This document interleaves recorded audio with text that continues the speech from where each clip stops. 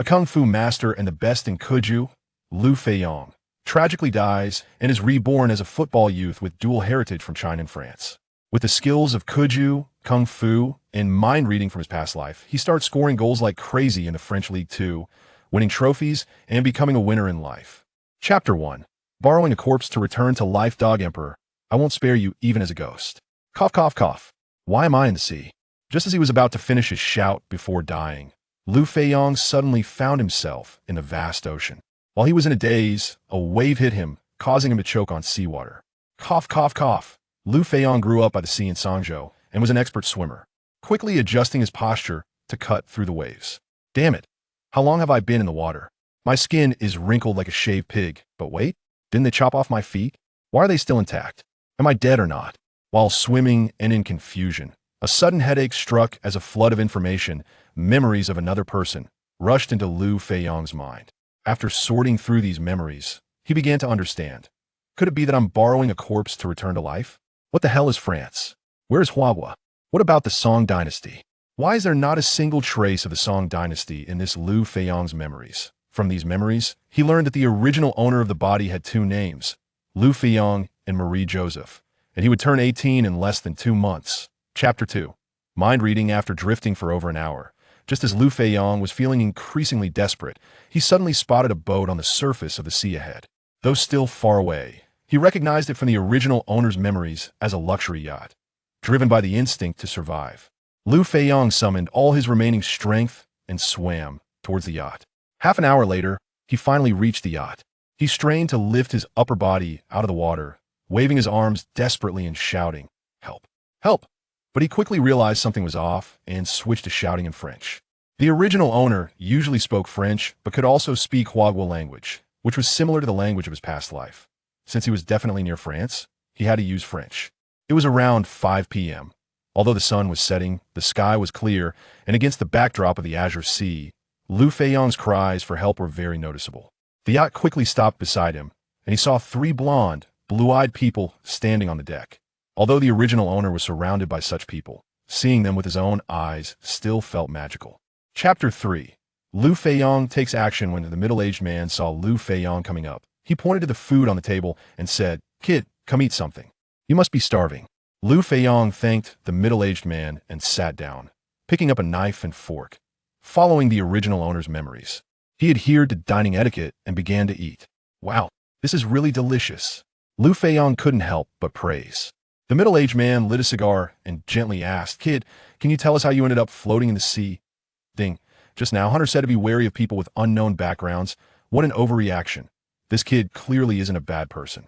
Upon sensing this, Liu Feiyang instinctively glanced at the young man, named Hunter. Of course, he couldn't tell the truth about his suicide, so he had already prepared a story based on his memories while showering earlier. "It's like this, sir. The weather was great today, so I took a small boat out to fish with my 2 friends hoping to catch some tuna. When we hooked a tuna weighing over 10 kilograms, we all got excited and crowded around, causing the boat to capsize. I hit my head on the hull and passed out. When I woke up, I found myself alone in the ocean. Thankfully, you rescued me." Chapter 4. I have my own plans. Although he spoke a lot, it took Liu Feiyang less than 2 minutes from taking action to stepping on the bald man's head. The middle-aged man on the boat, a girl named Susan, and their 4 young subordinates were all astonished, mouths agape. Ding. Oh my God, what did I just see? Ding. How is this kid so strong? Ding. How is this guy so handsome? I want to see it again. If anyone was more confused, it was the bald man under Liu Feiyang's foot. Ding. I'm done for, kicked onto the stone slab. Who are these people? Bosses, forgive my ignorance. Please let me go. Just consider me a fart. Liu Feiyang then looked up at the middle-aged man. Hunter, call the police. Yes, sir. Ding. I'm done for. I just got out less than 2 months ago. It looks like I'll have to go back and stay for a few more years. I'm really unlucky. Hunter connected the call to the police to explain the situation and reported their coordinates, with the police stating they would send a boat over immediately. Under Liu Feiyang's guidance, the 4 young men found ropes and tied up all 12 individuals securely. Chapter 5. Starting from scratch, a dozen police officers boarded the yacht, understood the situation, recorded statements, and then took Baldy and the others along with their weapons onto the Coast Guard ship, dragging away the 6 small boats as well. More than half an hour later, the yacht arrived at the Ayacho dock. Before parting, Abel took out a wad of euros and forcefully gave it to Liu Feiyang. From Liu Feiyang's attire when he boarded the boat, It was clear that the boy's family was not wealthy. Seeing Abel's firm attitude, Liu Feiyang had no choice but to accept it. Uncle Abel, consider this a loan from you. I will definitely pay you back. The reason for keeping this money was mainly because Liu Feiyang remembered that his family was already out of money, which was also one of the reasons the original owner chose to commit suicide. With this money, he would have enough to hold on for a while. All right, let's say that. You hurry home now. Goodbye, big brother. I will wait for you in Lens. Okay, goodbye, Uncle Abel. Goodbye, Susan. Goodbye to the brothers.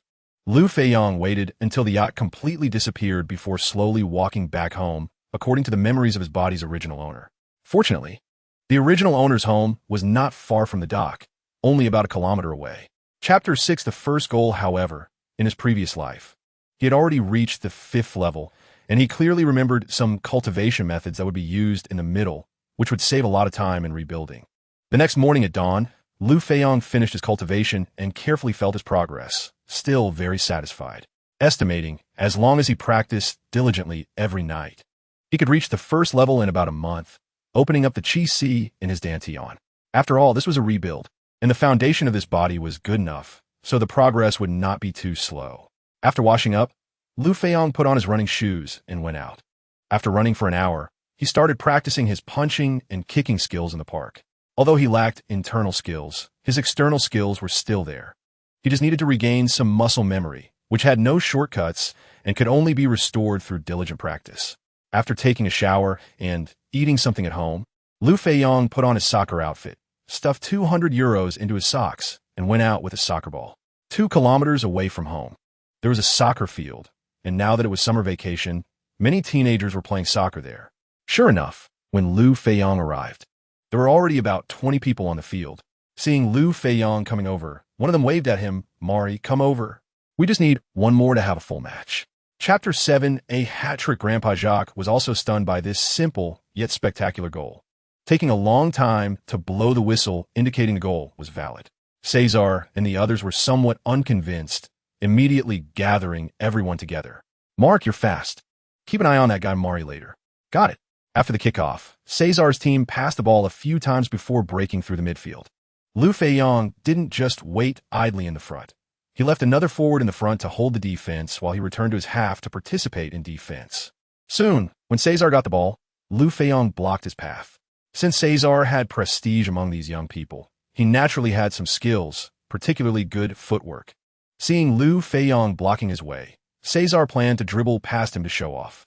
"Ding, I'll shake this guy's center of gravity. And with a quick move to the right, I'll definitely get past him." His feet shifted back and forth, performing 5 or 6 bicycle kicks in a row.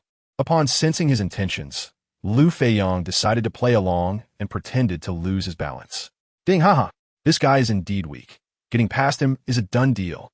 Chapter 8. 1 against 10 in the following minutes. The Alarum team stood united, blocking several waves of Cesar's team's lackluster attacks, maintaining the score at 4-1, thus winning the match and earning a 100 euro bonus. Grandpa Jacques also handed over the 200 euros to Alarum as previously agreed. "Ding, poor Mari. Why didn't I notice how good he was at soccer earlier? But there's still some flaws. If I could train him specifically for a while, he would definitely improve significantly. Alas, today's kids all dislike old folks who meddle." As an old neighbor, Grandpa Jacques had a rough impression of Liu Feiyang's previous level. After sensing Grandpa Jacques' thoughts, Liu Feiyang was also moved. After playing a real match for 45 minutes, he was not too satisfied with his performance. There were several times when the opponent intercepted the ball, and several times when he failed to coordinate with his teammates. Plus, his control over the ball was also lacking. He really needed some expert guidance now. At this moment, Alarum first returned the 100 euros to Liu Feiyang, holding up the remaining 100 euros and saying to everyone, "Today, Mari was the key player for our victory. I think this. Let's give Mari 20 euros and each of us 8 euros. Do you all agree?" Chapter 9. What is Pai Gao? As he spoke, Cesar led the charge with a stick, and the others rushed in as well. Liu Feiyang sneered. Instead of retreating, he charged forward, kicking Cesar's stick aside, twisting his body and executing a spinning kick that sent him flying 3 meters away. Liu Feiyang used Cesar's momentum and did not land, sweeping his right foot again to knock down the second person. Next, he unleashed a series of kicks like a gust of autumn wind sweeping away fallen leaves, knocking all these guys down in less than 2 minutes. Liu Feiyang controlled his strength and did not kick to the face. These people would only feel pain for a while before being fine. However, Cesar and the others stared at Liu Feiyang with fear, as if they were looking at an alien. Ding! How is this guy Mari so powerful? Ding! Is he going to come after me again? Ding! Why provoke this guy? Even 10 more people wouldn't be a match. Alarum and the others were equally incredulous. Ding! Mari is so strong. Ding! Why do I feel like Mari is like a different person today? Ding! I really want to learn a few moves from Mari. Then I won't be afraid of being bullied anymore. Chapter 10 Rapid Progress. When the dealer revealed the dice cup, the numbers indeed turn out to be 1, 2, and 3. Betting on numbers pays 10 to 1. So Liu Feiyang's 100 euros instantly became 1,000 euros. As the dealer paid out the chips, he deliberately glanced at Liu Feiyang. As an old hand, Liu Feiyang understood the tricks of the casino. In the next 2 rounds, although he knew the numbers, he deliberately bet wrong and lost 200 euros. The dealer no longer paid attention to him, thinking that the previous round was just a fluke for this kid. After that, Liu Feiyang did not bet on numbers or triples. He honestly bet on big or small, winning 2 out of every 5 rounds, but usually betting 100 euros when losing and mostly 200 euros when winning. By around 3 p.m., Liu Feiyang had won about 5,000 euros. So he decided to cash out and promptly took his chips to exchange for money inside before heading home. Winning a few thousand euros at the casino usually goes unnoticed, but if it's more than that, things might get complicated, especially in a place like Corsica where the environment is mixed. Liu Feiyang does not plan to come here often. He just needs to come a few times before heading to Lens and win around 20 or 30,000 euros. This way, when he goes to Lens, he can not only repay Mr. Abel, but also have some spending money for a while. Chapter 11. Arrival in Lens. Since he would be going far away and might not return for a long time, Liu Feiyang gave the keys to his home to a lamb, asking him to take care of things. Before leaving, Liu Feiyang spent a few thousand euros to buy some clothes and shoes, including 2 suits, as he would need to wear a suit and tie on many occasions. He also brought gifts to visit Grandpa Jacques, who encouraged him to perform well and establish himself in Lens. Although the original owner had flown before, Liu Feiyang still felt some fear of flying. So he chose to take a boat to Marseille, then a train and a bus, arriving in Lens around 8 p.m. on the 7th.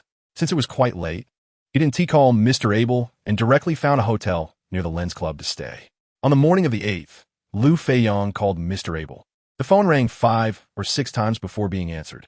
Hello, who is this? Hello, Uncle Abel, this is Mari. Oh, it's Mari. When are you planning to come to Lens? Well, I arrived in Lens last night and am staying at the Vice Hotel near the club. I'm calling to ask when I can come for trial training. Chapter 12. I'm not afraid of competition. China has always been a country of etiquette, emphasizing reciprocity. It is considered rude to visit someone without bringing a gift. Although he didn't know he would be going to Abel's home, he regarded Abel as an elder, so bringing a gift was appropriate. Abel was even more fond of Liu Feiyang upon seeing that he had brought a gift. By the way, Mari, you're not yet an adult, are you? Yes, but I'll turn 18 in a little over a month. Aren't your parents worried about you traveling so far? Liu Feiyang's expression darkened. Both my parents have passed away. My father was in a car accident a few years ago, and my mother passed away a few months ago. Abel and Susan were both shocked, especially Susan, who almost cried. Ding. So it turns out that brother Mari is an orphan? That's really too sad. I'm sorry, Mari. I didn't mean to bring up your sad story. It's nothing, Uncle Abel. I've already adapted to life without them. In fact, since Liu Feiyang was borrowing the original owner's body, he didn't have a deep emotional connection to the original owner's parents. And having been an orphan in his previous life, he didn't feel particularly sad. To ease the awkward atmosphere, he changed the topic. Chapter 13. Hat-trick. As Liu Feiyang was about to rush forward, Player 8 made a fake move to kick the ball forward, trying to shake Liu Feiyang's balance, and with a left foot flick, he could get past him. Player 8 had decent skills, and his footwork was quite fluid, but after the fake, he didn't actually touch the ball. Liu Feiyang didn't fall for his fake and instead poked the ball through Player 8's legs with his left foot. Player 12, who was supposed to support Player 8, rushed up to defend, and Liu Feiyang quickly made a fake big kick and then flicked the ball with his left foot to get past Player 12. Using the few meters of space in front of him, Liu Feiyang increased his speed and executed a 1-2 pass, and when he caught up with the ball, he was less than 30 meters from the goal. Since he was within shooting range, he didn't hold back and took a powerful long-range shot. Although the blue team's goalkeeper made a maximum effort to save, he was still unable to reach it. The football brushed against the right post and flew into the goal. From a moment the second half whistle blew to Liu Feiyang scoring, only 32 seconds had passed. As Liu Feiyang shot, head coach Axel stood up and, seeing the ball go in, excitedly pumped his fist. Chapter 14. Last-minute goal. Liu Feiyang leaned against an opponent, used his toe to flick the ball behind him, turned around to shake off the defender, and then made a big kick, sending the ball toward the opponent's half. This was not just a simple clearance, it was a pass, but it wasn't to a teammate. It was to himself, who was accelerating. The ball's landing point was right between Liu Feiyang and the opposing goalkeeper, but Liu Feiyang was much faster than the opposing goalkeeper. When he reached the ball, he was still more than 2 meters away from the goalkeeper and directly flicked the ball over him, floating gently and slowly towards the goal. The opposing goalkeeper, seeing Liu Feiyang's chip shot, tried to turn and run back, but lost his balance and fell on the grass, watching the ball land just over 2 meters in front of the goal before bouncing in. Following that, the assistant coach, acting as the referee, blew the whistle for the end of the match with 2 short and 1 long signal. Liu Feiyang's last-second goal was a killer blow, causing the red team players to rush towards him, with Raymond tackling Liu Feiyang to the ground and others piled on top in celebration. Chapter 15. Want to fight? After the match restarted, the situation gradually became tense, with both sides engaged in a fierce battle in midfield, unable to gain an advantage over the other. There were several chaotic moments, and the players' tempers began to flare, leading to increasingly aggressive actions. The referee's whistle sounded frequently, and soon 5 players received yellow cards. 3 from the Guingamp team and 2 from the Lens team. In the 23rd minute, Liu Feiyang retreated to the center circle to receive a pass from Raymond. Executed a Marseille turn followed by a nutmeg, getting past 2 opponents. His speed picked up as he performed a 1-2 pass, reaching a position about 28 meters from the goal. Just as he was about to shoot, he was taken down by player 2 from the Guingamp team. This player 2's action was completely instinctive, and Liu Feiyang didn't anticipate his move. However, being skilled, Liu Feiyang quickly adjusted his posture and fell to the ground just as player 2's foot made contact, avoiding injury. But to onlookers, player 2's action appeared severe, and Liu Feiyang seemed seriously hurt. Raymond and other teammates rushed over, angrily shouting, "Are you here to play football or to fight? Do you want to fight?" Chapter 16. Passing the trial training early. The situation in the second half over the past 20 minutes was noted by head coach Axel and Abel. But they didn't say anything to player 8 and the others, wanting to see how Liu Feiyang would respond in such conditions. Liu Feiyang didn't get discouraged. With his ability, he scored a spectacular goal that, if it appeared in Ligue 1, could compete for the Goal of the Year award. Seeing that player 8 and others still refused to pass the ball to Liu Feiyang, Axel decided to stop indulging their bad habits. In the 80th minute, he substituted all 7 players and marked several crosses in his notebook. Conflicts between players should be resolved off the field. On the field, they need to work together sincerely and unite against their opponents. The actions of those who isolated Liu Feiyang indicate a problem with their character. Such individuals, no matter how skilled, cannot be used. Moreover, their actual ability is just average. In the last 10 minutes, with the support of mostly his former teammates from the red team, Liu Feiyang scored another goal and selflessly assisted a teammate for another goal. In the end, with Liu Feiyang's 4 goals and 1 assist, the Lens team won this training match 5-2. Chapter 17. Signing the contract. Lame handed Liu Feiyang a draft of the contract. Ding, this little guy is quite easy to talk to. I guess this contract can be finalized, and there's no need to bring out a second one. Liu Feiyang calmly took the contract and began to read it clause by clause. The Lens team offered Liu Feiyang a 5-year contract with a salary of 600,000 in the first year. If they successfully promoted in the second year and Liu Feiyang met certain attendance and goal statistics, his salary would be no less than 1 million starting from the second year, and that would be after tax. Additionally, the club set a buyout clause for Liu Feiyang at 10 million. There were also provisions regarding jersey revenue and image rights, which were quite favorable. The contract also stated that the club would provide Liu Feiyang with a housing unit, free of charge during the contract period. Once both parties signed, the club would also pay Liu Feiyang a signing bonus of 200,000. It must be said that this contract showed the club's sincerity. Although the duration was a bit long, Liu Feiyang candidly stated, "Mr. Chairman, I have no objections to anything else, but the duration of the contract is a bit long. I think a maximum of 3 years would be better. Of course, I can accept a lower salary." Chapter 18. Free Kick Challenge after completing all the formalities. A huge weight lifted off Liu Feiyang's shoulders. He was now a professional player. Axel also informed Liu Feiyang to report to the training ground at 9 a.m. the next morning to join the first team. Okay, I understand. That day, Liu Feiyang received a signing bonus of 200,000 euros. And the staff took him to the house they rented for him, a two-story building that was a bit larger than his home in Ajaccio, located within 2 kilometers of the training ground and stadium. The living facilities in the room were quite complete, so he didn't need to buy too many things. And Liu Feiyang moved in from the dormitory that same day. Accompanying him was Raymond, who had no training duties that day. After dropping off their luggage in the room, the two went to the restaurant Raymond mentioned and had a big meal. Liu Feiyang also shared the head coach Axel's statements with him, which gave Raymond more confidence in his prospects. "Molly, if I can sign smoothly, can I stay with you? Don't worry, I'll share the expenses. And my cooking skills are pretty good. I'll handle the cooking and you handle the dishes. How about that?" Liu Feiyang was worried about future meals. He couldn't eat out every day, right? Chapter 19. Car accident because Liu Feiyang scored all 10 penalty kicks. Even more astonishing was the variety of ways he scored these 10 goals, including bending shots, curling shots, and powerful strikes. Each one was spectacular. The people present saw shadows of free kick masters like Beckham, Juninho, Carlos, Hassler, and Mihajlovic. Ding, wow, this guy's amazing. Ding, no wonder the coach gave him the number 10 jersey. He really has some skills. Ding, with this free kick technique, he can establish himself on any team. Not only were these players stunned, but head coach Axel was also taken aback. He knew Liu Feiyang was good at free kicks, but didn't he expect him to be this good? Watching Liu Feiyang, who appeared calm and composed, Axel's excitement was palpable. Ding, this kid can treat free kicks like penalty kicks? The boss has really found a treasure. As a result, everyone saw that as long as Molly was on the field in the new season, he would be the first choice for penalties and free kicks. I don't think anyone would have any objections, right? Who would object? So this matter was settled. Meanwhile, Axel also designated Franco for left side corner kicks and Klaas for right side corner kicks. Chapter 20. Song Xiaomei, no problem. Get in the car quickly.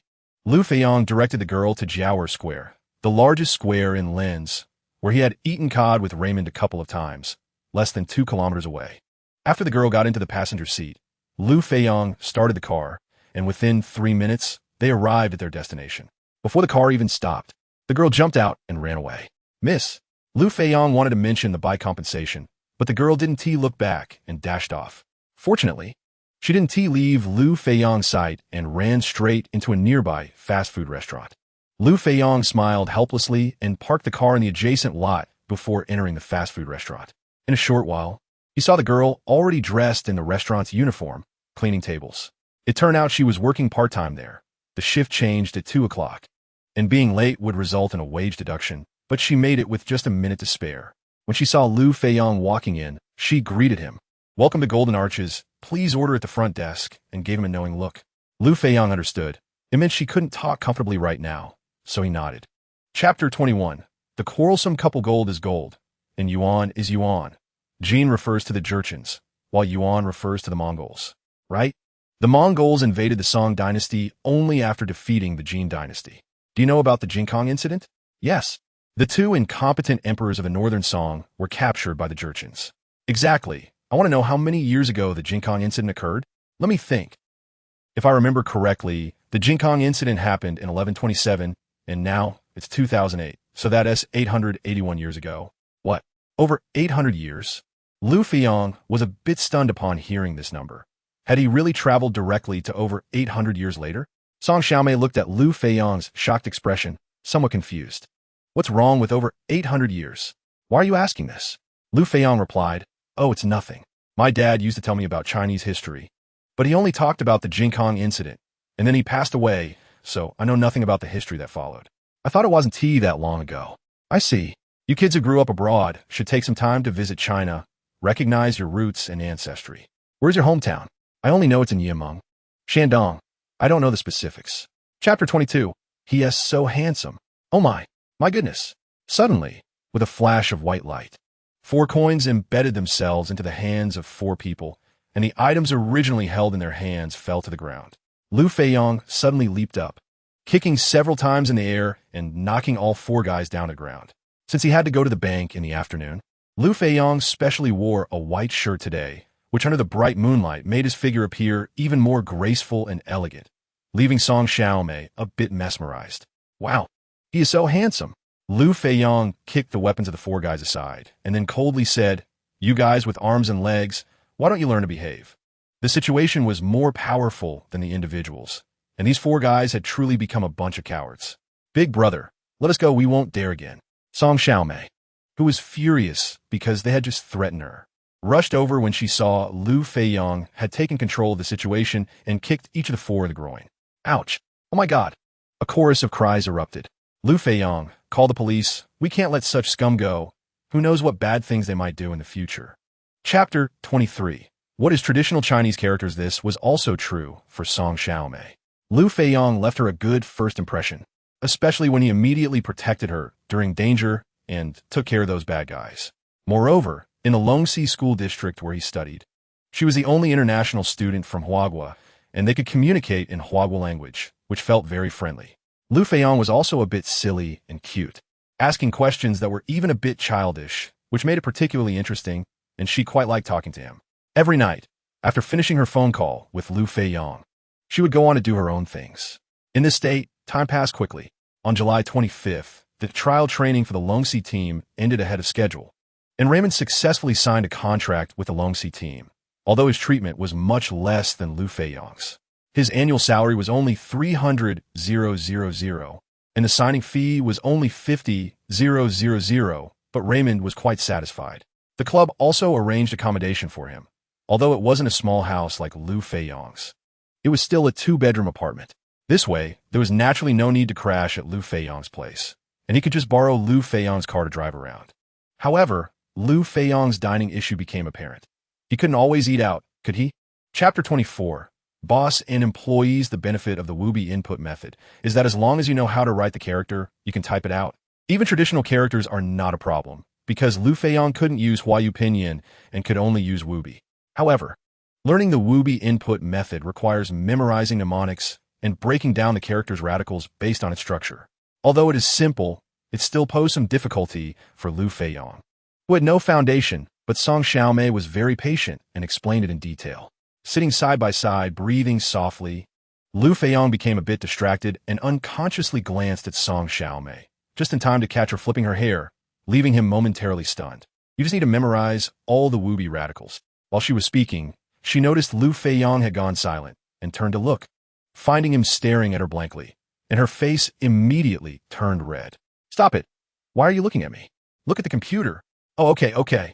In a somewhat ambiguous atmosphere, an entire morning passed without them noticing, and when Liu Feiyang checked the time on the computer, it was almost 11 o'clock. So he immediately stopped. "Xiaomei, I'm going to make lunch, but my cooking skills are quite average. I can only guarantee that it's cooked. But the taste might not be great. You'll have to make do with it. But tonight, I'll take you out for a big meal as a thank you feast for teaching me so much today." Chapter 25. Under one roof, the highly anticipated opening ceremony of the 29th Olympic Games in Beijing was grandly held at the National Stadium, the Bird's Nest. The Olympic Games, with a history of over 2,000 years, and the brilliant Huagua culture, which has been passed down for over 5,000 years, complemented each other, together writing a magnificent new chapter in human civilization. Under the night sky, the Bird's Nest was brilliantly lit, and the stadium, which could accommodate over 90,000 people, was packed with enthusiastic spectators. The countdown began, the dreamlike 5 rings rose, the national flag was raised, the national anthem was sung, followed by artistic performances divided into brilliant civilizations and glorious eras, as well as the entrance ceremony and the lighting of the Olympic flame. Each segment deeply shocked Liu Feiyang, who had crossed over through time and space. For the first time, he felt a genuine pride and honor in being a Huagua person. During the raising of the national flag and singing of the national anthem, as well as when the Olympic flame was lit, tears of excitement streamed down his face. Huagua is so strong. The memories of the original owner regarding Huagua were minimal. It was only after meeting Song Xiaomei that he had a slight understanding of Huagua. However, after watching this opening ceremony, Liu Feiyang developed an infinite yearning for Huagua. Xiaomei, does Sangzhou still exist in Huagua now? Chapter 26, debuted during this time. Abel had been busy with business in Dunkirk, but he had always kept an eye on the team. Before the new season began, he specially rushed back and would return to Dunkirk after watching the opening match of the new season tomorrow night. Along with Abel was Susan, who wasn't very interested in football itself, but came mainly to see Liu Feiyang and witness his performance on the field. Because there were many people at the banquet, Susan didn't feel comfortable chatting too much with Liu Feiyang, but her eyes occasionally glanced at him. Of course, Liu Feiyang sensed Susan's gaze, but he didn't respond. To be honest, he didn't have much feeling for Susan, so he needed to be careful with his words and actions to avoid giving her the wrong signals. For home games, the club would give each player 3 tickets in the main stand, but Liu Feiyang only requested 1. By the time the banquet ended and he took a teammate's car back home, it was already 9 p.m. Song Xiaomei was watching TV in the living room, and she had a very comfortable day. She only prepared breakfast for Liu Feiyang in the morning, and he had lunch and dinner at the club, spending the whole day at home alone, doing whatever she wanted. Chapter 27. Liu Feiyang. I love you. Liu Feiyang's shot was quite sudden, and the ball was fast. Although the Dijon goalkeeper tried his best to make a save, he was still a moment too late, and the ball grazed his fingertips before flying into the goal. In just 43 seconds into the match, the Longxi team took the lead, and Liu Feiyang scored his debut goal in his professional career. The entire stadium erupted in a roar of cheers, and the announcer shouted loudly, "Goal." The scorer is number 10, Mari Joseph. In the VIP box, Abel and his daughter Susan both stood up, especially Susan, who was cheering excitedly, "Mari, you are amazing, so handsome." On the stands, Song Xiaomei joined the other Longxi fans in cheering wildly, but what she shouted was, "Liu Feiyang, score another one. I'll wash your socks tonight." In Hawaii. This was Song Xiaomei's first time watching a football match live. If it weren't for Liu Feiyang suggesting she become his agent last night, she would have definitely sold the ticket she had in hand. Little did she know, she was in for a surprise. Well, I have to say, Liu Feiyang really has some skills in football. No wonder he earned a salary of 500,000 euros at such a young age. It seems that being his agent should be a promising career. Chapter 28. A good start. When number 5 slowed down, it was clear he was going to shoot. Liu Feiyang immediately put all his strength into it and executed a flying tackle with the bottom of his shoe.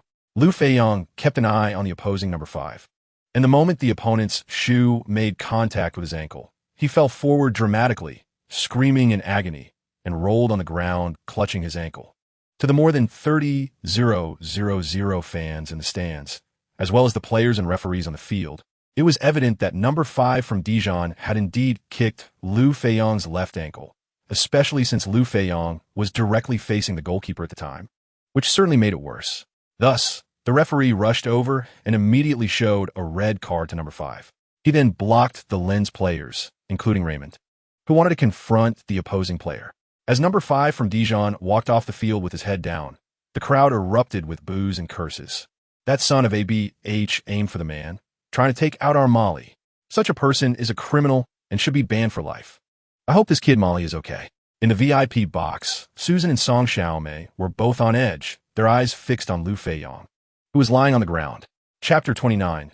The agent, however, this was just one game in the round, and the attention it received was limited to a small scope. The next match was a week later against the Vun team away, so the entire team had a day off tomorrow. After attending the press conference, Liu Feiyang returned to the locker room. Just as he changed his clothes, his phone rang. It was a call from Song Xiaomei. "Xiaomei, what's up? When are you going back? Are you going to celebrate?" "No celebration. There are still 37 rounds in the league. What's there to celebrate now? I just finished the press conference and am heading back." "Oh, that's fine. I'm driving to watch the game, and I'm in parking lot B, space 12. Do you want to come back with me?" "Great, I'll be right there." To avoid unnecessary trouble, Liu Feiyang put on a baseball cap and a pair of glasses. After saying goodbye to his teammates, he headed to the parking lot and got into the car smoothly. Song Xiaomei looked Liu Feiyang up and down. "Are you okay? Is your injury all right?" "I'm fine. I actually didn't get hurt. You know my body. How could I get injured so easily?" Chapter 30. The first Weibo post, by the way, there's one more thing, and it's very important. "Oh, what is it?" "That is to open a Weibo account in Huagua to show your Chinese heritage and post updates about your football in France through videos and pictures. You know, Huagua has a population of 1.3 billion, the largest market in the world. If you gain recognition there, businesses will definitely take notice. The main income of top stars never comes from their salaries, but rather from endorsement deals. Weibo was launched in 2009, but for the sake of the plot is advanced by a year, please don't mind. I don't understand Weibo.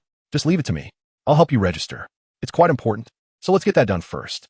After tidying up the dining table, Song Xiaomei brought over her laptop and quickly registered a Weibo account for Liu Feiyang, naming it Liu Feiyang, Molly, Joseph, with a label indicating he was a professional player of Chinese descent in League 2. Today you need to post your first Weibo. By the way, do you have a camera? No, that's not good. You need to buy one. You have to post videos regularly. Also, ask the club for the highlights of your match yesterday. Chapter 31. A piece of dogskin plaster despite Liu whispering beside him. Liu Feiyang paid no attention. His mind focused on strategies. Soon, he summarized the pattern. When he was in his half, the opposing number 6 wouldn't stick to him, but once he crossed half, the opponent would be right on him. However, Liu Feiyang wasn't planning to retreat or swap positions with his teammates. If he did, the opponent would feel they had the upper hand, which would only encourage them. So he had to confront them head-on. During a dead ball situation, Liu Feiyang told his teammates to keep passing to him, aiming to overpower the opponent in the confrontation. In the 8th minute, Lens received a throw-in opportunity in the front field, and Liu Feiyang ran over to ask for the ball. Liu quickly followed him, and Liu Feiyang leaned against him. Raymond, who was throwing the ball, passed it to Liu Feiyang, who immediately faked a turn to receive the ball, but stepped on it instead. Liu was momentarily confused by Liu Feiyang's movement, and as he adjusted his balance, Liu Feiyang turned the other way and slipped the ball through his legs. Once he started moving, Liu Feiyang executed a 1-2 with Raymond and swiftly pushed forward, having gained a head start and leaving Liu behind by 2 or 3 meters. Chapter 32.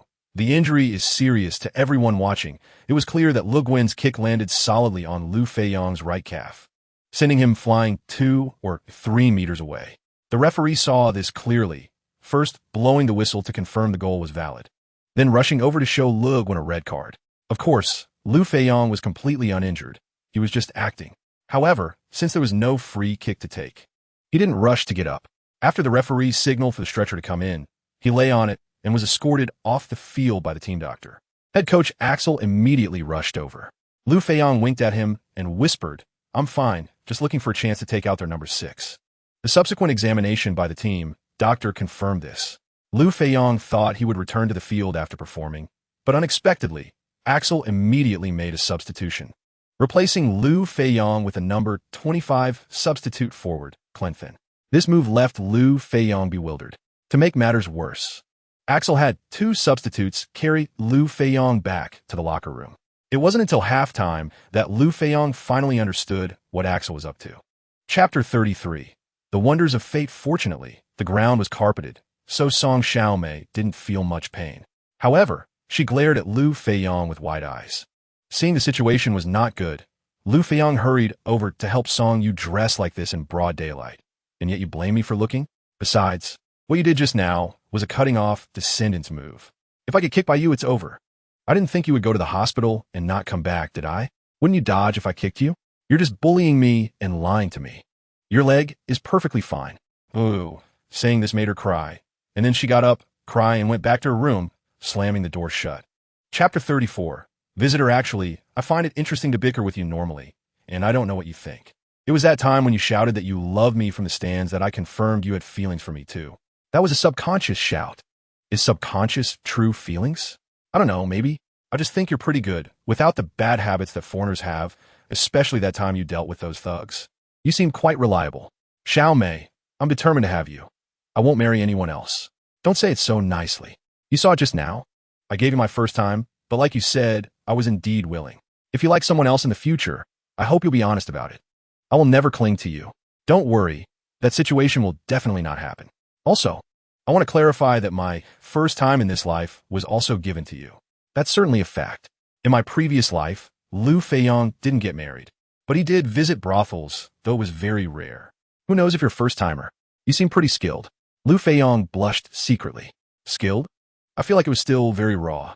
They say practice makes perfect. Shall we practice some more? Chapter 35. Feelings heat up. Susan immediately explained. Molly didn't know I was coming. I just passed by to take a look. Song Xiaomei curled her lips. The carefully arranged makeup and the gift in her hand were obviously premeditated. However, she also wanted to clarify the situation, so she picked up her phone. I'm going to call Molly and let him know. As she spoke, she had already dialed Liu Feiyang's number and had it on speaker. Liu Feiyang, who was busy smearing cake on Raymond's face, heard the phone ring, and quickly exited the battle, wiped his hands on his clothes, took out his phone, saw it was Song Xiaomei calling, and hurriedly answered, speaking softly, "Dear, why are you calling?" Liu Feiyang spoke in Chinese, which Susan didn't understand. Song Xiaomei realized this issue and thought it was a pity, so she spoke in French. "Molly, a guest has come to the house. It's your friend." "Oh, really? Who is it? Here, you talk to her." Then he handed the phone to Susan. "Molly, it's Susan." Upon hearing was his little fan Susan. Liu Feiyang thought it was bad, but he had to make his position clear now. "Susan, I'm sorry. I didn't know you were coming. I'm at a teammate's birthday party. You can talk to my girlfriend for a bit. I'll be back in about half an hour." Chapter 36. Reversal until the last moment of submitting the roster. The coach of the Lens team, Axel, finally included Liu Feiyang in the lineup for the match against Chateauroux, but he didn't include him in the starting lineup. Axel's thought was that it would be best if Liu Feiyang didn't play in this match, and they could still win, because starting next week, the French Cup would also begin, and Liu Feiyang needed to conserve energy. When he took over the team, Axel was also prepared to strategically give up on the French Cup and focus entirely on performing well in the Ligue to strive for a return to Ligue 1. However, with Liu Feiyang's appearance, Axel changed his mind because he felt that securing a top 2 finish in Ligue 2 and returning to Ligue 1 was a done deal. And if they could win the French Cup, they would qualify for next season's Europa League. Entering European competition would significantly increase broadcast fees and ticket revenue for the team and attract more corporate sponsorships. With money, they could budget for better players. Of course, winning the championship isn't an easy task, but let's give it a try. The idea was good, but without Liu Feiyang on the field, the Lens players were not very adaptable. Their attack was a mess, and their defense had many gaps, conceding 2 goals in the first half. Chapter 37. Commercial endorsement. It must be said that the influence of French football magazine is quite significant. Many Ligue 1 teams, especially strong teams like Lyon, Marseille, Paris Saint-Germain, and Morocco, have started to pay attention to Liu Feiyang and sent scouts to Lens. Among the Ligue 2 teams, one team was particularly focused on Liu Feiyang, and that was Ajaccio, because Liu Feiyang came from Ajaccio's youth training but failed the tests and was eliminated from the reserve team. It became widely known on Corsica that Lens had picked up a great deal. The owner of Ajaccio, Ferg, only learned about this matter after seeing news reports. After watching Liu Feiyang's game footage, he immediately became furious and launched an investigation into the matter. Although the reserve team coach responsible for selection repeatedly explained that Liu Feiyang did not show his current level during the tests, and the youth training coach confirmed this, Ferg could not believe it. There was only a little over a month between Ajaccio's selection and the start of Ligue 2 matches. How could such a significant change happen in such a short time? Upon learning that Liu Feiyang had become an orphan earlier in the year, Ferg arbitrarily concluded that the people below had rejected him because they couldn't profit from him. Chapter 38. Welcome home before the old man could finish speaking. Liu Feiyang immediately interrupted. "I'm sorry, Grandpa Jacques. I already have a girlfriend. She's a girl from Huagua." Saying this, he pulled out a photo of Song Xiaomei from his wallet to show everyone, proving that he was not lying. Grandpa Jacques sighed helplessly. His granddaughter had no hope now. At 8 p.m. the next night, the match between Ajaccio and Lens kicked off. When Liu Feiyang walked into the stadium, the hometown fans gave him warm applause. There were also fans holding up a banner. "Molly, welcome home." Seeing this made Liu Feiyang very touched. He waved to the stands and bowed in the direction of the banner. Off the field was full of warmth, but on the field, tensions were high. Ajaccio had an impressive record of 4 wins, 3 draws, and 1 loss in the first 8 rounds, with 15 points, ranking 4th in the standings. Head coach Magis had a strategy for this match, knowing that Lens's attacking power was currently quite singular, mainly relying on Liu Feiyang's individual ability. He had also studied Lens's match footage and found that close one-on-one marking was not effective because no one could keep up with Liu Feiyang's speed. So he formulated a tactical plan for overall defense and counterattacks, focusing on marking Liu Feiyang in specific areas. Chapter 39. Crucial battles so far. In the 9 completed Ligue 2 matches, Liu Feiyang had scored an astonishing 18 goals, averaging 2 goals per game, many of which were spectacular world-class shots. Since the start of the season, every match has seen goals scored. And what's even more remarkable is that the vast majority of these goals have been scored through his extraordinary individual ability, showcasing a truly phenomenal performance. With his incredible on-field displays, handsome appearance, unique charisma, and the backing of Chinese martial arts, Liu Feiyang quickly captured the hearts of the Lens fans, and his jersey has been selling like hotcakes. He has especially garnered a lot of female fans. Many girls are not genuinely interested in football, but are simply drawn to Liu Feiyang himself. Tickets for Lens home matches have become a hot commodity, reaching a point where they are hard to come by, creating numerous job opportunities for scalpers. Meanwhile, within China, Liu Feiyang's popularity continues to soar, with his Weibo followers surpassing 3 million. Companies that have reached endorsement agreements with Liu Feiyang are overjoyed, while brands like Adidas that missed the opportunity are filled with regret. Chapter 40. One-on-one with Benzema. After hearing the calls from his teammates, goalkeeper Loris quickly turned around and saw the football soaring towards the goal behind him like a shooting star. Although he exhausted all his strength and just managed to graze the ball with his fingertips, he couldn't change its trajectory. The football sailed over his head and zipped into the top right corner of the goal. Just 6 seconds into the match, Lens took a 1-0 lead thanks to Liu Feiyang's stunning long-range shot from the center circle. Thrilled by the goal, Liu Feiyang celebrated with a set of Hong Quan moves right on the spot, though he couldn't perform the entire set, only selecting the most dazzling and impressive techniques. Hong Quan originated in the Zhou and Qin dynasties, gained fame in the Tang and Song dynasties, flourished in the Ming and Qing dynasties, and has been passed down to this day. Hong Quan emphasizes support and slicing as its foundation, hooking and sticking as its strength, transforming and dazzling as its essence, and employing fierce leg techniques, renowned in the martial arts community. Styles like Hong Quan, Taizu Chong Quan, and Luan Quan are foundational martial arts from the previous life, and Liu Feiyang performs them with ease. Not only was the team leading in score, but with the display of Chinese martial arts. The cheers and applause from the Lens fans were continuous. A fan exclaimed, "Mali is just too strong. If it weren't for our focus at the beginning, we might have missed this super goal." Chapter 41. First return to the homeland after the match. Major French media outlets reported extensively on it. Headlines like Ligue 2 leader upsets Ligue 1 giant, Mali scores 5, and rising star Benzema crushed, Supernova Mali emerges drew a large readership. Many websites featured highlights of Liu Feiyang's shots in this match, and viewers were shocked to see his long-range strike from the center circle.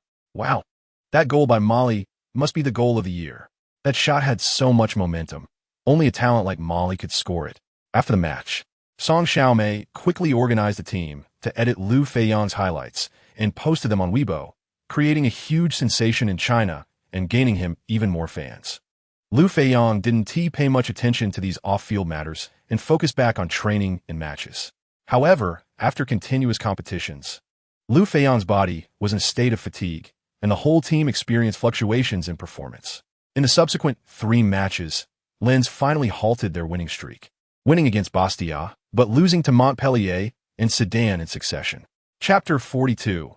Imprint of the previous life. I don't deny that some clubs have contacted my agent, but unless something big happens, I will be staying at Lens for this season and even the next. We Chinese value gratitude and repaying kindness. When I was at my lowest, it was Lens that gave me the opportunity to play. I certainly can't forget my roots, especially since I'm still young and not in a hurry to join a big club. Moreover, I'm very happy at Lens. There are voices within China calling for you to join the national team. What are your thoughts on this? I probably want to have a chance to join the French team during this World Cup cycle. And switching nationalities to join the Chinese team isn't something that can be done in a day. It's not just a matter of my own will. I will seriously consider this issue in the next World Cup cycle. For now, I can only say that I don't rule out the possibility of joining the Chinese team. All right, let us talk about martial arts. You have showcased Chinese martial arts multiple times after scoring. According to experts in the domestic martial arts community, your skills are quite profound, which is hard to imagine for someone who grew up in France. My martial arts were taught to me by my father from a young age, and he was very strict with me, so my foundation is solid. Unfortunately, my father passed away in a traffic accident when I was 14, so now, when I showcase Chinese martial arts after scoring, is also a way to remember him. Chapter 43. Chinese-style blessing upon hearing Liu Feiyang's question. Song Xiaomei was taken aback. How would I know? Anyway, people say that Yu Fei was killed by Qin Hui, and there's a local dish in Hangzhou called scallion wrapped in Qin. Qin Hui was just a pawn. In fact, Zhao Go was the worst one. Liu Feiyang said this through gritted teeth. You seem to have a personal vendetta against Zhao Go. He was just afraid that Yu Fei would really bring the 2 old emperors back from the Jin dynasty, which would be awkward for him. Liu Feiyang smiled on the surface but thought to himself, "Of course, I have a grudge, and it's a deep-seated one. I wish I could skin him alive, strip his tendons, and chop him up to feed the dogs."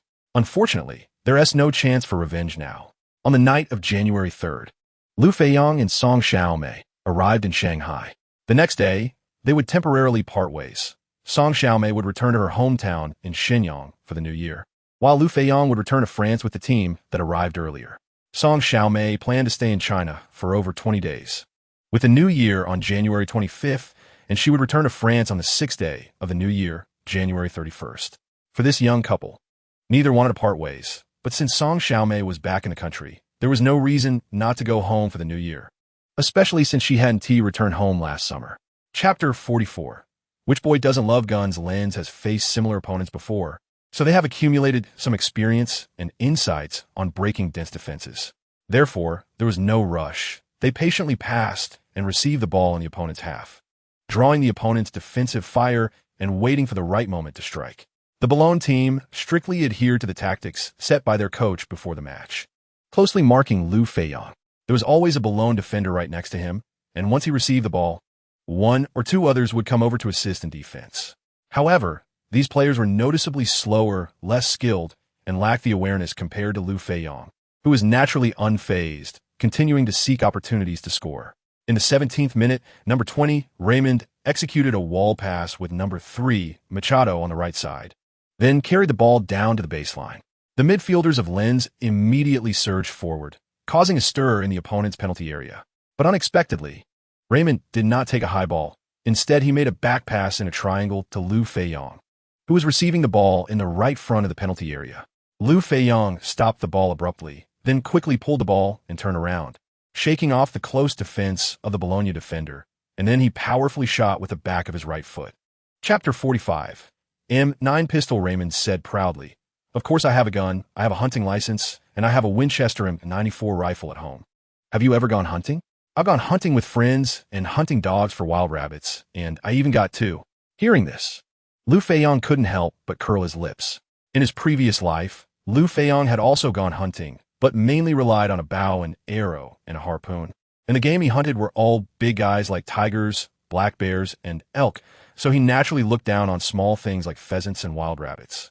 Moreover, after coming to this world, Liu Feiyang had no interest in killing and fighting anymore.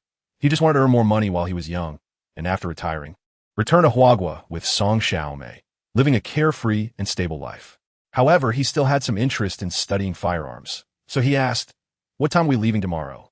"Around 9 o'clock. I'll come to your house to find you, but you need to bring $300 for the club fee, and you have to treat me to lunch at noon." "Okay, no problem. It's a deal." On the morning of January 14th, Liu Feiyang finished his training early as usual, went for a run with the ball, and practiced martial arts. After taking a shower and having breakfast, he waited for Raymond's arrival while video chatting with Song Xiaomei. Chapter 46. Shooting genius. After nearly 2 hours of preparation, it was finally time for live shooting. Liu Feiyang's first experience was with a 25-meter target. In his previous life, Liu Feiyang would carry a Juga crossbow when going out with a very high hit rate for shooting crossbow bolts, not to say hitting every shot, but it was close. Moreover, the crossbow was much heavier than this pistol. Although the original owner had no muscle memory, Liu Feiyang quickly found the feeling of shooting. He aligned his eyes with the front and rear sights of the pistol, as well as the target ahead, and decisively pulled the trigger. Damn, 9 points? As soon as Liu Feiyang fired the first bullet, Raymond exclaimed in surprise. Because of this shot, Liu Feiyang scored 9 points, which was quite good for a beginner. Hitting the target with the first shot was already commendable. Liu Feiyang was not disturbed by Raymond and quickly fired the second and third shots until all 13 bullets were fired. Alex pressed a button, and the target came closer through a slide. After seeing the bullet holes on it, Raymond couldn't help but hold his head with both hands, his face filled with disbelief. Chapter 47. Beating Fred. After sensing Fred's thoughts, Liu Feiyang also wanted to openly deal with this guy, and hearing him say that was just what he wanted. "All right, since you want to give me money to spend, I won't refuse. But how do you want to compete? What do you want to compare? Just draw the line. I don't mind. No joint locks. Can't strike after going down. If you can't get up, you lose. It's that simple. No problem. How about this? It won't be lively with too few people. Mr. Alex, Please invite everyone in the club to come over and watch the fun and also witness for us. By the way, clear out a space here." Seeing Liu Feiyang so confident and Raymond nodding at him, Alex started to arrange things. When the people at the shooting club heard that a popular football star and a free-fighting champion were going to compete, they all hurried over. Coincidentally, there were also 2 reporters among them who came with cameras. They didn't expect to run into such big news while coming to the shooting club for some shooting fun. Fred was pleased with all this because he was confident he could knock his opponent down. Once most of the people had arrived and the venue had been cleared, he couldn't wait to take off his outer clothing and step into the arena, crossing his hands together, cracking his knuckles, and then beckoning Liu Feiyang. Chapter 48. Archenemy Liu Feiyang quickly filled out the form and took a few photos with Alex, then pulled out €300 and handed it to him. "Molly, what are you doing? Didn't we agree that you wouldn't charge my club fee, and you even helped me take photos? A deal is a deal. The club fee still needs to be paid. You and Raymond are friends, so you're my friend too. Taking a couple of photos is nothing." Seeing Liu Feiyang's firm attitude, Alex could only accept the money, and he thought even more highly of Liu Feiyang. After leaving Alex's shooting club, it was already lunchtime, so naturally, Liu Feiyang treated. Led by Raymond, they went to a nearby upscale restaurant. After lunch, the 2 returned to Lens, not going home, but choosing to go to the club for extra practice. That evening, news of Liu Feiyang defeating the French free-fighting champion Fred spread widely in the Pas-de-Calais province, and then throughout France. The 2 reporters present had filmed the video, providing visual proof.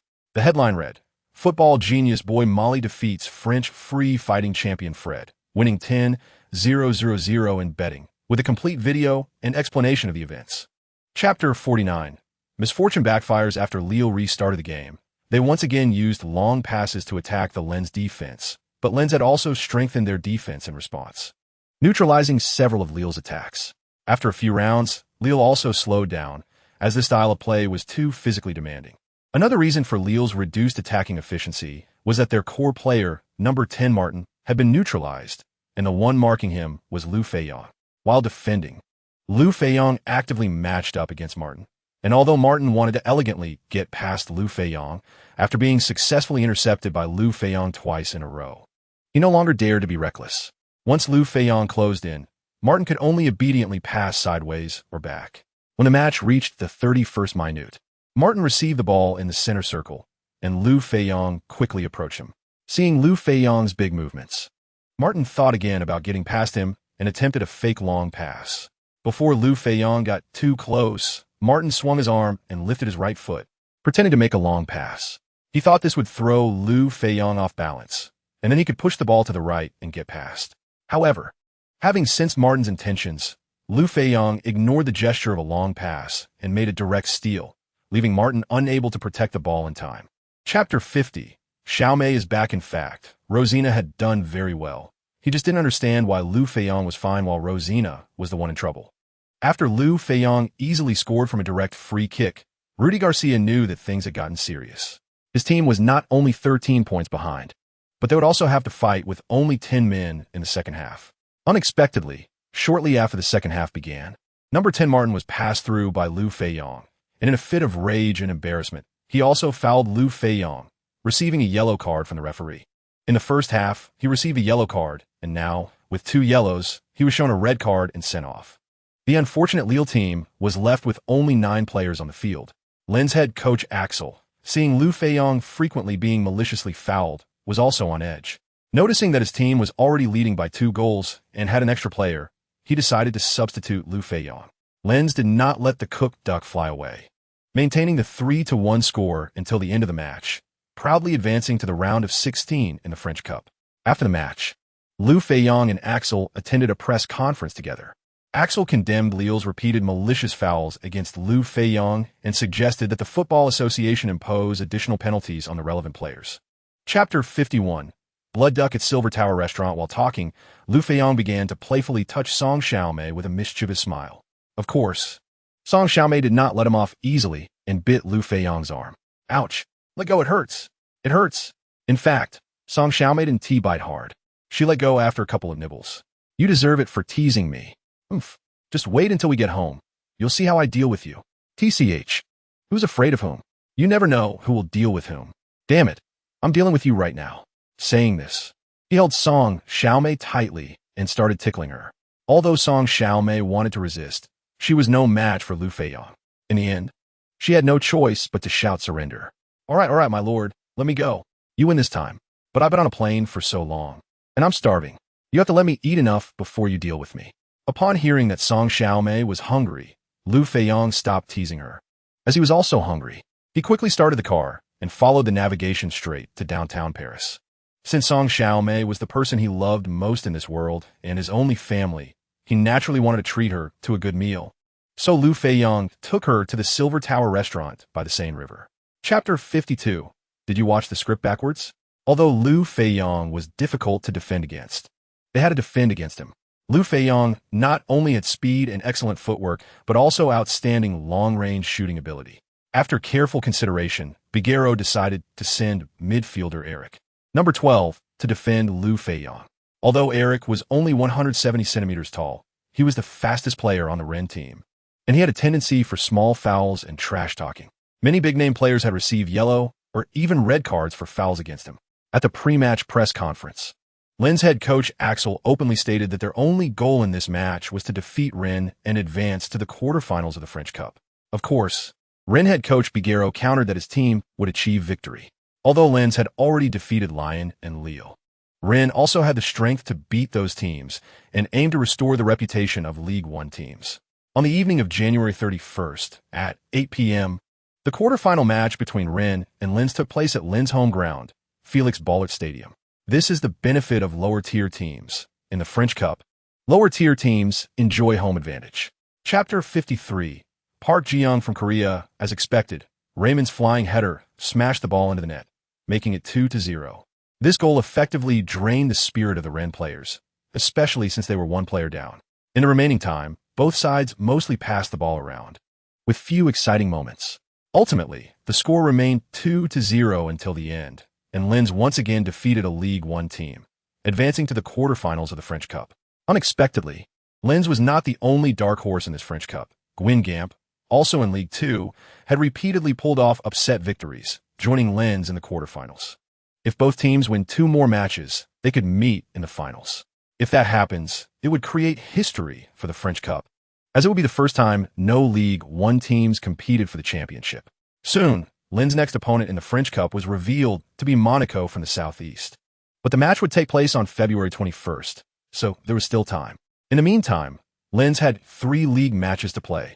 On February 3rd, the 22nd round at home against Nîmes, on February 10th, the 23rd round away against Clermont, and on February 18th, the 24th round away against Metz. Chapter 54. 1 match equals 2. Seeing that Park Ji-young was performing mediocrely in both attack and defense against Liu Feiyang, Monaco's coach Ricardo made timely adjustments, moving him forward and assigning number 23, Lico, to defend Liu Feiyang. However, it was still ineffective, as Liu Feiyang maintained a clear advantage, delivering several threatening passes. In the 43rd minute, number 20, Raymond, successfully timed his run thanks to Liu Feiyang's precise diagonal pass, beating the offside trap. Facing the goalkeeper, he took a quick shot, scoring again. By halftime, Lens was leading 3-0. In the second half, Lens retreated to their half, forming a solid defense. Although Monaco's coach Ricardo made 3 substitutions and shouted from the sidelines for his players to attack with all their might, his voice became hoarse, and they still failed to score, with the score remaining 3-0 until the end. Thanks to Liu Feiyang's goal and 2 assists, Lens defeated another Ligue 1 team and proudly advanced to the semi-finals of the French Cup, continuing their dark horse journey. However, in the next semi-final match, Lens would face Bordeaux, currently ranked first in Ligue 1, which would be a severe test. Chapter 55. Champions in the bag at this moment. Several of Lens' attacking players rushed wildly towards various positions near the opponent's penalty area. Strasbourg's defenders were suddenly a bit flustered. Apart from number 4, center-back Furu, who approached Liu Feiyang, everyone else's attention was on Raymond, Klaas, and others. Unexpectedly, Liu Feiyang did not pass the ball, but continued to dribble forward. Facing Furu, he performed several quick, wide pendulum movements before suddenly flicking the ball to the right, evading Furu, and continuing to sprint forward. When he was about 30 meters from the goal, Liu Feiyang made a powerful shot with a lateral flick, resembling a violent kick. Unlike before, This shot was not high, but rather a low shot aimed directly at the bottom left corner of the goal, perfectly threading between two defenders in the box. Although Strasbourg's goalkeeper Guttner was very focused and made maximum efforts to save, the ball was too fast and the angle too tricky, hitting the post and ricocheting into the net. Lying on the ground, Guttner looked helplessly at the football spinning in the net behind him and could only let out a long sigh. In less than a minute, the Lens team scored their first goal. Chapter 56: The Dilemma of Uncle Abel. At the post-match press conference, head coach Axel attended alongside Liu Feiyang, the key player in this victory. Local reporters from the Straits of Calais immediately offered enthusiastic applause. Axel briefly commented on the match as usual. It was much easier than expected because we had Mali, which made everything simple. Now we can say we have achieved our goal of winning the league, and we will also give our all in the upcoming French Cup matches. During the Q&A session, most questions were directed at Liu Feiyang. Mali, this season you have fully showcased your abilities, and many big-name teams have reached out to you. Will you continue to stay with Lens next season? Yes, I will fight alongside my teammates in Ligue 1 next season. I am very happy here with supportive fans, an excellent coach like Axel, and a group of united partners. We will continue to pursue our dreams in Ligue 1. As far as I know, your current annual salary is only 1.5 million. Even if Lens plays in Ligue 1 next season, they may not be able to offer you a salary that matches your abilities. Chapter 57: The Harsh Financial Crisis. Abel continued. This financial crisis has really hit me hard. It has emptied out the savings I built over the past 20 to 30 years. I am in shipping and import-export trade and had just taken out a huge loan from the bank to expand my business. But this financial crisis has left me with nothing. I'm actually on the brink of bankruptcy, and I have to sell the team to repay the bank debts. Liu Feiyang and Song Xiaomei said nothing because their current abilities were indeed not enough to help. Abel sighed and continued, I still want to thank Mali. It is your outstanding performance that has brought Lens back to Ligue 1, and there is also a possibility of winning the French Cup, which could secure a spot in the Europa League for next season. This could also help me sell the team for a good price. I just did what I was supposed to do. Abel nodded and said, to be honest, I have already spoken to a buyer named Rydell, a mineral and oil businessman with 4 large gold mines in the Democratic Republic of the Congo and 2 large oil fields in Nigeria. He is a Lens supporter and has said that if Lens can return to Ligue 1 and win the French Cup, he will invest €1.5 billion to buy the team. Chapter 58: Facing Bordeaux. After returning home, Liu Feiyang changed clothes and went to the training ground for extra practice. No matter what, playing well is what I need to focus on, especially now. For Uncle Abel, I must win the French Cup. As Lens prepared for the semi-final of the French Cup against Bordeaux, Bordeaux did not take the match too seriously, focusing almost entirely on the league. The Ligue 1 league has also gone through 31 rounds, and the top position has shifted from Bordeaux to Marseille with 61 points. Bordeaux ranks second with 59 points, while the 6-time champion Lyon is third with only 47 points and has dropped out of the title race. Bordeaux last won the Ligue 1 championship 10 years ago in the 1998 to 1999 season, and to win the Ligue 1 title, they must give their all in the remaining 7 matches. This season, Bordeaux has not performed well in the Champions League, being eliminated in the group stage, but they're thriving domestically. They are currently ranked second in the league and have reached the semi-finals of both the French Cup and the Ligue Cup, still holding hopes for a treble. However, the league has now entered a critical phase, and they will take a natural approach to the French Cup and Ligue Cup, as participation in the Champions League next season is already a given. If injuries to key players occur in the cup matches, it would be a significant loss for the league title chase. Chapter 59: Advancing to the finals. Seeing Bordeaux's number 5 center-back Bonasser's clearance coming towards him, Liu Feiyang took a look at the height of the ball, stepped forward sharply, extended his arms, and jumped off the ground, flying into the air. As his body became parallel to the ground, he raised his heels and struck the ball hard. The football shot like lightning, whizzing over everyone's heads and into the net. A scorpion kick. After executing the scorpion kick, Liu Feiyang gracefully flipped in the air and landed perfectly. After a 2-second silence, the crowd erupted into a roar like a tsunami. The fans went wild. Oh my God, what did I just see? The ball can go in like that. Mali is incredible. The most famous scorpion kick in football history belongs to the Colombian goalkeeper Higuita, who performed a spectacular scorpion kick save in the 1995 Copa America. However, this move has never been used for shooting in a formal match, making Liu Feiyang a pioneer. Moreover, compared to Higuita, Liu Feiyang jumped higher, executed the move more elegantly, and landed perfectly, making the difficulty at least 5 stars higher than Higitas.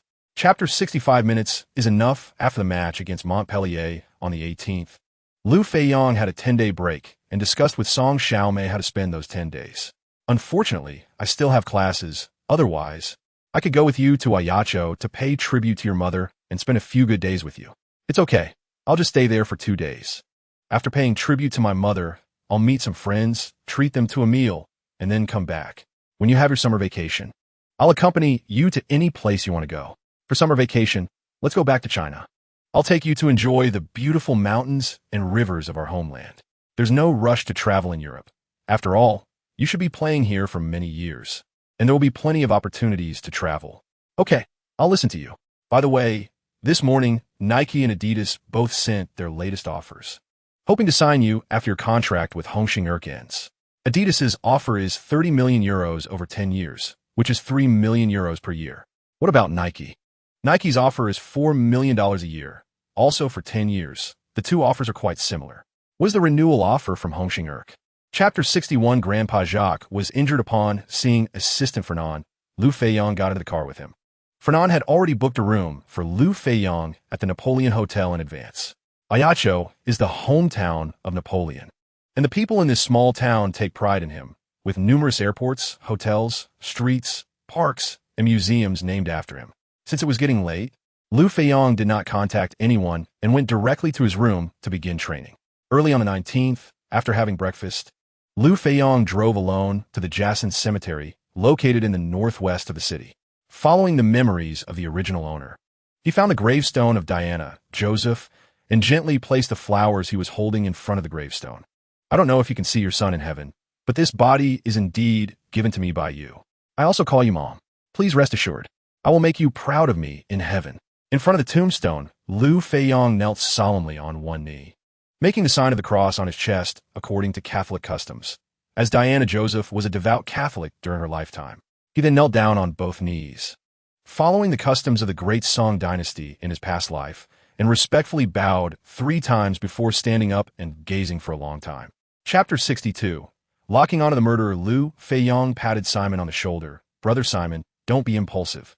It's best to plan carefully so that you don't expose yourself while taking revenge. That bastard, Nick, usually has a gang of lackeys around him. And aside from rushing in unexpectedly to stab him, I can't think of a better way. Don't rush. Let's see how things go tonight. I won't leave today and will help you strategize.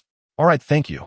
Simon took Liu Feiyang upstairs to the operating room door, where he waited with several other family members of Grandpa Jacques. An hour and a half later, the operating room door opened, and a doctor with a weary expression walked out. Liu Feiyang and Simon immediately surrounded him. Listen to me. The surgery was very successful. The injured organs of the elderly man have been sutured, and the ribs have been reset. However, the injury was severe, and he may be in a coma for a while. He needs to be observed in the ICU, and it's temporarily inconvenient for visits. However, the cost for the patient's self-funded treatment will be around 20,000 euros. Please think of a way. Money is not a problem. I will cover it. Please do your best to save Grandpa Jacques. Thank you. Chapter 63.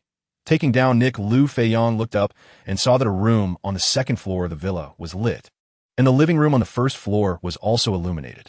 Without asking, he knew that Nick must be on the second floor.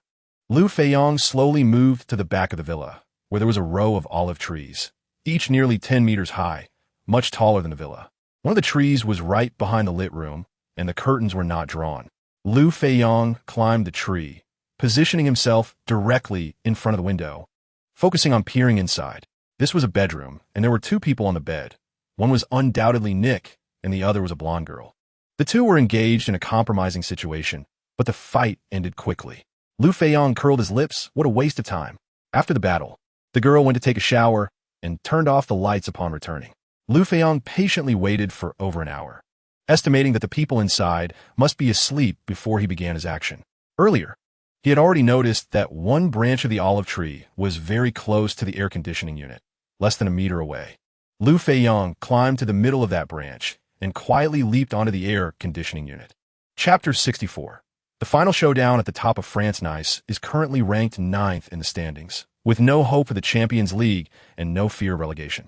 So they have focused all their energy on the French Cup as this is their only chance to qualify for European competitions next season. Nice head coach Ancient has watched several match videos of the Lens team, and the more he watched, the more he admired Liu Feiyang. It's hard to imagine that an 18-year-old rookie, participating in a professional league for the first time, could perform so brilliantly, with almost every goal being spectacular. With 40 goals in the league and 13 in the cup, Liu Feiyang has scored a terrifying total of 53 goals this season. Ancient also noticed that various teams were trying everything to limit Liu Feiyang's performance, using all means possible. But Liu Feiyang still managed to break through their defenses effortlessly. So how do I deal with this, Molly? After racking his brain, Ancient couldn't come up with a good plan. In the end, he could only hope that Liu Feiyang would not be in good form and that the defenders of Nice would perform excellently. Due to the French Cup final on May 10th, the 35th round match between Lens and Reims was postponed. Chapter 65.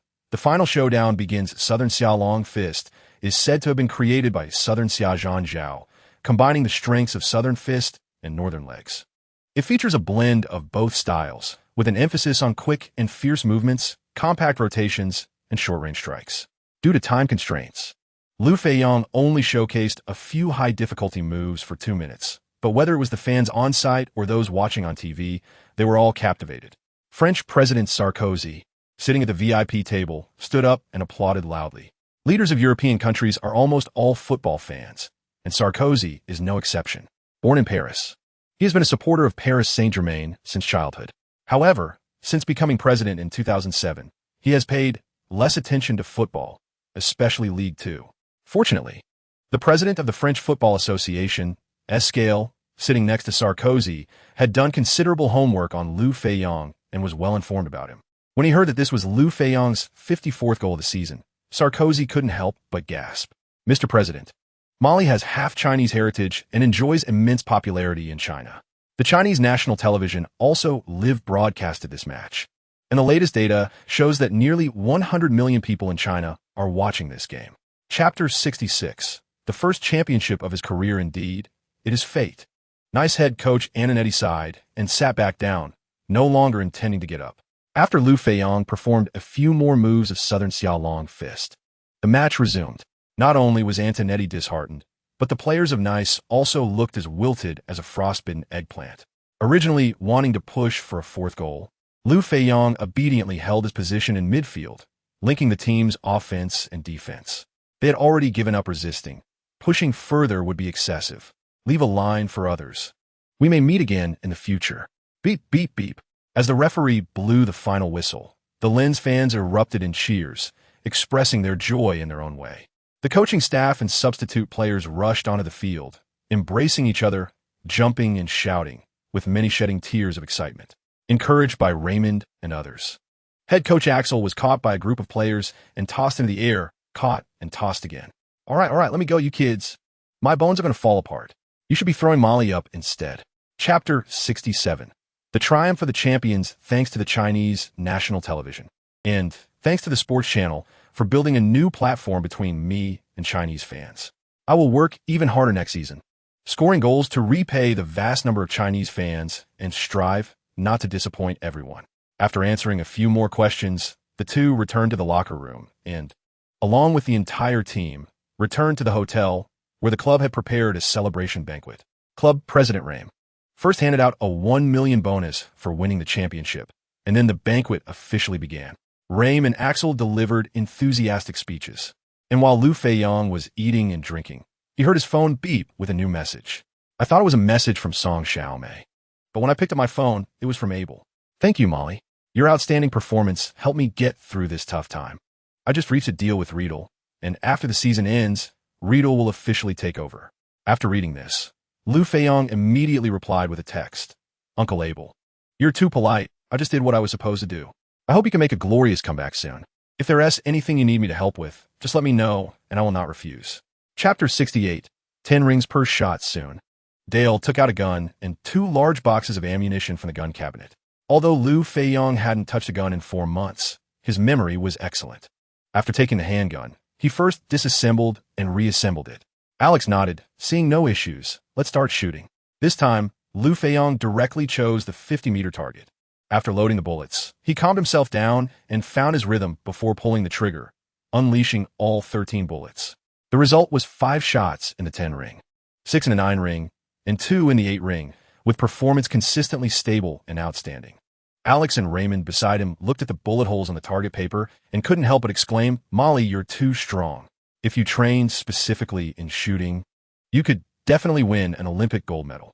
Liu Feiyang glanced at Raymond and asked, "Does shooting pay better than playing football?" This one sentence left Raymond speechless. "Football is the world's #1 sport. Shooting can't compare. Then I guess I'll just stick to playing my football and treat shooting as a hobby." Raymond nodded sincerely and said, "Yes, you definitely can become a football king, comparable to legends like Pelé and Maradona." Chapter 69. Boss Liu's worries. Liu Feiyang looked at the 2 people across from him. "What would you like to drink?" "I'll just have tea." Raymond can have a beer at most, and Mr. Alex can choose freely. "Would you like to try some Chinese liquor?" As a professional player, Raymond was also very disciplined. "I'll just have tea too." "What kind of tea is this?" "I've never had it before.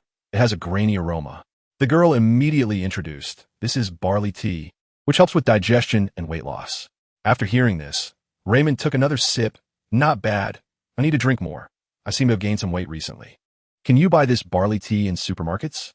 The girl shook her head. "You might find it in the Chinatown in Paris, but regular supermarkets don't have it. We only use the ones brought from China to ensure the authentic taste." "I see. So it seems I can't enjoy it normally?" "Since you're Mr. Molly's friend, I'll ask the boss later. If there's extra, I can give you some." Raymond immediately waved his hand. "No need for a gift.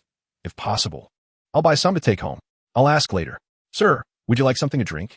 The girl asked Alex again. "I've tried Chinese liquor before, but I really can't accept it. Just give me 2 bottles of beer."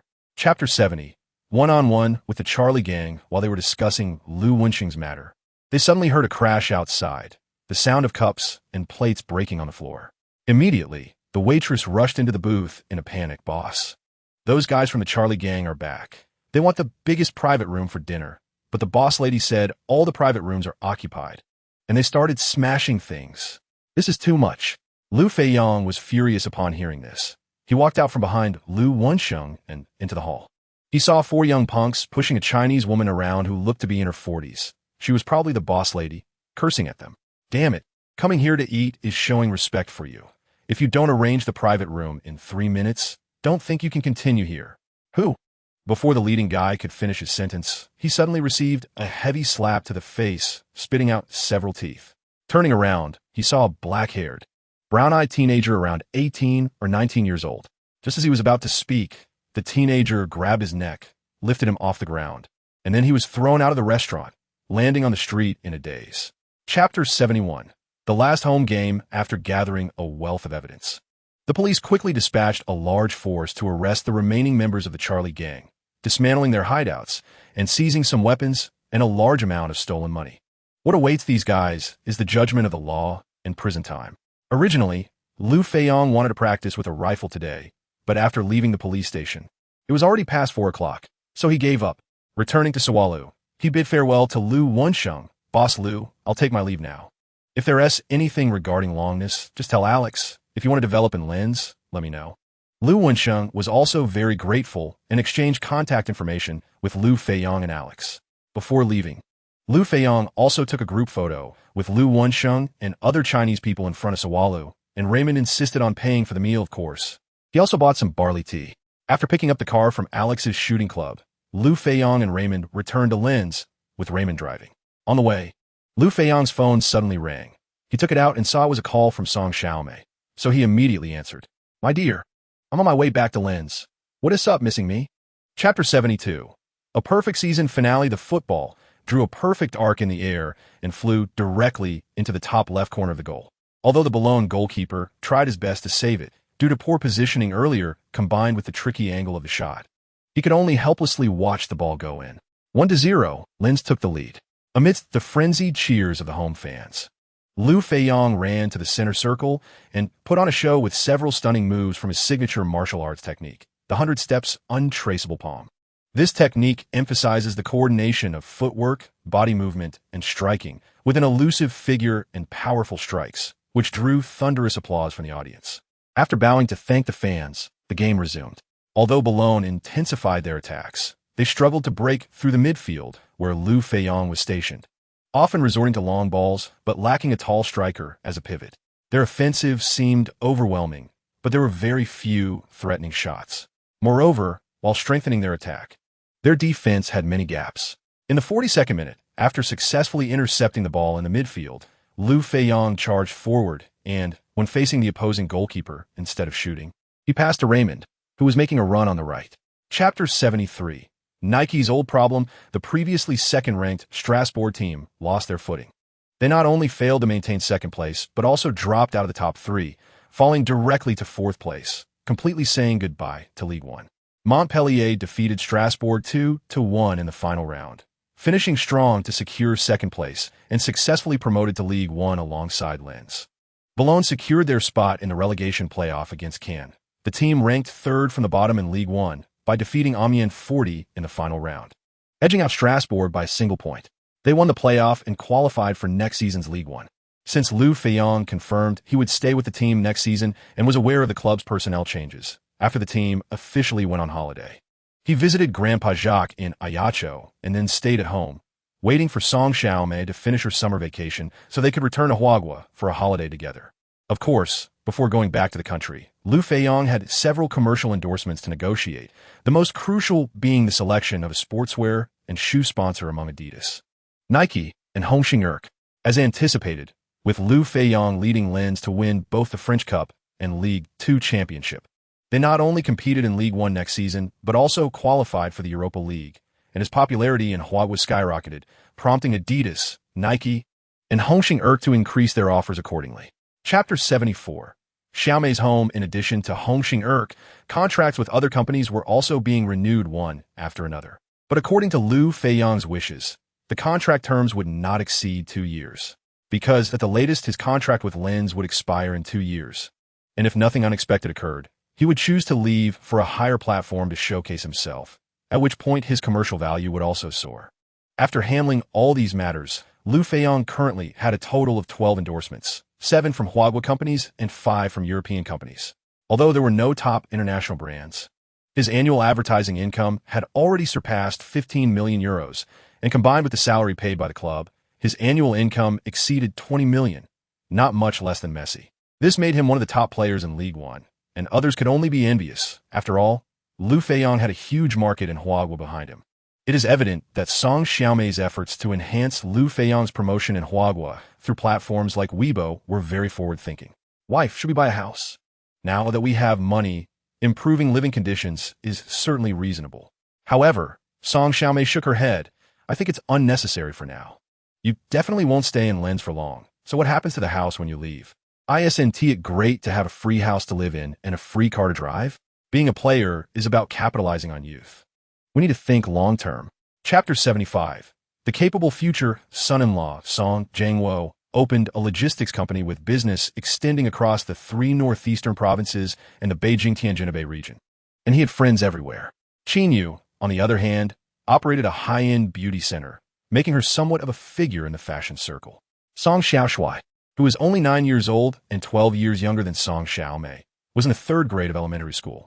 For Liu Feiyang, who had lived 2 lives, meeting his future father-in-law, future mother-in-law, and future brother-in-law was a completely new experience, and he felt quite nervous. To leave a good impression on Xiaomei's family, Liu Feiyang carefully prepared gifts. For his future father-in-law, Song Jianguo, he prepared 2 bottles of 1982 Chateau Lafite red wine, worth nearly 60,000 RMB. Since Song Jianguo enjoyed drinking and had a bit of a face, these 2 bottles of 1982 Lafite would definitely impress him. As for the real decision-maker in Song Xiaomei's family, it was her future mother-in-law, Qinyu. Song Xiaomei's fiery personality mirrored her mother's, so Liu Feiyang didn't hold back either. He gave her a Louis Vuitton bag worth over 200,000 RMB and a set of Chanel cosmetics valued at 50,000 RMB. Additionally, he prepared a Rolex watch for both the future father-in-law and mother-in-law. As for the future brother-in-law, Song Xiaoshui, giving such luxury items would not be appropriate. So at Song Xiaomei's suggestion, Liu Feiyang prepared a set of Hollywood original Transformers toys that he would like. Chapter 76. Is it already that time? He is mixed race. His father is Huagua and his mother is French. However, Both his parents have passed away, so please don't bring that up. Yes, an orphan? I see. I was going to ask about his family background. By the way, how did you meet? We met by accident. Then she explained how she had bumped into Liu Feiyang while riding her bike and shared the main events that followed, knowing her mother would ask anyway. When Xinyu heard that Liu Feiyang's annual income exceeded 20 million euros, she was shocked. 20 million euros is almost 200 million renminbi. Is it really that lucrative to play football? Is it true? Of course, it's true. A man manages money. Aside from his salary for playing, the bulk comes from advertising endorsements, and he's turned down quite a few ads too. Hearing that so much money was managed by her daughter made Xinyu feel even more at ease. Suddenly, she remembered something and quietly asked, "Have you and him?" You know, Song Xiaomei nodded without hesitation. Isn't that a bit early? Besides, why aren't you being more reserved? When the time comes, it happens. It might be hereditary. Didn't you cohabit with my dad during college? Chapter 77. The first electric shock, the martial arts director for Flying Hero, was a team from Hong Kong, and the action designs were very cool but required realistic presentation. The first scene involved Liu Feiyang leaping onto a rooftop barehanded to fight two masked men wielding curved knives, knocking them both down into the courtyard. Action director A. Dong detailed the entire action design to Liu Feiyang, who memorized it all because it was quite simple. After demonstrating on the ground, Liu Feiyang's clean and agile movements earned unanimous praise from Dong and others. Bro, your skills are really impressive. All right, let us rig you up for wire work and start filming. Liu Feiyang asked, what do we need the wires for? To get onto the roof, of course. Ding, this kid is skilled but knows nothing about movies. Liu Feiyang looked at the nearby imitation ancient tile house, which was only a bit over 2 meters high. We're going to climb this house? Exactly. No need for wires. I can just go up.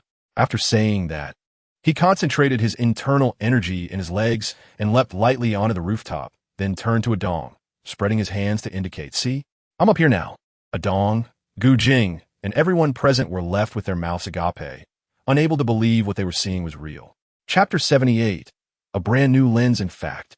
Hongxing Erk signing Raymond was recommended by Liu Feiyang, but he hadn't mentioned it to Raymond to avoid giving him any ideas. Mainly, your performance last season was outstanding. Keep it up this season and try to secure more endorsements. Yes, I've already figured it out. As long as I get the ball in the front, I'll pass it to you. I estimate if I pass 10 times, I can at least get 5 assists, aiming to be the assist king in the team. Also, if you feel you've scored enough goals, let a few slip to me so I can aim for the second highest scorer in the team. Haha, no problem. I think that's doable. When I have time, I'll treat you to dinner. I've heard the seafood here in Canada is pretty good. It's my first time here. This is also my first time in France and outside Huagua. Let me treat you. No, I have to ask you, if possible. I hope to be your teammate for my entire career. Once I grab onto your thigh, I 1T let go. I know you 1T stay long in lens. So wherever you transfer next, take me with you. Although I'm a few years older than you, I'm willing to be your little brother. At least I definitely 1T leave this season. I just met with Axel and told him that I want to win all the championships I can this season, starting with the French Super Cup. Chapter 79. Scoring directly from a corner kick after going through a series of opening processes and choosing sides. Lens kicked off first, with Liu Feiyang standing in front of the ball alongside number 9, Malada. Standing outside the center circle was Bordeaux's midfield core, last season's Ligue 1 best player, number 8, Gourcuff. In the semi-finals of last season's French Cup, Gourcuff was completely defeated by Liu Feiyang, who scored 2 goals within 5 minutes by stealing the ball from him twice. But Gourcuff was not convinced, attributing the defeat to fatigue from continuous matches and underestimating his opponent. Now, in Ligue 1, Liu Feiyang would be an obstacle in Bordeaux's path to defend their title, and Gourcuff was determined. From this match on, he would crush Liu Feiyang under his feet. Liu Feiyang sensed Gourcuff's intentions and simply smiled lightly, dismissing it with a smile. At 4 p.m., the Canadian referee blew the whistle to start the match. Number 9, Malada, pushed the ball in front of Liu Feiyang, and the moment the ball moved, Gourcuff immediately started rushing towards Liu Feiyang. But after just 2 steps, he stopped and turned to look at his own goal because Liu Feiyang had taken a shot. Yes, he shot from the center circle. Chapter 80. Achieving the first small goal, although we are temporarily behind in the score, we still have a full 45 minutes. Enough time to catch up and take the lead. We're the defending champions of Ligue 1. They are just a promoted team. The 2 goals we conceded in the first half had elements of luck and do not truly reflect the strength of both sides. As long as everyone maintains the determination to win, we can achieve final victory. Looking at number 27, center back Planu, Liu Feiyang said, Planu, your task in the second half is to mark their Mali, just like you dealt with Gorkov in the first half. Can you do it? No problem. I guarantee I'll complete the task. In the first half, Liu Feiyang spent most of his time supporting from the center and marking the opposing core, Gorkov. Aside from 2 lucky goals, Planu didn't feel that Liu Feiyang had any exceptional abilities and was still confident in completing the coach's assigned tasks. After the second half began, Bordeaux indeed intensified their attack, but the midfield core Gorkov was still tightly marked by Liu Feiyang, who also had Planu beside him. However, Planu posed no threat to Liu Feiyang. In the 57th minute, Raymond successfully intercepted the ball from an opposing midfielder, glanced at Liu Feiyang's position, and sent a long pass. Chapter 81. In-depth inspection, Liu Feiyang discreetly glanced at the reporter, knowing he had no good intentions, but calmly said, as the coach just mentioned, one match doesn't mean anything, and Gorkov is a very excellent player. Last season, it was due to his outstanding performance that Bordeaux achieved 13 consecutive victories at the end of the league and ultimately won the championship. The MVP award was well-deserved. While I'm just a rookie who hasn't played a single match in Ligue 1 yet, and still has a lot to learn from excellent players like Gorkov. Another reporter asked, last season you scored a total of 60 goals. Are you also aiming for the Ligue 1 Golden Boot this season? As long as the team can win, it doesn't matter whether I score or not. I only care about the points table and won't focus too much on the scoring charts. If the points don't increase, it doesn't matter how many goals I score. Until the end of the press conference, Liu Feiyang's responses remained steady and composed. That night, reports about the French Super Cup flooded major websites with headlines like Rising Star Mali scores hat trick. Promoted team defeats defending champions to lift Super Cup, and Chinese Kung Fu shines at Montreal Olympic Stadium. Lin's team lifts Super Cup. Chapter 82. More harm than good. Liu Feiyang skillfully flicked the ball forward with his thigh, evading Gorkov's attempt to block him. And the ball landed perfectly on his right shoulder. Liu Feiyang then nudged the ball with his shoulder, slipping past Bordeaux's defensive midfielder, Plazel, before finally controlling the ball at his feet and accelerating. Number 29, Planu, immediately rushed up, determined. This kid is too arrogant. I must knock you down. Sensing this, Liu Feiyang directly dribbled towards Planu. Knock me down? Let us see how you do it. When they were less than a meter apart, Liu Feiyang stepped on the ball with his right foot, pulled it back, and the ball bounced up. Then he flicked it over Liu Feiyang and Planu's heads. Liu Feiyang swiftly dodged Planu. A rainbow flick. Mali used a rainbow flick. It was so beautiful. Teammates on the Lens bench were captivated by Liu Feiyang's dazzling dribble. All standing up. After getting past Planu, Liu Feiyang faced 2 defenders closing in from the left and right. Liu Feiyang made a sudden stop, glanced to the right, and took advantage of the 2 defenders' momentary distraction to sprint forward like a bullet, squeezing between them and charging into the penalty area, facing Bordeaux's goalkeeper, Carasso. Chapter 83. Ankles of steel. After Lens tightened their formation and withstood several attacking attempts from Bordeaux, they seized the opportunity to counterattack. Liu Feiyang had already scored 2 goals and started consciously setting up plays for his teammates during the offense. In the 54th minute, after Liu Feiyang intercepted the ball in the backfield, he broke through 4 opposing players, drawing all the defensive fire before unexpectedly delivering a long pass with the outside of his foot. Raymond, who had the best understanding with Liu Feiyang, successfully timed his run to avoid offside, received the ball, and shot into the net from inside the penalty area, sending the ball through the goalkeeper's armpit. After scoring, Raymond mimicked Liu Feiyang, performing a series of Chinese Kung Fu moves he had been learning from Liu Feiyang during training. The techniques of Luohan Quan include blocking, thrusting, rushing, dodging, pointing, lifting, pressing, hooking, seizing, and throwing, with leg techniques emphasizing jumping, rolling, sweeping, and bouncing, requiring upper and lower body coordination, footwork to match hand movements, and body movement like a rudder, flexible and changeable, combining hardness and softness. A saying in boxing goes, to practice Luohan well, find the 3 essentials within. Chapter 84. Speed of 260 at the moment the goal was scored. Duan Xian let out an excited shout. Gong Lei remarked, I wonder if they LL announced the ball speed later. Personally, I think it must have exceeded 200 kilometers per hour. Before he finished speaking, the screen displayed the speed of the shot. What? 260? Oh my god. Liu Feiyang's shot had an astonishing speed of 260 kilometers per hour. Is this still human? It is said that German superstar Matthias's long shot in the 1990 World Cup in Italy was later calculated by a computer to have a speed of possibly 210 kilometers per hour. But there was no official speed record at the time, making it just a legend.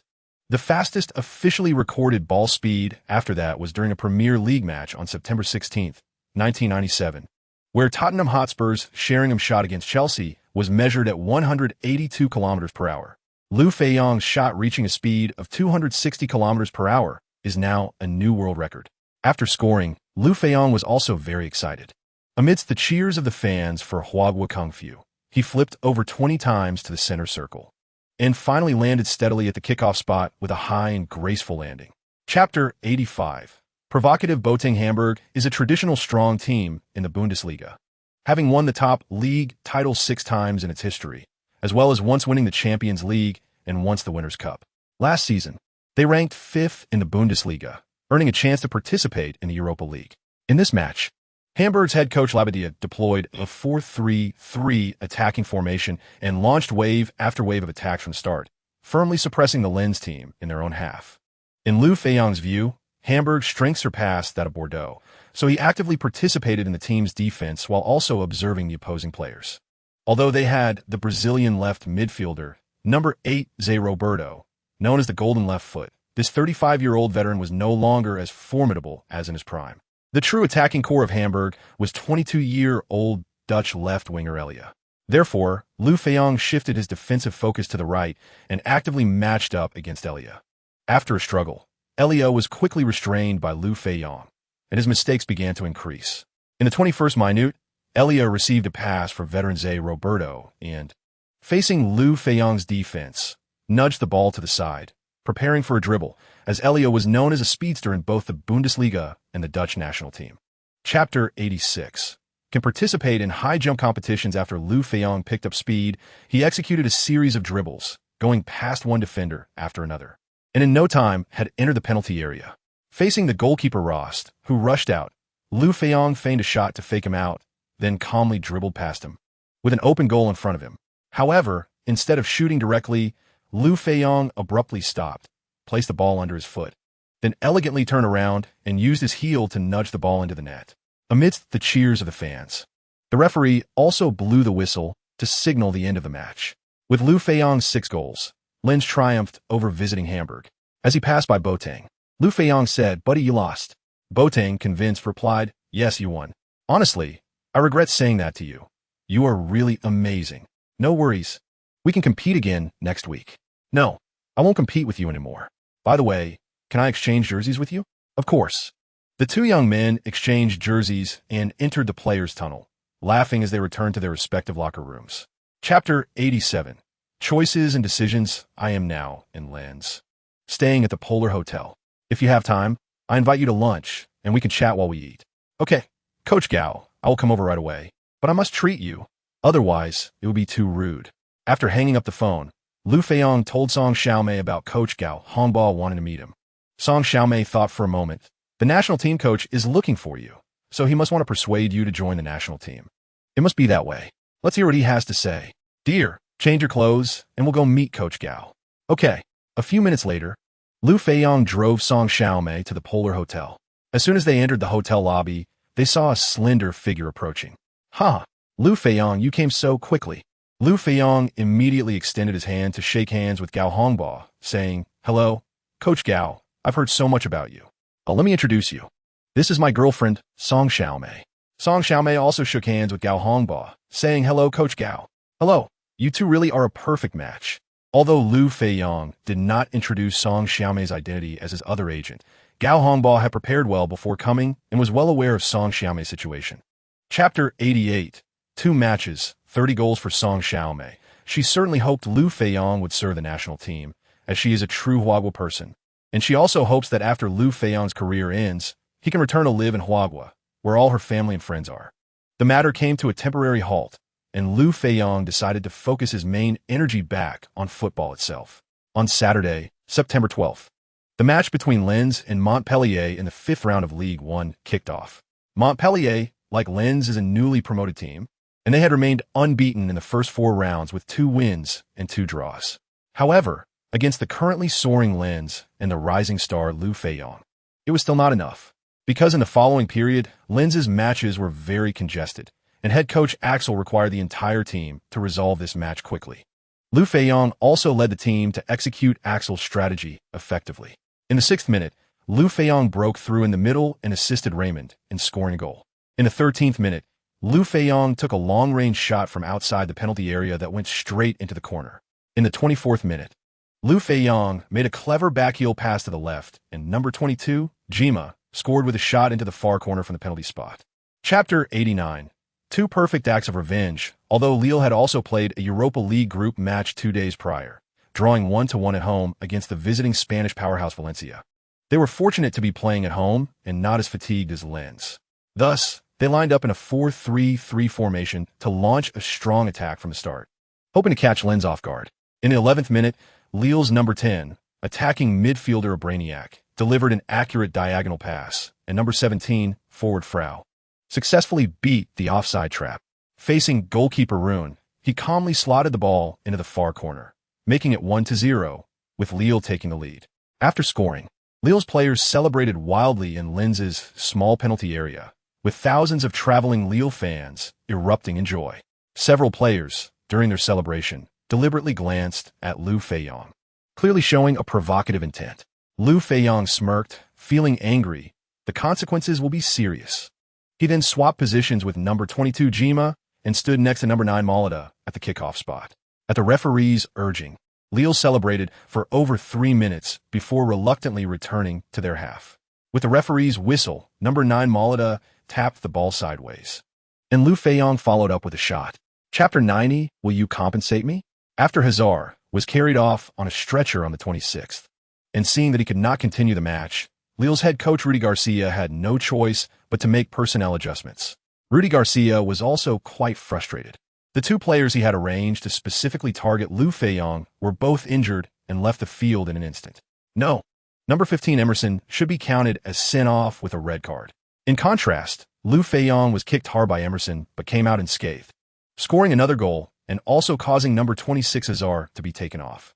Now, not only was the score 1-2 behind, but they were also down a player. Watching Liu Feiyang lead his teammates in performing Huagua Kung Fu again at the center circle, Rudy Garcia felt a bit regretful. The season had just begun, and they had already lost 2 key players in one match. What a loss. After swatting away the 2 annoying flies, Liu Feiyang became even more at ease. In the 40th minute, Liu Feiyang made a comeback, breaking through Lille's entire defense line. When facing the goalkeeper, he passed the ball to the right side where Raymond was making a run, and Raymond easily kicked the ball into the empty net. In the last minute of stoppage time in the first half, Liu Feiyang assisted number 6 defensive midfielder Hermach to score, ending the first half with Lens leading 4-1.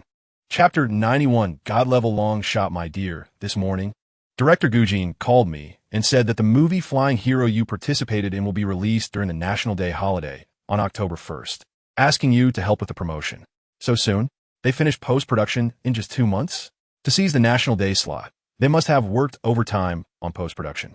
By the way, Director Gujin also sent a few promotional posters and 2 trailers. Oh, show me. Song Xiaomei brought over her computer and opened the posters. There were 3 in total. The first one had only Liu Feiyang and the male lead. The second was a group photo with Liu Feiyang positioned in the center. And the third was a solo shot of Liu Feiyang. Liu Feiyang nodded. Not bad. They managed to make me look quite handsome, almost catching up to the real thing. Song Xiaomei smirked but didn't argue and opened the trailers. Each of the 2 3-minute trailers featured Liu Feiyang for over a minute, highlighting him as a promotional focus. The screen also displayed the special appearance of football superstar Liu Feiyang, Mali Yosefiu. That day, Liu Feiyang recorded a video calling on everyone to go to the cinema and support his first film Flying Hero, along with the posters and trailers, which he posted on Weibo. Chapter 92 Hard to lose Liu Feiyang's goal greatly boosted Lens's morale while severely undermining the fighting spirit of Maccabi Tel Aviv. Lens gradually took control of the field, with attacks coming one after another. With 2 goals in hand, Liu Feiyang began to frequently create scoring opportunities for his teammates with brilliant passes. In the 39th minute, Liu Feiyang made a run down the right flank, entered the penalty area, and chipped a pass to the open space in front of the goal, where number 11 left winger Bukhari arrived just in time and scored with a diving header. In the 44th minute, Liu Feiyang again broke through on the right, made a back pass to number 6 defensive midfielder Hermach, whose volley was saved by the opposing goalkeeper, but number 22 forward Gemma was there to finish it off. At halftime, Lens had established a 4-0 lead. Under these circumstances, Liu Feiyang was substituted in the second half for Axel, who replaced him with defender Hansen. Meanwhile, Maccabi Tel Aviv's head coach Gutman also substituted 3 main players, including Bedell. Although Maccabi Tel Aviv's number 7 forward Zahavi managed to score a goal in the chaos before the end of the match, it had no impact on the overall outcome. Lens won the second group match 4-1, ranking first with 2 victories. After the match, Liu Feiyang's second goal became a hot topic because it was measured that the initial speed of the shot reached an astonishing 280 km per hour. And at the moment of entry, it was still 210 km per hour, with an average speed of 236 km per hour. Chapter 93, I want to make a movie after Axel's stirring speech in the locker room. Lens's spirit indeed showed a significant improvement in the second half. On the other side, Lion, although they consciously strengthened their attack, still did not perform well. In the 56th minute, Lion's number 9 forward Sandro Lopez's shot almost brought down a plane. Lens's goalkeeper Runit kicked the ball from the goal line to the front, aiming at Liu Feiyang's position. Liu Feiyang jumped high to meet the ball, flicking it with his head to number 11 left winger Bukhari. Bukhari took a few steps before passing it back to Liu Feiyang, who immediately started dribbling sideways, slipping past 2 defenders. Then, with a sudden stop and change of direction, he nutmegged another player, looked up to check his teammates' positions, and launched a pass into the penalty area. Number 9 Malata shook off his defender and leaped for a header, but couldn't connect due to interference from the opposing defender. Lions goalkeeper Loris was also deceived by Malata's action and made a flying save attempt. In the end, he didn't touch the ball either, and Liu Feiyang's not-so-fast pass accidentally floated directly into the goal. Chapter 94 Popular Liu Feiyang Director Gu. No need to be frugal. Since we're making a movie, we should do it well, including selecting a good cast as much as possible. Therefore, we plan to invest 100 million, aiming for perfection. Upon hearing this, Gu Jin was instantly excited. The total investment for the current flying hero is only about 45 million, and now Song Xiaomei is talking about 100 million. Of course, the more investment, the better. Since you believe in me, I will do my best to make this movie well. Director Gu, please find a reliable screenwriter in the next couple of days to discuss with Feiyang and get the script ready. No problem, I'll invite Li Feng. He has a lot of experience with ancient hero themes and has written the script for movies like Assassin Shin Hero, Ambush from 10 Sides, and Hero Ho. After finalizing the details and scheduling for tomorrow, Gu Jin sent Liu Feiyang and Song Xiaomei to the Ballon Hotel before leaving. On October 5th, Liu Feiyang went to assist Gu Jin with the promotion of Flying Hero, while Song Xiaomei took her assistant to the Industrial and Commercial Bureau.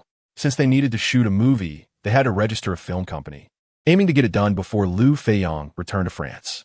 That day, the IMAX theater at Shanghai Ballon Cinema was packed, as after the screening of Flying Hero, Director Gu Jin would meet with the media and fans along with the film's main creators.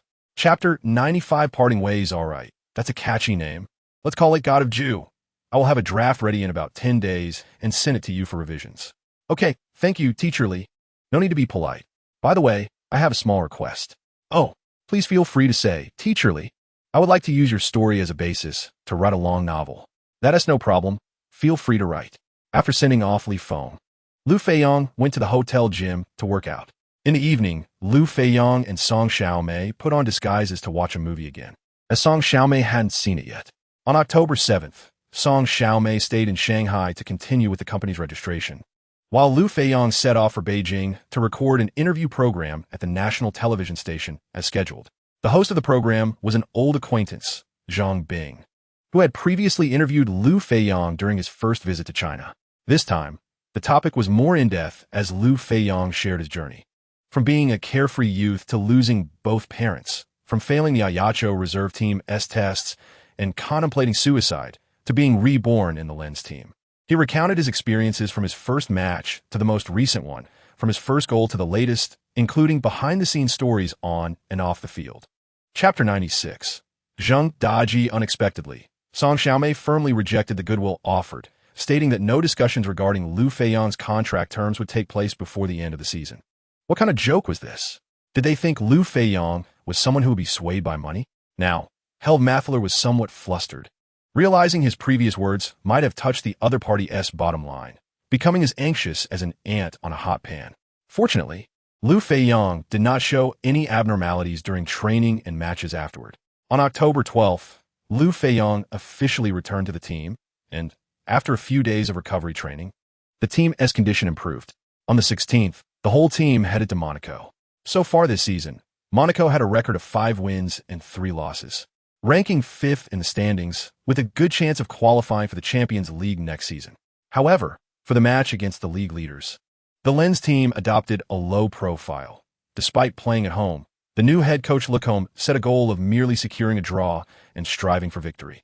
At 4 p.m. on the 17th, after the match officially started, the Monaco team huddled back in their half with a defensive strategy. However, facing Liu Feiyang, who excelled at long shots, even the toughest defense could easily be penetrated. Chapter 97. Are you all softies? In the 28th minute, the 193 centimeters tall Greek striker Samaras from Celtic received an overhead pass from number 17, Kroos, and jumped high in the penalty area, overpowering 2 Lens defenders to head the ball into the net, equalizing the score at 1-1. Sensing the shift in momentum, Lens head coach Axel called Liu Feiyang to the sidelines. Mari, go hard and take them down. Got it, coach, just watch. Liu Feiyang kept his word and completely took over the game for the rest of the first half. Whenever he got the ball, he charged through the Celtic half. And no matter how strong the opponent was, they were no match for Liu Feiyang. Especially during physical confrontations, he even employed hidden strength. In normal areas, it was hard to foul Liu Feiyang, but within 30 meters of the goal, if anyone dared to commit a foul on him, they would not only receive a card but also concede a goal. In the 34th and 40th minutes, Liu Feiyang scored 2 direct free kicks, breaking through Celtic's goal. Additionally, 3 players received yellow cards for fouling Liu Feiyang. Chapter 98. Consecutive awards similar to the situation with Toulouse. The visiting Lorient team on the 31st also had bad luck. Shortly after the start, they committed a foul in the penalty area, resulting in a red card for 1 player and a penalty kick for Lens, which number 9, Malada, successfully converted, defeating their opponent 10-0 once again.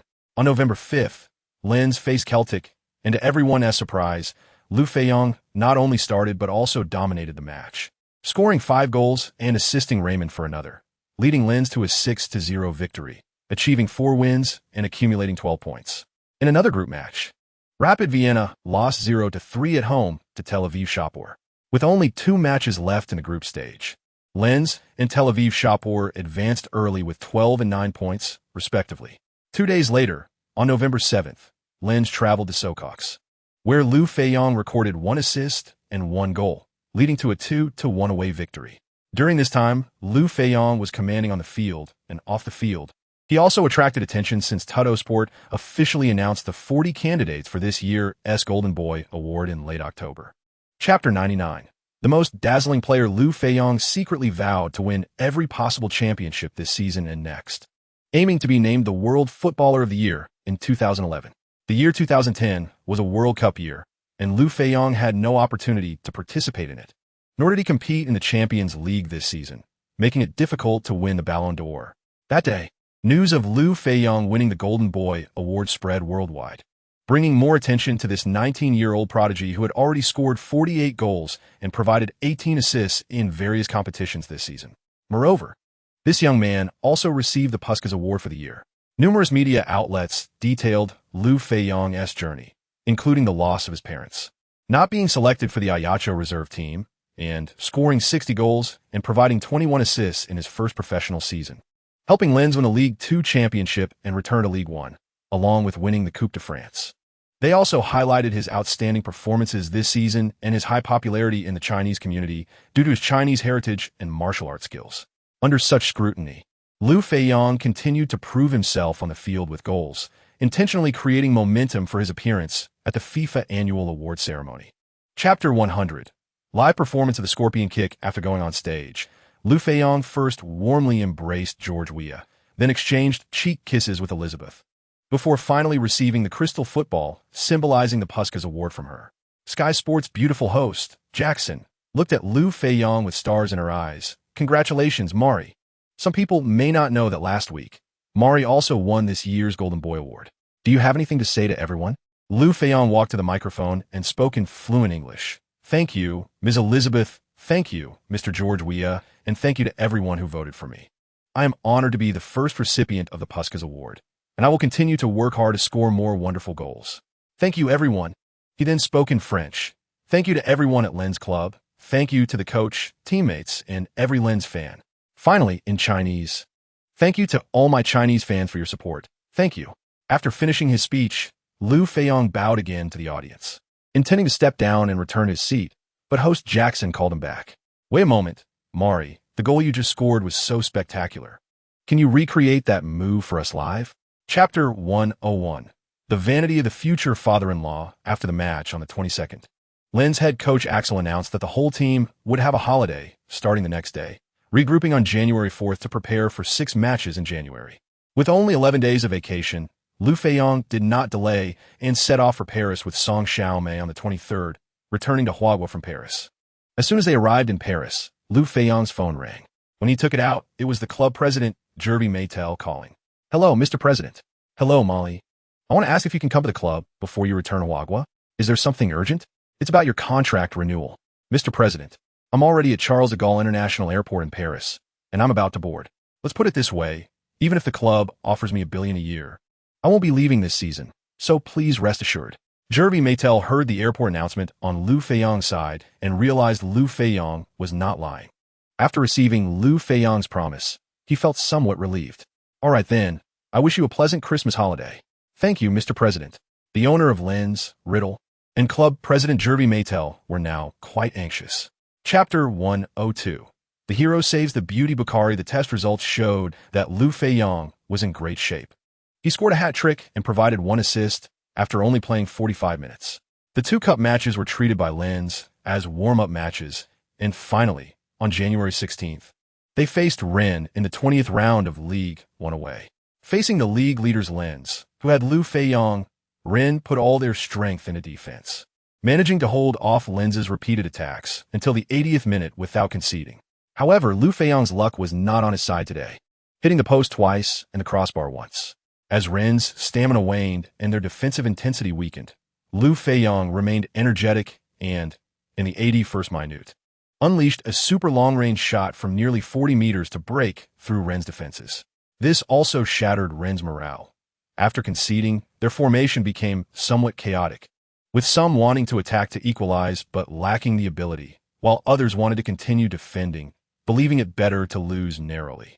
Liu Feiyang seized the opportunity to score 2 more goals, ultimately defeating Rennes 3-0 and maintaining their perfect record at the top of the standings. Chapter 103.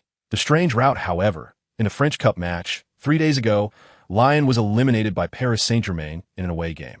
Since Lyon's next league match is also against Paris Saint-Germain, coupled with the pressure of the Champions League, they chose to strategically forfeit this match against the soaring Lens team. The League Cup has the least weight, and there was no need to fight hard. The League and Champions League were more important. Therefore, Lyon sent a large number of young players and substitutes, with none of the main players participating, and many didn't even make it to Lens. Liu Feiyang started the match, but was substituted by coach Axel after playing less than half an hour. In that half hour, Liu Feiyang had already scored 3 goals and provided 1 assist, with the team leading by a significant margin, so there was no need to keep him on the field. After winning against Lyon without a fight, on January 30th, the Lens team headed to Lille for their match, as the 2 teams are quite close to each other. The match between them is known as the Côte d'Opale Derby, historically marked by rivalry. Lille performed well in the league, currently having 11 wins, 4 draws, and 6 losses, accumulating 37 points, ranking 5th behind Lens, Marseille, Auxerre, and Montpellier. Chapter 104. The Vengeful Demon after easily shaking off Hazard. Liu Feiyang used a feint to get past number 5, Salibur. At this moment, only number 3, Van Dam, and goalkeeper Butler were left in front of him. Liu Feiyang chose not to take a long shot, but instead charged into the penalty area at high speed. A sudden stop and change of direction easily allowed him to break past Van Dam. Seeing this, goalkeeper Butler had no choice but to rush out, but he was faked out by Liu Feiyang and fell to the ground. After getting past Butler, Liu Feiyang gently lifted the ball into the empty net. Goal! Goal! Goal! Shouted Duan Xian passionately from the Beijing studio. Starting from number 10, a Blaniac, to number 1, goalkeeper Butler, Liu Feiyang dribbled past 6 players, performing a Maradona-style display, and finally sent the ball into the empty net. Within just 10 minutes of the match, Liu Feiyang had already scored twice. It was uncertain how many goals he would score in this match, but this definitely would not be the last one. Go for it, Liu Feiyang. On the field, Liu Feiyang couldn't hear Duan Xin's words. After scoring 2 goals, he actually wanted to create opportunities for his teammates, as it was better to share joy than to enjoy it alone. Chapter 105. Revealing medical skills, although he became the center of attention. Liu Feiyang did not attend the press conference after the match, nor did he accept interviews, disappointing the media reporters present. So where did Liu Feiyang go? He went to the hospital to visit Raymond with his teammates. At this time, Raymond's left leg below the knee was fully cast, lying on the hospital bed, receiving 4 fluids. He had learned about the final result and process of yesterday's match through club staff and felt both relieved and touched. When he saw Liu Feiyang and his teammates walk into the hospital room, he couldn't help but shed tears. "Hey, dude, why are you crying? Does it hurt?" Liu Feiyang joked, handing him a few tissues. "Thank you, Molly. Thank you, brothers, for helping me teach those bastards a lesson. It's a pity I can't fight with you this season. You guys keep it up?" Liu Feiyang was taken aback. "You only have a fracture. Do you need that long to recover? There are still 4 whole months until the season ends. Uncle Louis told me so. By the way, he said he wants to find you." "Oh, where is he? What does he want with me?" Chapter 106. Going crazy again, so you guys just go all out in this match. We've already lost to them twice this season, and I don't want to lose a 3rd time. How about you? We don't want to either. Let's fight them. On the Lens side, Coach Axel also made a mobilization speech, but it was much more concise. "Kids, in the last league match, you scored 12 goals against Lille. How many you scored today is up to you." With both coaches fired up, the players charged forward. As soon as the referee blew the whistle to start the match, both teams immediately launched into a crazy offensive onslaught. Although, overall, Lens's lineup was indeed not as strong as the defending champions Bordeaux, having Liu Feiyang made a difference. In fact, Axel's half-joking mobilization resonated with Liu Feiyang. "Last time we scored 10, we can't score too few this time, right? Didn't they say my total goals in Ligue 2 don't count last year? If I score 100 goals this year, let's see what they have to say." So Liu Feiyang took it seriously, and when he did, Bordeaux was in trouble. In the 3rd minute, Liu Feiyang received a through ball from number 6, defensive midfielder Helmaki. Near the center line, he used his speed to shake off the defense of number 21, Diarra, and then with a series of butterfly steps, he dribbled past 3 opponents, Sham, Tremurinas, and Fernando. Chapter 107. He has already scored 95 goals, although the herbal medicine in Liu Feiyang's hands had a strong smell, appearing dark and unclear in its composition. As Raymond himself said, over time, there was indeed a blind admiration for Liu Feiyang. Besides witnessing those miraculous goals on the field, only he had seen Liu Feiyang shoot 10 rings with a pistol from 50 meters and had seen Liu Feiyang make Fred cry in a one-on-one against Charlie. And given Liu Feiyang's character, he certainly wouldn't deceive him. How do we break this cast? It's simple, I'll do it. Liu Feiyang didn't want to waste time. Directly channeling his internal energy to his hands, and with a little force, he broke the cast on Raymond's leg into 2 halves. Ignoring the shocked expressions of Raymond and his parents, who looked at him like an alien, he disinfected the area, then personally opened a piece of bone-repairing plaster and applied it to the fracture site. He then took out a bone-repairing pill for Raymond to swallow with water and explained some precautions. He intended to go home immediately, but Raymond and his parents insisted he stay, so he had to stay for a meal before leaving. Now, even if he spoke a lot, it was better to let time test the efficacy of the 2 medicines. Liu Feiyang was still very confident in the medicine he had prepared himself. Chapter 108. The big guy behind. In order to expedite Liu Feiyang's transfer process, Wei Di reported to the leaders at the headquarters, held a special meeting, and established a working group. After the spring festival holiday, they immediately launched the relevant work for Liu Feiyang's transfer, striving to get things done as quickly as possible. However, given the current complex situation in domestic football, it would likely be a long process. Liu Feiyang, however, was not in a hurry since the next World Cup was still 4 years away, and he didn't have time to worry about it because the schedule for the Lens team was extremely tight. On February 18th, the Lens team played at home against PSV Eindhoven in the first leg of the Europa League round of 16, a team that, along with Ajax and Feyenoord, is known as the Dutch Three Musketeers. Liu Feiyang wasn't very familiar with PSV Eindhoven. He only knew that last season, Chinese player Sun Xiang had played there. And this season, there was another Chinese player, Zhou Haibin, who had been released by the club before the new year. PSV Eindhoven advanced to the knockout stage of the Europa League from Group K with an unbeaten record of 4 wins and 2 draws. And unexpectedly drew Lens in the draw, making it a clash. Chapter 109, Broken Leg Bones. Ingelar could be considered a loyal disciple of Luton. Having followed him from the Dutch team 20 to the German team Schalke 04, and now to PSV Eindhoven. The bond between the two was naturally very deep. Now, because of Liu Feiyang on the opposite side, his father-like coach Luton was actually so angry with him, which made Ingelar both angry and frustrated. After the halftime break, Ingelar's stamina had recovered to some extent, and upon re-entering the field, he locked his gaze tightly on Liu Feiyang. His eyes were cold, as if looking at a dead man. Sensing someone staring at him, Liu Feiyang turned to look and saw Ingelar. To Liu Feiyang, Ingelar's expression looked like that of a scorned woman, which he found amusing rather than frightening, so he flashed a grin at him. Ingelar, seeing this, became even angrier. As the second half began, with a 2-0 lead, Lens naturally adopted a defensive counterattack strategy, and Liu Feiyang moved to the defensive midfield position to mark the opposing striker. Number 7, Toivonen. After all, in a 2-legged match, it was crucial to maintain a clean sheet at home. Chapter 110, The Mysterious Aura. In the final moments of the match, the ball came to Liu Feiyang's feet. Seeing that the referee was checking the time, he hurriedly swung his foot to strike the ball, not even bothering to look at the situation in front of the opposing goal. Unexpectedly, this hasty kick resulted in an incredible shot from nearly 40 meters away, traveling at lightning speed and skimming the ground, passing through the crowd, and even squeezing between 2 PSV Eindhoven players, hitting the left post and finding the back of the net. The referee paused for a moment, then blew his whistle to signal that the goal was valid before blowing 2 short and 1 long whistle to end the game. 70, which meant that Lens had secured a spot in the top 16 of the Europa League in just 1 match. Post-match discussions were not centered on Liu Feiyang's 4 goals and 3 assists, but rather on Ingelar's flying kick at Liu Feiyang. The hospital later confirmed that Ingelar had fractured his right tibia and fibula, ruling him out for the remainder of the season. The kicking action was replayed frequently by several TV stations and websites, trying to uncover clues but failing to understand why Liu Feiyang, who received the kick, was unscathed, while Ingelar, who kicked, ended up with a fracture. This added a layer of mystery to Liu Feiyang's reputation. Chapter 111, Something to Gain. Great. I also want to participate in the final with you, so thank you in advance.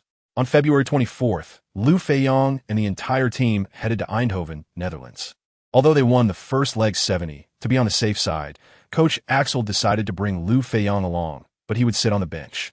Just as Raymond said, Team Dr. Lewis specifically switched seats on the plane with Bukhari to sit next to Liu Feiyang. Molly, where did you get the medicine you gave Raymond? Do you have more? Can you share some with me? Don't worry, I'll pay. Sorry, Uncle Lewis. I made that much and sent it all to Raymond. What? You made it yourself? Although shocked, Lewis lowered his voice to avoid drawing attention from others. Yes, I handmade it using Chinese medicinal materials. Can it be mass-produced? It's difficult. One of the ingredients is tiger bone, which is the bone of a tiger. Small amounts can still be acquired, but in large quantities, it's very hard. The medicine I gave Raymond was bought by sending someone to Chinatown in London. Hearing Liu Feiyang say this, Lewis felt a bit disheartened. If it could be mass-produced, that would be great. Raymond is a living example. Your medicine is simply miraculous for fractures. Thousands of people suffer fractures every year, and if you sold this medicine, you'd become a super rich person. Chapter 112. One general success comes at the cost of thousands of bones. This season, Paris Saint-Germain's league performance was poor, ranking only 15th. With no hope for European competition and no fear of relegation. Besides continuing to advance in the French Cup, they had lost all ambition in the league. Unexpectedly, the aimless Paris Saint-Germain ended up causing huge trouble for Lens. In this away match, Paris Saint-Germain took the initiative, scoring the first goal just 10 minutes into the game through Turkish forward Erding. 3 minutes later, Paris Saint-Germain was awarded another penalty, which was successfully converted by Maurice. In just over 10 minutes into the match, Lens was already trailing 0-2. In the first half, Liu Feiyang remained active and worked hard, but he just lacked a bit of luck, hitting the crossbar once and the post once, and had another shot bravely saved by the opposing goalkeeper, Edouard.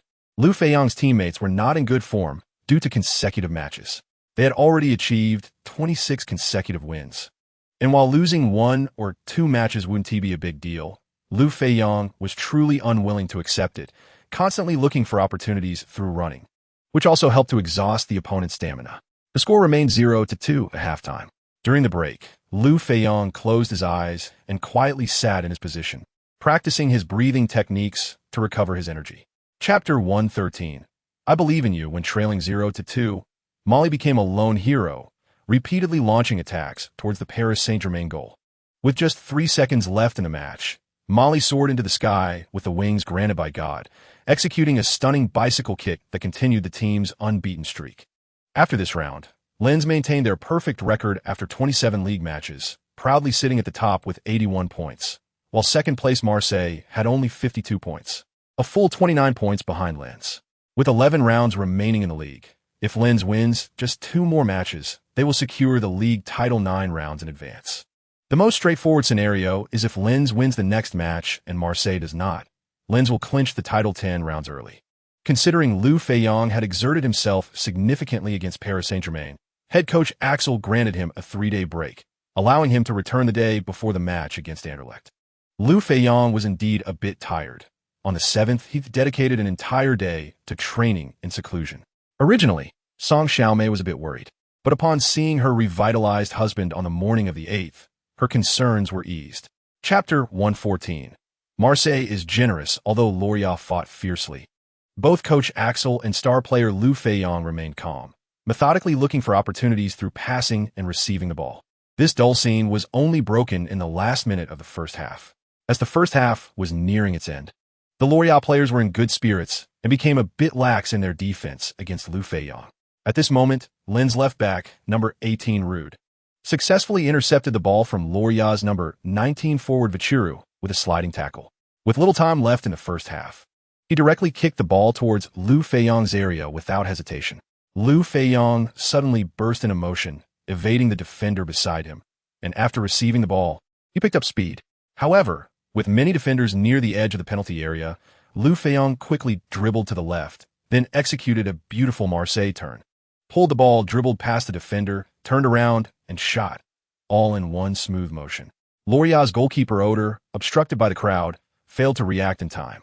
Although the shot wasn't too fast and the angle wasn't particularly tricky, it still flew into the net without obstruction. Chapter 115. The world's highest salary in theory.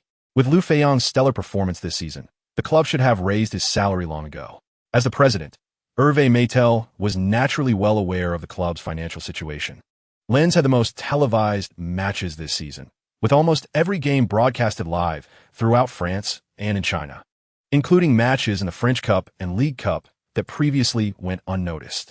More broadcasts meant more revenue from broadcasting fees, which was a significant income. Due to their success and Liu Feiyang's individual performance, Lens had also received a large number of commercial sponsorships over the past 2 years, adding to their revenue. Additionally, ticket sales were in high demand, and sales from jerseys and other fan merchandise were also substantial for each match. After winning Ligue 1, the club would receive 16.5 million in bonuses from the Football Association, and winning the Europa League would bring in several million more. The French Cup, Ligue Cup, and French Super Cup victories also came with corresponding bonuses. Altogether, Lens was expected to profit at least 100 million by the end of the season, and they had already secured a spot in the Champions League for next season, which was extremely valuable. Chapter 116. Like a foolish pig, if there were any mishaps in this match and a key player got injured, it would be a huge loss. After much consideration, Deschamps ultimately decided to field the full starting lineup. His thought process was to see how things went. What if Lens or Liu Feiyang were not in good form? If things didn't go well, he could just concede the championship. Marseille was in a dilemma, but Lens was very relaxed, including Liu Feiyang. Everyone was in good form after their rest, and with Raymond's timely return, the entire starting lineup was intact. They didn't need to worry about the remaining league matches. They just had to win the final home game to claim the Ligue 1 championship trophy. The entire team approached Paris with a relaxed and joyful mindset, determined to win the League Cup. In the pre-match press conference on the 26th, head coach Axel and team captain Liu Feiyang openly declared their championship ambitions, showing great confidence. In contrast, neither coach Deschamps nor top scorer Nyang from Marseille seemed very confident. merely stating vaguely that they would do their best to win. At 8:30 p.m. on the 27th, following last season's French Cup final, Liu Feiyang once again led Lens onto the pitch at the Stade de France as captain, alongside the returning Raymond, number 20. Chapter 117. The season's second trophy after the match restarted, Deschamps immediately made a personnel adjustment, substituting number 18 Abriel for number 10 Ben Arfa. Seeing himself being substituted, although he was still unwilling, he could only leave the field dejectedly, not forgetting to glance at Liu Feiyang. Just wait, you'll know soon enough I'm not worse than you. In reality, this was just Ben Arfa's self-delusion. Liu Feiyang had never considered him a rival. Although the match had only been going for a few minutes, the suspense of victory or defeat was already gone. Liu Feiyang withdrew to a defensive midfield position to strengthen the defense. Marseille was unable to create any significant threats, and their few attempts were resolutely dealt with by the united defense of Lens. After 90 minutes, the referee blew the final whistle to signal the end of the match. We won. At the sound of the whistle, all the Lens players on the bench rushed onto the pitch, hugging and jumping together. As the losing side and the younger one, Deschamps proactively approached Axel and shook his hand. Congratulations, Mr. Axel. Thank you. You all performed very well this season too. Chapter 118. The Song of Mali. So, how many goals has Liu Feiyang scored so far? The answer is 115, including 64 goals in Ligue 1, 3 in the French Super Cup, 28 in the Europa League, 8 in the French Cup, and 12 in the French League Cup. In addition, Liu Feiyang has made 36 assists in various competitions, single-handedly dominating 151 goals. This 19-year-old kid, is he really human? Could he actually be a god of football? It's simply terrifying. Liu Feiyang possesses both skill and speed, capable of scoring from any position in the midfield and forward areas. His free kick accuracy is even higher than that of others' penalty kicks. He is like a bug in the game, a character you would only expect to find in a football video game. The key is that no one can defend against Liu Feiyang. He doesn't fall for soft or hard tackles, and both straightforward and sneaky defenses are futile, yet you cannot afford not to defend against him. What should be done about this? Time flies to the night of April 1st at 8 p.m. The Lens team hosts Standard Liège at the Felix Baller Stadium for the first leg of the Europa League quarterfinals, and the referee blows the whistle to start the match. Chapter 119. Big production. The Standard Liège head coach, Ballon, looks pale. Damn it, it's just a broken song. Is it really that energizing? However, for Standard Liège, their nightmare is far from over. In the 38th minute, Liu Feiyang reciprocates with a brilliant curved assist to Raymond, who heads the ball into the net unmarked. In the 45th minute, number 22, Jima, is brought down by Standard Liège number 4, Ricardo Rocha, at the edge of the penalty area. Liu Feiyang takes the direct free kick, curling the ball around the wall into the top right corner of the goal.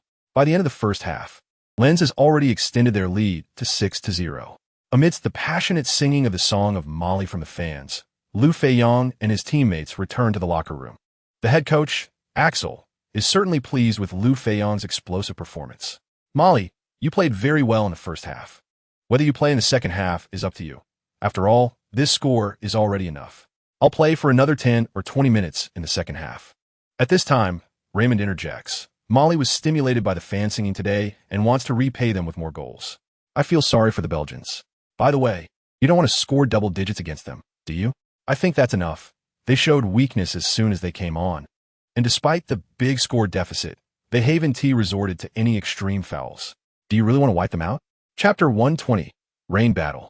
Now, every time Monaco's head coach, Ricardo, hears Liu Feiyang's name, he feels overwhelmed and helpless. The same goes for their midfield core, number 10, Park Ji-young from South Korea. Last season's French Cup and this season's 2 league matches have instilled a deep fear of Liu Feiyang and Park Ji-young. Although he has been performing well in Monaco, compared to Liu Feiyang, they are worlds apart. Every time they face each other, Liu Feiyang actively marks Park Ji-young, shutting him down completely, leaving no room to maneuver. How can they play joyfully like that? However, there is hope. According to the weather forecast, it will rain heavily in Monaco on April 13th, lasting all day. This is undoubtedly good news for Monaco, who have the home advantage. So, after finishing their home match against Valenciennes on April 10th, Monaco's team used 4 large water trucks to soak the Louis II Stadium's pitch with plenty of water before training. Even during training, the water trucks kept going, simulating the rainy battle scenario to the maximum.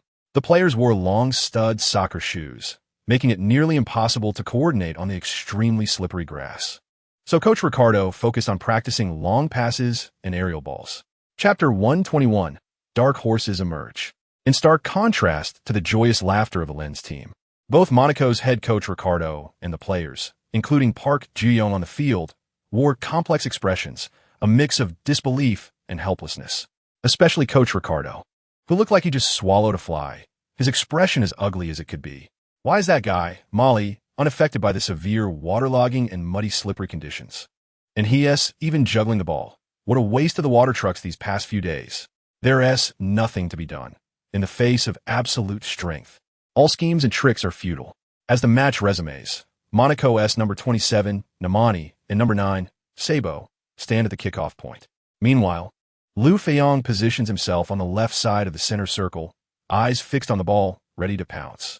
With the referee's whistle, Nemani taps the ball, and Sabo passes it back to number 10, Park Ji-young. The moment the ball moves, Liu Feiyang rushes towards Park Ji-young. Although Sabo's pass is powerful, it's a ground ball and there's a puddle in the center circle, slowing the ball down significantly. Originally waiting outside the center circle, Park Ji-young sees the ball moving much slower than expected, and Liu Feiyang is charging at full speed, causing him to hurry towards the ball, trying to control it before Liu Feiyang can reach it. Chapter 122. Hand in Hand. Before facing Fulham, Lens still has 2 Ligue 1 matches to play. Away against Marseille and at home against Ballon. However, with the league title already secured, Lens has decided to field their second team for these matches. As a result, Liu Feiyang and other key players enjoy a rare few days off. During this break, Liu Feiyang bids farewell to assistant director Liang Shan and the actors who came to learn football, as they all have quite a bit of luggage, ultimately opting for a charter flight back home. Before leaving, Liang Shan expresses gratitude to Liu Feiyang and Song Xiaomei for their meticulous care during this period. Brother Liang, there's no need for such polite words. After all, you're working for me now. Everyone has been working hard. That is true. Well, I want to be polite with you. We'll head out first. See you back home. All right, see you back home. After sending off Liang Shan and the others in the morning, Liu Feiyang welcomes musician Joseph in the afternoon, who specially brought the lyrics and demo for the movie Football God that he composed. He also filled in an English version of the lyrics and played it for Liu Feiyang and Song Xiaomei on the spot, both of whom were very satisfied after listening. Chapter 123. The Ball Soars.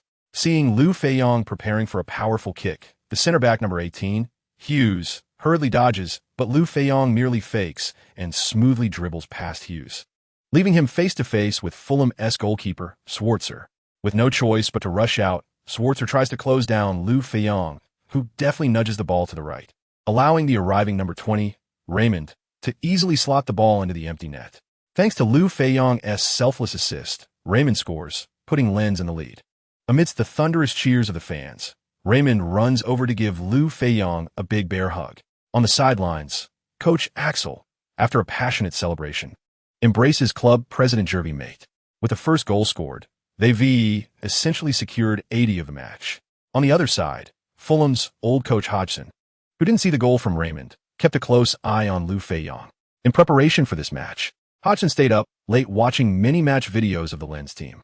In the end, he summarized, "Fortunately, this Molly is in League 1, not in the Premier League. Otherwise Manchester United would have nothing to do with them." Seeing it in person today, Liu Feiyang's performance felt even better than what he saw in the videos. Not only was his individual ability godlike, but he could also connect the whole team, participate in defense, and provide unselfish assists. Chapter 124.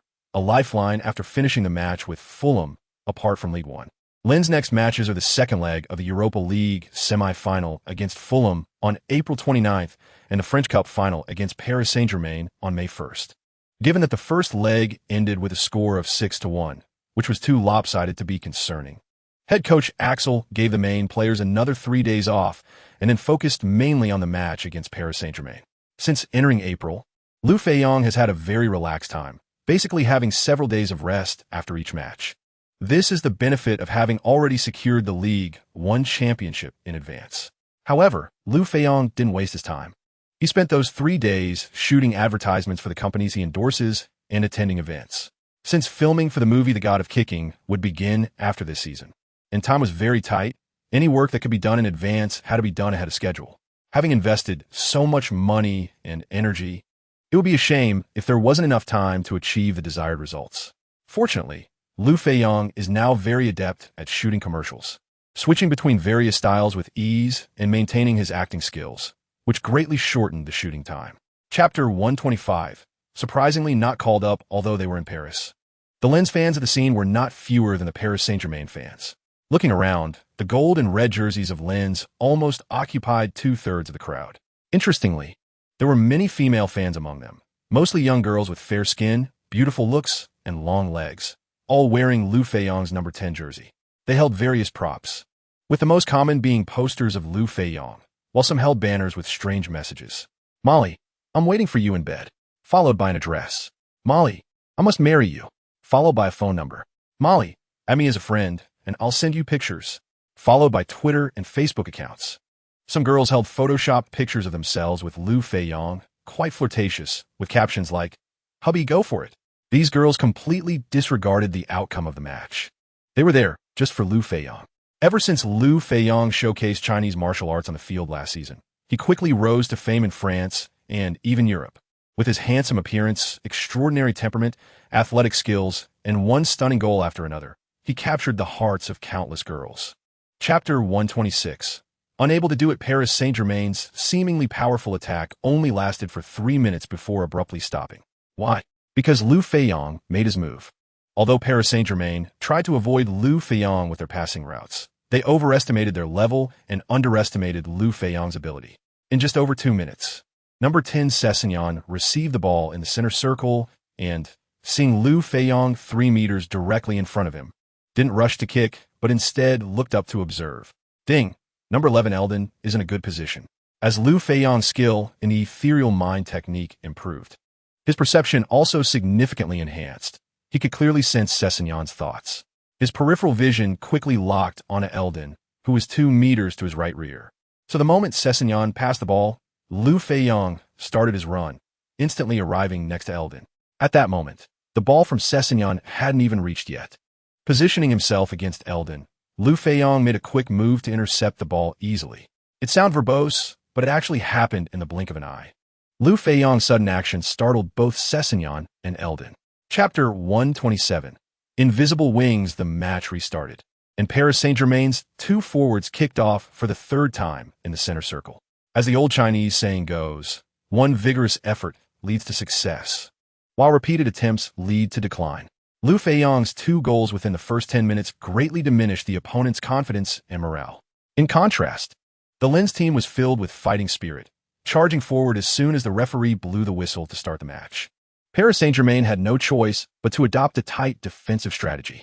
However, disaster struck in the 21st minute when Raymond crossed from the right side, and number 9 Molida flicked the header at the near post. Number 22 Jima was brought down by Paris Saint-Germain's right back, number 6 Garrett. While trying to make a play, the referee decisively blew the whistle and pointed to the penalty spot, awarding Lens a penalty. Liu Feiyang had no interest in taking the penalty, which lacked any technical challenge, so Jima took the penalty kick he had created himself. He took a few steps back, raised his leg, and shot the penalty straight toward the upper right corner, but goalkeeper Edouard misjudged the direction. However, perhaps Jima was too focused on the angle of the shot, and the ball hit the right post, bouncing back. Chapter 128. The transformation of a small team. Next came the most exhilarating moment, as French President Sarkozy appeared and shook hands warmly with Liu Feiyang. Once again witnessing Liu Feiyang's incredible performance, Sarkozy felt it was unfair that Liu Feiyang was not called up to the national team. "Little guy, your performance has shocked me once again. I look forward to you doing even better in the future. You will definitely become the pride of 65 million French people. Thank you, Mr. President." Liu Feiyang thought, "I originally thought the same, but you French people won't give me this opportunity." After giving Liu Feiyang a pat on the shoulder for encouragement, Sarkozy handed the Charles Simon Cup to Liu Feiyang. Holding the trophy in front of the entire Lens team, he counted loudly to 1, 2, 3, and then raised the trophy high. In an instant, the song "We Are the Champions" rang out, and brilliant fireworks shot into the sky, with gold and red ribbons falling from above. The Charles Simon Cup was passed around in the hands of every Lens player, and at that moment, they were the happiest people in the world. Many people shed tears of joy. The loyal fans of Lens were equally overwhelmed with emotion. Over the past 2 years, they had experienced so much joy with the Lens team. Chapter 129. The boss's financial offensive, the 7-day holiday, quickly became a thing of the past amidst the busyness. After several days of preparation with the team, on May 10th, the entire squad departed for Hamburg, Germany, where they will face off against Atletico Madrid from Spain at the Northern Bank Stadium on the 12th. Competing for the UEFA Europa League title. The Europa League was restructured from the UEFA Cup, and whoever wins this match will have the honor of owning the Europa League trophy for the first time in history, which has both Lens and Atletico Madrid eager to claim this prestigious title. Although the opponent boasts top South American forwards, such as Uruguay's Forlan and Argentina's Agüero, Atletico Madrid has not performed well in La Liga this season, currently sitting in 9th place after 37 rounds. Despite their lackluster performance in La Liga, Atletico Madrid has excelled in the Copa del Rey and the Europa League, reaching the finals in both competitions. After this Europa League match, they will also compete against Sevilla in the Copa del Rey on May 19th. If they can clinch the championship, Atletico Madrid will qualify for next season's Europa League. Chapter 130. Counterattack. The Northern Bank Stadium, which can accommodate 55,000 spectators, was one of the venues for the 2006 FIFA World Cup. Tonight, it was packed to capacity, and as the two teams took to the field, the fans erupted in a thunderous applause and cheers, accompanied by screams of excitement. Due to its proximity to Germany, the supporters of Lens and fans of Liu Feiyang made up 2/3, if not more, of the crowd, effectively turning the stadium into a home ground for Lens. At 8 p.m. sharp, the referee blew the whistle to signal the start of the match, with Lens kicking off first. Number 22, Jima, passed the ball back to Liu Feiyang outside the center circle. With a running start of over 9 meters, Liu Feiyang picked up speed immediately. Atletico Madrid's number 8, Raul Garcia, rushed in to block him, but Liu Feiyang skillfully dribbled the ball through his legs, maintaining his speed. Midfielders number 12, Asuncel, and number 19, Reyes, quickly closed in from the left and right. However, using a butterfly step, Liu Feiyang deftly maneuvered between the two, then pushed the ball to the right and followed up with a powerful shot. Liu Feiyang's shot was unexpected, as everyone thought he would continue his breakthrough. Chapter 131. The end of the battle. Initially, Raul Garcia's foul on Liu Feiyang excited Flores, who thought Raul's tackle was a bit heavy. In fact, Flores greatly admired Liu Feiyang and wanted to win the match, but didn't want to jeopardize his career. Little did he expect that the injured Liu Feiyang would stand up, seemingly ready to take the free kick. Meanwhile, the culprit Raul Garcia received a red card and was unable to get up. Flores clearly saw what happened when Liu Feiyang fell and hit the back of his head on Raul Garcia's knee. How could that guy's head be harder than Raul's knee? The answer is yes. Liu Feiyang had intentionally focused all his strength on the back of his head upon landing, making it much harder than Raul Garcia's knee.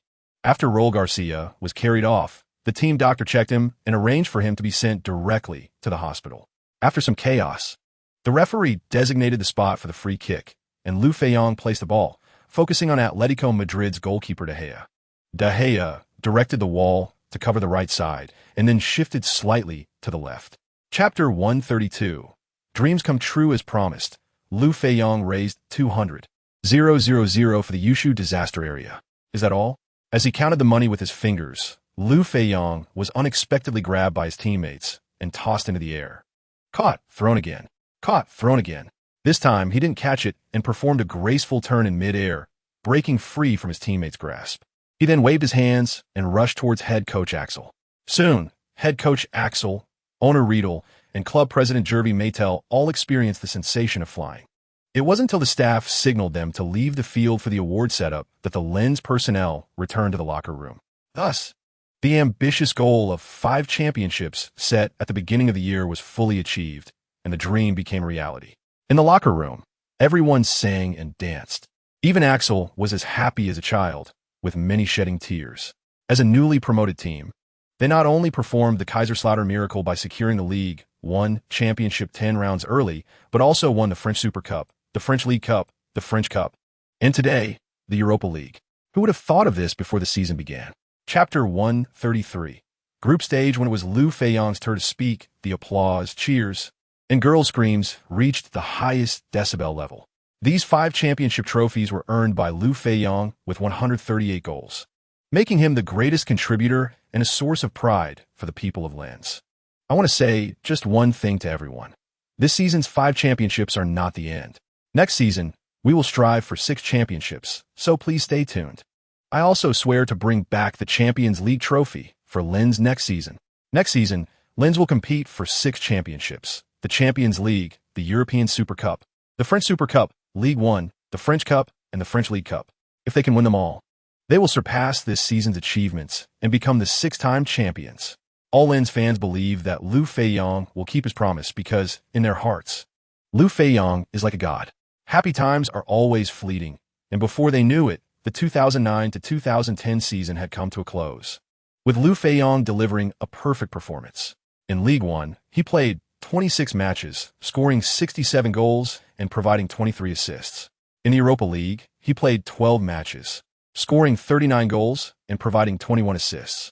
Chapter 134. A messy French team. Fortunately, the early filming of Liu Feiyang scenes was nearly completed, and after Liu Feiyang and Song Xiaomei joined the team, they finished all shooting tasks in just 38 days. Liu Feiyang breathed a sigh of relief, as there was nothing more he could assist with. However, Song Xiaomei had a lot to do. As the producer of the film, the legal person of Feiyang Entertainment, she still needed to negotiate with Poly-Bona Film Distribution Company regarding film distribution matters. She also had to finalize the promotional plan for the film and secure additional funding for post-production. In addition, Song Xiaomei needed to go into the recording studio to record the film's soundtrack, keeping her extremely busy. Liu Feiyang was also not idle. On June 24th, he received notifications from the deputy director of the Football Management Center, the vice president of the Football Association, Yu Hongshun, and the national team head coach, Gao Hongbo, that his transfer was basically completed. However, he needed to personally go to Beijing to sign a few documents, and the leaders of the general administration also wanted to meet with him. After arriving in Beijing, Liu Feiyang first completed some of the procedures for his naturalization in Huaguo under the guidance of Yu Hongshun. However, there are still some processes to go through, but it won't take more than a month. By then, Liu Feiyang will officially be a citizen of Huaguo. Chapter 135. 2 press conferences. In fact, the new head coach of the French team has already been selected, and that is Bordeaux's coach, Blanc. After 5 encounters with the Lens team over the past 2 seasons, all resulting in humiliating defeats, Blanc has long had a fondness for Liu Feiyang. Without needing the president or the Football Association to say anything, he has already thought it through. Once he becomes the head coach of the French team, the first thing he will do is call up Liu Feiyang. Liu Feiyang has not paid any attention to the matters of the French team, as it does not concern him. He had been busy with film projects and hadn't watched a single match during the group stage of the World Cup. Only after the filming wrapped up did he have time to watch football, and by then, the World Cup had already entered the knockout stage, which is more intense and thrilling than the group stage. Of course, Liu Feiyang was not idle. Under Song Xiaomei's arrangements, he shot 2 advertisements and attended several commercial events. On the afternoon of July 2nd, Liu Feiyang once again arrived at the Huaguo Football Association. At 5 p.m., the association would hold a press conference to officially announce Liu Feiyang's joining the Huaguo national men's football team. Meanwhile, thousands of miles away in Paris, France, the French Football Association would also hold a press conference at 10 a.m. to inform the media about 2 main topics. Chapter 136. Blanc in a dilemma. This news left Escale, Blanc, and the attending media reporters in shock, exchanging glances. Just as Blanc mentioned calling up Liu Feiyang, he was informed that Liu Feiyang had already joined the Huaguo national team, which was quite ironic. However, Blanc still asked the reporter, "Is your information reliable?" Of course, there was evidence. He held up his Apple iPhone 4, the revolutionary phone that had just been released a few days ago, a masterpiece by Apple founder Steve Jobs. On the phone was a photo of Liu Feiyang wearing the Huaguo national team jersey at the press conference.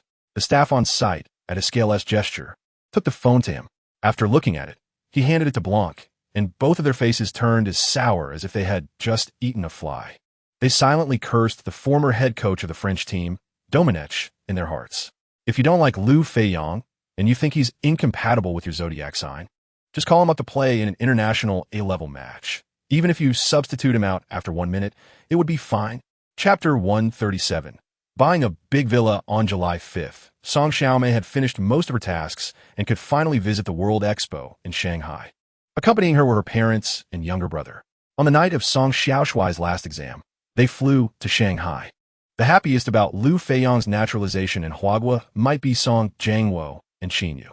Although they could see that Liu Feiyang and Song Xiaomei got along well, he was still a foreigner, and they had some reservations. Now, however, Liu Feiyang was truly a Huagua citizen, so there was nothing left to worry about. The Shanghai Expo opened at 9 a.m. and closed at midnight. It was said that visiting all the pavilions would take 3 days. Previously, Song Xiaomei had arranged for someone to create a detailed itinerary. The 5 of them were fully equipped with backpacks, sun hats, umbrellas, and folding stools, as some pavilions required waiting in line for hours. Liu Feiyang even wore sunglasses. Although the weather was hot, he still had a beard on his face. Otherwise, given his current fame, it would be impossible to move freely in the densely populated expo. Chapter 138. The new season begins taking a microphone. She said, "Hello, media friends. My name is Song Xiaomei. I'm from Shenyang, and I'm a university student. I'll be in my senior year when school starts." Thank you. Was that it? It couldn't be that simple. In fact, aside from her relationship with Liu Feiyang, Song Xiaomei had no issues with what she said. But she didn't want to make their relationship public just yet. The reporters asked a few more questions, and Song Xiaomei skillfully dodged them. In desperation, the reporters turned to Liu Feiyang. "How did you come up with the idea to make this movie?" Liu Feiyang smiled and said that he had to thank director Gujin. Last year, he had the opportunity to work on Flying Hero, and coincidentally, his father had shared a story about the Song dynasty with him, which sparked his interest in filmmaking. Under the reporter's questioning, Liu Feiyang shared some behind-the-scenes stories and insights from the filming, concluding with, "Although I am not a professional actor, this movie is not intended to make money or a casual project. I have genuinely invested effort and heart into it. When a movie is released, I hope to receive everyone's support, and we have prepared a small gift for everyone as a token of appreciation." Chapter 139. Paying tribute to an idol, several new teammates also took the initiative to introduce themselves, and most of them were here for Liu Feiyang. After all, last season's 5-time champion Len's team was very attractive, especially since this season the team would also compete for the Champions League title, with a chance to become a 6-time champion. For these professional players, being able to associate with Liu Feiyang and taste the glory of a 6-time champion was the pinnacle of life. In casual conversation, the topic inevitably turned to Liu Feiyang's decision to naturalize in Huagua and join the national team. While some did not understand why Liu Feiyang would choose a relatively weak team like Huagua, most were supportive. Good buddy Lei Ming was the first to express his support. Molly was right. Let the Football Association regret it. Moreover, Molly himself had half Huagua ancestry from his father's side, so representing Huagua was completely justified. Togo's number 11, Dokari, was also a staunch supporter of Liu Feiyang, saying, "If Huagua meets France in the World Cup, you must defeat France." Liu Feiyang smiled and replied, "Actually, I haven't thought that far ahead. Regardless of whether I represent Huagua or France, I am now a member of the Lens team and will do my utmost to bring honor to Lens." Chapter 140. African Dance Versus. Tai Chi had its embryonic form during the Song dynasty, but the commonly seen styles such as Chun, Yang, Wu, and Sun mostly took shape during the Qing dynasty. Liu Feiyang is a master of kung fu, both internally and externally. After watching someone perform a set, he could easily try it himself. The reason for learning these moves was also to showcase them on the field, as Tai Chi is currently the most widely practiced Chinese martial art globally. The audience erupted in thunderous applause for Liu Feiyang's remarkable performance. After the match restarted, Ayu ran to Liu Feiyang's side and said with a look of grievance, "Molly, can't you let me shoot that ball?" Liu Feiyang jokingly replied, "No, because I just saw a plane flying overhead. To avoid an air disaster, I have to stop you, haha." Liu Feiyang's words made Ayu laugh as well. Although Ayu was a year older than Liu Feiyang, he regarded Liu Feiyang as his idol. He had been loaned out by Marseille for the past 2 seasons and had just returned this season, finally getting the chance to compete on the field with his idol. Although Liu Feiyang had spoiled his chance, he bore no resentment and was instead amazed by Liu Feiyang's subsequent goals. Chapter 141. No ifs at this moment. Ayu ran to Liu Feiyang's side again, this time with a spoiled expression. "Molly, please, let us score one more goal. Our coach said before the match that if we score 3 goals today, we'll get a day off tomorrow. We just need one more."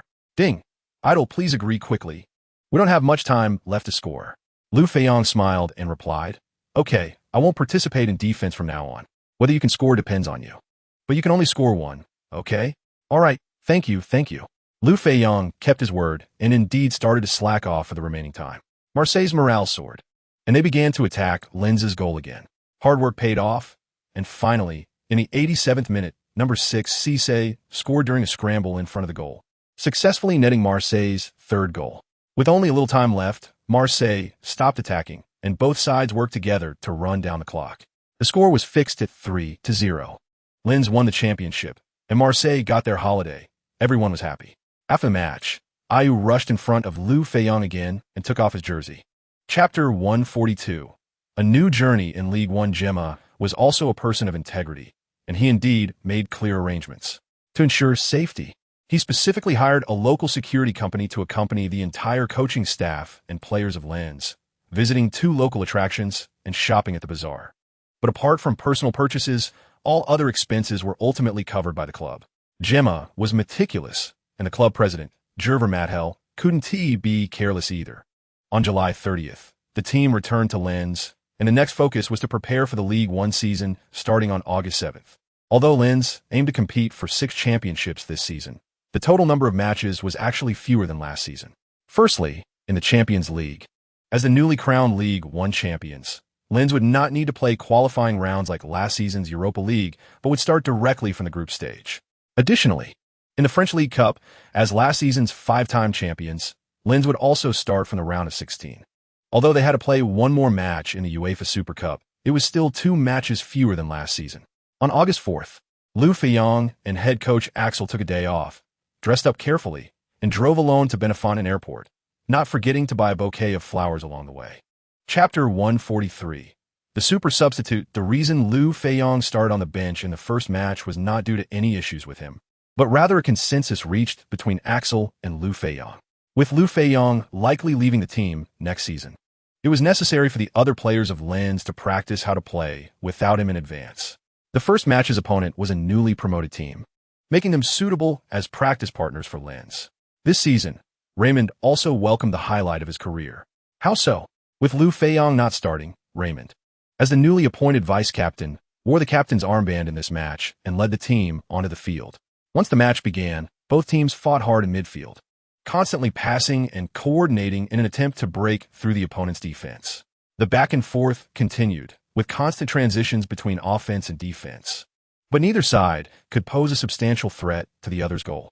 This stagnant stalemate was broken only in the 34th minute. After all, playing at home, the Lens players were more aggressive on the pitch, with the most active being the 2 wingers, number 20 Raymond and number 11 Boukari. Chapter 144. Using the same trick again, Ndiaye had the speed and height, making him indeed the best choice to closely mark Liu Feiyang. However, Michel overlooked one problem. Ndiaye had already run for 80 minutes, while Liu Feiyang had only warmed up. At this point, Ndiaye's stamina was nearly depleted. Of course, even if he had just come on to mark Liu Feiyang after running for 80 minutes, it would still be impossible to contain him. But Ndiaye remembered another instruction from the coach: foul when necessary. However, wanting to foul Liu Feiyang also depended on whether Liu Feiyang agreed. Once Liu Feiyang came on, he ignored the closely marking Ndiaye and immediately integrated into the team's overall offensive and defensive system, looking for an opportunity to strike against Can. Liu Feiyang's first touch of the match was not from a teammate's pass, but from intercepting the ball from Can's number 10 Nivit. As the midfield core, Nivit was the most active player for Can in this match, now barely holding on with sheer will. The decline in stamina easily led to other issues, such as distorted movements, lack of focus, and judgment errors.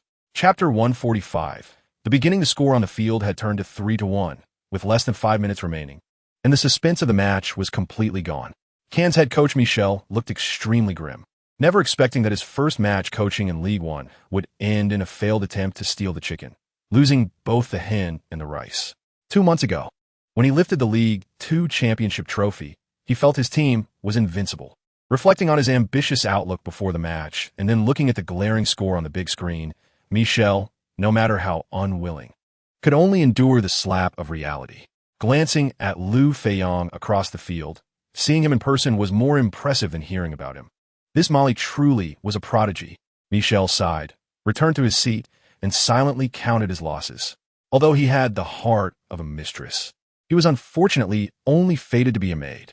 Ultimately, thanks to Liu Feiyang's 2 goals in the last 10 minutes after coming on, Lens achieved a 3-1 victory in their opening match of the 2010-2011 Ligue 1 season. In the post-match press conference, the biggest hero of the victory, Liu Feiyang, did not attend. Instead, head coach Axel went with the team's captain and number 20 Raymond, who scored the first goal. Chapter 146. Wanting to participate in the Olympics with every advancement in the Lingshu mind method, various abilities undergo exponential improvements. I wonder how fast I am now. Thinking this, Liu Feiyang took out a stopwatch from his backpack, preparing to test his 100-meter speed. The training ground was marked with lines for fitness testing. He approached the starting line, and the moment he pressed the stopwatch, Liu Feiyang burst out like lightning. The 100-meter distance was covered in an instant, and as he crossed the finish line, he pressed the stop button. The stopwatch displayed a time of 9:61 seconds for the 100 meters. Liu Feiyang's heart stirred. To his knowledge, the current world record holder for the 100 meters was Jamaica's Usain Bolt. At the 2009 Berlin World Championships, Bolt ran the men's 100 meters in 9:58 seconds, becoming the first person to break the 9.6-second barrier in the event. At the same championship, Bolt also set a new world record in the men's 200 meters with a time of 19 seconds, making him the first athlete to break the 19.20-second barrier in that event. Chapter 147. Is the stopwatch broken? The athletics coach, Adams, was a retired athlete whose main event was the 400 meters, though he had not achieved any remarkable results, having only won a championship in the Strait of Georgia and ranking outside the top 20 in France. Therefore, at the age of 27, he chose to retire and became a personal trainer. Just as his contract with his previous employer expired, Song Xiaomei found him through an intermediary. Upon hearing that he was to coach the famous star Liu Feiyang of the Lens team, he immediately agreed without asking about the salary. Adams was also from Lens, a fan of the team, and a die-hard fan of Liu Feiyang. How many people would envy the opportunity to be a personal coach for their idol? Although it was just a short 1-month contract, Liu Feiyang only needed to master the technical essentials of various events. Of course, Song Xiaomei would not shortchange him. Adams' salary for that month was 20,000 euros, equivalent to half a year's income. For Adams, this was definitely a high salary, and he was determined to perform well. Chapter 148. Shocked Adams, Liu Feiyang shook his head, saying he hadn't followed the Diamond League event mentioned and didn't know the results. 9:72 seconds? If you run that in a competition, it would be the best result of the year. What good is that? Bolt ran 9:58 seconds last year. The gap is still huge. What? You're still not satisfied? Even at the Olympics, a time of 9:70 seconds would surely get you on the podium, and you might even win a gold medal. I'm in good form today, but I can't guarantee I can run 9:70 seconds every time. All right, let's stop practicing sprints. Teach me long jump and triple jump. All right then. After all, Liu Feiyang was the employer, and Adams' duty was to comply. Although his main event was the 400 meters, he was proficient in other events, so he explained the essentials of long jump and triple jump to Liu Feiyang. The long jump consists of 4 steps: approach, takeoff, flight, and landing. During the approach, one should gradually and evenly accelerate along a straight line, reaching maximum speed when preparing to take off from the takeoff board. Chapter 149. Annual goal record. Raymond didn't even look into the penalty area and directly kicked the ball towards Liu Feiyang. With a sudden burst of speed, Liu Feiyang pushed past Park Ji-young and prepared to take a volley as the ball came at him waist-high. Seeing this, Park Ji-young rushed forward, instinctively placing his right hand on Liu Feiyang's back. The sound of a scream and the referee's whistle sounded simultaneously. Seeing Liu Feiyang sprawled on the ground, arms splayed, and the referee holding up a red card, Park Ji-young felt a surge of anger. Referee, I didn't foul. I really didn't foul. He was diving. It was a fake fall. I'm wronged. The referee ignored him, pulled out a small notebook to record Park Ji-young's number and the time of the card issuance. Muttering to himself, I'm a referee who has officiated at the South African World Cup. How could I not see such a blatant foul? In fact, when the two had first clashed, Park Ji-young's little actions hadn't escaped the referee's notice. But as the match was nearing its end and Lens was leading, he chose to let it slide. Who knew Park Ji-young would take it too far, pushing Liu Feiyang to the ground and then shamelessly claiming innocence. Chapter 150. European Super Cup. In a peak showdown of the Champions League against the Bundesliga powerhouse Bayern Munich, Inter Milan defeated their opponent 2-0. Thanks to 2 goals from Argentine forward Diego Milito, reclaiming the UEFA Champions League trophy after 45 years and achieving a treble that season.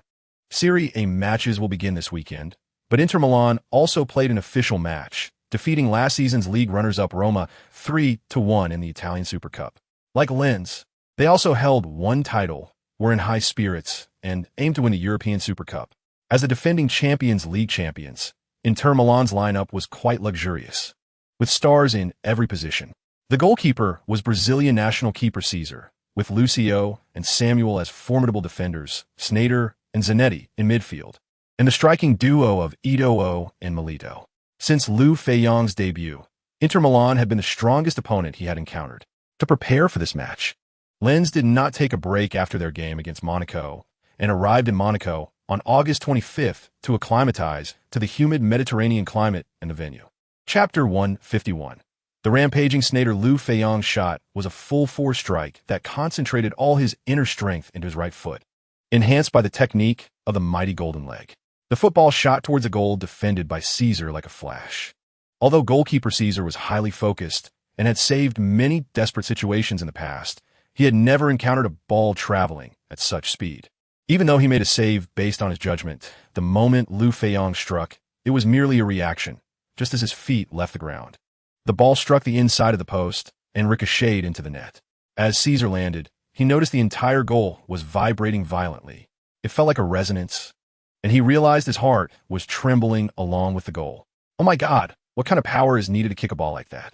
The fans watching the match could tell that Liu Feiyang's shot was incredibly fast, but they had no idea just how fast it really was.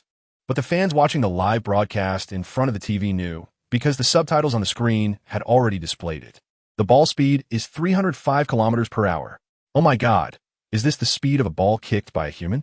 Chapter 152. Pure coincidence, although Sneijder's situation was somewhat tragic and worthy of sympathy. In the end, heroes are judged by their success or failure on the field. And Liu Feiyang certainly wouldn't have any merciful thoughts just because he was in a bad mood. In the 75th minute, the opportunity came. Number 20, Raymond, and number 8, Close, worked together on the right side, exerting a lot of effort to successfully intercept the ball from Pandev's feet. And then Raymond passed the ball to Liu Feiyang near the center circle. After receiving Raymond's pass, Liu Feiyang made a misstep and nutmegged Sneijder in front of him, with Inter Milan's captain, Zanetti, right beside him, rushing forward to block. Unexpectedly, Liu Feiyang didn't advance, but retreated, using his heel to nudge the ball back through Sneijder's legs. Then, with a graceful turn, Liu Feiyang returned to Sneijder's front. Being nutmegged twice in a row was a blatant humiliation. Even a clay figurine would still have some fire in it, let alone Sneijder, who was already on the verge of exploding. Ding! You bastard, you're going too far. I'll take you down. He aimed a fierce kick at Liu Feiyang's leg, but just as he lifted his foot, Liu Feiyang twisted his ankle and once again nutmegged Sneijder. Sneijder lost his balance and fell directly to the ground. Chapter 153. Challenged with the conclusion of the press conference, the European Super Cup also came to a complete end. Just when Liu Feiyang thought that everything had passed and that it would be a long time before he met Sneijder again, unexpected events occurred. What Liu Feiyang didn't know was that at another press conference earlier, Inter Milan's captain Zanetti had revealed to the media that Sneijder had a breakdown in the locker room and angrily criticized Liu Feiyang's humiliating behavior on the field, claiming that his last 2 nutmegs were clearly intentional. That night, after media reports, the situation quickly escalated, with some media in the Netherlands and Italy starting to take sides, directly targeting Liu Feiyang and accusing him of having questionable character, saying he would stop at nothing to achieve his goals. However, mainstream media in France, Ligue, and other countries largely sided with Liu Feiyang, ridiculing Sneijder. If you're not as skilled and resort to foul play, at least have the audacity to keep your mouth shut. If you're capable, why not nutmeg someone else? That kick against Mali was clearly aimed at hurting someone. How could such a person still talk about character? Don't you have any shame? Besides the media, the fans and supporters of both sides also engaged in a war of words. But Sneijder was completely at a disadvantage in this regard, as Liu Feiyang supporters were overwhelmingly numerous, outnumbering Sneijder's by dozens of times. Chapter 154. The hostess is infatuated because he had staked all his savings on Liu Feiyang. Raymond didn't go anywhere during the holiday, and was just waiting to go to London with Liu Feiyang to collect money after the match. For the past few days, Raymond had been hanging around Liu Feiyang, shooting commercials and photo shoots, but he hadn't seen Liu Feiyang preparing for the match against Rico van Hoen, which made him secretly anxious. As September 3rd approached, Liu Feiyang finally finished his photo shoot, but unexpectedly, that afternoon, he went to the training ground for extra practice with a soccer ball. Dude, you really don't need to practice soccer anymore. Why not practice some free fighting?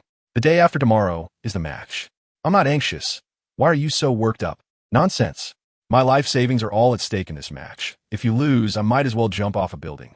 Did I make you place that bet? You. What about me? Tell me, why did you bet on me to win? Because I've seen you in action. I have confidence in you. Since you have confidence in me, why are you so worried? Don't you hear what people say, that sharpening a knife doesn't delay the work of cutting firewood? It's unnecessary. Don't worry, after you win the money, treat me to a meal. Chapter 155, The Frog Kick Sting. This kick is just to test the waters. As long as he moves, I'll retract my leg. Liu Feiyang thought this way, but Rico van Hoen didn't have time to react at all. At the moment he kicked, Liu Feiyang swept his left leg, clearing Rico van Hoen's leg, and then twisting his body, charging forward, and with a fierce kick, he struck Rico van Hoen's chest. Rico van Hoen couldn't dodge in time, and his whole body flew out several meters, bouncing off the ropes before crashing to the ground.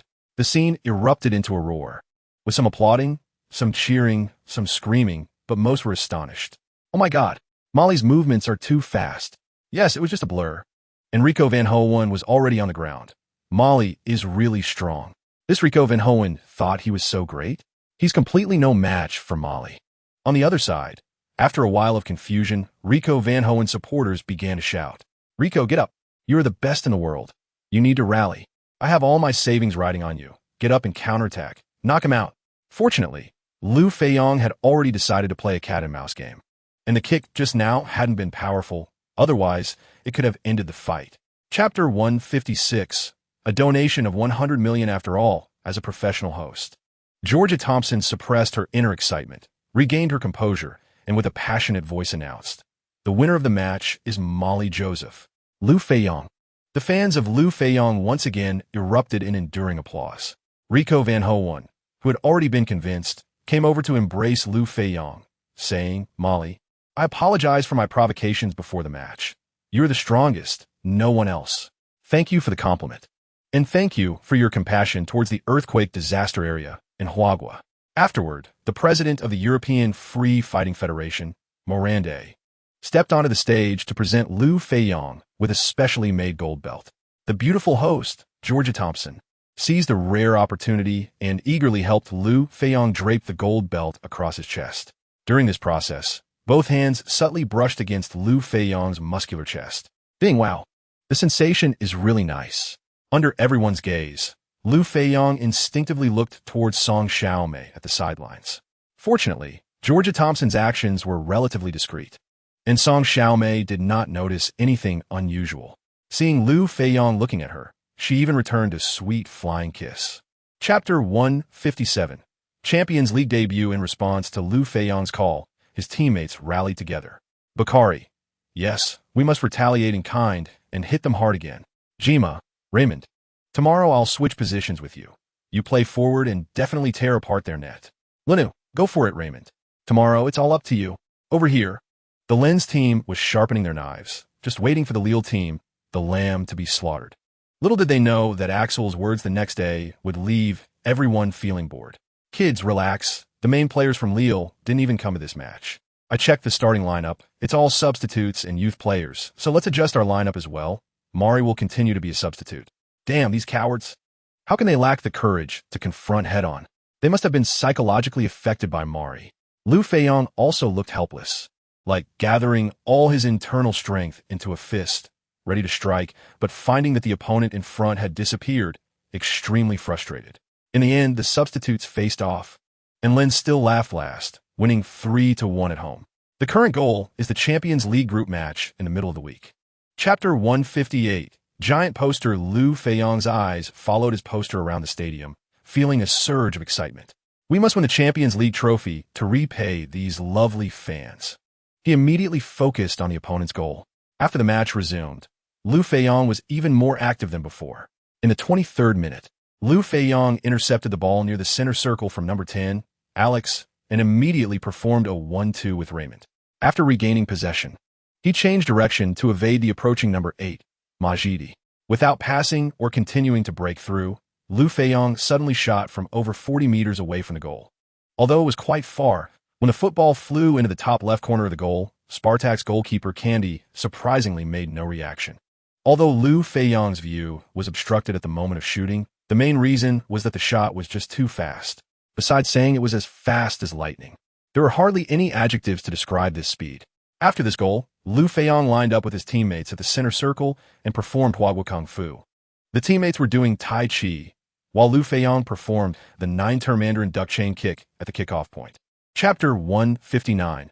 A dream across millennia in another match in the same group. The Premier League giant Chelsea also achieved a big victory away from home, beating Slovakia's Slovan team 4-1. Eschen opened the scoring, Anelka scored twice, and young player Sturridge added a late goal, while Slovan managed to score a consolation goal only due to a mistake by Chelsea's goalkeeper Cech. After the first round, Chelsea ranked second in the standings, trailing Lens by a goal difference.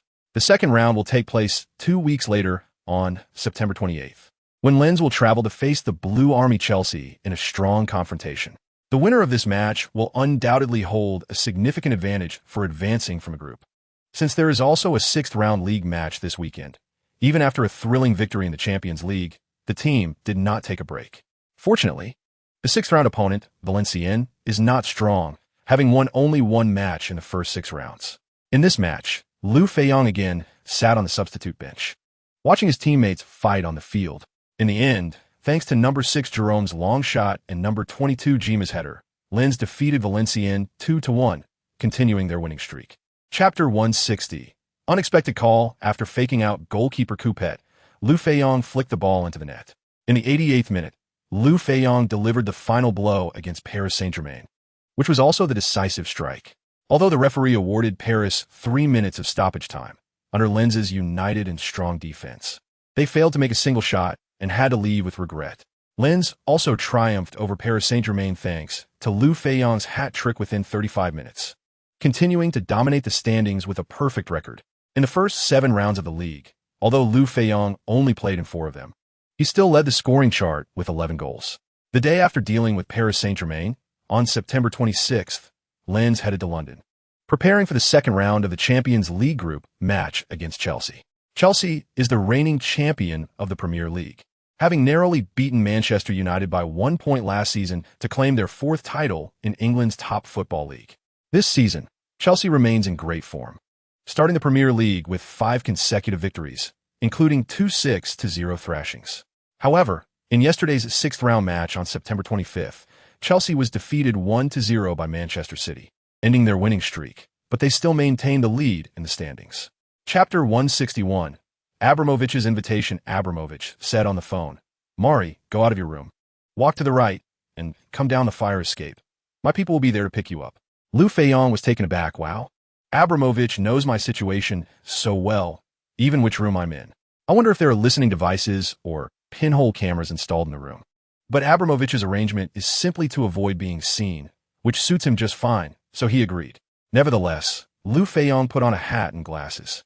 First, he asked head coach Axel for leave. Of course, it was difficult to say the truth, so he said he was going out for a while to buy a gift for his girlfriend. Axel didn't suspect anything and just reminded him to be careful before granting the leave. After coming down the fire escape, he indeed saw a young man in a suit who glanced at Liu Feiyang, confirmed it was him, and politely nodded.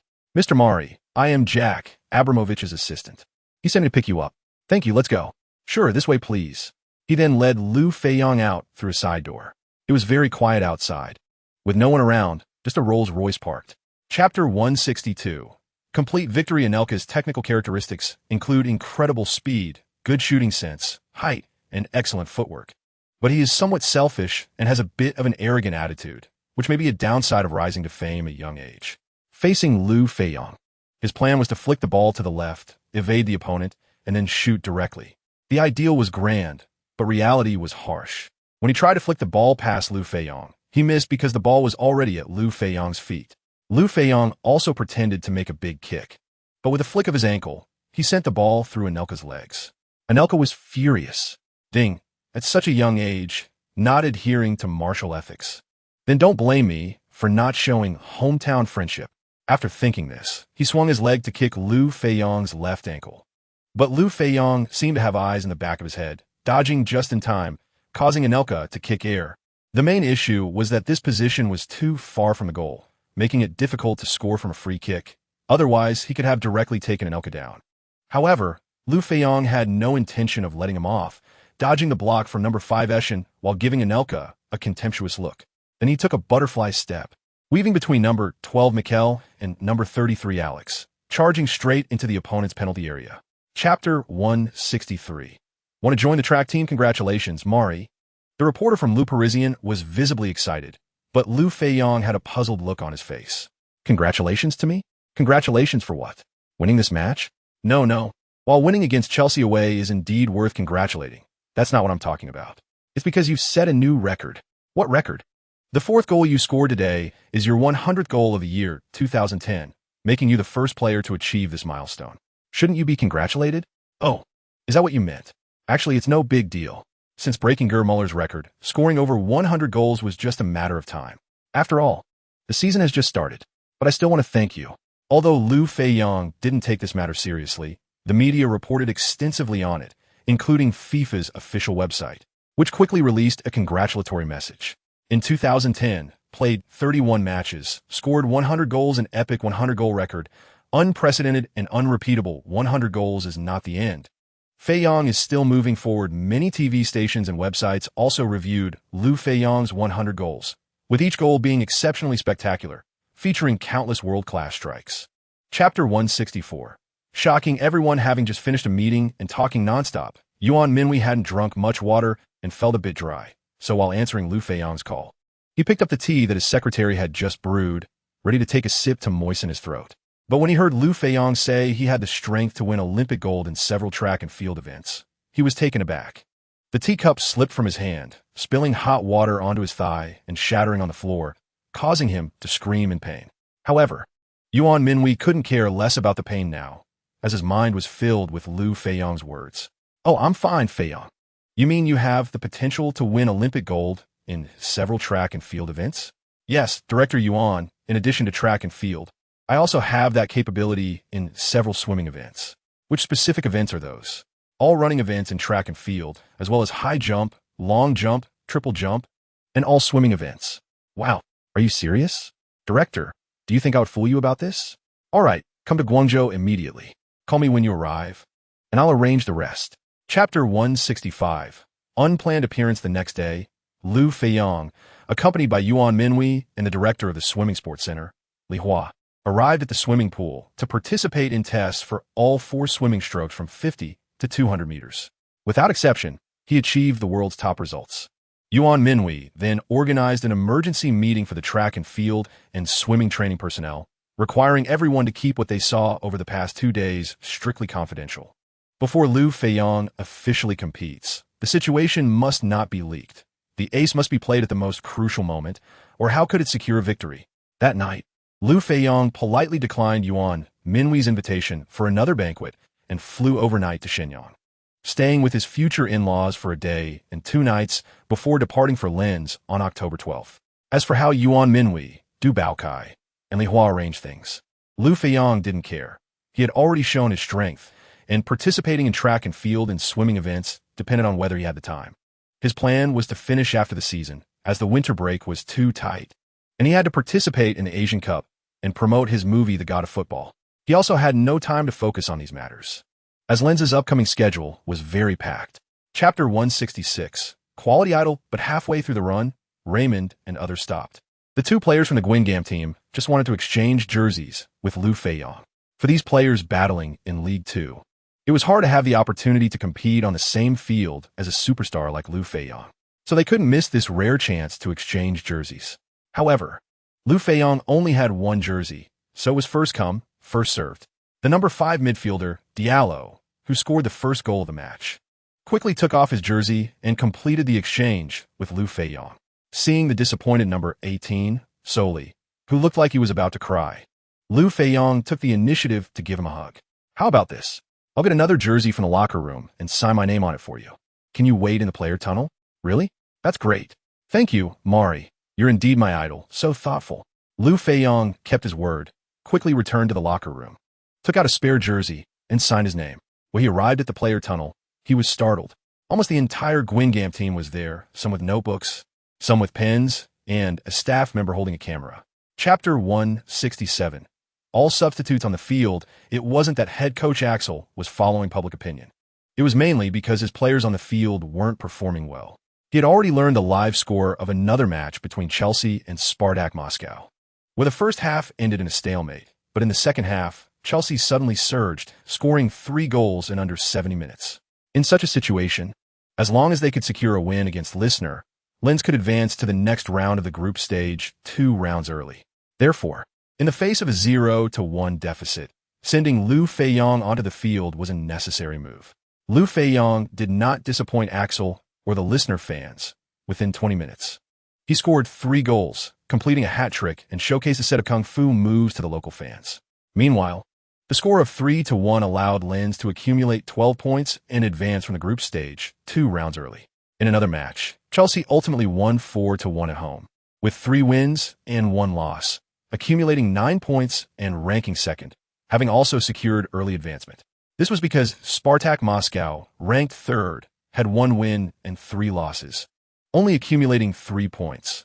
And even if they won their last 2 matches, they would only tie with Chelsea on points. Chapter 168. Deschamps swearing 20, Lens secured victory. Although Liu Feiyang only provided 2 assists in this match without scoring, he was happier than if he had scored himself. Not only did they win the match and get the desired 3 points, allowing the main players to rest, but it also trained the substitute players, making it a win-win situation. Given the good outcome of this match, head coach Axel made further adjustments for the upcoming French League Cup match against Monaco at home on Thursday. In addition to Liu Feiyang starting, there were also 4 main players and 6 substitutes. Young player Vanilla was also among the starters. The Monaco team, which had failed to win anything last season, had a rather strange performance this season. In 12 league matches, they had drawn an astonishing 7 times, becoming a team known for being overly nice. Apart from the 7 draws, Monaco had only won 2 matches and lost 3, accumulating 13 points and ranking 11th in the standings, becoming a truly lower-tier team. So, for the match against the undefeated Lens team this season, Monaco's head coach Ricardo adjusted the starting lineup for this League Cup match, which is considered the least prestigious. In Chapter 169 of the Asian Games, the team struggled to coordinate an attack and had numerous defensive lapses, committing more fouls than Lens. In the 72nd minute, number 6 Cisse, already on a yellow card, fouled Lens's number 11 Bukhari and received a 2nd yellow card, resulting in his expulsion. This added further pressure on the already struggling Marseille team. With Lens leading in score and having 1 more player, they were superior both in gameplay and momentum. In the 80th minute, Lens executed a fluid team play, starting with a throw from the goalkeeper, culminating in a header goal by number 9 Sake after over 30 passes, many being 1 touch. The score changed to 2-0, making the match lose all suspense. However, Lens was relentless, especially their most active player, Raymond. Hard work pays off. In the 87th minute, Raymond successfully intercepted the ball from Marseille's number 8 Lucio Gonzalez, along with right back number 4 Sheeler. After a give-and-go with Sheeler, Raymond charged towards the middle, performed another wall pass with number 9 Sake at the edge of the penalty area, regained possession, and charged into the box. In Chapter 170, confident Lens faced Lyon, who were in Group B without any super clubs, while Real Madrid and AC Milan, 2 top historical clubs in the Champions League, were in Group G with Lyon. Additionally, there was Ajax from the Netherlands, another strong team that should not be underestimated. In the first 4 rounds of the group, Lyon lost 3 matches and only narrowly won against Ajax in the 4th, placing them last in the standings, almost impossible to advance. The best outcome would be to secure 3rd place in the group and participate in the Europa League. Moreover, injuries within the team were severe. But Lyon dared not give up against Lens in this match. After all, with no chance in the Champions League, if they did not perform well in the league, they could end up empty-handed this season.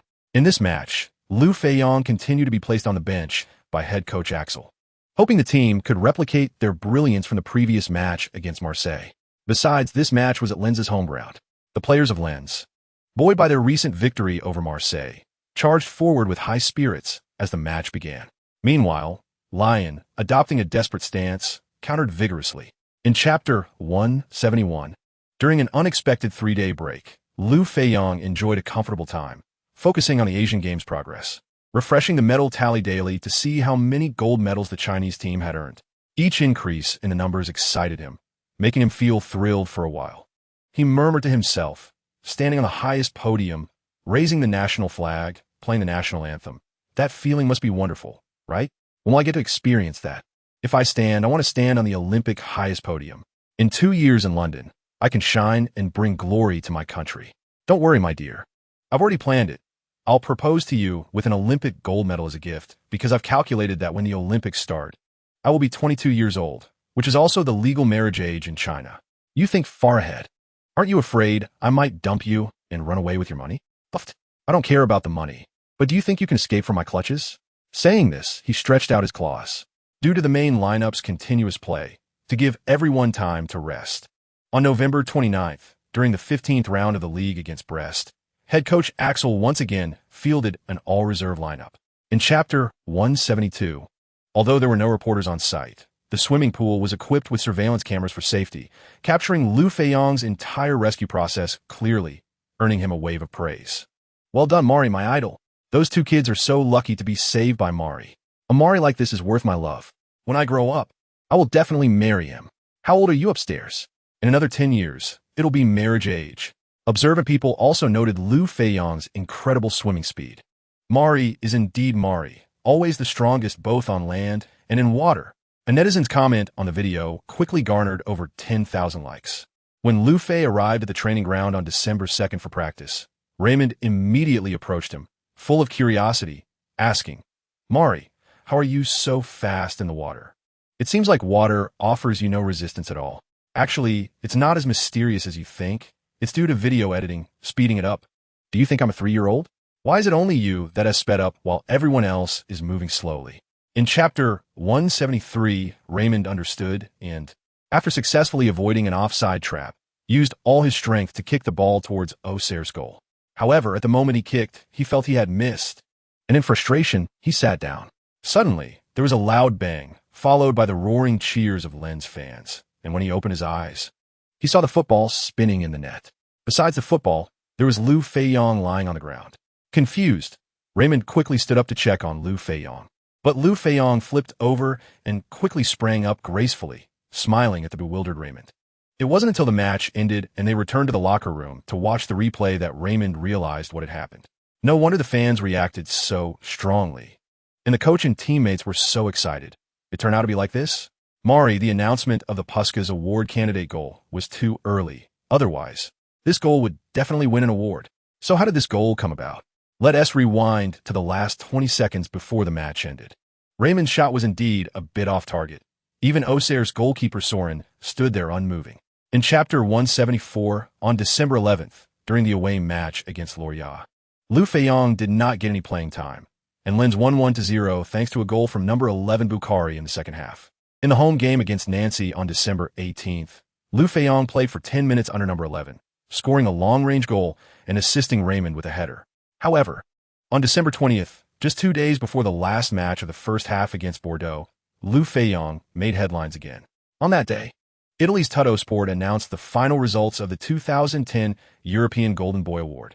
At 20 years and 4 months old, Liu Feiyang once again stood out from a number of candidates, becoming the first young talent in history to win this honor consecutively after 2009. The day before the match against Bordeaux, Liu Feiyang specifically wore a suit and tie to accept the award from Tuttosport's editor-in-chief, Padovan. In an interview, Liu Feiyang remained humble and polite. "Thank you, Tuttosport, and thank you to everyone who voted for me. To receive this honor for 2 consecutive years is a great encouragement from everyone and also my motivation to keep moving forward. I will continue to work hard and strive to give back to everyone with good performances. Thank you." Chapter 175. Everything for Victory, Liu Feiyang? Yes, that's him. Although Liu Feiyang grew up abroad, he has a deep understanding of the Song dynasty and personally designed many patterns, providing guidance on costumes, props, and scenery. The box office revenue on the first day nearly covered all costs for the god of football, and the final profits are sure to be astronomical. This made both Liu Feiyang and Song Xiaomei extremely excited. Husband, why don't we buy a private jet? You will definitely have to fly back and forth a lot in the future. For example, this time, you have to fly from Qatar to Switzerland. And after receiving the award, you need to fly back immediately. It's too wasteful of time and energy to take a commercial flight. My wife and I think alike. If we're going to buy one, let us get a good one, at least one that can fly directly from Huagua to various places in Europe or North America. It must be done. Let's buy a Bombardier Global Express 6500 with a range of over 10,000 kilometers. Sure, you decide on such big matters. You're quite sensible. All right, I'll start making inquiries, but buying a new plane might take about 2 years to arrive, so I'll first see if there are any second-hand ones. Okay, you handle it. Chapter 176. First match victory after a few days of training. Liu Feiyang gained a certain understanding of his teammates. The strengths of the Huagua team are their physical fitness, and a few individuals have decent speed, but apart from that, Liu Feiyang felt they were lacking in every other aspect. Whether it was overall tactical literacy, awareness of the bigger picture, or even basic skills, they were not solid enough. They could stop the ball several meters away. At first, Liu Feiyang didn't hold back, saying what needed to be said and teaching what needed to be taught. And no one was unconvinced. Even the head coach, Gao Hongbo, often felt enlightened after listening. However, it didn't take long for Liu Feiyang to give up. Habits formed over 10 or 20 years cannot be changed in just a few days. In the future, it would be best if he could skip the Huagua team's training camps to avoid dragging his own level down. Before the match against the Kuwait team, Gao Hongbo approached Liu Feiyang. Feiyang, I need to discuss something with you. Coach Gao, what is it? Considering that after the match against Kuwait, you need to go to Switzerland for the FIFA awards ceremony to avoid overexerting you. I won't arrange for you to start in the first match. If the situation is tough, we can bring you on later. Chapter 177. The darling of the flashbulbs, although only a year had passed. Liu Feiyang's aura had already become radiant and dazzling compared to a year ago. Last year, he was just a rookie attending the awards ceremony, having only won the least prestigious Puskas Award. This year, besides having the opportunity to win the Puskas Award again, he also had the chance to contend for the Ballon d'Or, and being selected for the best 11 was almost a certainty. Therefore, when Liu Feiyang's figure appeared on the red carpet, he immediately became the darling of the flashbulbs. Many fans present were excitedly cheering for Liu Feiyang, holding up his posters and singing the Song of Mari. Liu Feiyang smiled, waved to the fans, and occasionally stopped to let reporters take pictures. Before entering, he even turned around to bow to the fans and media. Unlike last year, when he was in an inconspicuous corner, this year, Liu Feiyang was seated in the very front row, right in the center, with Messi on his left and Iniesta on his right. Upon seeing Liu Feiyang arrive, both gentlemen stood up and warmly embraced him. Chapter 178. The Ballon d'Or. Sure enough, the audience nodded, some even impatiently shouted. The last one. Sidernikov smiled with satisfaction. Well then, I don't need to beat around the bush. That would make me look a bit foolish. Amidst the laughter of everyone, Sidernikov revealed the final answer. The goal that won the 2010 Puskas Award is candidate number 1, and the scorer is Mari Joseph from Lens, known in Huagua as Liu Feiyang. Amidst thunderous applause, Liu Feiyang stood up once more, bowed to the audience, and gracefully took the stage. Sidernikov handed the trophy to Liu Feiyang. Mari, can I ask you a question on behalf of the fans? Of course, please go ahead. Are you really from Earth? Not from Mars or Cybertron? Boom. The audience erupted in laughter again. Liu Feiyang solemnly replied, to be honest, I did come from another time, but not from another planet. I came from 800 years ago. Actually, I'm an old antique. Although Liu Feiyang was speaking the truth, in the eyes of Sidernikov and the audience, he was just joking seriously. Chapter 179. Sorry. Inserting an advertisement, Liu Feiyang's speech once again earned him a round of thunderous applause. Just when everyone thought Liu Feiyang's speech was over, he added, sorry, taking this rare opportunity, I want to insert an advertisement. The movie The God of Football, in which I star, is currently showing. I welcome everyone to go to the cinema to enjoy it. Thank you. This sudden advertisement also drew a round of knowing laughter from the audience. With all the major awards now decided, the FIFA awards ceremony for 2010 came to a close. After the ceremony, there was a banquet. Unlike last year, when he left shortly after arriving, this year, Liu Feiyang was already one of the main characters and the most radiant one at that. Many people proactively approach him to chat, ask for autographs, or take photos. Liu Feiyang, who is usually very approachable, was even more accommodating in such situations, fulfilling everyone's requests. Of course, except for the beautiful host, Georgia Thompson, whose request was somewhat excessive, as she wanted Liu Feiyang to kiss her. She claimed she was seeking comfort after being startled by Liu Feiyang's flying flower and moon steps on stage. Originally, it was thought that Liu Feiyang wouldn't refuse in front of so many people, but surprisingly, he firmly declined. Chapter 180. Semifinals in the remaining time of the first half. The Huagua team scored 2 goals through Deng Xiang and Yang Xiaoxiu, changing the score to 3-0. Although it wasn't a direct assist from Liu Feiyang, all the attacks were initiated by him. During the halftime break, Qatar's head coach Mezzo was furious and demanded an all-out attack. As the second half began, Qatar did indeed launch a full-scale offensive, but it left Liu Feiyang with ample space.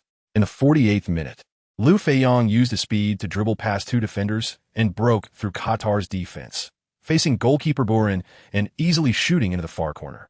With the score at 4-0, head coach Gao Hongba substituted Liu Feiyang off the field. Although Qatar quickly gained the upper hand and pulled one back after Liu Feiyang left, it was merely a matter of salvaging some pride, as they lost both matches and missed the quarterfinals. In another match, Uzbekistan defeated Kuwait 2-1, also winning both matches, and advanced alongside Huagua team. Huagua ranked first due to their goal difference advantage and only needed a draw in the final match to secure the top spot in their group. According to the pre-match grouping, the top 2 teams from Group A, where Huagua is located, will face the top 2 teams from Group B in the knockout stage for 2 spots in the semifinals. Chapter 181. Eyes full of killing intent in this Asian Cup. Huagua National Television Sports Channel provided live coverage throughout. Although it was the early hours in Huagua, many fans stayed up late to watch the match, which also boosted barbecue and late-night snack sales, as well as beer consumption. Many people ate and drank while hoping that under Liu Feiyang's leadership, Huagua team could win an Asian championship. Previously, Huagua's best results were 2 runner-up finishes in the 1984 and 2004 Asian Cups. The desire for a championship among generations of Huagua fans is incredibly strong.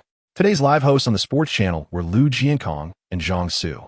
At the moment Liu Feiyang scored, Liu Jiankong passionately shouted and then said to Zhang Su, "Director Zhang, did you notice? Liu Feiyang seems different today compared to previous matches. His eyes are full of killing intent." "That's right, I noticed too. The previous opponents really couldn't ignite Liu Feiyang's fighting spirit. Let's see how he performs next." I think there's no suspense in the outcome. The biggest suspense is how many goals Liu Feiyang will score. At least a few. Chapter 182.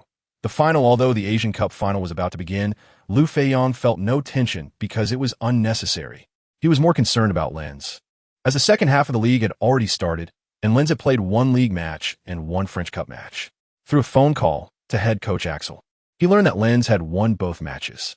In the 20th round of the league, Lens defeated Saint-Étienne 2-1 at home, and in the French Cup's round of 32, they won 3-1 against the third-tier team, Evian. Fortunately, the opponents were not very strong, and Lens did not falter. Before Liu Feiyang's return, Lens had 1 more away match against Paris Saint-Germain. The outcome was uncertain, but even if they lost, it didn't matter since Lens still had a 20-point lead on the standings. At the end of the call, Axel also expressed his blessings to Liu Feiyang. "Mari, there's 1 match left. If you win, you'll be the Asian Cup champion. Although I can't be in Qatar to cheer you on, we're all watching you. Don't let me down. Don't worry, I'll give my all. I also want to win the Ballon d'Or again this year. Winning the Champions League and then the Asian Cup should be enough, right?" Chapter 183. Football is a game of 11. Japan's goalkeeper Kawashima Eiji was also affected by Liu Feiyang's earlier gaze and failed to make a save in time, realizing too late that it was a bad situation. Liu Feiyang's goal opened the door to victory for Huagua. In fact, this goal had a significant element of luck, mainly due to Japan's number 17, Hasebi Makoto, making an assist. But regardless, the ball went in, and everyone should be happy and celebrate. After a cheer from Huagua's fans, they sang "Sing for the Motherland" in unison. The live hosts for the final on the National Television Sports Channel were changed to Duan Xian and Gong Lei. And Liu Feiyang's recent goal excited both of them. Liu Feiyang was simply amazing. Right after the start, he forced an error from Hasebi Makoto with an aggressive press, seizing the opportunity. It was less than a minute into the match, but I felt I could already see the result. Indeed, one general success comes at the cost of countless bones. On the Asian stage, Liu Feiyang was dominating. You see the result of this match. and I look forward to the next World Cup. With Liu Feiyang, we will definitely step onto the World Cup stage again. Chapter 184. Finally winning the Asian Cup, although Japan launched an aggressive attack throughout the remaining time of the first half. The score did not change until the referee blew the whistle for halftime. During the break, before head coach Zaccaroni could speak, Japan's team leader Inukai Shiro shouted, "It doesn't matter that we're behind. Hwagwa scored 3 goals in the first half, and you can do the same in the second half. You are 2-time Asian Cup champions. You are the #1 team in Asia. Whether on the battlefield or the football field, Hwagwa has always been our defeated foe. For the glory of the country, you must defeat Hwagwa in the second half." After the second half began, both teams made personnel adjustments. Japan substituted number 17 Hasebi Makoto for number 2 Inoha Yasuhiro. Hwagwa substituted number 7 Zhao Sherry for number 15 Yu Haitao. Hwagwa kicked off the second half, and Liu Feiyang attempted another long-range shot from the center circle. Although the ball was fast, Japan's goalkeeper Kawashima Eiji was very focused and well-positioned, making a strong effort to deflect the ball and then catch in his arms. In the second half, Japan intentionally moved Liu Feiyang to one side, avoiding him while launching a major attack on the other side. Chapter 185. Invincible Mahjong Raymond's shout quickly received a positive response from his teammates, who quickly lined up to welcome him. Liu Feiyang was not pretentious, walking through the middle while high-fiving everyone, saying, "Thank you, everyone. It's just the Asian Cup champion, not the World Cup champion. It doesn't need to be this grand, right? I can't take it." Coach Axel nearby said, "It should be this way. Although you participated in the Asian Cup, you represented our Lens team. You winning the championship brings us all honor." Bakari also said, "That's right. At the beginning of the year, you won the Asian Cup championship. This is a good omen, meaning we can win all the championships this year." That day, Liu Feiyang went with the team to Madrid, but in the next day's match, Coach Axel did not arrange for him to play, as the opponent was just a lower-tier team. In fact, Axel believed that Liu Feiyang was quite tired from the Asian Cup, so he didn't need to come. However, Liu Feiyang still came to feel the team's atmosphere and prepare for the upcoming matches. Ultimately, Lens won the match effortlessly 3-0, advancing to the last 16 of the French Cup. Chapter 186. The Revenge Battle Brothers. After this match, I'll treat everyone to a big meal. If it were 2 years ago, Raymond wouldn't have dared to be so generous due to his tight finances. But in the past 2 seasons, thanks to his outstanding performance, his salary has been steadily rising, and he also has several commercial endorsements, making over $1 million a year. Moreover, last time Liu Feiyang went to London to fight in free combat, Raymond made a hefty profit from the betting companies. Since this is a revenge match, head coach Axel didn't set any specific tactics before the game. The only tactic was to attack, and attack. This season, Lille's performance has been very good. Although they were held to a draw by Auxerre in the last round, their point difference with Lens has returned to 20 points. They are 5 points ahead of third-place Marseille and 8 points ahead of fourth-place Lyon, so there shouldn't be too many problems. And participating in next season's Champions League is a sure thing. In this match against Lens, head coach Rudy Garcia also had a sense of luck, as his team had been in good form recently, while Lens was facing a busy schedule and fatigue. Chapter 187. Charge forward with blades drawn after a day of shooting commercials. Liu Feiyang's acting skills have matured, and the filming went smoothly. Originally planned to work until dark, they wrapped up by 4 in the afternoon.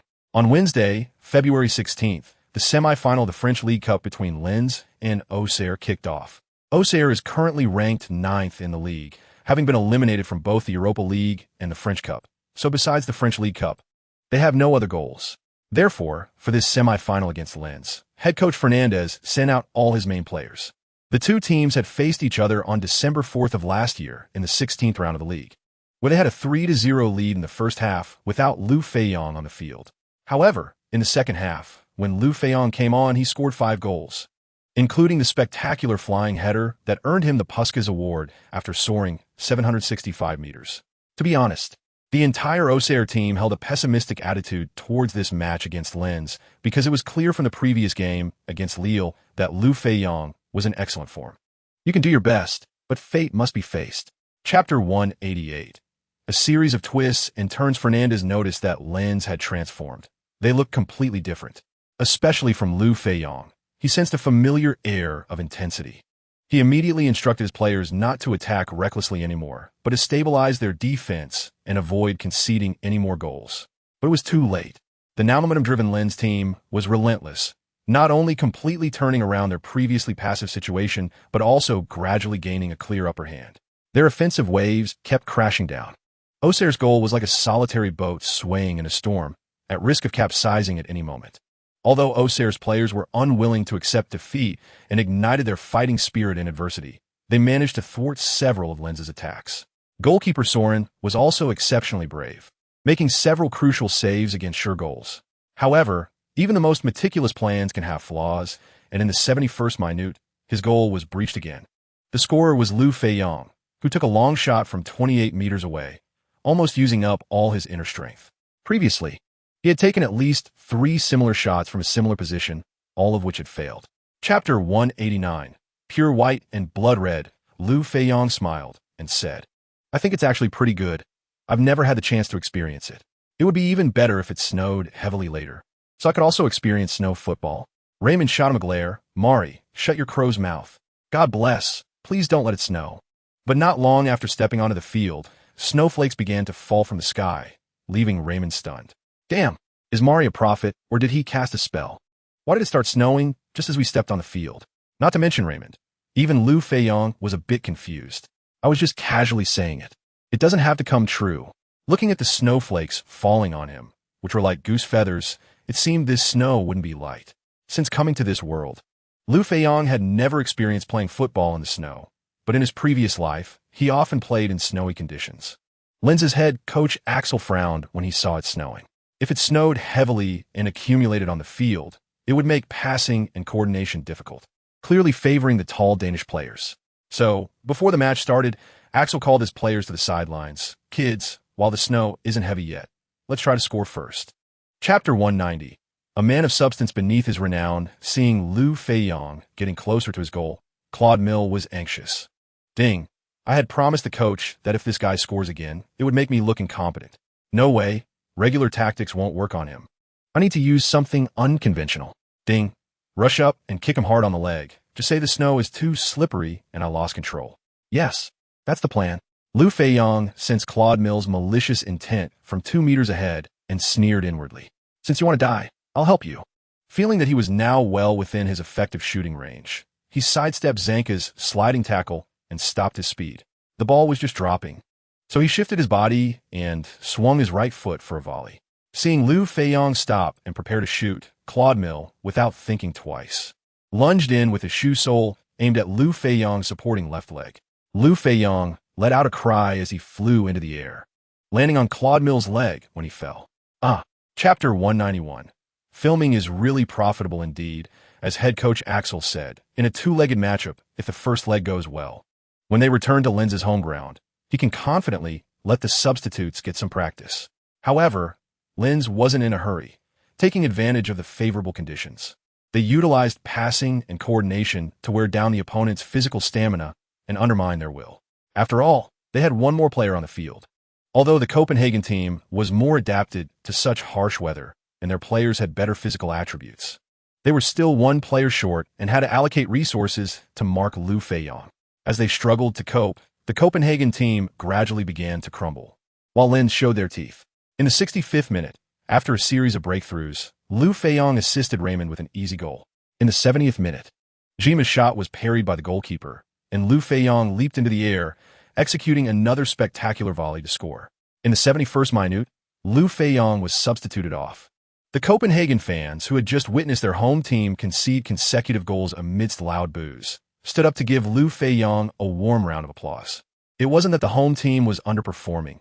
It was just that Mali was incredibly strong. Chapter 192.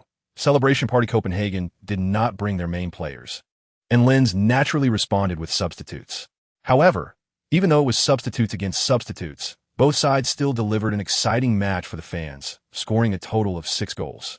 In the end, both teams shook hands with a 3-3 draw. Lens advanced to the round of 16 in this season's Champions League with an aggregate score of 8-3 over 2 legs, and in the quarterfinals, they would face the Premier League's Manchester United. However, the match wouldn't take place until April, which was still some time away. April was also the busiest month of the season for Lens, with 4 league matches, 2 Champions League matches, 1 French Cup semi-final, and 1 French League Cup final scheduled. Fortunately, as long as they could win against Montpellier in the next match, the Ligue 1 championship would be secured, allowing them to focus on the cup matches afterward. Montpellier was currently ranked 12th in the standings, safe from relegation and with no hope for European competition, so they were in a state of having nothing to lose. Therefore, there was no need for them to fight hard against Lens, and some players with injuries or older age did not participate. In the match on March 19th, Lens won easily, with Liu Feiyang contributing 2 assists after playing the first half, and then watching from the sidelines in the second half, acting as the cheerleader. Chapter 193. Recurring illness. Liu Feiyang didn't say it outright, just vaguely mentioned, "I might participate."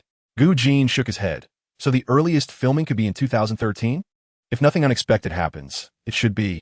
That's fine. Slow work produces fine products. We need to polish it well.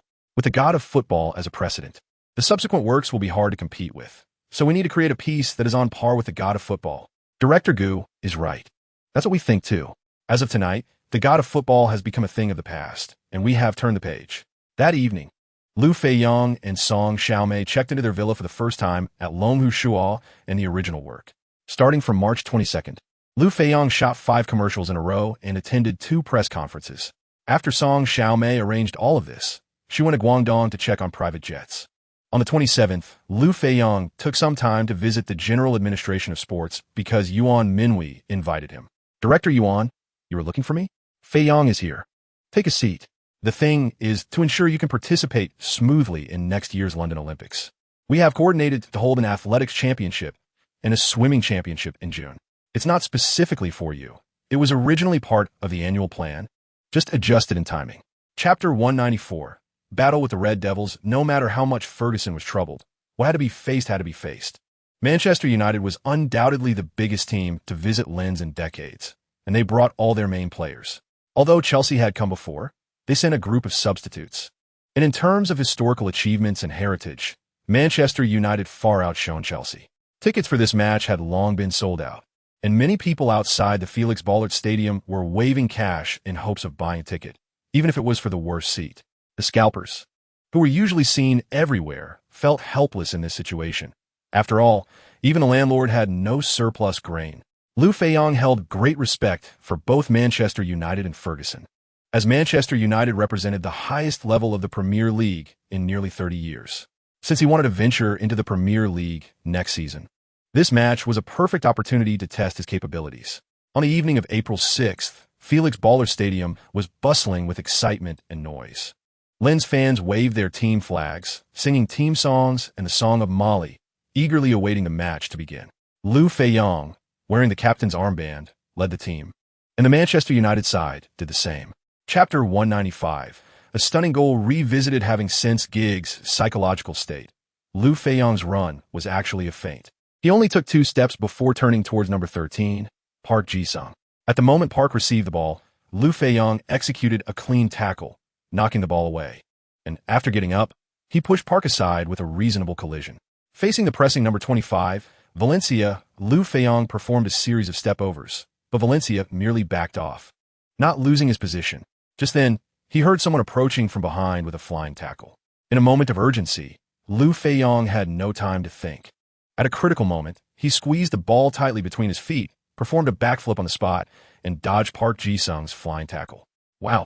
As Liu Feiyang executed this move, tens of thousands of people in the stadium gasped in amazement. Such a move had never been seen on the field before. This instinctive reaction in a moment of crisis made Liu Feiyang's heart stir. He sensed that Rooney, Giggs, Valencia, and the rising Park Ji-sung had surrounded him from all sides. Since he had already flipped, he might as well do it again. Liu Feiyang tightly clamped the ball again and leaped into the air, performing another flip, soaring over Giggs, who was a beat slower than the others. Chapter 196. Slaying the Red Devils. During halftime, Ferguson did not lose his temper, but instead provided guidance to his players. "Kids, our performance in the first half was terrible, but I take the main responsibility.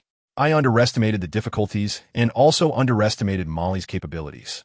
The first 2 goals disrupted our rhythm. But this is just one match. Winning or losing is normal. However, we must not give up easily. For our dignity, we must continue to fight. After all, there is only one Mali. In the second half, let's restrict Mali to the center and let our two wings fly. If Mali goes to the side, we will push through the center. This is a two-legged match. The final victor will definitely belong to us. On the other side, in the Lens locker room, Coach Axel wore a big smile, feeling like he'd become younger by a few years. Kids, everyone performed very well in the first half. I want to say much about Mali. I almost want to dissect him to see if his internal structure is different from others. This remark immediately drew laughter from the locker room, except for Liu Feiyang, who looked lifeless and shrugged without speaking. Axel continued, I want to especially commend our third goal. Despite Mali being marked closely by the opponent, you broke through Manchester United's defense through exquisite passing and coordination, which shows that as long as everyone gives their all, we are not inferior to anyone. So what if their combined value is 3 times ours? In the second half, let's continue to push and let them see the true strength of 2-time Ligue 1 champions. Everyone, let's go. Chapter 197. Come to Manchester United since the weekend league match no longer required the main players. Lens's next match was a week later against Manchester United in the second leg, with a 5-2 advantage established in the first leg. It would be hard to output in the second leg. The head coach Axel directly gave the team a 3-day break, departing for Manchester on April 10th. Early on April 7th, Liu Feiyang finished his training and was preparing to go out for a run and boxing. Just as he stepped out the door, he saw the car parked at the entrance with the window rolled down. Mario, good morning. Can I talk to you? Why is it you? Sitting in the car was none other than Manchester United's head coach, Ferguson. One of the main purposes of this visit, aside from the match, was to talk to Liu Feiyang in person, although there would be an opportunity to meet during next week's home game in Manchester. It was obviously more sincere to pay a visit.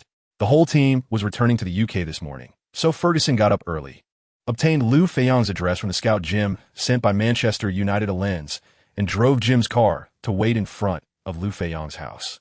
In fact, he had just arrived and originally thought Liu Feiyang would leave much later, but to his surprise, Liu Feiyang came out just after 6 o'clock, apparently going out for morning exercise. Chapter 198.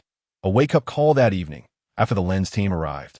Gao Jumin also invited Liu Feiyang out for dinner and expressed his intention to return to China for development after this season. Liu Feiyang was very supportive of this. Brother Gao, rather than sitting on the bench here, it's indeed better to go back home. With your ability, you'll definitely be a key player and core midfielder for any team in the country. Whether or not one is a core player doesn't matter much. At least there will be a chance to play. After sitting on the cold bench for more than a year, he didn't want to do it anymore as it was really uncomfortable. The two laughed heartily.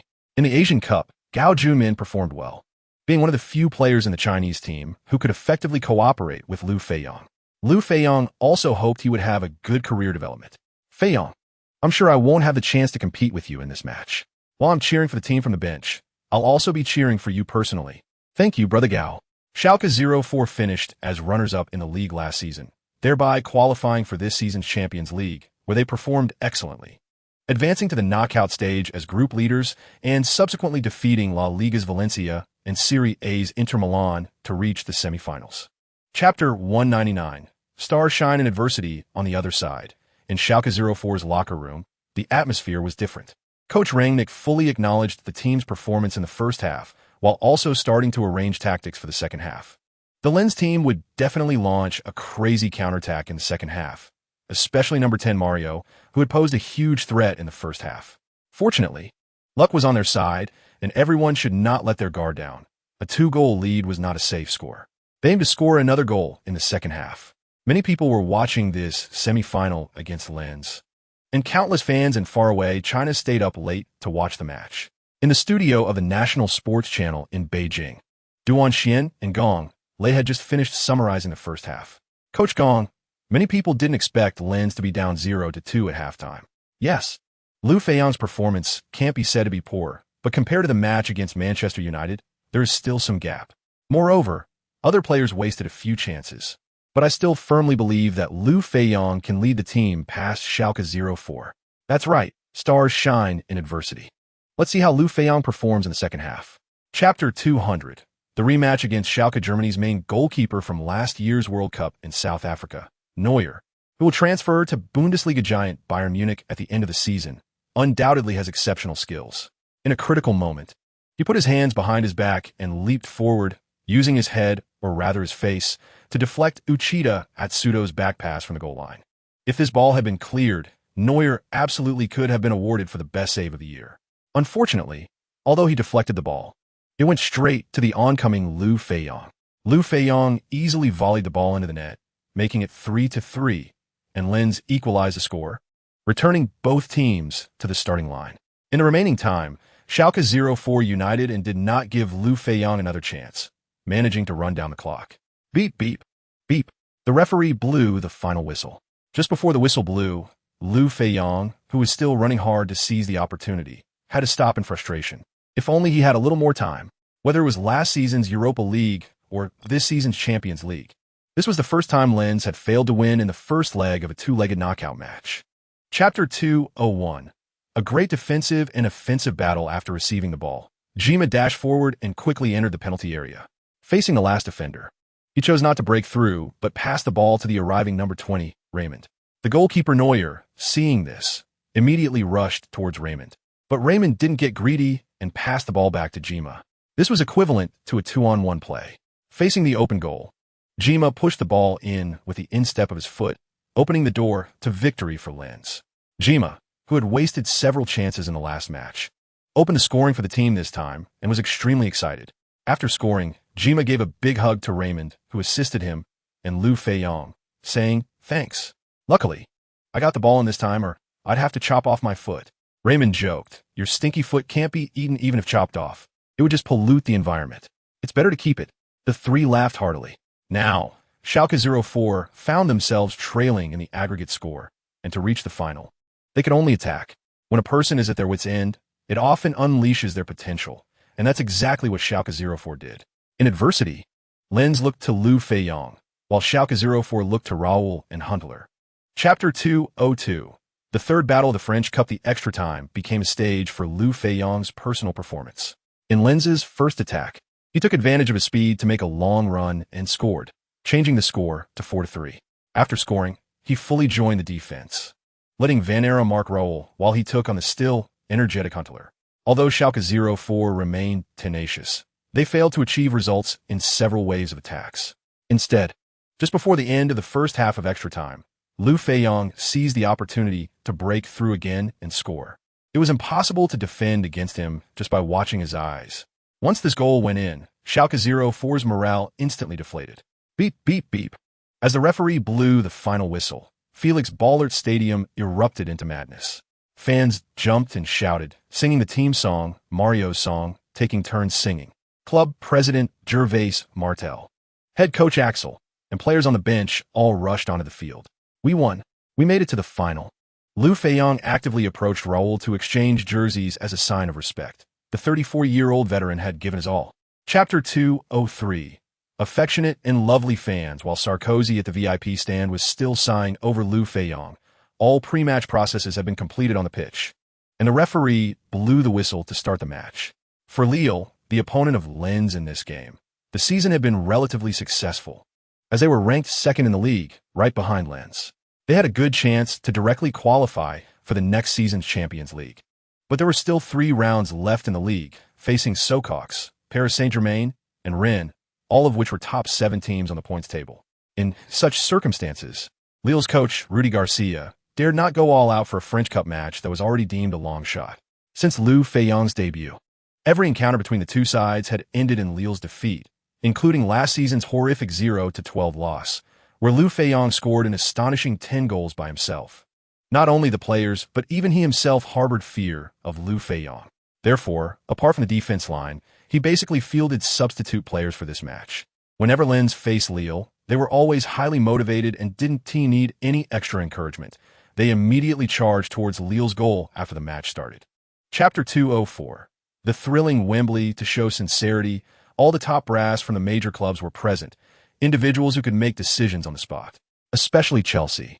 With owner Abramovich and general manager Gourlay both attending, they had a closed-door meeting with Song Xiaomei and her team for over an hour. Although neither party accepted media interviews, many reporters waiting outside reported that Abramovich looked relaxed when leaving, while Gourlay could hardly hide his smile.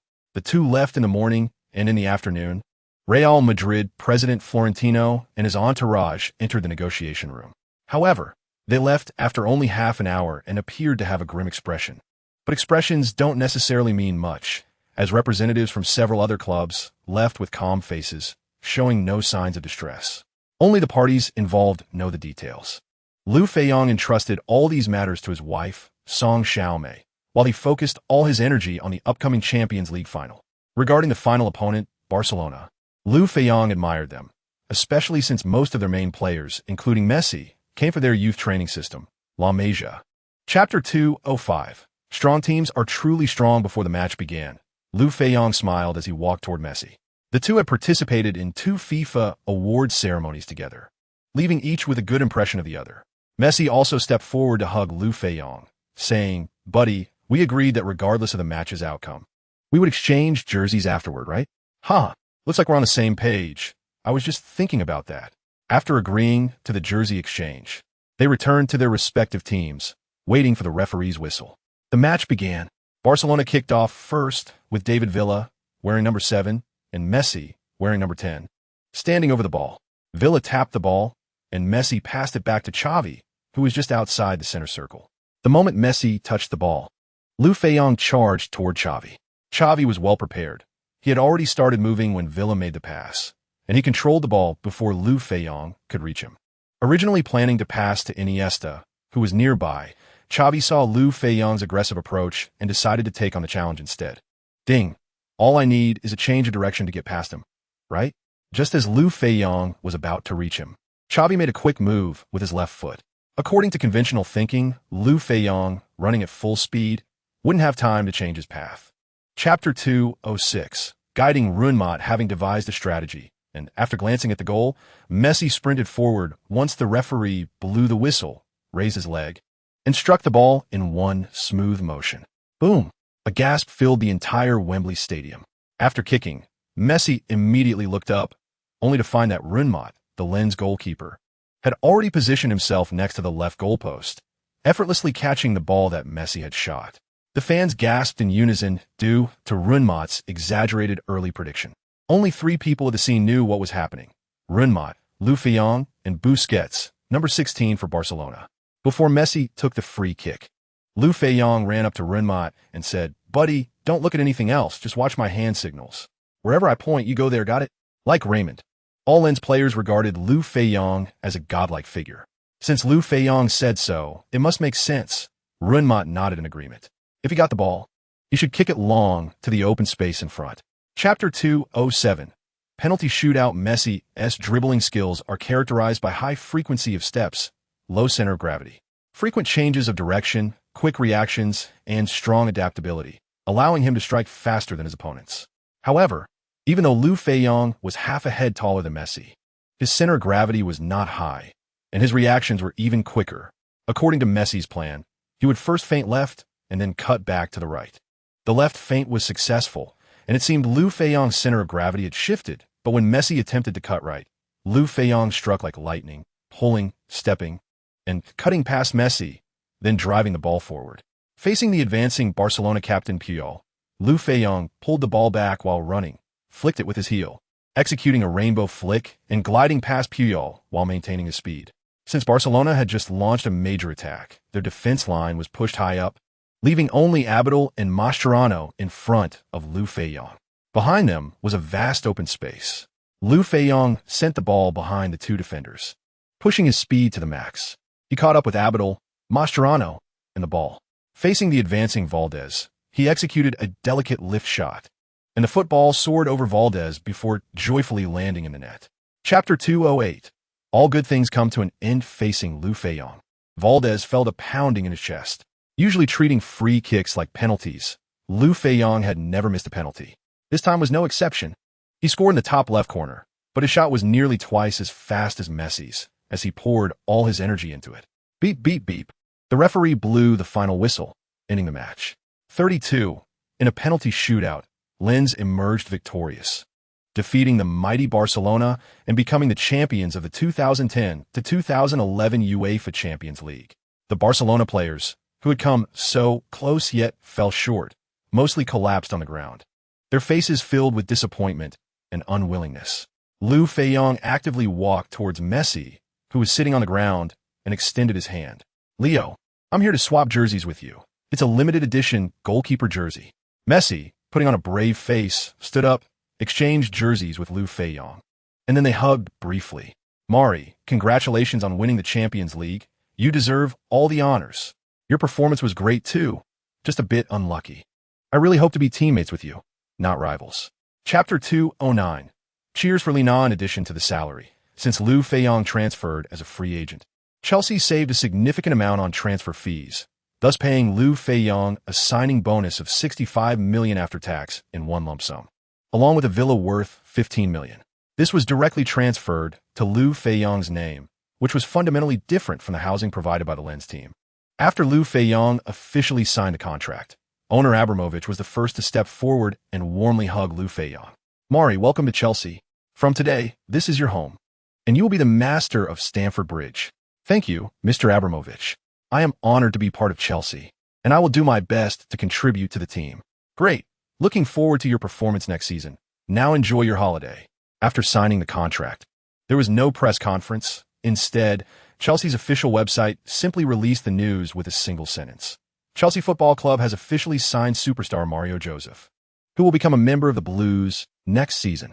Details regarding the contract duration, salary, and other specifics were not mentioned. Chapter 210. Athletics Championship Hefei was called Luzhou during the Song Dynasty and is the hometown of Baozheng.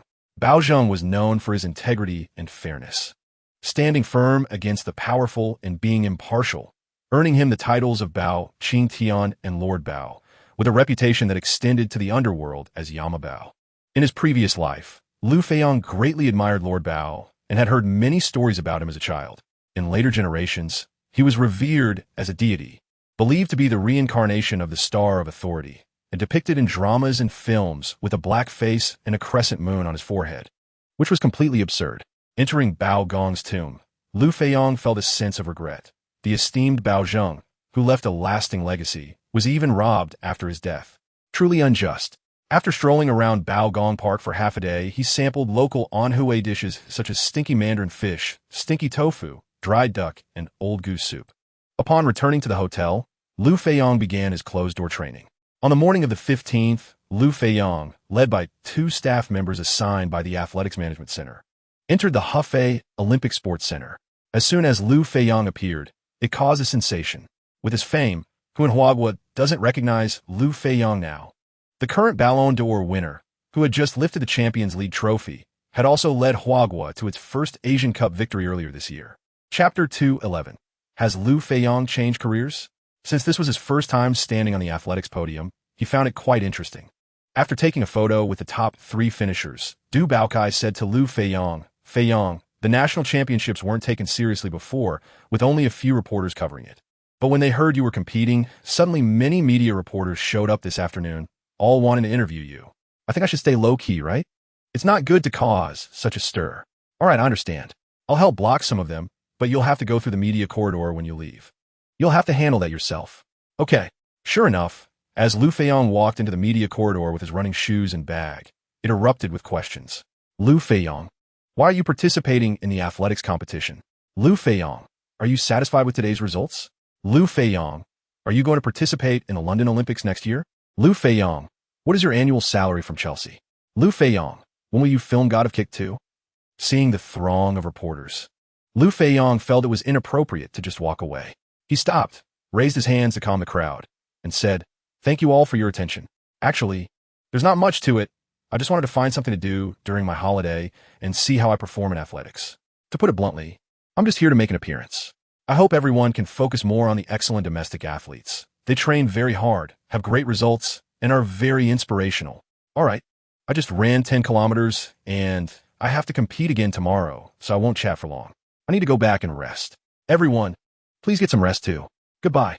Chapter 212, just 0.1 seconds away for the next 2 days, Liu Feiyang was in his hotel, focusing on training.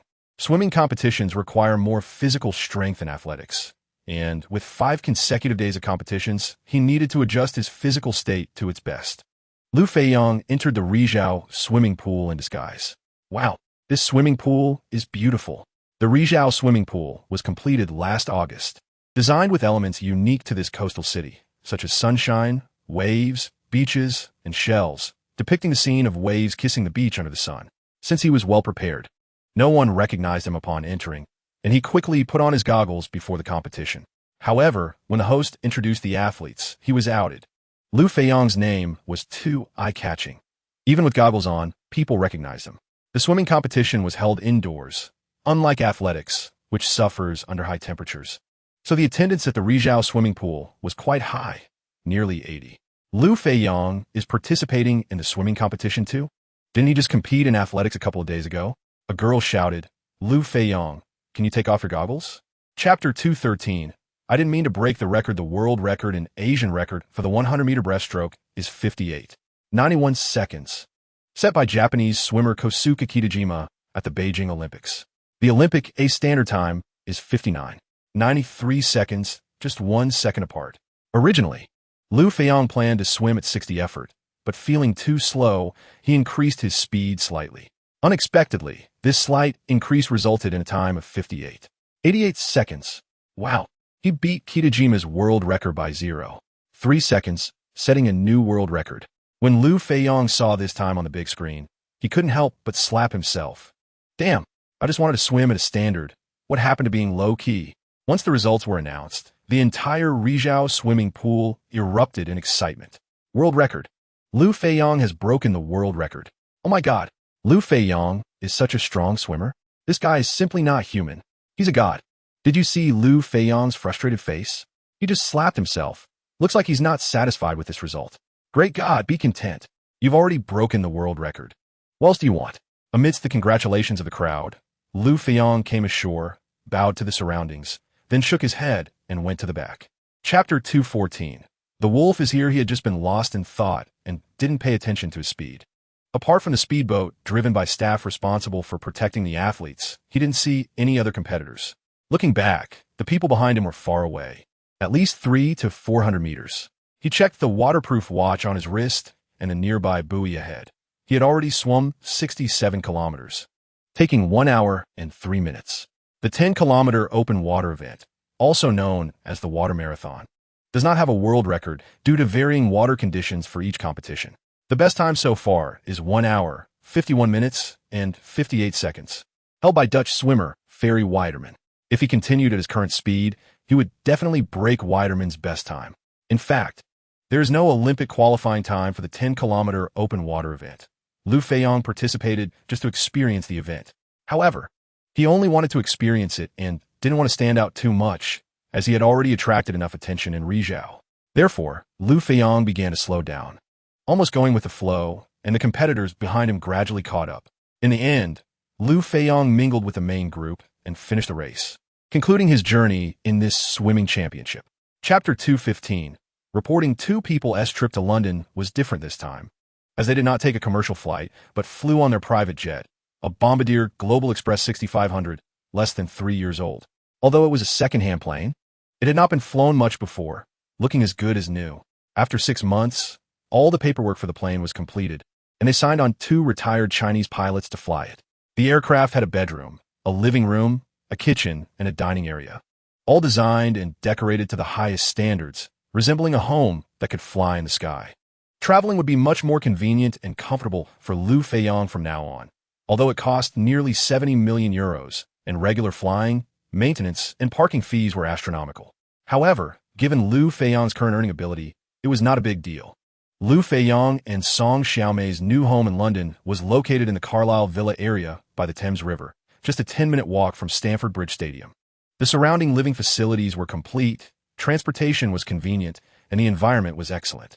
This villa, while only having 2 floors above ground and 1 basement, had a huge interior space with 7 bedrooms, 2 studies, 8 bathrooms, a private cinema, an entertainment room, and an underground parking lot, among other amenities. Chapter 216. Each with their thoughts after Guler introduced everyone, Liu Feiyang immediately stepped forward and extended his hands. "Hello, coach," perhaps to appear more mature. Villas-Boas also sported a full beard and shook Liu Feiyang's hand, saying, "Molly, welcome back to the team." Ding! Since Molly is dragging his feet, joint training can't proceed. To establish authority in the locker room, one must think of ways to deal with Molly.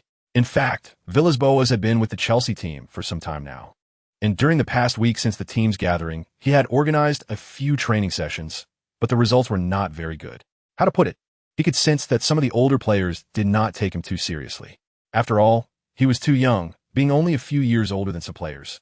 And as the saying goes, no hair on the mouth, not reliable in action. Furthermore, Villas-Boas had almost no experience as a player, which also made the players unconvinced. Although he led the team to win the Europa League championship last season, his resume still seemed a bit thin. Sensing Villas-Boas' thoughts, Liu Feiyang's brow imperceptibly furrowed. He thought to himself, "Did I provoke you? Do you think I'm easy to bully? If you really don't give me face, then I certainly won't give you face either." Chapter 217. Strength is paramount. Liu Feiyang did not expect this situation. It seemed that when it was time to be high-profile, one should indeed be high-profile. After all, as a newcomer taking the highest salary in the team, it was certain that some would be unconvinced. The most direct and effective way to make them recognize the gap between themselves and him was to let them witness his skills. So in the following time, Liu Feiyang consciously showcased some of his abilities. Speed, almost teleporting within 2 to 3 meters. Long-distance sprints as fast as lightning. Technique, dribbling past 6 players as if in an uninhabited realm. Shooting, hitting the target from within a 40-meter range without fail. Additionally, Liu Feiyang demonstrated some Chinese martial arts based on the actual situation on the field, just like during the first goal, where he faced 3 players and executed a backflip over them, sending a pass over 3 meters high with an acrobatic kick. The spectators were dazzled, dumbfounded, and their scalps tingled. After a 45-minute practice match, Liu Feiyang scored 5 goals, earning the respect and admiration of everyone. Terry, ding, with Molly around. We will definitely lift the Champions League trophy next year. Drogba, ding, Molly is too strong. He's simply not human. This is the real beast. Chapter 218. The Premier League kicks off. Liu Feiyang has always been very patient with children. During photo shoots, he would bend down for the taller ones and directly hold the shorter ones in his arms, offering encouraging words. However, he found himself a bit troubled when facing these girls. Firstly, there was the issue of autographs. Some held their jerseys, but often slipped in personal items, such as a note with their contact information, a personal photo, or even nude photos, and most of these notes also included contact details. Some wore jerseys for him to sign, specifying certain areas, with one girl who had a G cup asking Liu Feiyang to sign on her chest. Although feeling somewhat embarrassed, Liu Feiyang complied, but when holding the pen, he gentlemanly gripped it from the top to avoid any contact that might lead to accusations of taking advantage. Since last summer, Liu Feiyang had been signing his name in Chinese characters, but this girl pushed her luck, asking him to also sign Molly Joseph on the other side. Adhering to the idea that fans are like gods, Liu Feiyang reluctantly obliged. Chapter 219. A naive appearance. He glanced to the left, but suddenly shot from the spot. The feigned look had worked countless times in Ligue 1 and didn't disappoint in his first use in the Premier League, although it was a stationary shot. With the enhancement of internal strength, it had tremendous power, and in the blink of an eye, it soared over everyone's heads into the top right corner of the goal. Stoke City goalkeeper Begovic did not react at all. As Liu Feiyang looked toward the left to Mata, Begovic instinctively shifted his weight left, and when he realized Liu Feiyang was shooting directly, it was too late. He cast a resentful glance at Liu Feiyang. This guy had no sense of sportsmanship, although he scored his first goal since joining Chelsea. It was also Chelsea's first goal of the season. Liu Feiyang remained calm and did not show any passionate celebration. After all, it was a dimensional reduction attack, and there was really no reason to be excited about such an opponent. However, the thousands of fans watching the game alongside the team, as well as the coaches, substitutes, and teammates on the sidelines, could hardly contain their excitement. The fans jumped and sang, while head coach Villas-Boas raised his fist and shouted, as this was also his first Premier League match as a coach. Chapter 220. Kung Fu football shakes. The UK general fan pondered for a moment and suddenly slapped his forehead. Liu Feiyang could teach. He knows Kung Fu and understands football, but it depends on whether he has the time. It could be possible after he retires, but definitely not now. Sigh. Relying on just Liu Feiyang, the Hua team still finds it hard to achieve great things. Returning to the match scene, the fans gave Liu Feiyang a warm round of applause, and the Chelsea substitutes on the sidelines made synchronized gestures of worship. Head coach Villas-Boas held his head in his hands for a long time without letting go. When the teammates on the field reacted, they rushed towards Liu Feiyang from all directions. Liu Feiyang still wore an air of nonchalance, looking cool. This goal from Liu Feiyang was a heavy blow to Stoke City's morale. Whether it was head coach Tony Pulis on the sidelines or the players on the field, they could only look at each other in confusion, not knowing what to do. The direct impact was that after the match resumed, Stoke City's defensive formation was not as solid as before, giving Chelsea more opportunities to exploit. In the 42nd minute, Chelsea launched a series of quick passes on the right flank. Number 7, Ramirez, made a few steps towards the baseline, then suddenly stopped and pulled the ball back. Chapter 221. It's not easy in the Premier League. Do you have any goals for this season? Strive to perform well in every match. Seeing such a brief and official response, the reporter smiled helplessly and ended the interview. Since it was Liu Feiyang's first official match after joining Chelsea, it attracted a lot of attention. After the match, major British media outlets such as BBC, Sky Sports, The Times, and The Guardian, as well as Huagua's Sports Weekly and Football News, along with various major portal websites, reported prominently on the match. The basic headlines were all centered around Liu Feiyang. Super Mali Blues perform hat-trick in first match. Mali again scores inhuman goals, with Mali's joining. Who can stop Chelsea? He who gains Liu Feiyang gains the world. Kung Fu football shakes the UK. The videos of Liu Feiyang's 3 goals surpassed 200 million views across the internet that day. Of course, some media outlets also captured the moment when Lampard refused to shake hands with coach Villas-Boas after being substituted and mentioned it in their reports. But since everyone's focus was on Liu Feiyang, it did not attract much interest. Chapter 222. Establishing a firm ground, Liu Feiyang's contributions to Chelsea went far beyond attendance and jersey sales. He also impacted television broadcasts, stadium advertisements, and corporate sponsorships. Nearly 150 countries around the world broadcast the Premier League, and over 80 also broadcast the Community Shield, FA Cup, and League Cup. In Huagua, besides the national television station, 16 local TV stations also purchased broadcasting rights, many of which specified that they would broadcast all of Chelsea's matches. Liu Feiyang's personal factors accounted for a significant portion of this. However, Liu Feiyang remained as calm as ever, smiling and waving to the fans amid their cheers. But after turning around, he blew a kiss towards the VIP box, not for any other reason, but because Song Xiaomei was sitting in the box. Without the burden of studies, Song Xiaomei could attend more matches to cheer for her partner. She had booked the entire box for the whole season. With the referee's whistle, the match officially began. West Bromwich Albion kicked off first, but immediately faced Chelsea's intense pressing. Number 7, Morrison, while being double-teamed by Liu Feiyang, and number 16, Mireless, accidentally kicked the ball out of bounds. Chapter 223. 1,000 miles of support due to Japan, South Korea, North Korea, and Australia participating in the 2010 World Cup. Bahrain was the team in the Asian playoff for that World Cup, and thus these 5 teams did not need to participate in the second stage of the qualifiers. The 30 teams, including Huagua, would compete in pairs to produce 15 teams that would advance to the third stage. In the second round, Huagua's opponent was the weaker Laos team, and the matches in June had already been completed, with Huagua winning 7-2 at home and 6-1 away. Although both matches ended in large victories, the 3 goals conceded in the 2 games revealed defensive issues. The 15 teams that won in the second stage would join Japan, South Korea, North Korea, Australia, and Bahrain in the third stage of the 20-team tournament. The 20 teams were divided into 5 groups, and the top 2 from each group would advance to the fourth stage, the top 10 tournament. With their victory in the Asian Cup, Huagua became a seeded team. Avoiding strong teams like Japan and South Korea, they were grouped with Iraq, Jordan, and Singapore. Huagua's first opponent in the group was the weakest team, Singapore. However, in the match held on September 2nd, the home team Huagua struggled hard and, with the referee's assistance, narrowly won 2-1 against Singapore. Chapter 224. 1 = 10. How could Liu Feiyang be restricted by just anyone? Over the past 3 years, countless people have tried to limit him, but almost no one has truly succeeded. The capabilities of # are just that. Trying to limit Liu Feiyang is absolutely wishful thinking. As the referee's whistle blew, the match resumed.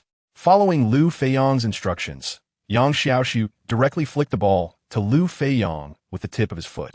Liu Feiyang forcefully nudged it with his knee and sprinted forward, reaching the moment the ball passed over the head of opponent number 15, #. He then leaped high into the air, swung his left foot back to gather power, and with his right foot straightening, he struck the ball fiercely. The football, infused with boundless energy, flew straight towards Jordan's goal in a nearly straight line without any spin. Having just celebrated a goal in Huagua's penalty area, Jordan's goalkeeper, Shafi, had just returned his own penalty area and was a bit unfocused. Although he saw Liu Feiyang rainbow past and jump high, he never imagined Liu Feiyang would shoot directly from the midfield. Moreover, his positioning was a bit off, and by the time he reacted and attempted to save, it was already a step too late. The ball brushed past his fingertips and flew into the net. Chapter 225, Aerial Acrobat. After taking the lead, Liu Feiyang finally had a chance to catch his breath. However, having only a one-goal lead was not very secure. He still needed to find opportunities to score again. But there was no rush. He decided to play it safe for now, and he didn't want his teammates to be idle either. In the first two goals, Liu Feiyang did not celebrate, but after this goal, it was Jordan's team that became anxious. So Liu Feiyang returned the favor. He directly jumped over the advertising boards and approached the Chinese fans behind the goal, waving to everyone. The Chinese players who had not run forward during the previous attack were now running joyfully and soon gathered around Liu Feiyang to celebrate together. It took a while before they returned to their half under the referee's urging. On the way back, Liu Feiyang told everyone that he had completed his task of scoring, and now it was up to them to defend while he held back the opponents. No problem, just watch us. After Liu Feiyang came on, he quickly scored 3 goals, turning the score around and boosting the morale of the Chinese team. The strength of the two teams was not too far apart, and with Liu Feiyang, everyone gained confidence. Chapter 226. I'm very angry after finishing the match with Sunderland. Chelsea trained in London while awaiting the visit of Bayer Leverkusen. Leverkusen qualified directly for this season's Champions League group stage as last season's Bundesliga runners-up. They performed quite well in this season's Bundesliga, currently sitting fourth with a record of 3 wins, 1 draw, and 1 loss after a big win against Augsburg. There is a player in Leverkusen who has a strong connection with Chelsea, Ballon. He played for Chelsea for 4 seasons and returned to the Bundesliga to join Leverkusen after winning the Premier League title in the 2009-2010 season. Born in 1976, Ballon is a year older than Chelsea's coach Villas-Boas, and he has expressed thoughts about retiring at the end of this season. At 7:30 p.m. on September 13th, the two teams arrived at Stamford Bridge, and when Ballon appeared on the big screen, the fans gave him a warm round of applause. During his 4 seasons at Chelsea, Ballon scored 25 goals and provided 24 assists, which are well recognized. Chapter 227, Red Card. Deserved a stunning solo goal that past 7 defenders instantly ignited the entire Stamford Bridge. What a beautiful goal by Mali. The Germans looked like wooden stakes in front of him. Haha, go back and don't embarrass yourselves here. Mali is truly impressive, perfectly combining his speed, technique, and Chinese kung fu.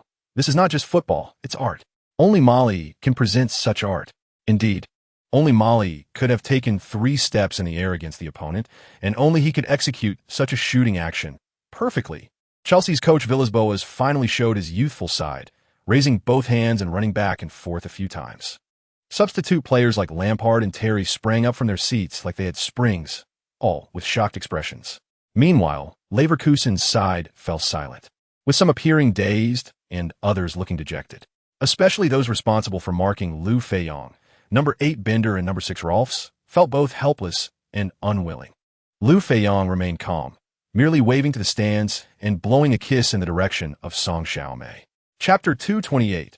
Hot Manchester United due to Bender and Rolf's diving. The referee awarded Chelsea an indirect free kick while showing cards. As Bender pondered life, the referee's whistle blew. Liu Feiyang noticed number 23 Sturridge raising his hand for the ball on the right, and seeing his good position, immediately made a diagonal pass. Sturridge quickly started, successfully timed his run, and after entering the penalty area, he executed a bicycle kick to evade Leverkusen's center-back number 3 Reinhardt's. He then curled a banana shot with his foot, bypassing goalkeeper Leno and into the net. Chelsea expanded their lead to 2-0. The recent red card for Rolfs and the subsequent goal made Leverkusen's morale plummet. Conversely, Chelsea grew more courageous. Seizing the opportunity, in the 34th minute, number 15 Maluda, who replaced Lampard, intercepted a pass from Leverkusen's number 9 Skirl on the right. The ball went out of bounds after hitting Skirl. Maluda quickly threw the throw-in to Liu Feiyang, and just as Ballon approached to intercept, Liu Feiyang passed the ball back to Maluda. Chapter 229. Tan's goal. Rooney and others shook their heads. All right, then show us your true skills and take down Chelsea. Take down Chelsea. Take down Chelsea. Although the chants were loud, including new goalkeeper De Gea, many players have faced Liu Feiyang in the last 2 seasons, and the impression he left was too deep. In their hearts, they actually lacked confidence. On the afternoon of September 18th, the 76,000 seat Old Trafford was packed. This match, known as the current English Derby, not only attracted die-hard fans of the Red Devils, but also many football legends and celebrities. Why are most Premier League matches scheduled for the afternoon? Firstly, it is to cater to Asian audiences, and secondly, it is due to the requirements of the broadcasting company Sky Sports. Since Sky Sports also broadcasts Serie A and La Liga matches on weekend evenings, scheduling Premier League matches in the afternoon helps avoid competitive viewership and maximize revenue. Of course, a habit has formed in the UK of watching football in the afternoon, with midweek matches scheduled for the evening because fans have to work during the day. Chelsea's coach Villas-Boas fielded the strongest lineup except for the injured Drogba. Chapter 230. Death Dance? No chance. This shocking goal made everyone forget to protest the referee for only giving Nani a yellow card. On the sidelines, veteran coach Ferguson chewed gum, feeling helpless. If it were anyone else in the world, they would not have scored this goal. First, Ever's pass to Rooney would have been intercepted by others, but Liu Feiyang, the Superman on the field, was right in the path of that pass. Not only did he easily intercept the ball in the air, but he also ultimately scored. Why won't this little guy come to Manchester United? What does Chelsea have that Manchester United doesn't? Ferguson even doubted whether he would win another championship before retiring. As with Liu Feiyang's joining, Chelsea was like having a cheat code. Who could match them? While Ferguson was lost in thought, the match had resumed. Inspired by Rooney, Manchester United once again united to fight Chelsea, but they fell behind again. Liu Feiyang, having just been overshadowed by Nani, shifted his focus to him after the match restarted. Because Nani already has a yellow card, it's best to find a way to make him earn another one. Nani came from a youth academy of Sporting Lisbon in Portugal, which has produced superstars like Figo and Cristiano Ronaldo. At the age of 20, he was spotted by Ferguson and brought to Manchester United. Chapter 231. Tactical controversy. Sky Sports wrote on its official website. In this match, Liu Feiyang scored 2 goals and provided 1 assist, causing Nani to receive 2 yellow cards and be sent off, single-handedly determining the course of the match. His first trip to the Dream Theater can be described as a dream come true. Additionally, some media focused on Liu Feiyang's 2 goals. The first goal was called the most spectacular goal in the history of the Premier League by The Sun. Even football games wouldn't dare to design something like that. The local Manchester Daily Telegraph also compared Liu Feiyang's free kick with a goal scored by Beckham, noting that the speed of the ball, flight height, trajectory, and entry angle were almost identical, like a copy-paste.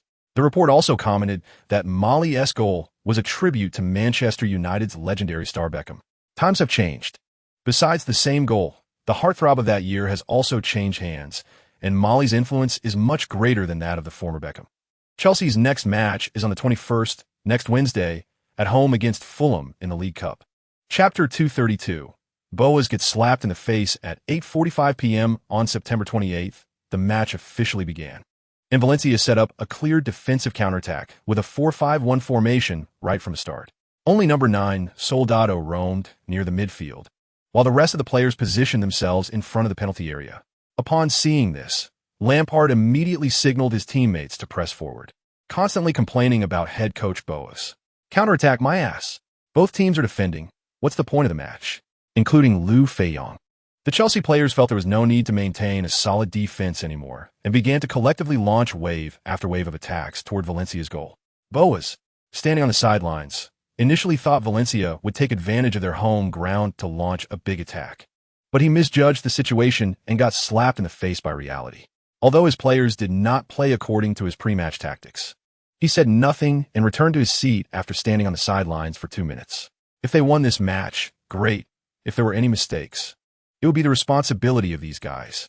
As a Premier League giant, Chelsea often faces opponents' ironclad defense, so they have their own effective strategies. Chapter 233. Liu Feiyang's first appearance in Huawood. Despite the disharmony between the coach and players in this match, they still secured the win. After returning to London on the morning of the 29th, the entire team was given a day off, as their weekend league opponent was Bolton, who had lost 5 consecutive matches. At midnight on October 1st, Liu Feiyang updated his Weibo, sending blessings for his country's birthday. A fan commented, "Liu Feiyang, will you participate in the match against Iraq on the 11th? Liu Feiyang flipped the fan's card and replied with 3 words, "Of course, on the 11th. The third phase of the World Cup qualifiers will reignite, with the Huawei team hosting Iraq at Shenzhen Stadium. After the last match against Jordan, Liu Feiyang had promised Gao Hongbo that he would definitely participate in this match. Additionally, it did not conflict with his Chelsea matches, so he had long informed the club and the coach. In a match against Bolton on October 2nd, Liu Feiyang did not play, but Chelsea still defeated their opponent with a score of 5-1 away. While achieving their 7th consecutive victory, they also handed their opponent a 6th consecutive defeat. Due to the FIFA International Match Day next weekend, Chelsea took a 9-day break after the match against Bolton. But Liu Feiyang requested an additional 2 days off and would return to the team on the 12th. Chapter 234. Worth the ticket price after jumping. Liu Feiyang spun in the air, leaping over the heads of 2 Iraqi players, and landed before the ball. He then accelerated to full speed. Normally, Liu Feiyang might have taken a long shot once within effective range, but since it was his first match in Huagua, he wanted to give the fans an exciting show.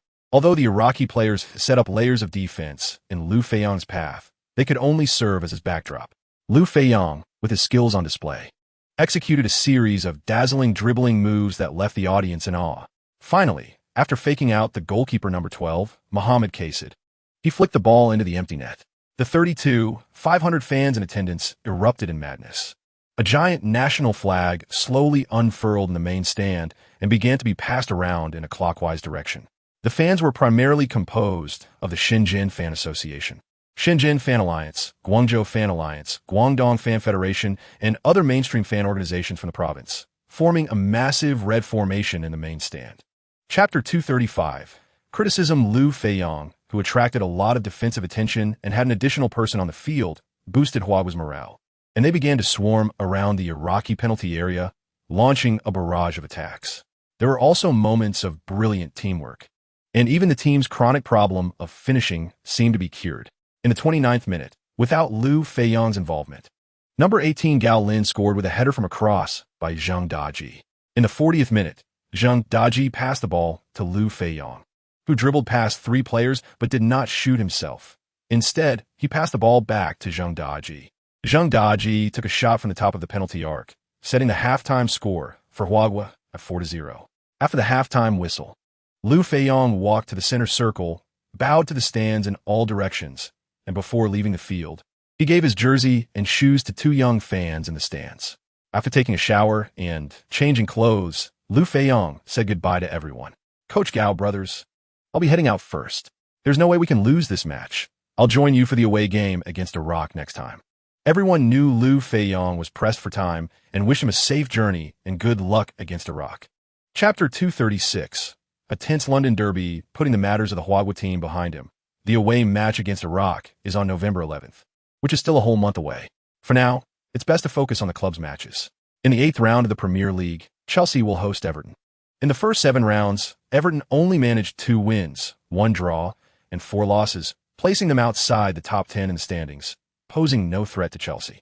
In this match, head coach Boas also placed Liu Feiyang on the bench, as there is a Champions League group match against Belgian side Genk next week. Although Liu Feiyang did not play, Chelsea still easily defeated Everton 3-1, continuing their winning streak. However, they remained only 2 points ahead of Manchester City, who were Chelsea's biggest competitors for the championship. On October 19th, Chelsea faced the visiting team Genk, with Liu Feiyang starting. Genk posed no threat to Chelsea, resulting in a resounding 5-0 victory. Liu Feiyang played only the first half, scoring 2 goals and providing 1 assist. In another match of the group, Bayer Leverkusen defeated Valencia 2-1 at home. Chapter 237. He is not an ordinary person if the first goal was the result of team collaboration. Then the second goal was a complete display of Liu Feiyang's individual ability. Participating in defense in his own half, Liu Feiyang executed a nearly instantaneous tackle, successfully intercepting the ball from Arsenal's midfielder, number 17, Alexander Song. Just moments earlier, Arsenal had launched a threatening counterattack, shifting the battlefield to Chelsea's half. Chelsea's players retreated to defend, and although Liu Feiyang's first reaction after regaining possession was to pass, his teammates were not in good positions. Thus, Liu Feiyang decided to go solo. First, he executed a Marseille turn to evade Song's tackle, relying on his footwork and changes in direction, combined with his incredible speed. He quickly broke past number 8 Arteta and number 16 Ramsey, capitalizing on the space in front of him and accelerating to full speed. In front of Liu Feiyang were 3 Arsenal defenders, with 3 Arsenal midfielders behind him, attempting to encircle him. But Liu Feiyang maintained his speed, charging straight towards number 6 Koscielny. Koscielny, seeing Liu Feiyang approaching at such speed, began to feel intimidated. Chapter 238. The boos at Stamford Bridge. First, Koscielny retreated several meters. After the referee blew the whistle, Liu Feiyang almost instantaneously moved forward, then struck the ball fiercely with the outside of his right foot. The ball initially curved around the wall and appeared to be heading towards a corner flag. However, its trajectory changed rapidly, ultimately grazing the post and entering the net. This goal was almost identical to Roberto Carlos's famous goal, except in the opposite direction. Carlos used his left foot while Liu Feiyang used his right. Similarly, the goalkeeper did not react at all. With Liu Feiyang's hat trick, Chelsea was already leading 3-0. Whether it was the fans in the stands, the head coach Villas-Boas on the sidelines, or the Chelsea players on the field, everyone felt a huge weight lifted, believing the victory was secured. However, with a relaxed mindset, attention began to wane. As the first half entered stoppage time, Chelsea's number 15 Malouda, to waste time, casually passed the ball back to Terry near the halfway line. But Malouda's pass was too strong, and Terry could only chase after it. And at that moment, the most inexplicable scene unfolded. Terry fell to the ground after only 2 steps of pursuit. Chapter 239. The crowd's outraged. The fans were furious. The team can lose, but not in such a manner, especially not to their city rivals Arsenal. Villas-Boas out. Villas-Boas out. Villas-Boas out. Facing an Arsenal team that had only 1 victory in their last 11 away games, Chelsea ultimately lost 3-5 at home, marking their first home defeat since losing to Liverpool in February this year. It is worth noting that Chelsea last conceded 5 goals at home in 1989 against Liverpool, and the last time they allowed Arsenal to score 5 goals at home was in the distant November of 1934, when Chelsea lost 2-5. Chelsea's biggest home defeat to Arsenal was 1-5 in November 1930. The 2 humiliating defeats to Arsenal occurred before the outbreak of World War II. The new season of the Premier League has been brutal for the big teams, with Arsenal suffering a 2-8 defeat to Manchester United away. Their last single-match concession of 8 goals dating back to 1896, during the Guangxu era of the Qing dynasty. Subsequently, Manchester United also suffered a 1-6 defeat at home to their city rivals Manchester City, marking the Red Devils' most painful loss in 81 years. Chapter 240.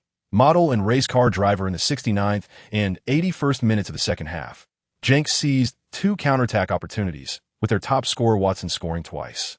Although this added more frustration for Chelsea, it did not affect the overall situation. In another match in the same group, Valencia defeated Bayer Leverkusen 3-1 at home. After 4 rounds, the standings in Group E were as follows: Chelsea with 12 points, Bayer Leverkusen with 6 points, Valencia with 4 points, and Genk with 1 point. With 2 rounds remaining in the group stage, Chelsea had already secured advancement. According to the rules, if points are tied, the first comparison is goal difference.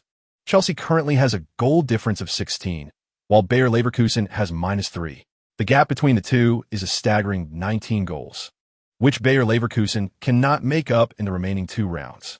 In conclusion, Chelsea not only advanced from the group with 2 rounds to spare, but also effectively secured the top position in the group. The last 2 matches could be played with substitutes or the second team. On the morning of November 2nd, after returning to London, the team was disbanded on the spot, with normal training scheduled for the 3rd and 4th, preparing for the 11th round match against Blackburn on the 5th. Chapter 241. The shock in the racing world. Oh my god. You ran the first lap in 1:15.02. That's comparable to most professional drivers here. Got it. I'll run 2 more laps. As a result, the second lap improved slightly to 1:14.89, and the third lap reached an even better 1:14.76. Although there is still a gap with Senna's record, it is not inferior to the results of the vast majority of professional drivers. It should be noted that this was Liu Feiyang's first time driving an F1 car, and he was a complete novice. The on-site manager of the Renault team was stunned, and when Liu Feiyang parked the car and stood up, he rushed over. "Mr. Mali, if you don't play football and switch to racing, You could definitely become a top driver like Senna and Schumacher. At that moment, Song Xiaomei, who had also walked over, immediately chimed in. Forget it. The safety factor on the football field is much higher than in racing. Liu Feiyang had just said he wanted to experience this track, and Song Xiaomei didn't stop him, thinking he was just casually running a couple of laps. Little did she know that this reckless guy was driving so fast, reaching speeds comparable to professional drivers, averaging over 200. Chapter 242. Hand-to-hand combat 10 days ago in Shenzhen. Liu Feiyang laid a solid foundation for the team by leading 4-0 in the first half while having an extra man. In the second half, the Huagua team almost collapsed, not only failing to score a single goal, but also allowing the Iraq team to equalize with 3 goals, coming very close to leveling the score. The Iraq team was pushed to the edge, and head coach Zico had studied that if they lost to the Huagua team at home again, they would only have 3 points after 4 rounds. Meanwhile, the Jordan team should have no problem defeating Singapore in this round, which would give them 9 points. Even if the Iraq team wins their last 2 matches, they would only tie with Jordan. According to the rules, if points are equal, goal difference will be compared first, followed by the number of goals scored. Currently, Iraq's goal difference is -1, while Jordan's is 3, creating a 4-goal gap between the two. Additionally, in this round, Jordan is playing at home against Singapore, which will likely increase their goal difference further. Another factor is that after this round, if the Huagua team wins, they will qualify 2 rounds early, making the final round match against Jordan potentially a relaxed affair. In summary, the Iraq team's chances of qualifying are bleak. Chapter 243. Securing a key victory. Originally, the plan was to take advantage of Liu Feiyang's absence to score more goals, but unexpectedly, not only did they fail to score, but they also allowed Huagua to score 1. Although it was clear that the Iraqi players were putting in their utmost effort, the Huagua team seemed energized, as if a completely different group had taken the field. This is how things were, but it couldn't be put that way. They were actually trailing in the first half without Mali on the field, completely suppressed on both offense and defense. Were they useless? They had exhausted a lot of energy in the first half. In the second half, they needed to increase their wing play to further tire the opponent and must take the lead before Mali came on, or else there would be no hope. Although Iraq also borrowed strength in Doha, they clearly adapted better to the climate here. Sure enough, after the second half began, the Iraq team frequently used both wings to attack the Huagua defense. They also made occasional incursions into the middle, creating significant trouble for Huagua's defense. Chapter 244. The Red-Blue Battle. Historically, the two teams have faced each other 161 times, with Chelsea winning 56, drawing 33, and losing 71, putting them at a disadvantage. In the last season, they faced each other twice, with Liverpool winning both matches. In the last 3 visits to Stamford Bridge, Liverpool has won 2 matches. In the last 6 league encounters, Liverpool has won 4. From these statistics, it is not difficult to see that Chelsea is comprehensively lagging behind in both historical and recent performances. The good news is that the Beast Drogba returned from injury for this match, while the opposing midfield core, Gerrard, was absent due to injury. Following the repercussions of a previous 5-3 loss to Arsenal, Chelsea's coach Villas-Boas felt the pressure. This match against Liverpool was crucial, and with the Champions League group stage already secured, they needed to perform well in the league. Thus, he fielded all his main players, with no concerns about a midweek match the following week. On November 20th at 5 p.m., the only highly anticipated match of this round officially kicked off. In this match, to commemorate the recent passing of backup goalkeeper Brad Jones' son, the entire Liverpool team wore black armbands, giving the match a solemn tone. Chapter 245. Forced to push hard. The goals conceded at the final stage were avoidable, simply because some players were not focused, creating opportunities for the opponent's counterattacks. Lampard knew that Villas-Boas was referring to him, but stayed silent, as he felt guilty himself. He indeed bore undeniable responsibility for that goal. He was determined to perform well in the second half and hoped to redeem himself with a goal. However, unexpectedly, Villas-Boas substituted him out at halftime. "Frank, I see that your physical condition isn't great. You can rest in the second half." "Mireless, you're on in the second half." Lampard wanted to retort, "My fitness is just fine." But he held back, knowing that such a response would only make him seem petty and serve no purpose. Seeing that he had the upper hand over Lampard, Villas-Boas felt satisfied. "Ding, letting you oppose me at every turn. As long as I'm the coach, I can keep you in line." Liu Feiyang frowned. In such an important match, there was still infighting? He felt quite dissatisfied with Villas-Boas. To be fair, Lampard had played quite well in the first half, making significant contributions on both offense and defense. His goal was assisted by Lampard. Chapter 246. Narrow victory, however. Quit felt that Liu Feiyang was certainly not having an easy time either, but just this hesitation allowed Liu Feiyang to charge forward. Quit quickly turned, tried to use his body to hold off Liu Feiyang and pass the ball out. He turned and kicked, but the ball left his foot at a distance of less than a meter, where Liu Feiyang intercepted it swiftly.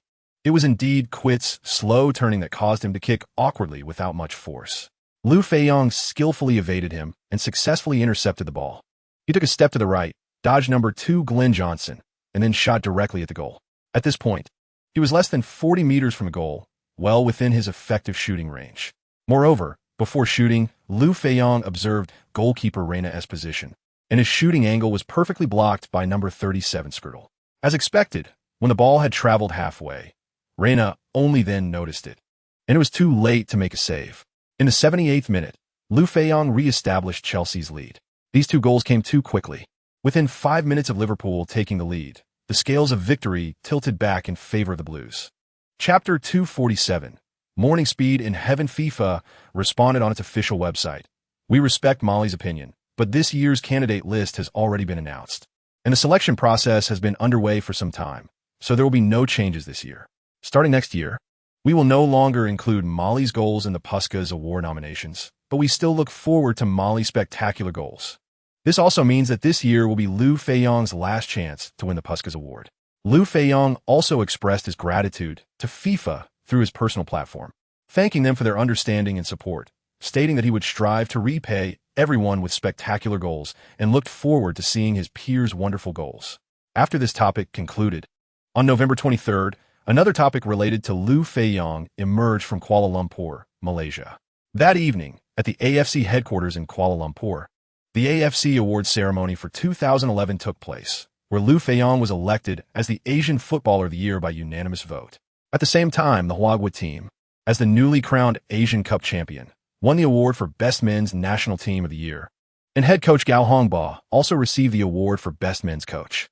Although Liu Feiyang became a Chinese citizen in 2010, he did not qualify for the awards in Asia that year because he changed his nationality in July and was not a citizen for the entire year.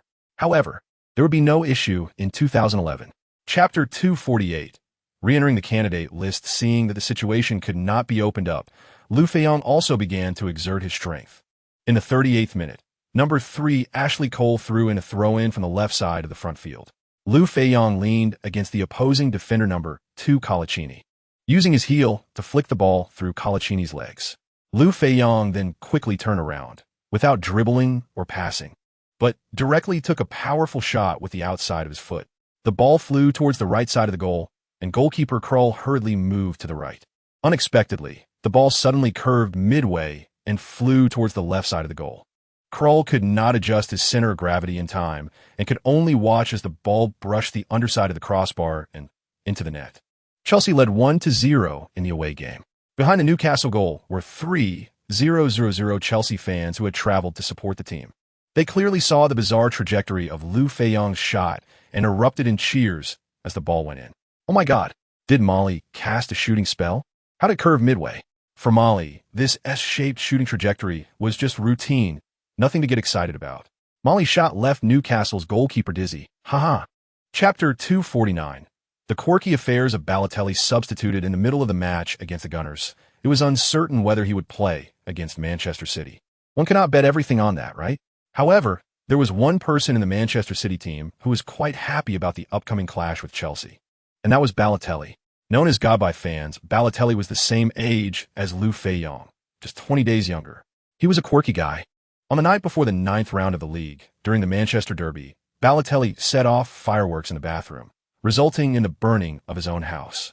When questioned by the police, Balotelli surprisingly claimed he was studying rockets, which led to mockery from fans everywhere. However, the next day, in the derby against Manchester United, Balotelli scored twice, helping Manchester City achieve a 6-1 victory over their city rivals. Moreover, during his goal celebration, Balotelli revealed a "Why Always Me" t-shirt. leaving everyone both amused and bewildered, and even Manchester United fans found it hard to criticize him. Balotelli had joined Manchester City from Inter Milan for a transfer fee of €28 million before this season, and he had even more quirky stories during his time at Inter Milan. Chapter 250. Balotelli cries, who was it that pushed Liu Feiyang down? The answer is Balotelli. This guy had been following Liu Feiyang closely until Liu Feiyang entered the penalty area and slowed down, at which point he caught up. Just as he was about to catch his breath, he saw Liu Feiyang about to shoot. Ding! I haven't scored yet. I can't let Molly score. So he pretended to be unsteady on his feet and pushed Liu Feiyang. To be honest, Balotelli's acting was quite good. The referee only awarded a penalty and did not show him a card. Balotelli grinned. However, when he saw Liu Feiyang standing at the penalty spot, he slapped his thigh and thought, damn, how did I forget this? If the penalty is scored, won't he be the first to score? God bless, let it miss. But he was surely going to be disappointed. Liu Feiyang effortlessly scored with a Panenka penalty. Chelsea took the lead in the Blue Derby. Watching Liu Feiyang surrounded by teammates, Balotelli shook his head in frustration, feeling he shouldn't have been so clever to push him. Perhaps Liu Feiyang's shot would have missed? He had essentially assisted Liu Feiyang in taking the penalty. Wasn't that an assist from God? Regardless of the banter, when Balotelli stood at the kickoff point again, he didn't dare to challenge Liu Feiyang directly and honestly passed the ball back to number 21 David Silva. Chapter 251. The frustrated Ding Balotelli exploded with anger. His eyes wide open like bells, damn. How did you know? Liu Feiyang smiled mysteriously. I not only know you prepared a t-shirt, but I also know what is written on it. Impossible, you're lying.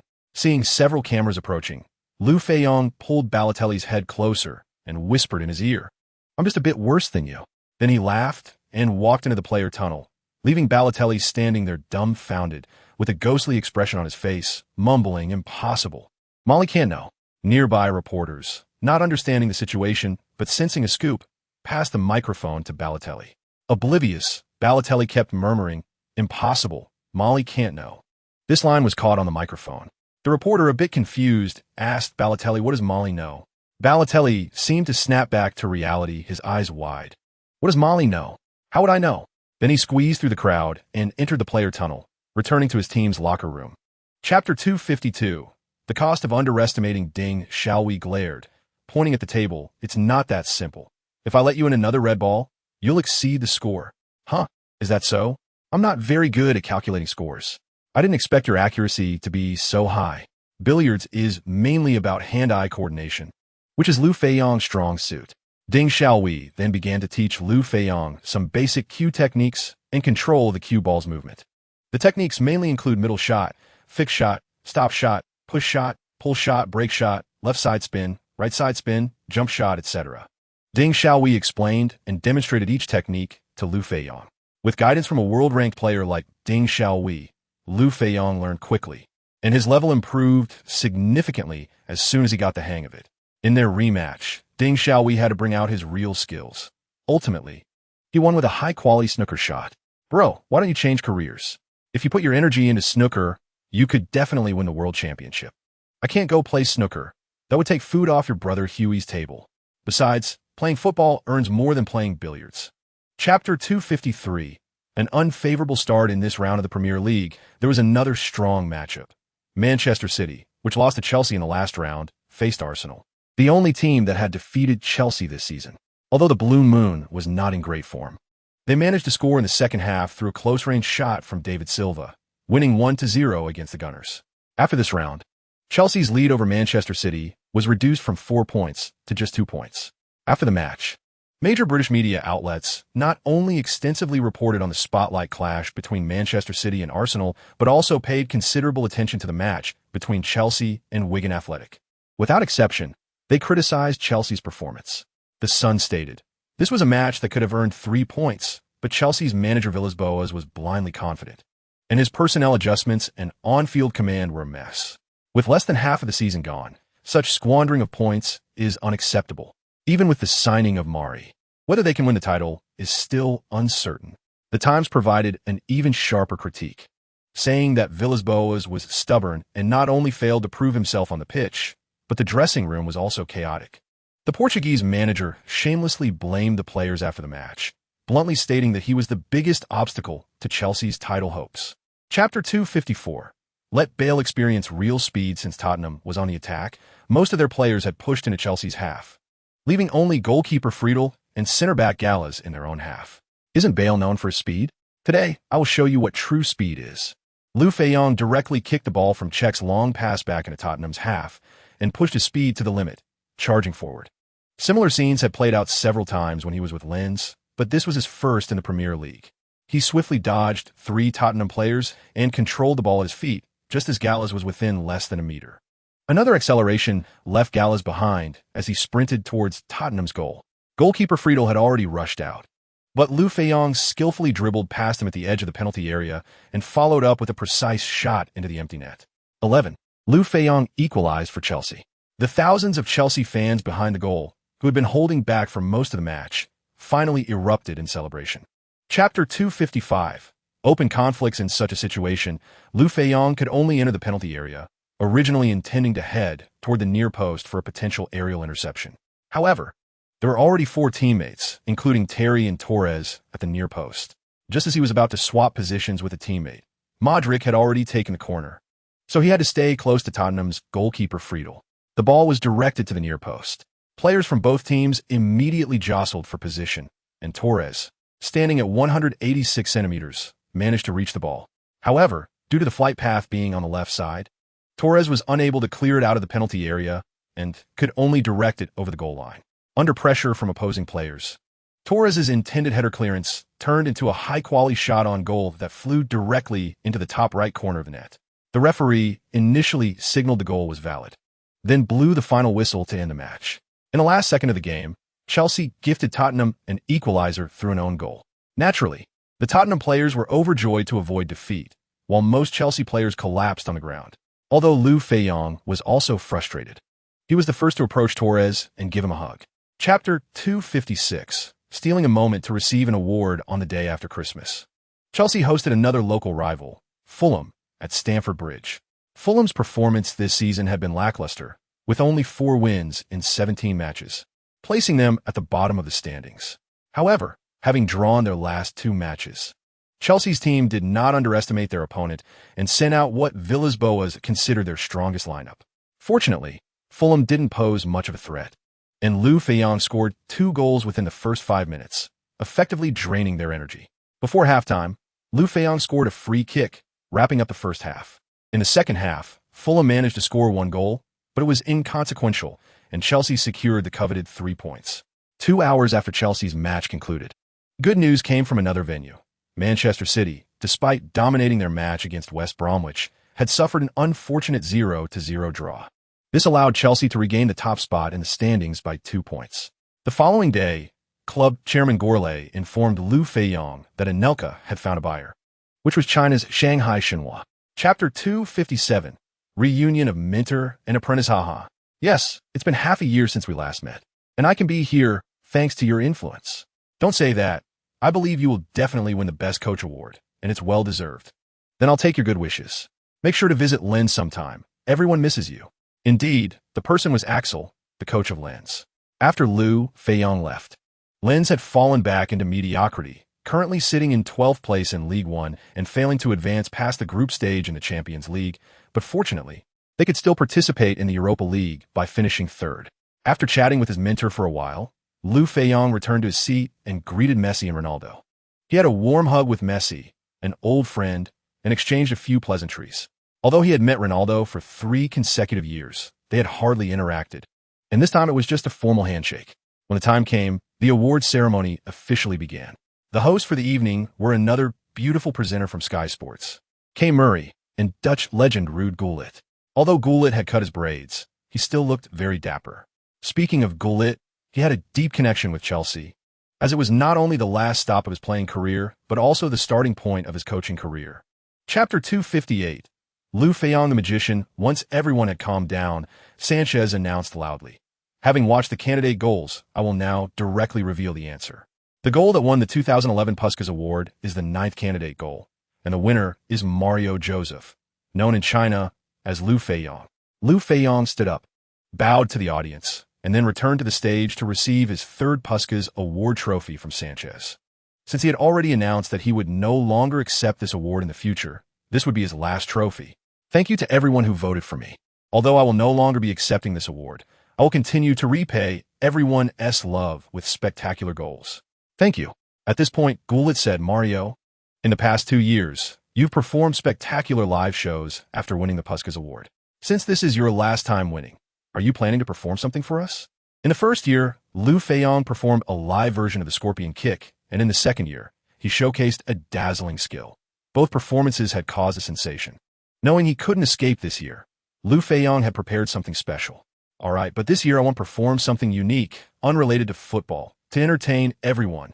Chapter 259, Golden Globe Award consecutive wins. This short film is only 3 minutes long, showcasing highlights of 3 individuals scoring goals, lifting trophies, and other memorable moments, accompanied by necessary subtitles, with applause rising and falling from the audience.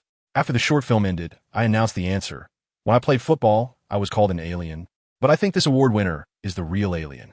Not only can he score goals, but he also knows Chinese kung fu and even performs magic. That's right. The winner of the 2011 Ballon d'Or is Mario Joseph, whose Chinese name is Liu Feiyang. At the same time, congratulations to Messi and Ronaldo for winning the silver ball and bronze ball respectively. Please come up to the stage.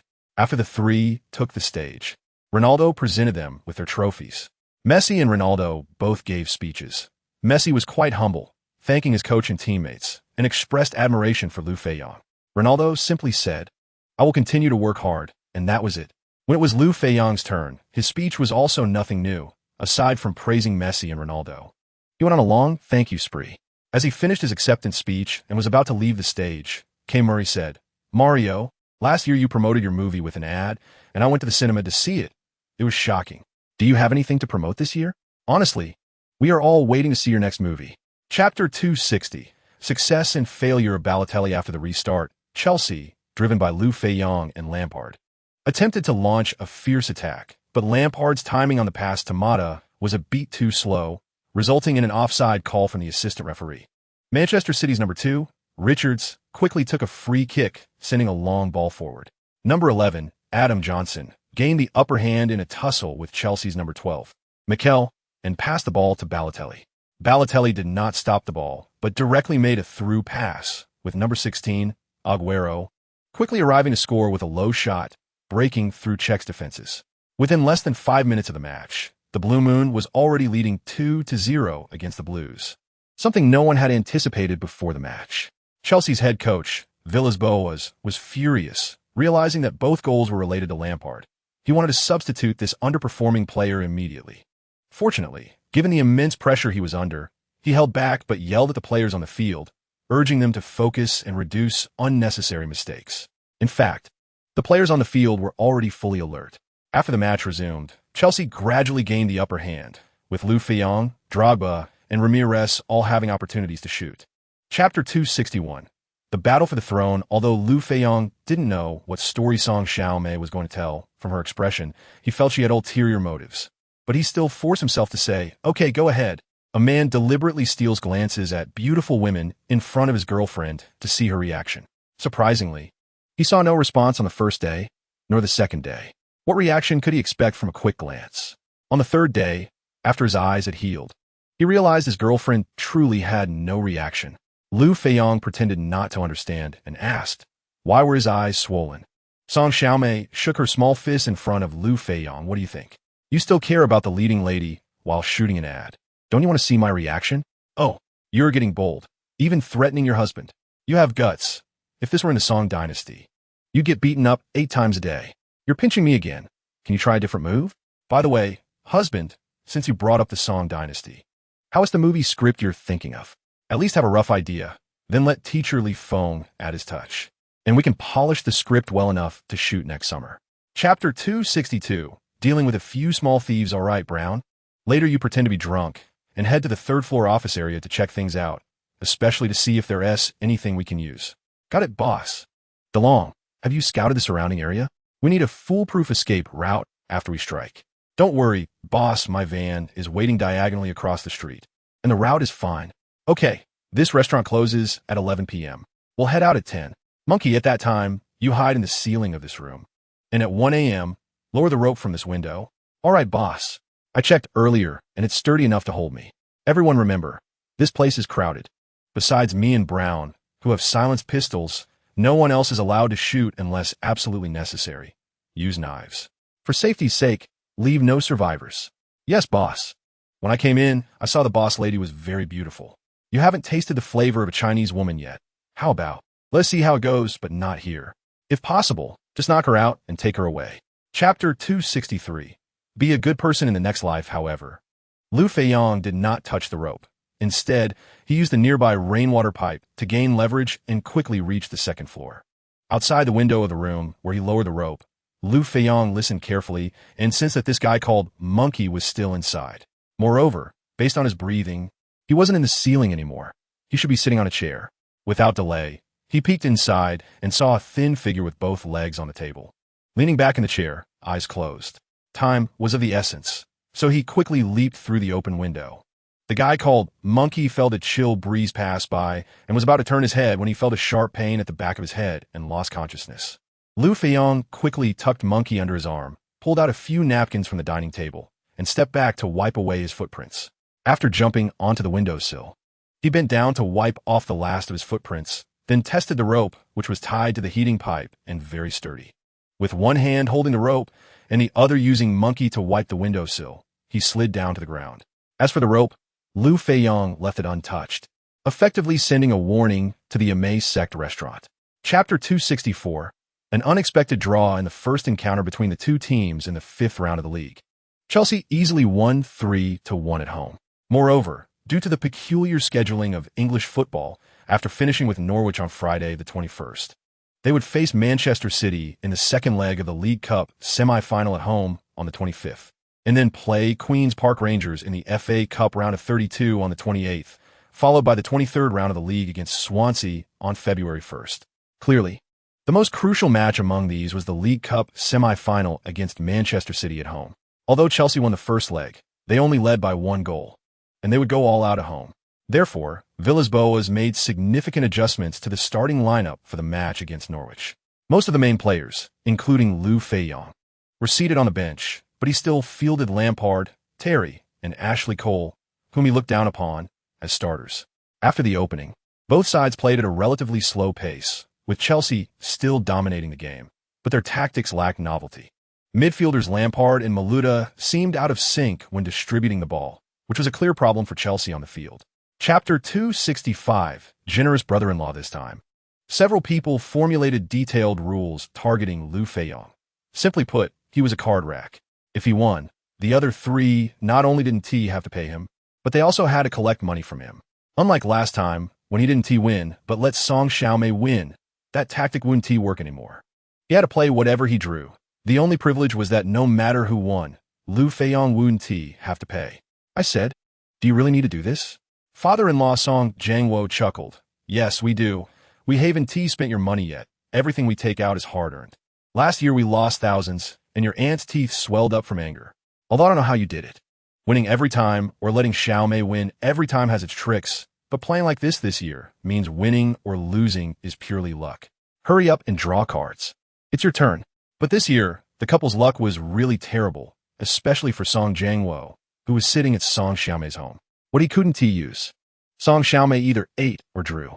After finally getting a listen, he immediately pointed the cannon at Song Xiaomei, letting Qin Yu scold him. If you can't play well, don't play recklessly. Otherwise, you'll end up like Feiyang, playing whatever you draw. Chapter 266. Final ultimatum in the 67th minute. Manchester City's no.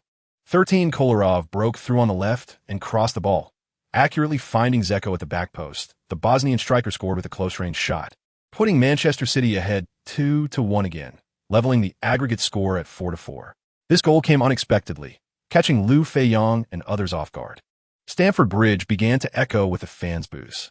Liu Feiyang didn't want to go into extra time, so after this, he took advantage of his physical fitness and speed to increase his activity range. Hard work pays off. In the 74th minute, after receiving a pass from Terry near the midfield, Liu Feiyang immediately performed a 1-2 with number 15 Maluda, and after getting the ball, he charged into the opponent's half. Facing the pressing number 18 Barry, he made a quick step and dribbled through his legs, then accelerated. Manchester City players didn't dare to slack off. Three of them closed in on him. Liu Feiyang performed a sudden stop and turn in front of number 19 Nasri, pretending to pass the ball back to No. 7 Ramirez behind him. However, his swinging foot only went over the ball, then quickly tapped the ball with his heel and spun around, slightly changing direction to dodge Nasri. Breaking through the encirclement. Chapter 267. An overhead kick from 45 meters, unlike Chelsea, who suffered significant player losses before this crucial battle. Rooney and Ashley Young returned from injury just in time. De Gea also recovered from illness to guard the goal, and Giggs, Raphael, and Welbeck were rotated into the starting lineup. In contrast, both the media predictions for this match and the betting odds generally favored Manchester United, even though Manchester United hadn't T1 at Stamford Bridge for a full 10 years. However, they overlooked one thing: Liu Feiyang. Due to the team being plagued by injuries and an incomplete lineup, Liu Feiyang had already made up his mind to take charge in this match. On February 5th at 5 p.m., the focus battle of the 25th round of the Premier League ignited. After the match started, whenever Liu Feiyang got the ball, he would charge towards the goal guarded by De Gea amidst the cheers of the home fans, exuding an aura of ferocity. In the 4th minute, Liu Feiyang's powerful long-range shot hit the crossbar, scaring the Manchester United players cold. Ferguson shouted from the sidelines, urging his players to strengthen their pursuit and interception of Liu Feiyang. Chapter 268. A Tale of Two Halves. General Fan was too forceful this time, directly knocking the laptop and the car model from the sponsor off the table. His knee, already injured, throbbed with pain. Nearby, Duan Xian was passionately shouting, "Goal! Goal! Liu Feiyang, it's our Liu Feiyang again. Another incredible goal. Well done, Liu Feiyang." Fully immersed, Duan Xian didn't get distracted and finished praising Liu Feiyang, only to realize the studio was a bit chaotic. Fortunately, the broadcast was still live and hadn't switched to the studio. Duan Xian, experienced, quickly joked, "Coach Fan, you're also quite excited about Liu Feiyang's goal." General Fan, rubbing his knee, laughed, "Haha, mainly because Liu Feiyang's goal is too amazing. Over 40 meters from the goal, and an overhead kick flying in the air. I don't know what the world record for an overhead kick from that distance is, but Liu Feiyang's might very well be a new record. Very likely, but it's a bit regrettable." "What are you regretting?" Liu Feiyang has already announced his withdrawal from the Puskas Award. Otherwise, this goal would definitely win an award this year.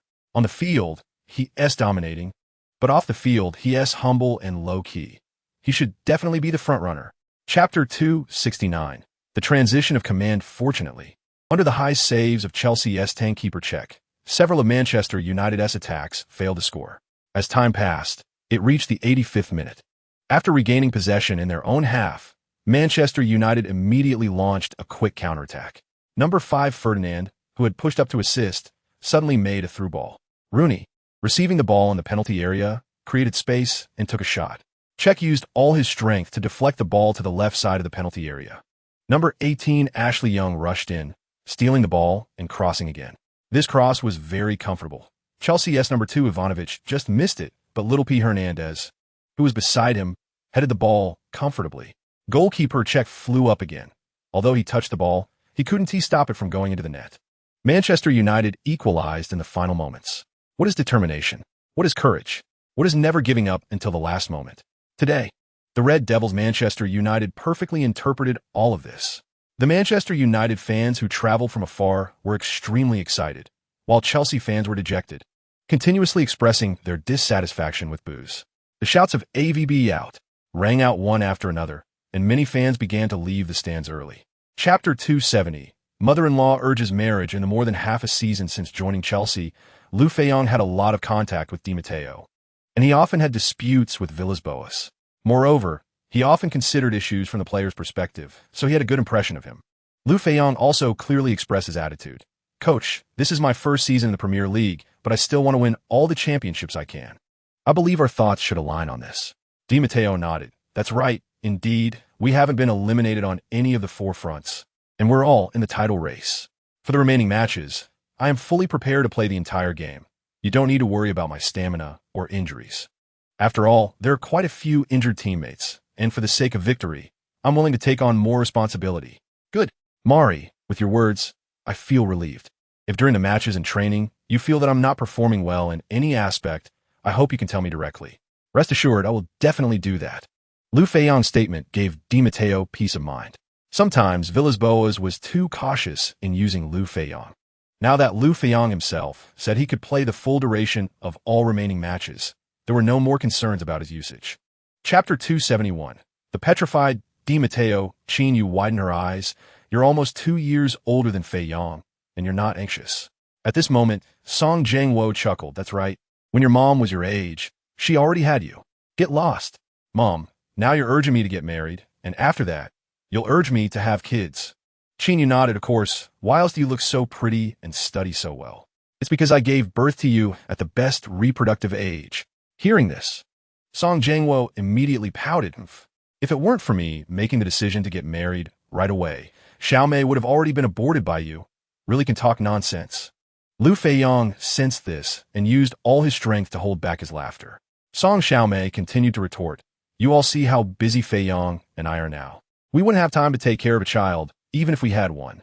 Song Xiaoshui entered at that moment to grab a drink and just happened to catch Song Xiaomei's words, immediately chiming in, no worries, big sis. I'll help take care of the little brother. Get lost, you just took off your pants a few days ago. You're insulting my character. I won't talk to you. The adults were all amused by this little guy. Chapter 272. The first championship secured in a youth match in Serbia this year. Vuk Bakic from the Ballon team started his run as soon as the referee raised his arm. When the whistle blew, he kicked the ball, which heavily struck just 1 meter in front of the goal line and bounced into the net, taking only 2 seconds. It is said to be the fastest goal record to date. Liu Feiyang, after receiving a pass from Mata, took an additional second to shoot. Although Liu Feiyang had previously scored several direct shots from midfield, it was clear that Cardiff City's coach and players had not studied this. Originally, Cardiff City was determined to maintain a solid defense, but they conceded a goal just 3 seconds into the match. However, they still dared not attack rashly, hoping to find a good counterattack opportunity. Yet, instead of waiting for a counterattack opportunity, they soon found their goal breached again. In the 13th minute, Liu Feiyang, Lampard, and Mikel continuously passed in midfield, penetrating centrally before switching to the flank, while Cardiff City's players ran back and forth without touching the ball. After Mikel broke through number 2 McNaughton on the right side, he passed the ball to the center, and Liu Feiyang didn't stop the ball, but made a direct pass, allowing Drogba to receive it in the small box and take a powerful shot. Chapter 273. Flying Snow, aiding the King under Liu Feiyang's powerful assault. West Bromwich Albion completely collapsed. Although Liu Feiyang did not score again, with his involvement, Lampard and Mata each found the net. West Bromwich Albion only managed to salvage a bit of face by scoring a goal through number 14 Thomas just before the match ended. In another match of this round, Manchester City defeated Bolton 2-0, maintaining 66 points alongside Chelsea, continuing to rank in the top 2 on the leaderboard. However, the goal difference between the two teams was narrowed to just 1 goal. As long as Chelsea maintains their current attacking power, they could reclaim the top position in the next round. After this match, Liu Feiyang's league goal tally for the season reached 36, making him the player with the most goals in a single season in England's top league in over a century. After the match, Di Matteo also brought Liu Feiyang to the press conference. Regarding breaking the record, Liu Feiyang remained as humble and low-key as ever, stating that it is certainly a joy to break a record, which couldn't have been achieved without the help of his teammates. He was glad the team secured the victory and continued to maintain competitiveness for the league title, hoping they could win more matches in the upcoming games and ultimately clinch the championship. Chapter 274. Goals can be scored this way. Napoli is the second Serie A team Liu Feiyang has faced after Inter Milan. From 1984 to 1991, the king of football, Maradona, led Napoli to win the Serie A championship twice, which are the only 2 times the team has won. In addition, the king also brought the team 1 Coppa Italia championship and 1 UEFA Cup championship, single-handedly transforming a previously obscure club into a well-known powerhouse. However, in 2004, Napoli was relegated to the 3rd division due to financial problems, but this allowed the team to undergo a rebirth. In 2008, they not only returned to Serie A, but also restored their former glory. Last season, they finished 3rd in Serie A, qualifying for this season's Champions League. The honor that even Maradona could not achieve is highly coveted by the Neapolitans.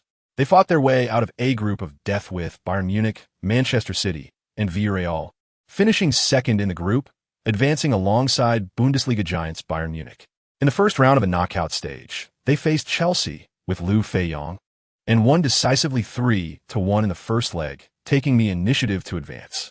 Chapter 275. Overtime for survival. As Liu Feiyang charged forward, the experienced Lampard also rushed towards Lavezzi. Lavezzi was a bit stunned, but quickly passed the ball to the side front towards Cavani, hoping it was not too late. But a figure slid in and intercepted Lavezzi's pass midway.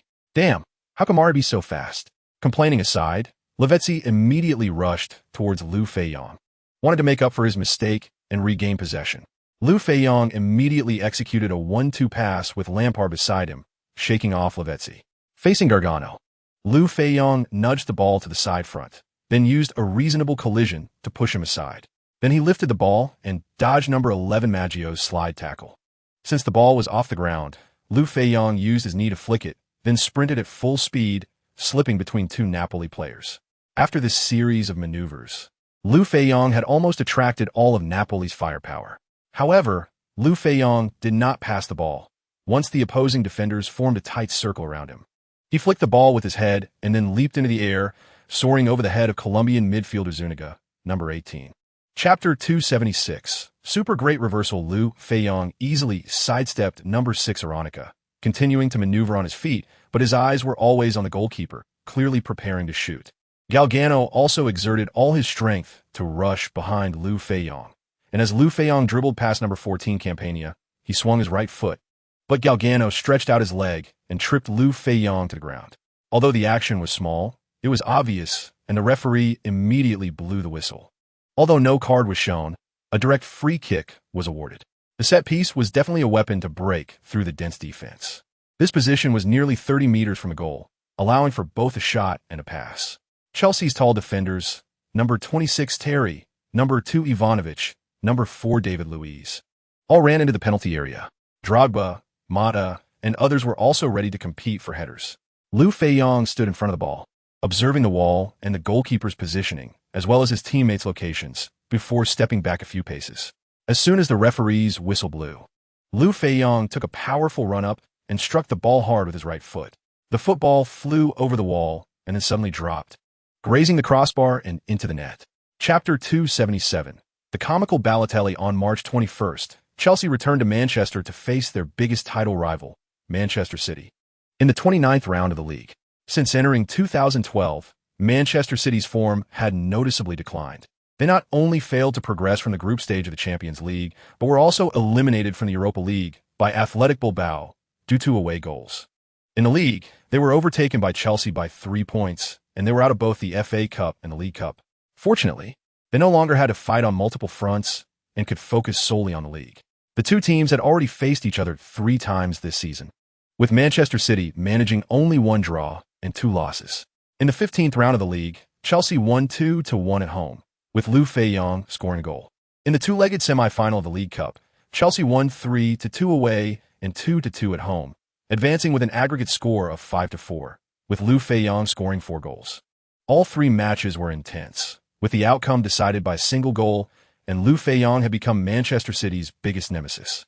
As they faced off at home again, Manchester City was united in their determination to win the league title and avoid ending the season empty-handed, so they had to do their utmost to defeat Chelsea. Chapter 278. Mari's cursed tongue. Liu Feiyang was both the initiator and the finisher of this attack. Originally, this was a great opportunity for Manchester City to score. Number 19 Nasri was fouled by Chelsea's number 24 Cahill just outside the penalty area after receiving a quick pass from number 21 David Silva. The referee showed Cahill a yellow card while awarding Manchester City a direct free kick, seeing that the referee hadn't signaled for a stoppage. Aguero rushed in to quickly take the free kick before Nasri could get up. Ding.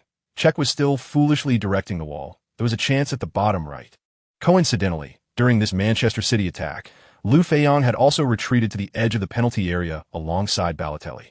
Sensing Aguero's intention, he immediately ran to the right, and at the moment Aguero kicked the ball, he dove to the ground just in time to intercept it. After getting up, he kicked the ball forward. At this point, there was only one beast, Drogba, in the forward position, as he was still on his own half, so he immediately started to rush forward, staying onside.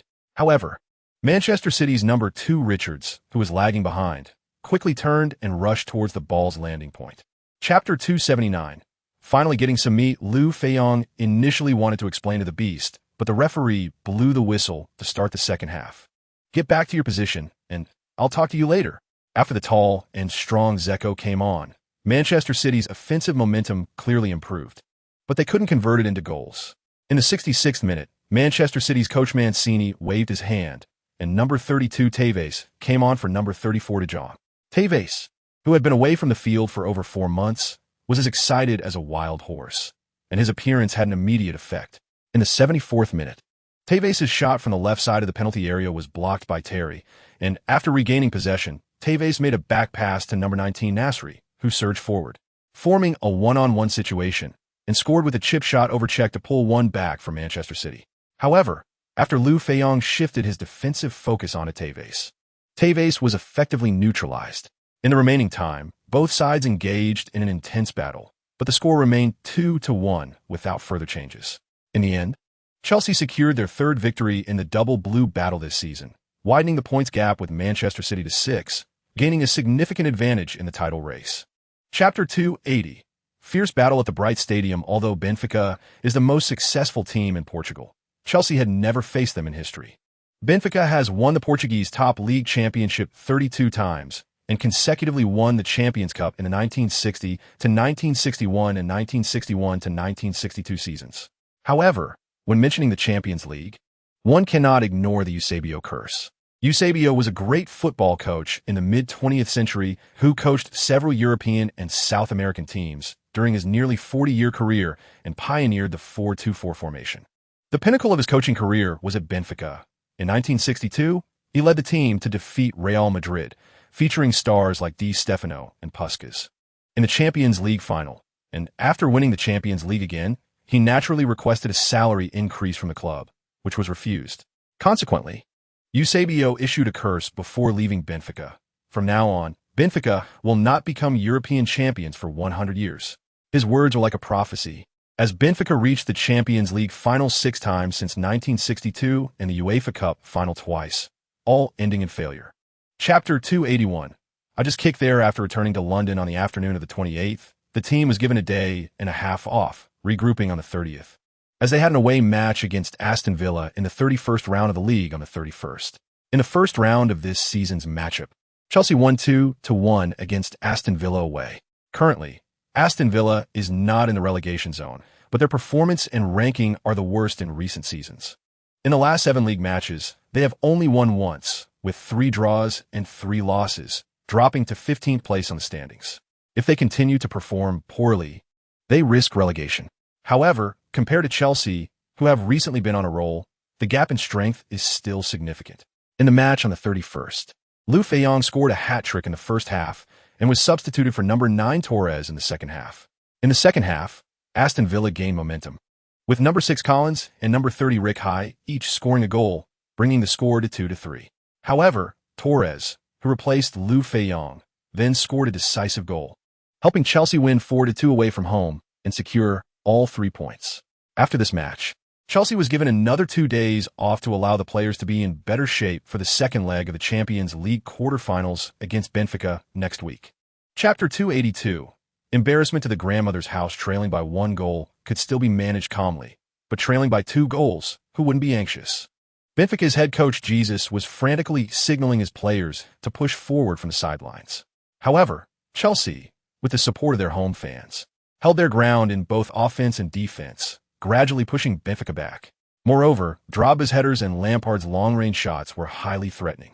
Benfica became increasingly anxious, and the actions on the field became more aggressive. In the 40th minute, after a collaboration between Liu Feiyang and Lampard in the midfield, the ball was suddenly passed to the right flank, where number 12 Mikel received it and skillfully dribbled past Benfica's number 14 Pereira. But just as he was about to make a pass, he was brought down by Pereira's tackle.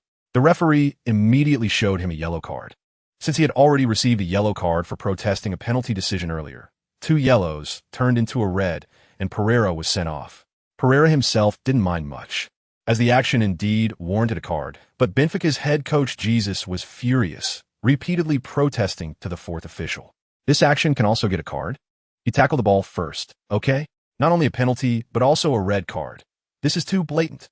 Chapter 283. There is still hope for a century after getting past Benfica. Di Matteo still gave the team a day off. Liu Feiyang spent this day in closed-door training. On April 7th, in the 32nd round of the Premier League, Chelsea faced Wigan Athletic, who had been in good form with 2 consecutive wins, desperately fighting for survival, including a surprising 2-1 away victory against Liverpool. In their earlier encounter, Wigan had managed a 1-1 draw against Chelsea at home. However, times have changed, and Chelsea, now in great form, certainly wouldn't look down on Wigan, who were only a few points above the relegation zone. Due to the busy schedule, Di Matteo rotated the squad for this match, with Terry, Lampard, Mata, Ramirez, and Mikel watching from the sidelines. However, Liu Feiyang still started, scoring a long-range shot in the first half and assisting Drogba and Sturridge for a goal each in the second half. In the 70th minute, Liu Feiyang was substituted by Torres amidst applause from the fans. Although Wigan managed to score a goal in the 82nd minute through Diam, it was inconsequential, and Chelsea secured all 3 points, continuing to top the table with 80 points. Chapter 284. A historic 5-goal game in this match. Both teams played with black armbands and held a moment of silence at the center circle. This was to commemorate the victims of the Hillsborough disaster 23 years ago. On April 15, 1989, during the FA Cup semi-final between Liverpool and Nottingham Forest at Sheffield's Hillsborough Stadium, due to structural issues and disorganized crowd control, 5,000 Liverpool fans had not yet entered the stadium when the match started. The police, responsible for maintaining order, opened the gates but failed to provide necessary guidance, causing the crowd to surge towards the same stand. The overcrowding led to a severe crush, resulting in 96 deaths and over 200 injuries. The English have long touted their gentlemanly conduct, yet football hooliganism remains one of the world's most notorious issues, with rampant gang activity and terrible security conditions. In London alone, there are as many as 1 million violent incidents each year, averaging 1 death every 3 days for violence. Liu Feiyang and Song Xiaomei were not particularly fond of this place. However, it is home to the most fiercely competitive league in the world, and it is understandable for Liu Feiyang to prove his abilities here. Chapter 285. Ace versus Ace. Chelsea and Barcelona have faced each other 13 times in history, with Chelsea having 4 wins, 4 draws, and 5 losses, slightly at a disadvantage. In the knockout stage of the Champions League, they have met 4 times, with Barcelona winning 3 of those matches. The last encounter in the Champions League was in the 2008-2009 season, also in the semi-finals, where the first leg ended in a 0-0 draw at the Camp Nou. In the second leg, at Stamford Bridge, Eschen opened the scoring for Chelsea, and Barcelona's defender Abidal received a red card. Ultimately, Iniesta's goal near the end of the match equalized the score, allowing Barcelona to advance on away goals. However, in that match, Norwegian referee Henningsen made several controversial decisions favoring Barcelona, with Chelsea having 3 or 4 penalty appeals denied, leading to resentment from the Blues. The match was referred to by English media as the Stamford Bridge disaster. Players like Lampard and Terry, who experienced that match, recounted the events before this match with clenched teeth. Terry concluded, "Last time, we were eliminated because of the referee's favoritism. Otherwise, we could have very well been the champions that year. This time, with Mikel joining us, we definitely overpower those Catalans in strength. What we need to do is convert that strength into goals. So guys, play well in this match. What we lost 3 years ago, we will reclaim with interest this time." Chapter 286. A resounding victory over Barcelona. Liu Feiyang opened the door to victory for Chelsea. At the same time, he showcased his excellent form. Today, not only was Liu Feiyang in good form, but the entire Chelsea team was performing well. Barcelona's previously unstoppable possession play was thrown into chaos under Chelsea's fierce pressing, with Liu Feiyang effectively neutralizing Messi. Mikel and Mirallas also managed to contain Xavi and Iniesta. As a result, Barcelona's offense became somewhat disconnected. In defense, they had no effective way to handle Liu Feiyang. In the 18th minute, Liu Feiyang seized another opportunity, easily breaking through Messi's defense. He combined with Lampard, Ramirez, and Mata in a dazzling series of plays. When Liu Feiyang made his way into the penalty area, he was tripped by Alves. Penalty. Liu Feiyang took a long run-up and unexpectedly executed a Panenka, leaving the goalkeeper Valdez, who had dived to the right, helpless. Seeing Messi struggling to defend against Liu Feiyang, Guardiola assigned peak to specifically mark Liu Feiyang. With a change in the defender, Liu Feiyang also adjusted his tactics, shifting from aerial attacks to ground assaults. Chapter 287. Fluctuating states. The entire Stamford Bridge Stadium instantly turned into a sea of joy. The coaching staff and substitute players rushed onto the field to celebrate this exhilarating victory together. Liu Feiyang, however, walked towards Messi, who was feeling dejected. They exchanged jerseys, and Messi said, "Molly, see you at Camp Nou?" After that, he walked sadly into the players' tunnel. In the post-match press conference, Guardiola and Captain Puyol attended together, both showing expressions of disappointment and unwillingness. Guardiola stated during his speech, "Our performance in this match was poor. On the contrary, Chelsea's form was very good, especially Molly, who caused us a lot of trouble. It wouldn't be an exaggeration to say we were defeated by him alone. In the next match back at Camp Nou, we will definitely give our all. As for the final result, let's leave it to God to judge." Puyol also mentioned Liu Feiyang in his speech, saying, "Our defense couldn't withstand Molly's onslaught today, and we conceded many goals, but we will never give up. In the second leg, next week, we will definitely show them what we're made of." As the biggest contributor to Chelsea's victory in this match, Liu Feiyang also attended the press conference with Di Matteo. Chapter 288. First FA Cup title challenge. The first to take the stage, Schweinsteiger, withstood the pressure and scored, while Ramos, who came on last for Real Madrid, sent the ball flying. This meant Real Madrid was eliminated from the semi-finals for the second consecutive year. Bayern Munich, on the other hand, would face Chelsea in the Champions League final on May 19th at the Allianz Arena in Munich, becoming the first team since the Champions League was restructured in 1992 to play the final at home. At this point, Chelsea had only 6 matches left in the season, including 4 league matches, 1 FA Cup final, and 1 Champions League final. Due to a day's delay in Madrid, they returned to London on the 26th, and only had the afternoon off that day, with the 35th round of the league starting on the 28th, so preparations had to begin on the 27th. Although the opponent in this round was Queen's Park Rangers, who were not strong, they couldn't afford to underestimate them at this critical moment. Fortunately, the QPR team, ranked 4th from the bottom, posed no threat to the Blues, and they ultimately secured a resounding 6-1 victory at home. Liu Feiyang scored a hat trick in the first half and was substituted by number 9 Torres at halftime. Chapter 289. "I am wrong." Dalglish, with a serious expression, said to the two, "I feel that Molly is starting to go crazy, and that's not good for us." Gerrard and the others nodded. "So we need to think of a way. We can't let him continue to run wild." Gerrard tried to guide Molly to the side, and Henderson, "You and Gerrard cooperate to make sure Molly doesn't easily enter our half. If necessary, commit fouls. As long as we can contain Molly, we still have a chance to turn things around." "Okay, coach, we understand." After the match resumed, Gerrard and Henderson resolutely carried out Dalglish's intentions. In the next 20 minutes, Liu Feiyang was brought down 6 times by the two, and each received a yellow card.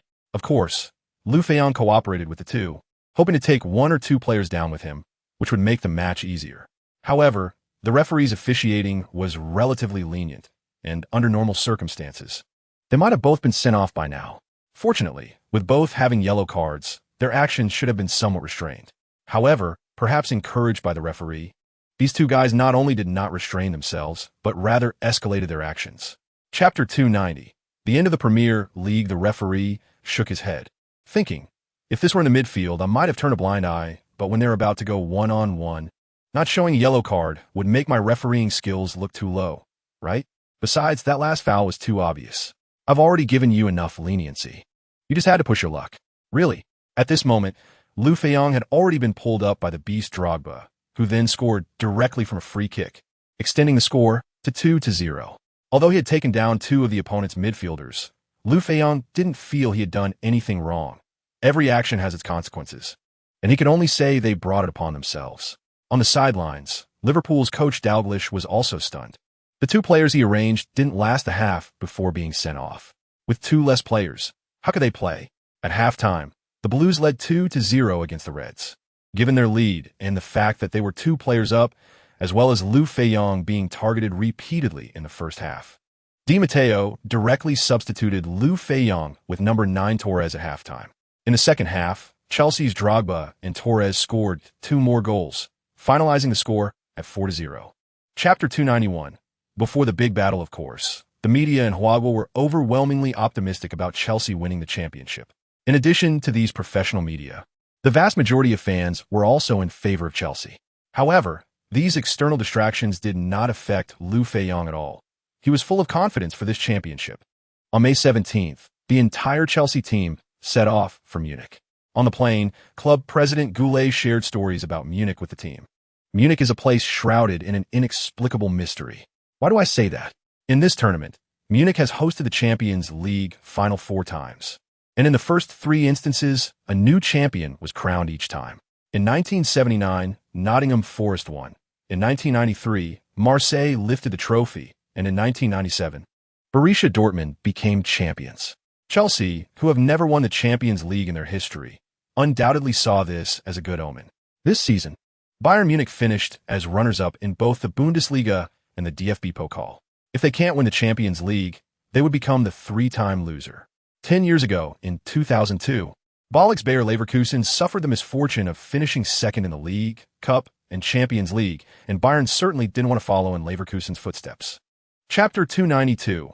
Rivalry with Huaguo blood. According to UEFA's ticket distribution rules for the Champions League final, a total of 75,000 tickets were made available for sale, with Bayern Munich and Chelsea each allocated 20,000 tickets for their fans. 15,000 tickets sold worldwide on UEFA's official website, and the remaining 20,000 tickets sold by the host venue, Allianz Arena.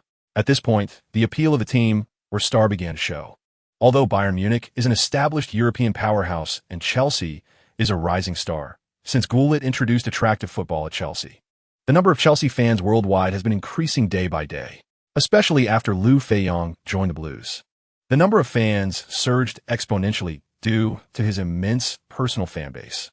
Therefore, the 15,000 tickets sold on UEFA's official website were sold out in less than 5 minutes, with over 90 of the purchasers being Chelsea supporters. More than a third of the 20,000 tickets sold at the Allianz Arena were purchased by Chelsea supporters. So when you put all together, the number of Chelsea fans present was nearly 39,000, which was 3,000 more than the home team Bayern Munich.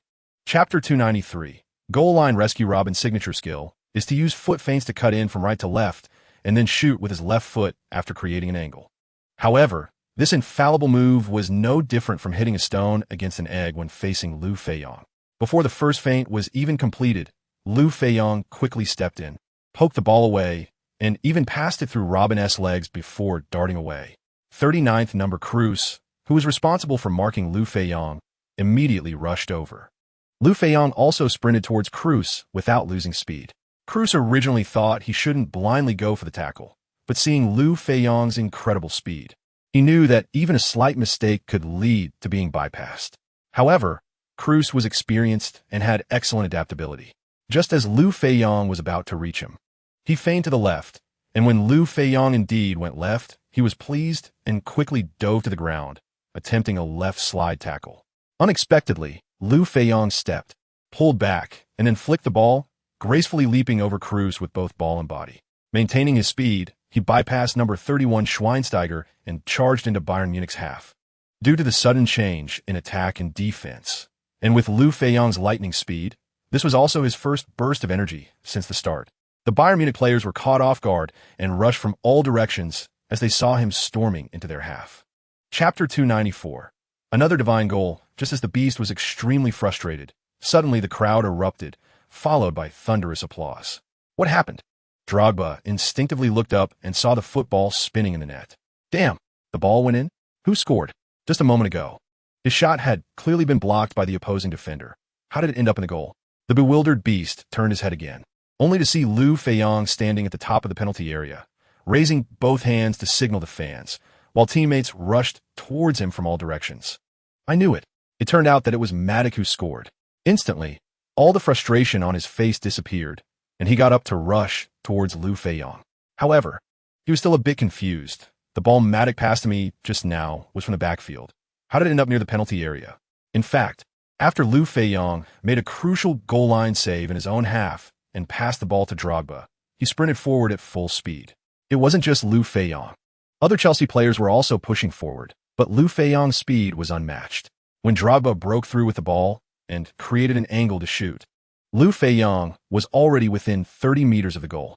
Chapter 295, playing goalkeeper again. Hanks turned around and saw it was Boateng speaking. He nodded and said, "What do you have in mind?" "I was thinking, in the second half, we should use long passes and high balls. And we need to add another tall player in the opponent's penalty area. Since I'm tall and played as a center forward when I was at Hamburg, could I try in the second half?" Hanks frowned after hearing this, considering the feasibility of Boateng's suggestion. In the first half, Boateng's performance on the defensive line was actually quite good. Although both goals conceded were mainly due to Liu Feiyang's brilliance, Boateng had held his own. If Boateng were moved to play forward as a center forward, then someone else would need to fill his spot in defense.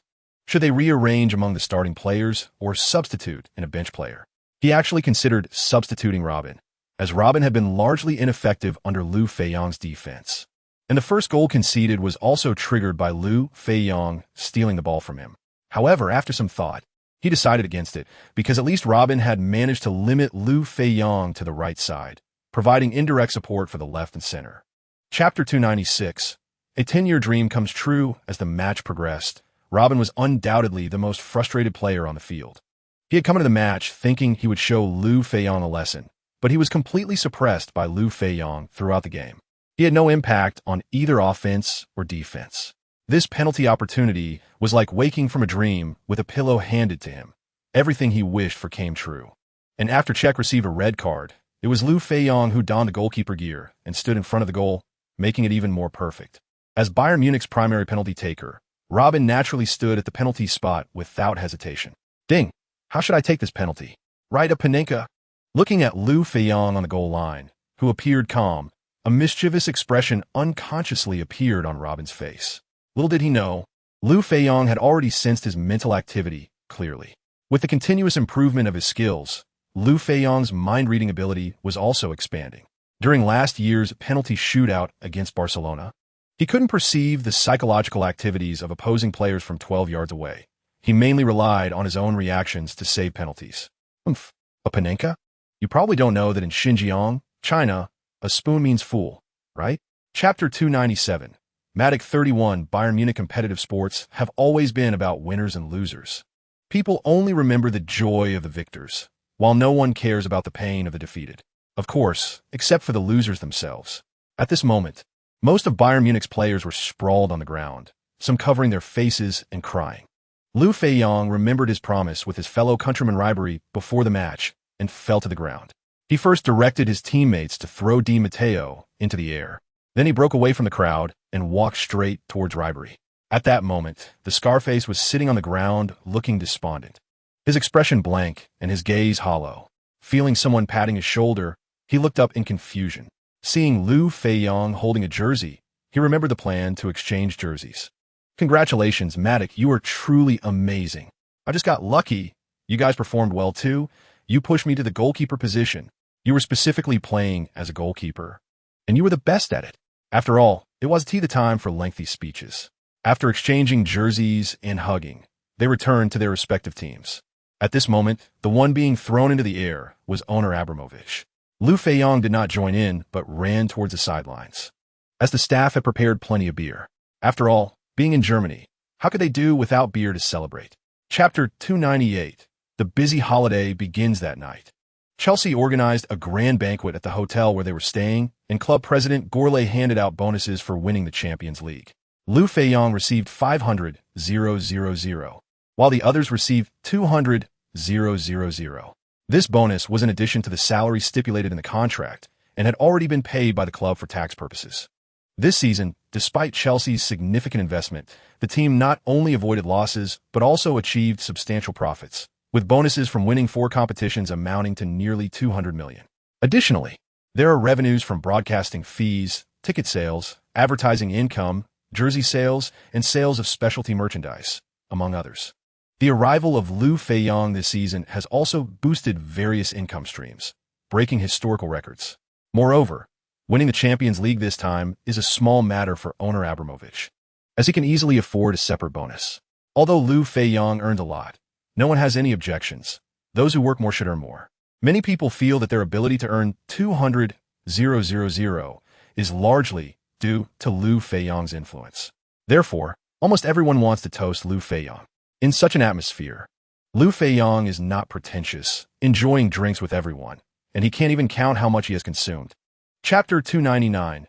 A foolish application for a red card. Unlike the confident Huagua team, the Jordanian team generally holds a pessimistic attitude towards this match.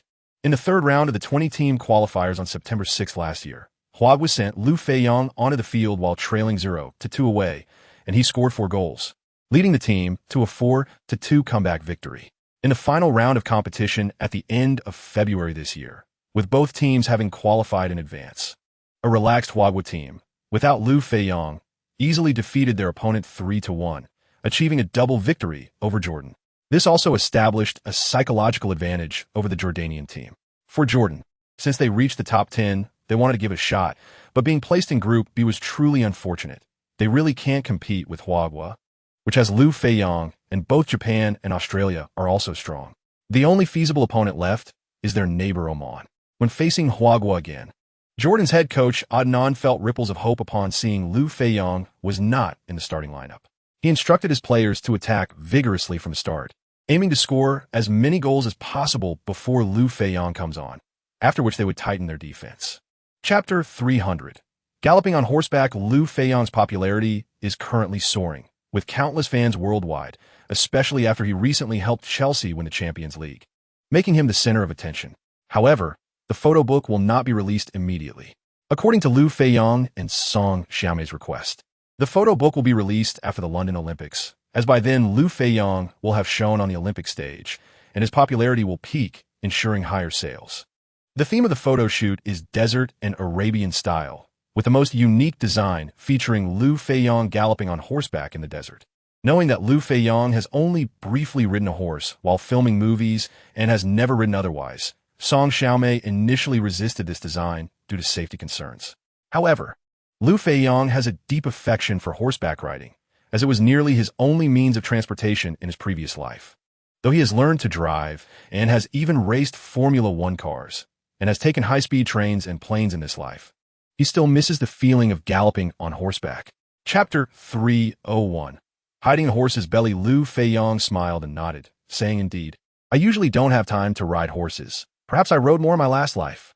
Although this was the truth, Muhammad and others felt he was showing off. They were somewhat disheartened and a bit unconvinced, so Prince Muhammad suggested they race again to see who could reach the entrance of the racetrack club first. This time, there were stakes involved. If Liu Feiyang won again, Prince Muhammad would give him the horse Lightning. If Liu Feiyang lost, he would shoot an advertisement for one of Muhammad's oil companies for free. Deal. Although Liu Feiyang was at a disadvantage in terms of stakes, his advertising fees often exceed hundreds of millions in euros or pounds.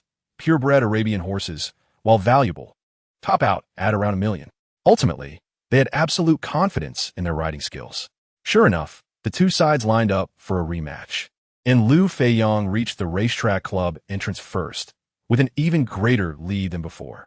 Now, Prince Muhammad and the others were convinced, and of course, the horse Lightning belonged to Liu Feiyang.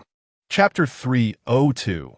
A successful 2011 to 2012, although the Huagua team suffered a 0-3 defeat against Japan in the first round of the top 10 tournament. In the second round, the Oman team erupted with energy, leveraging their home advantage to not fall behind in either offense or defense against Australia, posing a significant threat to the opponent's goal. If it weren't for Australia's goalkeeper Schwarzer's outstanding performance, which kept the goal safe, the match would have ended in a shocking draw at 0-0. In another match of the second round, Japan continued to dominate at home, crushing Jordan 6-0, with midfield core Honda Keisuke scoring a hat-trick. With 2 wins, Japan surpassed Huagua, becoming the new leader on the points table. For Huagua, the match against Oman was a must-win. Therefore, Liu Feiyang, wearing the captain's armband, started the game and performed excellently. Although Oman played tenaciously, setting up a strong defense from the outset, Liu Feiyang's tactical prowess quickly rendered their defense ineffective, and he scored a hat-trick with 3 long-range strikes in the first half. Chapter 303. Strengthening relay training. Wife, there are 3 relay events here. I can only guarantee that my leg will be fine. I can't control the others. I don't care. I want 20 gold medals. I'll take it as you encouraging me. You're not stupid. Of course, I hope my husband can win gold in all the events he competes in. I will give it my all. After that, Liu Feiyang quickly began his various business activities in the country, including shooting advertisements and overseeing the preliminary preparations for a movie. To cut a long story short, after completing all personal matters, Liu Feiyang officially reported to the Huaghua Olympic delegation on July 11th. This essentially involved making a phone call to Yuan Minwei, the director of the Huaghua Sports Administration and the chairman of the Huaghua Olympic Committee. Recently, Liu Feiyang has been busy with personal affairs, and both Du Baokai, the director of the Athletics Management Center, and Li Hua, the director of the Swimming Management Center, have noticed and are anxious. Although they are confident in Liu Feiyang's abilities, he hasn't participated in any specialized training or competitions for a whole year. Who knows what his current condition is? They initially wanted to contact Liu Feiyang earlier, but Yuan Minwei held them back, as Liu Feiyang is not an institutional athlete and can be managed however he wishes. Chapter 304. Olympic Opening Ceremony. Although Liu Feiyang has lived 2 lives, getting married is still a first for him.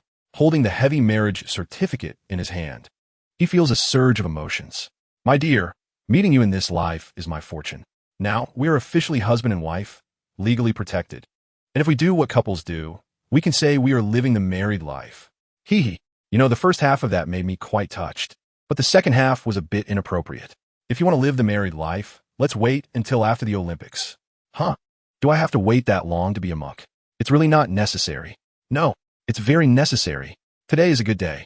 Not only is it Liu Feiyang's birthday, but it's also the day the couple received their marriage certificate and they enjoyed a romantic candlelight dinner together.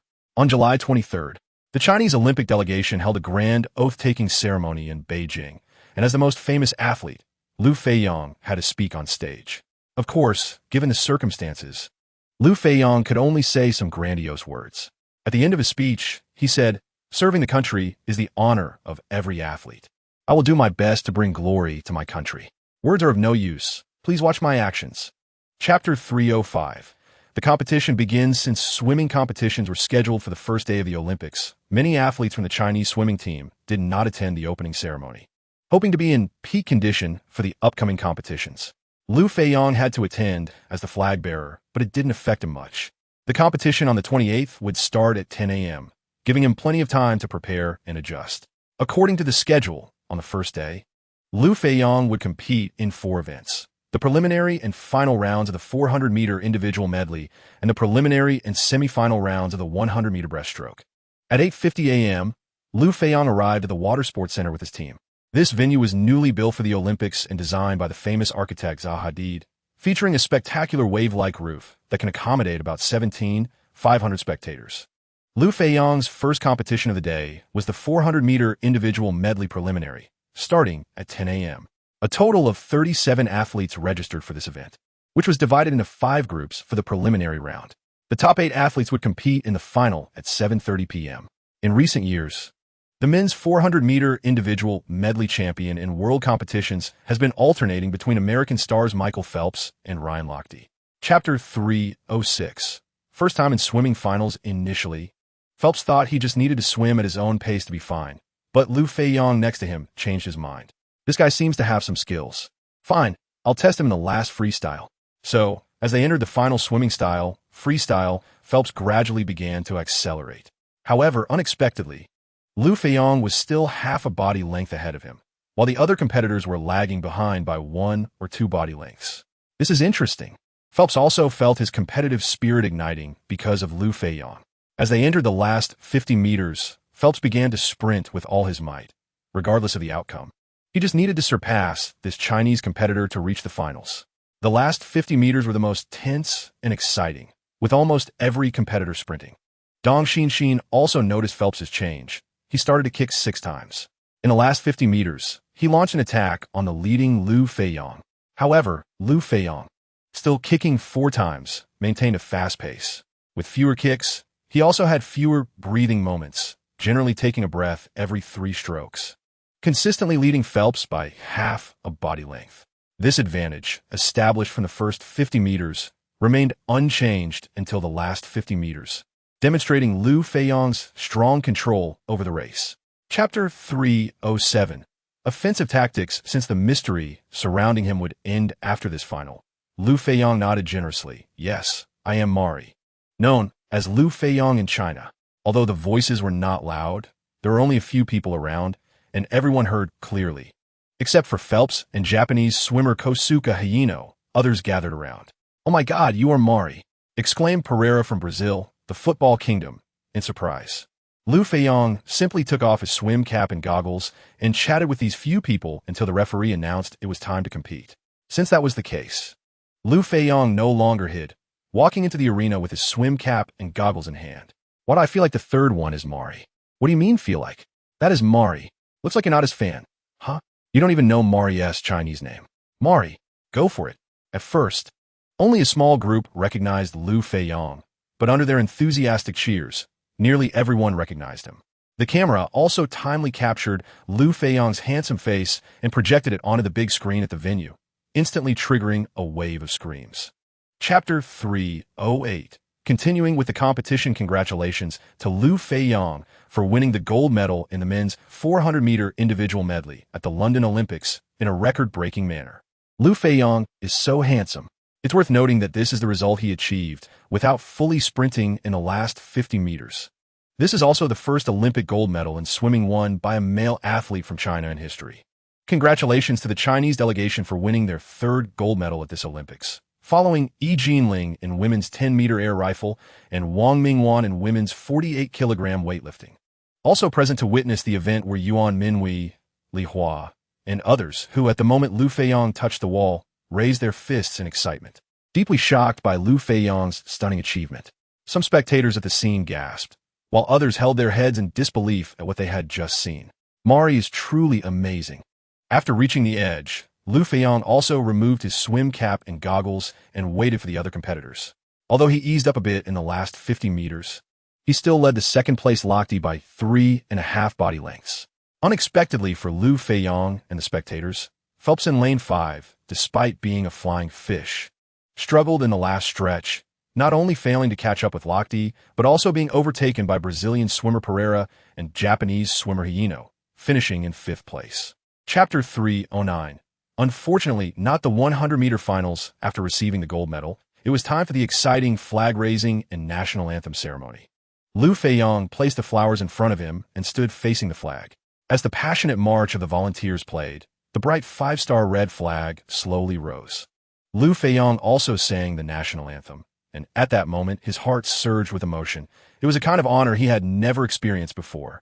When the 5-star red flag reached the highest point, Liu Feiyang's eyes were already filled with tears. In his previous life, he lived in chaotic times, only seeking 2 meals and a place to sleep each day, doing nothing for the Song dynasty.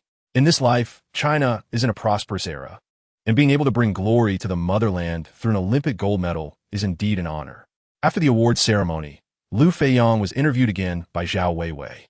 He said, "Emotionally, although I have achieved some results on the football field, I have never felt such a sense of accomplishment as I do now. Winning an Olympic gold medal for my country, especially at the moment when the national anthem was played and the flag was raised. In the upcoming competitions, I will continue to work hard and strive to win more gold medals." After the interview, Liu Feiyang went for a urine test, and when he returned, the final of the women's 400-meter individual medley was about to start. Chapter 310. Stunning comeback to the finals. Liu Feiyang swam faster and faster, overtaking the Brazilian and Canadian teams one after another, and before the turn, he also surpassed the Australian team. Now, the Chinese team was in 4th place, behind the United States, the Netherlands, and South Africa. With 35 meters to go, Liu Feiyang caught up with the South African team. Go! Liu Feiyang swam even faster, and he caught up with the Dutch swimmer. Now there were only 10 meters left, and Liu Feiyang was still a body length behind Adrian, the last swimmer from the American team. It seemed that Liu Feiyang was not content with just reaching the finals. He wanted to secure a good lane for the Chinese team in the finals. Liu Feiyang did not breathe in the last 10 meters. He was desperately accelerating. With 5 meters left, he was already at Adrian's waist level. In the last 3 meters, the last 2 meters, the last 1 meter, our Liu Feiyang was almost neck and neck with Adrian. Liu Feiyang and Adrian touched the wall almost simultaneously, but who would win? The results were out. It was the Chinese team. It was Liu Feiyang. Oh my God! 0.01 seconds. The Chinese team won against the American team by 0.01 seconds to secure first place in the group. Chapter 311. Swimming under 50 seconds, Kosuke Kitajima had his pride. Since breaking the world record for the 200-meter breaststroke at the 2002 Busan Asian Games, he had established his king status in men's breaststroke.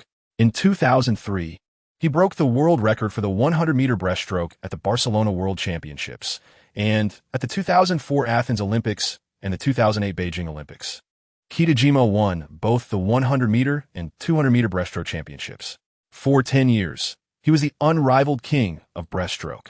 At 29 years old, Kitajima originally planned for London to be his last Olympics, wanting to gracefully conclude his career with 2 gold medals. However, Liu Feiyang's emergence was destined to ruin his plans.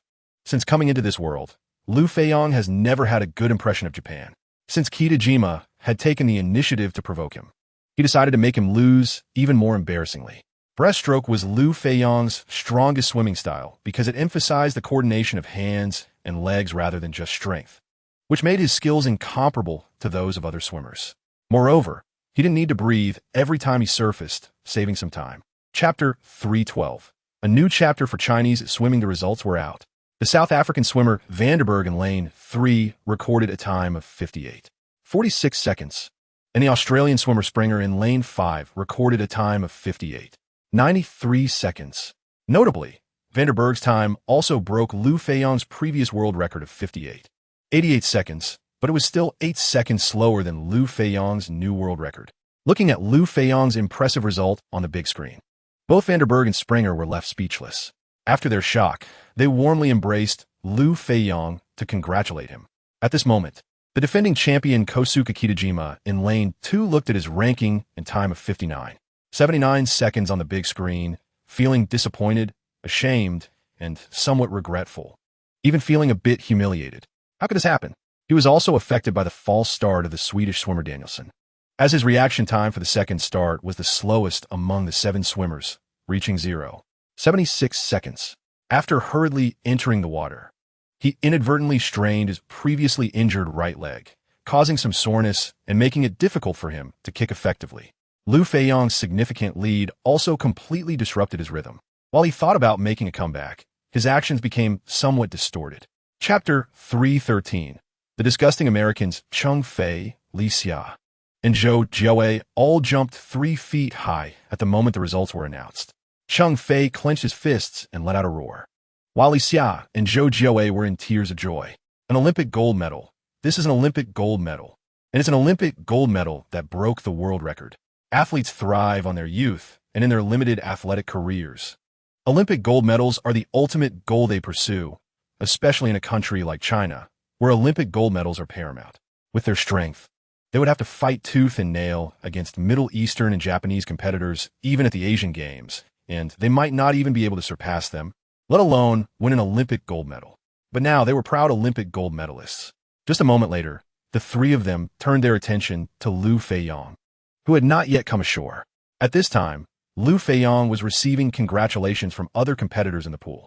Adrian, the star of the American team, also genuinely admired Liu Feiyang. During the morning preliminaries, although the American team had preserved their strength, Liu Feiyang's overtaking in the final stages left Adrian in disbelief. But he didn't know what had happened specifically, although his 3 teammates, who witnessed Liu Feiyang's stunning comeback, described the whole process to him. Adrian still specifically watched the replay of the preliminaries in the afternoon. Chapter 314. Playing tricks in the finals. Aren't the Americans always boasting about being the strongest swimming nation? Then fine, let's leave them with a record that is unattainable, so that no matter how many performance-enhancing drugs they take, they won't be able to catch up. Liu Feiyang, cutting through the water in the pool, sent the adrenaline of the audience soaring, with cheers rising and falling. Tonight, the commentator for the Olympic channel of the Chinese national television was changed to Han Xuanlei, as Dong Xinxin had lost her voice from shouting too much the day before. Han Xuanlei is a very popular commentator who invented the stream of consciousness commentary style. This style often does not describe or comment according to the competition scene during broadcasts, but focuses more on enhancing the artistic conception of the competition scene. Another major characteristic of Old Han is the wonderful humorous effects caused by his verbal slips, especially regarding numbers. Fans have summarized a Han Xuanlei law while watching contestant A, thinking of contestant B, speaking of contestant C, actually referring to contestant D, and the audience thinks it's contestant E. since the London Olympics began. Han Xuanlei mainly commented on boxing and football, but swimming was also a project he often commented on. Chapter 315. Humiliating oneself after Liu Feiyang touched the wall. He leisurely watched the big screen, waiting for the results to be announced. In a short while, Greaves and Tomon also reached the finish line one after another. Although they were affected by Liu Feiyang, fortunately, it wasn't for long. In the end, the two finished in second and third place with times of 52, 16 and 52, 92 seconds, respectively. The two looked at Liu Feiyang, who appeared calm as if nothing had happened, and were somewhat frustrated. Greaves was not polite either and questioned Mari. Was it intentional when you turned around for the first time? What do you mean? What was intentional?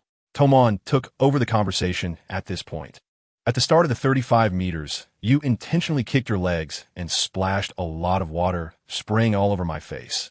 I almost violated the rules. I was just performing my actions normally. Don't you splash water when you kick? Or are you just unhappy about losing? How about we have a separate match? If I win, you each give me $1 million. If I lose, I give you each $5 million. What do you think? Greaves and Tomon couldn't help but glance at Liu Feiyang's time of 43, 74 seconds and didn't dare to take up the challenge. It was a joke. How could they compete with someone as abnormal as Liu Feiyang? They weren't masochists. Chapter 316. Even the flying fish has psychological shadows. The commentator for the Olympic channel of Huawei National Television today was still Han Xuanlei. Commentating on Liu Feiyang's race brought back Han's youthful passion. From the start of the race, his mouth was like a machine gun, non-stop. As Liu Feiyang entered the last 20 meters of the sprint, Han Xuanlei's tone grew higher.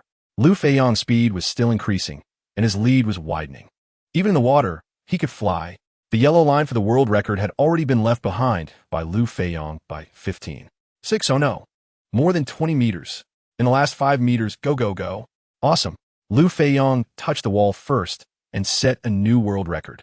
1 minute 41.51 seconds. Liu Feiyang improved the previous record held by American swimmer Phelps by a full 10 seconds. Oh my God, why is Liu Feiyang so strong? Liu Feiyang staged a spectacular performance reminiscent of Neza stirring up the sea at the London Aquatic Centre, and it was a continuous show. While Han Xuanlei was still talking away, all the competitors had finished. In the end, American flying fish Phelps fell short in the final stages, losing to South African swimmer Klaas, finishing third with a time of 1 minute 53.01 seconds. Chapter 317. The most gold medals in a single Olympics do not provoke the king of hell, nor provoke Feiyang. As the ancient saying goes, Gu Changlong rides alone for 1,000 miles. Today we have Liu Feiyang soaring through 200 meters. All right, Liu Feiyang has entered the last 20 meters, and he is still accelerating. Go, go, go. Liu Feiyang reached the edge mighty, dominant. Once again, he broke the world record with a time of 6 minutes 42.38 seconds. My goodness. He improved the original world record by more than 16 seconds.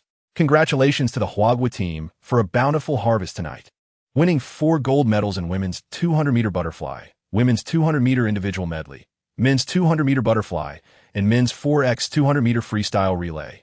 Congratulations to Liu Feiyang for winning his 7th gold medal.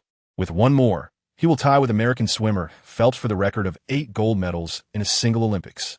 As Han Xuanlei said, today was indeed a fruitful day for the Huawei Olympic team.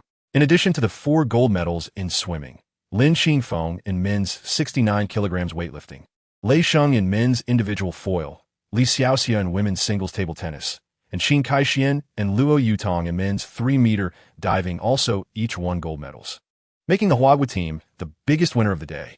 Chapter 318, 11 gold medals, 11 world records. Not only Phelps, but the entire American men's swimming team has yet to score any gold medals since the start of the competition. All the gold medals have been claimed by the Huawei team. Like Japan's Kosuke Kitajima, Phelps no longer has any thoughts of competing with Liu Feiyang because the gap is simply too large, making it incomparable. After suffering repeated blows, his face, which already looked like a shoehorn, seemed to stretch even longer. However, it is well known that the 200-meter individual medley will be the last swimming event Liu Feiyang participates in, and if he wants to compete with Liu Feiyang again, it'll probably have to wait until the next Olympics in 4 years. Therefore, before this match, Phelps was constantly preparing himself psychologically. Even if he couldn't win against Mari, he couldn't lose to anyone else. Although Phelps is the defending Olympic champion in the 200-meter individual medley, the world record is held by his compatriot Ligue, with a time of 1 minute 54 seconds flat. Thus, even securing a silver medal would not be easy. Since this was the final swimming event, Liu Feiyang was somewhat reluctant to part with this pool. Since it was a farewell match, he would definitely give it his all. Chapter 319. Transitioning to the London Bowl, AFP. I wonder if there are any human anatomy experts interested in Mari's physical structure. It should be different from ordinary earthlings, right? Otherwise, why would he be so powerful? Whether on land or in water, the same goes. FINA official website. The swimming events at this Olympics have been significantly different with Mari's participation. He has attracted nearly all the world's attention to the London Aquatic Centre with his godlike performance. He has made an irreplaceable contribution to promoting and popularizing swimming. This ancient sport. We also announce a decision here. For all events organized by FINA, Mari is exempt from qualifying and preliminary competitions and can compete directly. We hope Mari will participate more in swimming events. Chelsea Football Club official website. We are shocked by Mari's incredible performance at the London Aquatic Centre and congratulate him on his achievements.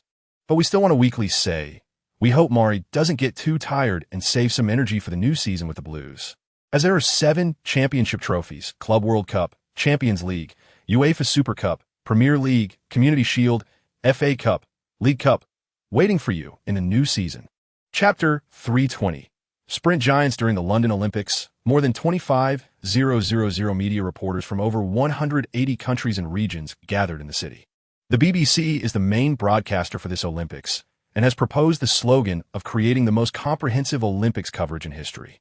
They will provide 24 sets of high-definition Olympic live broadcasts through cable and satellite, with the number of programs being 4 times that of the Beijing Olympics, totaling 500 hours of live coverage.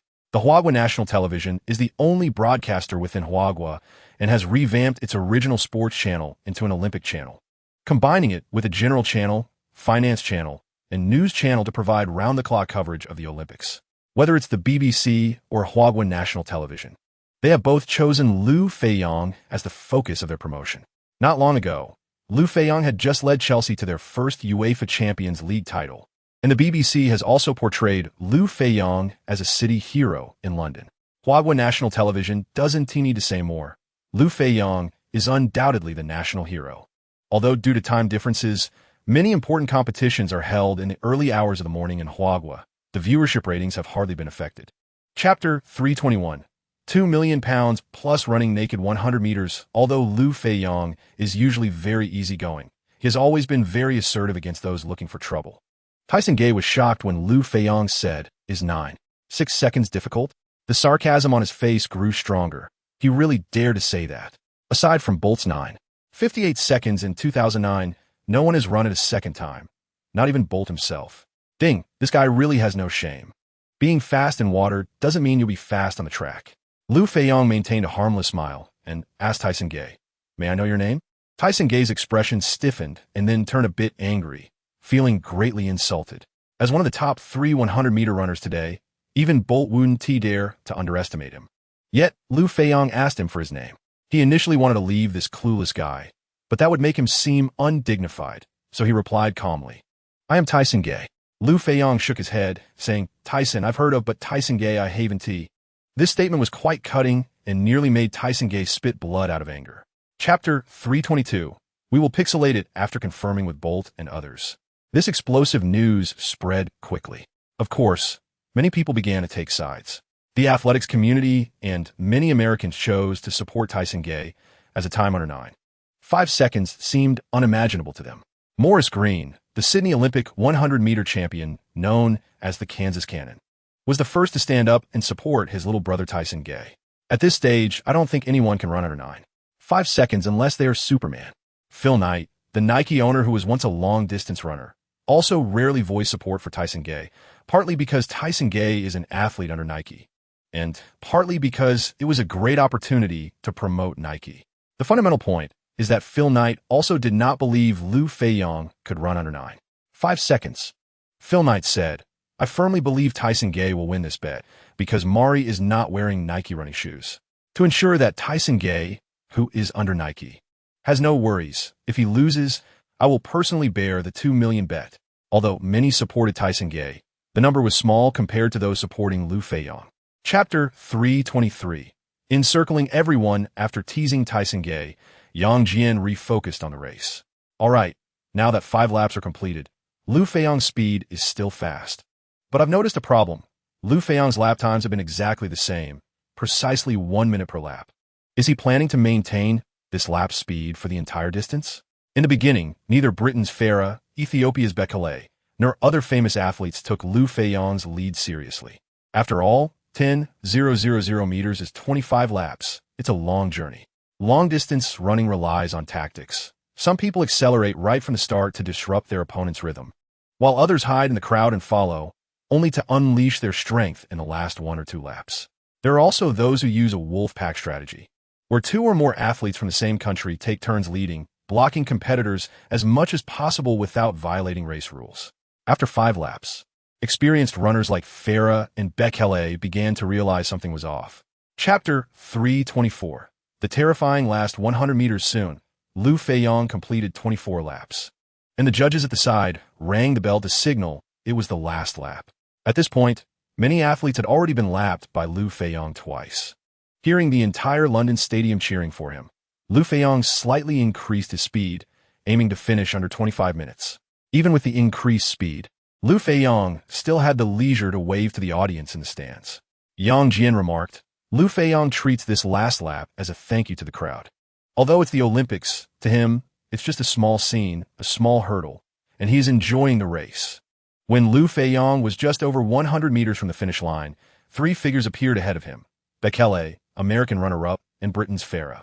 The distance to Bekele was only about 10 meters, about 20 meters to Rupp, and less than 30 meters to Farah. If he surpasses these 3 before reaching the finish line, he would have lapped all competitors. After hesitating for just 0.1 seconds, Liu Feiyang summoned his inner strength and began to sprint. Chapter 325. Tyson Gay panicked ding ding ding ding ding ding. Just after finishing strength training and receiving a muscle relaxation massage from his team doctor, Tyson Gay was dozing off when his phone kept ringing. He picked it up and saw his teammate Ryan Bailey calling. So he answered and held the phone to his ear while continuing to lie comfortably on the massage table. Hey, Ryan, what is up? Tyson asked. Tyson, did you just watch Mari's race? Isn't he running the 10,000 meters? Why would I watch him? You're really something. The whole world is waiting to see your joke. You should think about how to run naked in the London Bowl. Wait, clarify that. The 100-meter finals are tomorrow night. How can you say he has already won?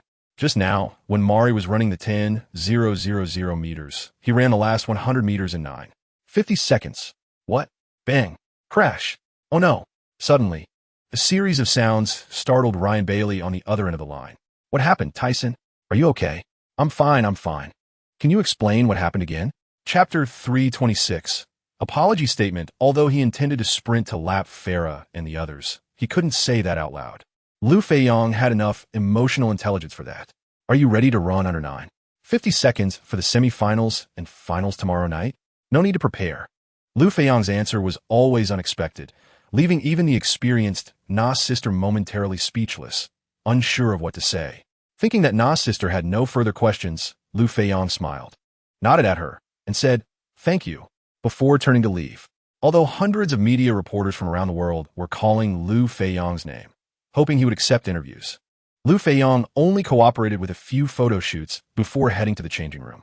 After undergoing a urine test and changing clothes, he returned to the Olympic Village with Du Baokai, Feng Shuyong, and others chatting and laughing. Du Baochai and others were also too excited, constantly chattering in Liu Feiyang's ear about this and that. Originally, they wanted to go to the restaurant for a late-night snack, but seeing this situation, Liu Feiyang decisively gave it up. Several leaders, I'm going back to rest. Chapter 327. High jump could be like this too. Feng Shuyong was thrilled to see Liu Feiyang finally come out, and he perked up, laughing. I just came over too. In fact, he had been sitting there for more than 2 hours. At the restaurant, Liu Feiyang quickly chose a large plate of food. The first competition wouldn't start until after 7 p.m., so it was fine to eat more now. Feng Shuyong also picked a bit of food and sat across from Liu Feiyang, updating him on some matters from last night to today. By the way, Nike has contacted our Chinese Olympic team. They want to give you a 2 million check. What does it mean for me to take Nike's money? They seem to have nice thoughts, but frankly, this matter has nothing to do with them. They are just riding the wave of popularity. Just ignore them. Even if I accept the money, it can only come from that Tyson gay guy. Oh, so they're just riding the wave. No wonder they were so proactive. You don't need to worry about this. I know what I'm doing. All right, because this training period was relatively long, Liu Feiyang felt that his physical fitness and condition were excellent. Moreover, today's competition was also quite easy. He only needed to jump once in the high jump qualifying round to advance to the finals. And then there was the 400-meter semifinal with one heat. And 200-meter heats, one semifinal and one final. Chapter 328. Malicious obstruction. Not only were the spectators at the scene shocked, but the 34 high jump athletes waiting in the wings were also dumbfounded by the scene before them. They had all received professional training since childhood and had participated in countless competitions, but they had never seen anyone high jump in such a manner. Moreover, experts could see that Liu Feiyang's jump was very relaxed, and there was quite a gap between the bottom of his foot and the bar when he cleared it. The world record for high jump was set by Cuban star Sotomayor in 1993 at 2.45 meters, and for nearly 20 years, this record had been solid as a rock. It seemed that Sotomayor's record would surely be broken by this freak, Molly. It wasn't that Liu Feiyang was trying to show off. He simply hadn't practiced the Fosbury flop, straddle, roll, or other jumping techniques. Nor did he have time to practice them. Anyway, as long as he cleared the bar, his most commonly used move for scaling walls was just a simple jump.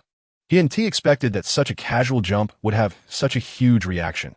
After stepping off the mat, he smiled and waved to the audience in the stands. After chatting briefly with the judges, he waved goodbye to the other athletes waiting to compete and left the high jump venue. Chapter 329. I'll give you one. 5 million Powell was really giving it his all, and as a result, he and Liu Feiyang caught up with Gatlin, who had been leading for about 90 meters. Being overtaken by Liu Feiyang and Powell changed everything, and Gatlin found himself in third place. Thus, Gatlin, who originally planned to ease up, also began to sprint with all his might. This resulted in Liu Feiyang slightly leading, with Powell and Gatlin closely following, until all three crossed the finish line. This situation did not change. Yang Jian. Liu Feiyang crossed the finish line first with a time of 9.84 seconds, while Powell and Gatlin both clocked in at 9.87 seconds. According to the competition rules, the main judge will conduct a further comparison based on their actual times of 0.110 seconds. Powell and Gatlin were both staring at the big screen, extremely nervous, as only the top two could directly advance to the finals. Although the next best two could also qualify, who knew what times the other two groups would run? Better safe than sorry. Yang Jian. All right, the results are out. Powell's time is 9.8745 seconds, and Gatlin's time is 9.8742 seconds. Thus, Gatlin secured second place in the group and advanced directly, while Powell's qualification remains uncertain. However, a time of 9.87 seconds is already quite good, and unless there are major surprises, he should also qualify. Congratulations to Liu Feiyang, despite being severely obstructed by Dutch athlete Martin at the start. Still relied on his extraordinary personal strength to pull off a stunning comeback from last place to finish first in the group, advancing to tonight's finals. Chapter 330. It's too late to back down now after Farah and Rupp received their medals. The host tone rose by 8 degrees. The gold medal goes to our Chinese athlete, Liu Feiyang, our beloved Molly. The audience erupted with cheers, Molly, Molly, Molly, Molly, amidst the enthusiastic cheers from the crowd. Liu Feiyang shook hands with Farah and Rupp, then stepped on the highest podium, bowed to the audience, held up the national flag, and performed a backflip, landing steadily on the podium. This incredibly graceful move became a catalyst for even more fervent applause, cheers, and screams, shaking the entire London Bowl.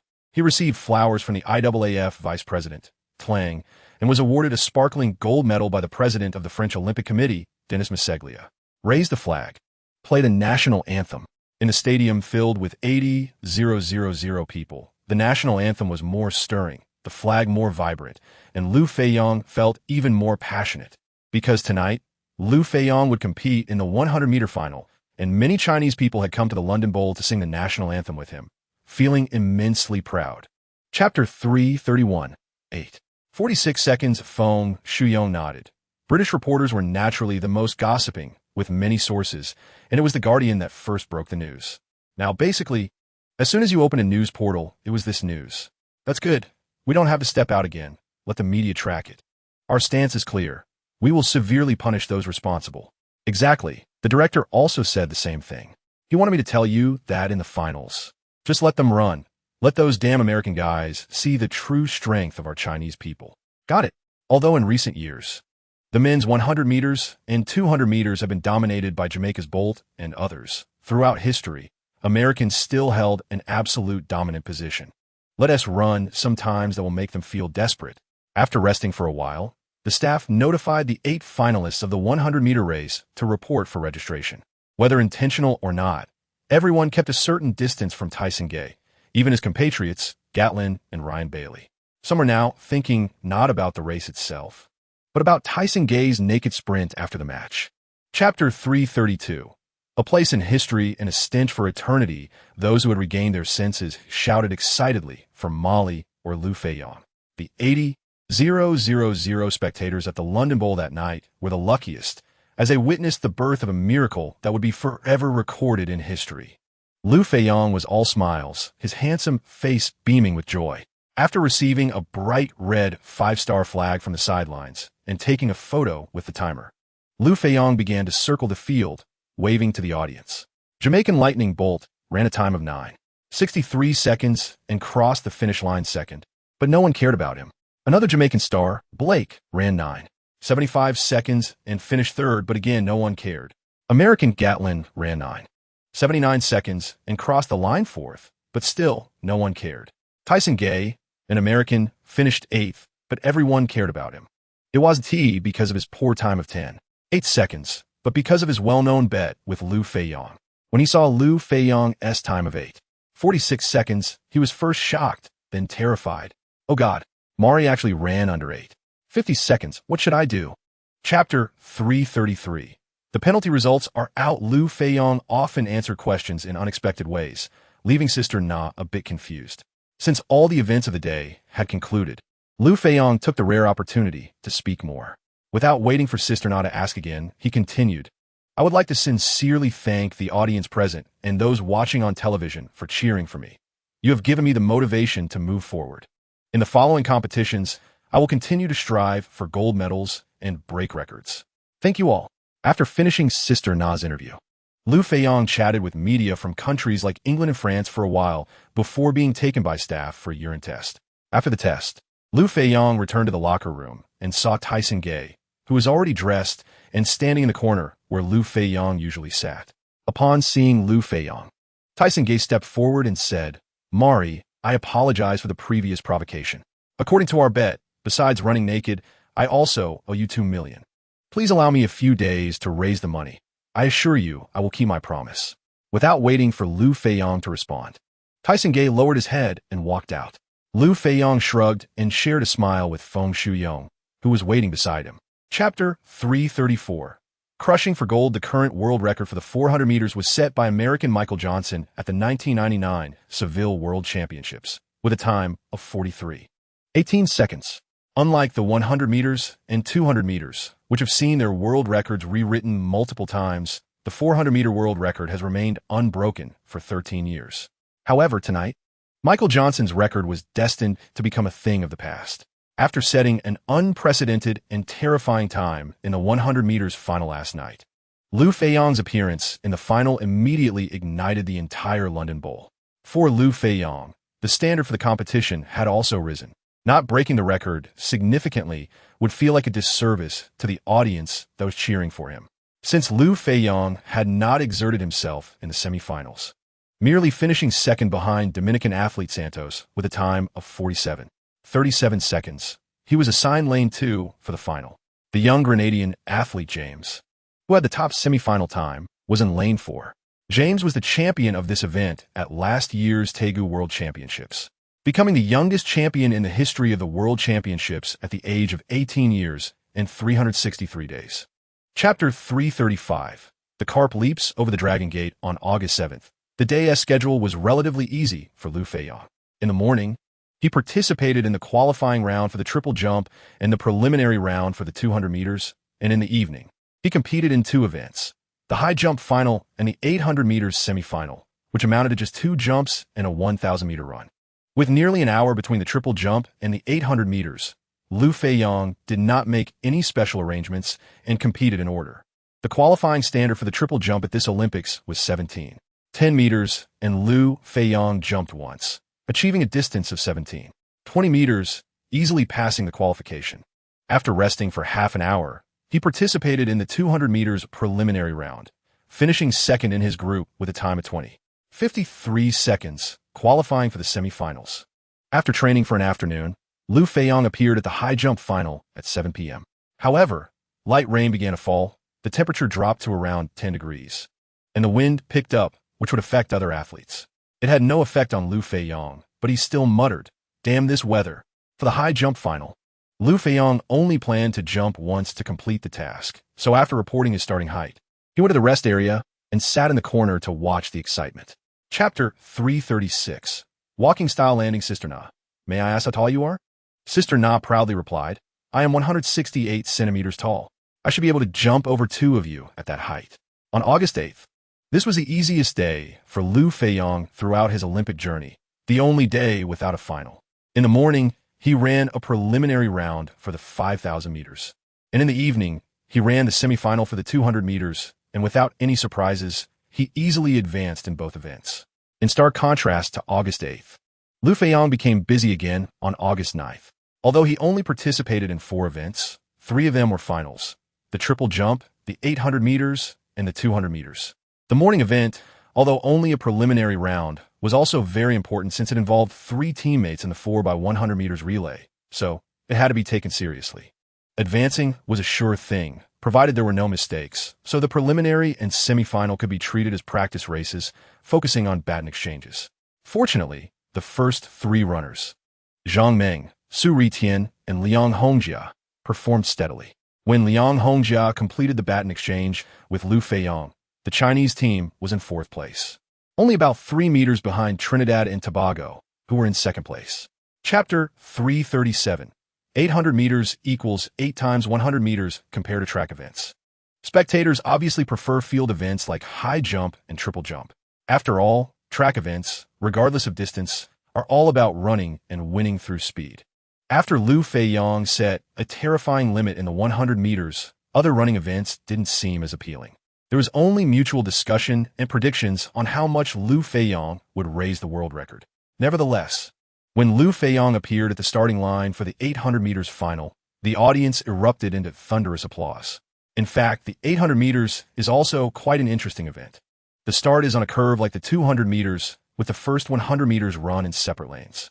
After running 100 meters, there is a diagonal line on the ground, and after crossing that line, runners can fight for position. The 800 meters is considered a middle distance race, but it consists of only 2 laps, requiring high speed and endurance from the athletes. Middle distance events have always been the realm of African talents, with the current world record set by Kenyan athlete Rudi Shaw at the 2010 IAAF World Challenge in Rieti, Italy, with a time of 1 minute 41.01 seconds. Chapter 338. The heights are cold. After taking a photo with Rudi Shaw, who won the silver medal, and Amos, who won the bronze medal, Liu Feiyang left. The women's 4x100 meter relay preliminaries were about to begin, leaving him no time to celebrate. Moreover, he needed to calm down before the 200 meter final at 8:55. At 8:45, Liu Feiyang appeared again at the starting line for the 200 meters, with the race set to start in 10 minutes. This was the final of the 7th track event he participated in, with only the 5,000 meters and the 4x100 meter relay left on the last day. Yang Jian, all right. The final of the 200 meters is about to begin. First, let us introduce the athletes. In lane 2, we have France's Matry. In lane 3, the pride of our country, Liu Feiyang. In lane 4, Jamaica's Blake. In lane 5, the Netherlands' Medina. In lane 6, the USA Spearman. In lane 7, Jamaica's Lightning Bolt. In lane 8, young Jamaican Weir. And in lane 9, South Africa's Jabadwana. The camera focused on Liu Feiyang, and all 80,000 spectators turned their attention to him, cheering wildly for Liu Feiyang. They were eager to witness Liu Feiyang create new miracles in the 200 meters. We saw a charming smile on Liu Feiyang's face as he continuously waved to his fans. Although he had just participated in the 800 meters final and achieved a stunning result, there was no sign of fatigue on his face. He looked as radiant as ever. Chapter 339. You are my pride, sister. Na was taken aback, not expecting Liu Feiyang to respond so succinctly. But her adaptability was commendable as she quickly asked the second question. Let's talk about the triple jump first. Previously, when I interviewed the head coach of the athletics team, Feng Shuyong, he mentioned that you were limited by the venue conditions. Is that true? That's right. The distance from the takeoff board to the edge of the sandpit is only 13 meters, so I could only jump 13 meters in the first two steps. And the sandpit is only 8 meters long, so I could only jump within 8 meters on the third step. Overall, I'm still satisfied. If the venue conditions allowed. How far could you jump? I don't know. I've never tried, so I can't say for sure. Oh, all right then. Now, let's talk about the 800 meters. Your average speed per 100 meters is about 9.5 seconds. If you continued running at that speed, how far could you go? 3,000 meters? 5,000 meters? I don't know. I've never tried, so I can't say for sure. Oh, okay. Today, our commentator Yang Jian had a suggestion during the race commentary that we all think is good. When the next Rio Olympics come, you should participate in all the events you didn't compete in during London, completely monopolizing all the world records in athletics. What do you think? Chapter 340. The last day at the London Bowl on the evening of August 11th, Liu Feiyang stepped onto the London Olympic Stadium for the last time, also marking his final entry into the London Bowl during the Olympics.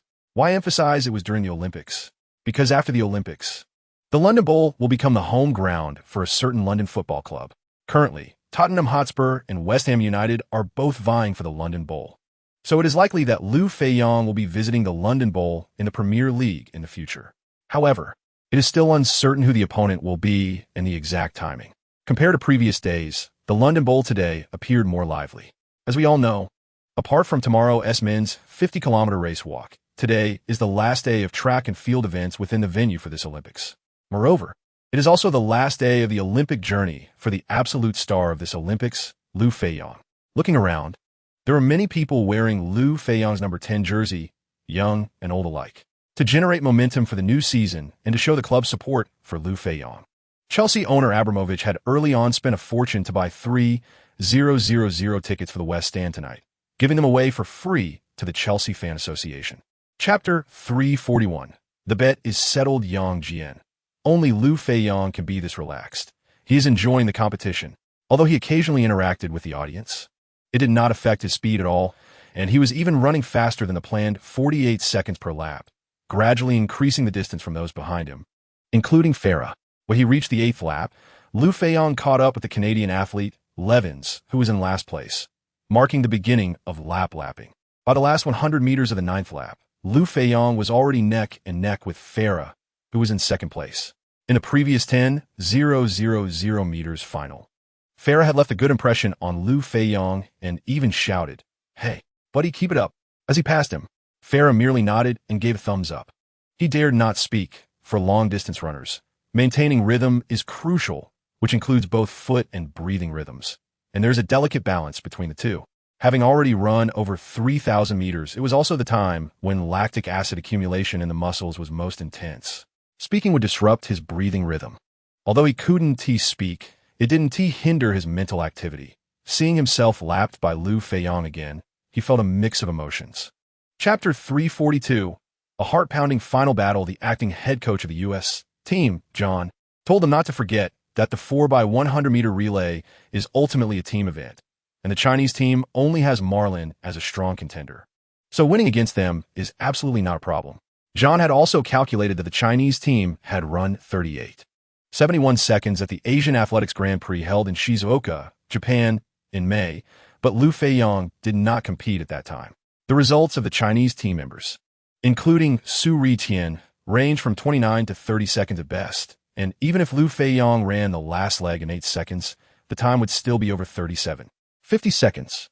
Although the U.S. team's performance wasn't as extraordinary as Jamaica's, they were still capable of around 37.20 seconds, even if they couldn't beat Jamaica.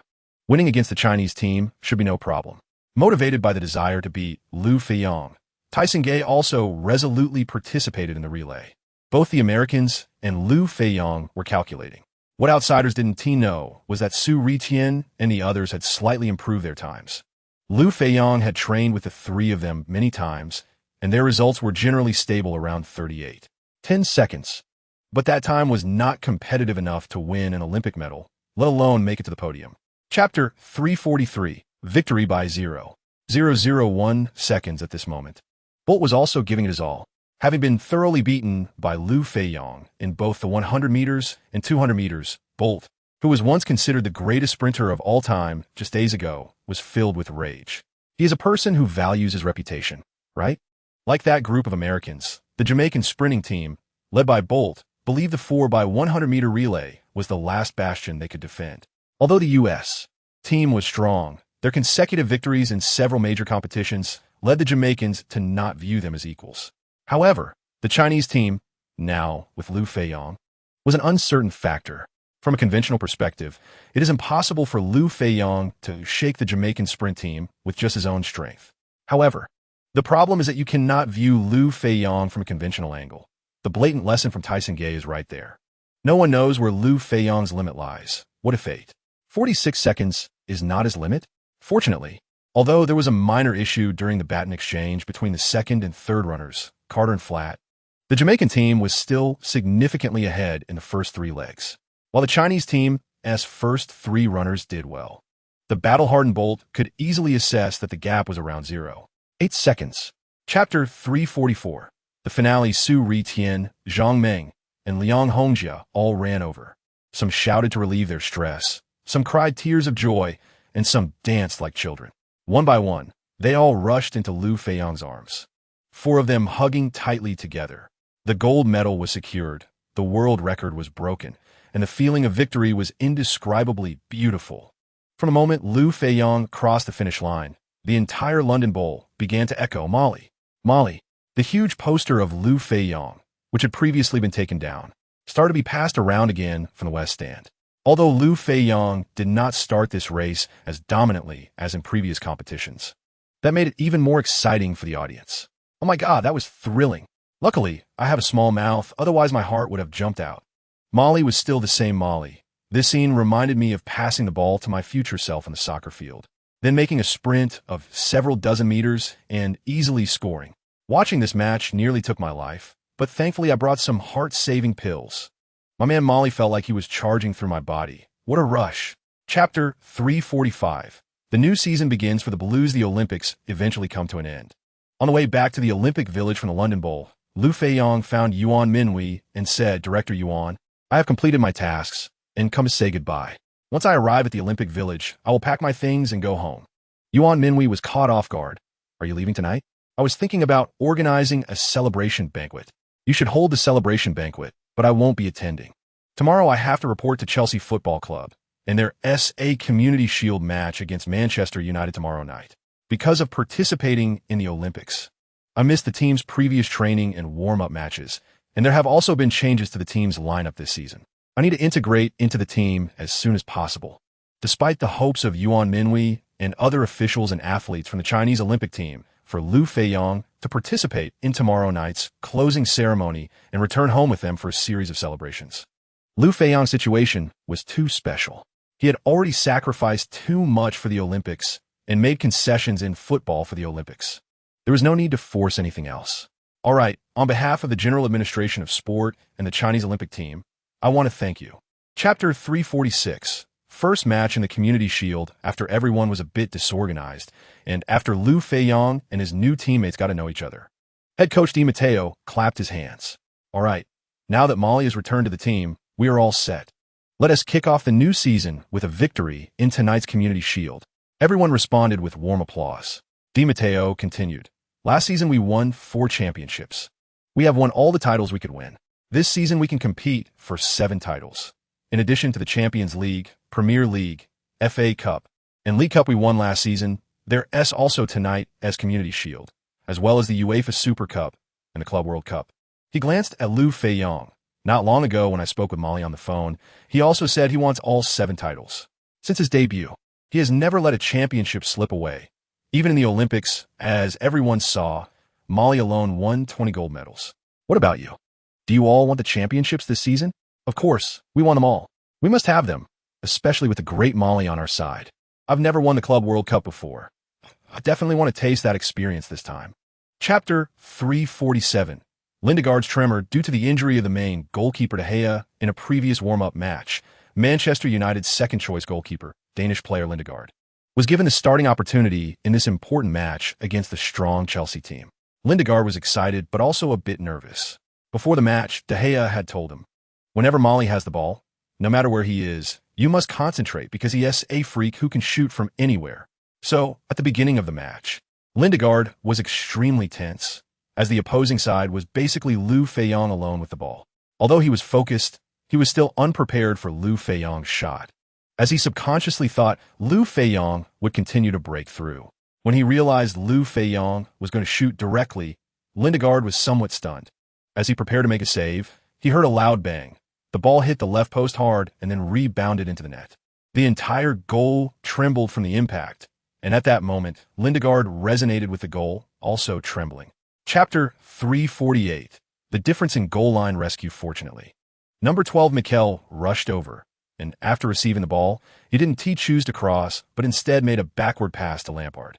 Lampard swung his right foot as if to shoot from distance, but merely faked it, letting the ball slip through to the rapidly advancing Liu Feiyang behind him.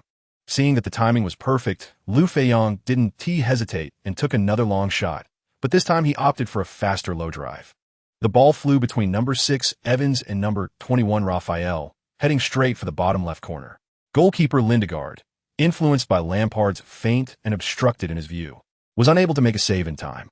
By the time Liu Feiyang completed his shot, it was too late for him to react.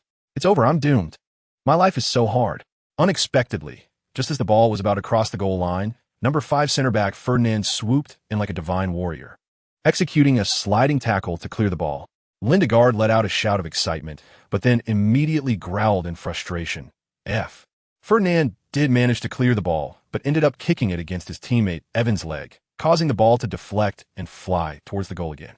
Chapter 349. Creating a red card and a penalty in this corner kick attack, besides Nani hovering outside the penalty area. There was also number 6 center-back Evans positioned a bit further back. After Nani failed to intercept in the air, Evans also wanted to move up to contest the first drop. But when he saw Liu Feiyang darting out from the chaos, Evans hesitated. It was clear that even though he was closer to the ball's landing spot, his 100-meter speed of just over 12 seconds meant he could not get to the ball before Liu Feiyang. He aimed to block Liu Feiyang's running path to create an opportunity for his teammates to assist. But Liu Feiyang did not take Evans seriously. After catching up with the ball, he directly kicked it with a big foot towards the opponent's half, and with a move reminiscent of a willow swaying in the wind. He easily dodged him. Liu Feiyang's feet moved with the speed of a gale, showcasing the posture and momentum of an Olympic 100-meter final as he charged towards the opponent's half. At this moment, the one feeling uncomfortable was goalkeeper Lindegaard, who glanced at Liu Feiyang and decisively gave up the unrealistic idea of racing for the ball. Instead, he positioned himself at the edge of the small penalty area to prevent Liu Feiyang from suddenly attempting a lob shot, with the pursuing defenders shaken off and Lindegaard hesitating. Liu Feiyang smoothly caught up with the ball and continued charging towards Manchester United's goal. Chapter 350. First to lift the Community Shield Cup with a do-or-die attitude. Manchester United stepped onto the field ahead of Chelsea. Rooney, Van Persie, and others all coincidentally turned their gazes towards the empty goal of the opponent, igniting a spirited fighting spirit within them. However, when they saw Liu Feiyang, who was making his entrance as Chelsea's strongest forward, the hard-won atmosphere of invincibility somewhat dissipated. The second half of the match began. As Ferguson had anticipated, Liu Feiyang advanced alone, aiming to attract as much of Manchester United's defensive force as possible. Meanwhile, Valencia closely marked Liu Feiyang, even grabbing a corner of his jersey with one hand. If Liu Feiyang got a chance to counterattack, Valencia would not hesitate to commit a tactical foul. It must be said that in the second half, Manchester United truly fought with all their might, basically keeping Chelsea firmly suppressed in their own half. With a significant advantage of 30, Chelsea's players inevitably became somewhat relaxed. Therefore, goalkeeper Cech was also faced with a huge test. In the 49th minute, number 10 Rooney unexpectedly took a lob shot from the edge of the penalty area, which was tipped away by Cech with his fingertips, just grazing the crossbar as it flew out. Chapter 351. Famous worldwide, Liu Feiyang shook his head, saying no. You all know how busy football events are in England, and I also have to participate in the World Cup qualifiers for the Chinese national team. I really don't have the time and energy to participate in other events in between matches. Perhaps the next event will be the next Olympics. A Sky Sports reporter asked. Molly, we are all aware of your achievements in football, but your extraordinary abilities displayed in swimming and athletics at the Olympics have shocked everyone, especially since you haven't undergone any related training. Why are you so strong? Is it because of your Chinese martial arts? This reporter raised a question that almost everyone would find puzzling. Liu Feiyang confirmed, that's right, it's because I've been practicing Chinese martial arts since childhood, which has given me exceptional physical qualities and athletic abilities. The reporter followed up, but as far as I know, many children learn martial arts in China. Why is it that, apart from a handful of movie martial arts stars, no one else has achieved extraordinary accomplishments like you? Liu Feiyang replied, maybe I'm just lucky. The technique I practice is the long-lost Lingshu heart method, unique in the world, but I don't want to elaborate on it. Chapter 352. The first player to showcase an Olympic gold medal on the field, although the whole world was discussing Liu Feiyang, he finally returned to a state of calm. Chelsea's next match was on August 18th against Wigan Athletic in the Premier League, and head coach Di Matteo kindly gave Liu Feiyang a 5-day break, allowing him to join the team for the away game on the 18th. After all, Liu Feiyang had been in intense competition for over 10 days and needed to adjust and relax. Moreover, Wigan Athletic, the opponent in the first round of the league, was a weaker team, so even if Liu Feiyang did not play, the Blues could still secure a win. Although the Lingshu heart method meant that Liu Feiyang did not feel as fatigued as people believed, it did not mean he was not tired. This fatigue was more psychological. After so many days, his mind had been under constant tension, facing tens of thousands of spectators and dealing with media reporters every day. After having this 5-day break, Liu Feiyang first took a long sleep, without practicing, just resting. He slept like he was possessed by a sleep god, sleeping for a full day and 2 nights. In the following days, he did not go out to have fun, but stayed at home, practicing martial arts, watching movies, and playing billiards, enjoying himself thoroughly. Meanwhile, Song Xiaomei was extremely busy. Chapter 353. Playing the third round before the second. The improvement of the youth training system is the fundamental reason for the enduring prosperity of football in Europe and South America. European football clubs have their own youth training camps, usually from U9 to U19, with every 2 years forming a new tier. For example, the famous Barcelona team has around 350 players across its La Masia Youth Academy. Chelsea, while not having as many, still boasts over 240 players. The atmosphere before the match was lively, and Liu Feiyang was undoubtedly the main character. Once the match began, it was impossible for him to let the atmosphere cool down. One team was a promoted side, while the other was the defending champion. The gap in strength between the two teams was quite significant, and Reading was unfamiliar with Chelsea's tactical approach. Liu Feiyang, with his aura of mystery, also instilled some fear in them. As it was the first home game of the new season, Liu Feiyang proactively launched continuous attacks towards the goal defended by Reading's Federici. In the second minute, Liu Feiyang received a long pass from Terry in midfield, engaging in a series of passing combinations with Lampard, Mata, and new signing Hazard, successfully breaking into the edge of the penalty area. After regaining possession, Liu Feiyang did not choose to shoot himself, but instead faked a shot and made a clever pass to the well-positioned veteran Lampard. Chapter 354. Praise from the poet. The penalty kick was too easy for Liu Feiyang, as he could hit exactly where he aimed without needing a run-up. After the referee blew the whistle, he directly launched a powerful shot, sending the ball into the bottom right corner. Goalkeeper Krull, although he judged the direction correctly, could only complete half of his save action as the ball crossed the goal line. Liu Feiyang's penalty broke the deadlock on the field. After taking the lead, Liu Feiyang continued to link up play, frequently creating shooting opportunities for his teammates. In the 39th minute, Liu Feiyang made a quick entry into the penalty area with an elegant step, and under the pressure of 2 opposing defenders, he cleverly back-passed the ball. Number 9 Torres, positioned at the penalty line, did not adjust but took a direct shot, sending the ball straight into the top right corner of the goal. Chelsea expanded their lead to 2-0 and maintained this score until the end of the first half. As the second half began, Newcastle also went all out for a counterattack. Although number 10 Ben Arfa was neutralized by Liu Feiyang, another midfielder, number 18 Gutierrez, performed exceptionally well. He gained the upper hand in his matchup against Chelsea's number 16 Mikel, providing strong support for the duo of Cisse and Dembaba. In the 56th minute, after receiving a pass from Gutierrez, Demba used his strong physique to push past number 4 David Luiz, easily winning the duel against number 24 Cahill. Chapter 355. The Dance of the Divine Dragon above Stamford Bridge, Hiway. The Newcastle fans are in despair at this moment, as Liu Feiyang soars through the air.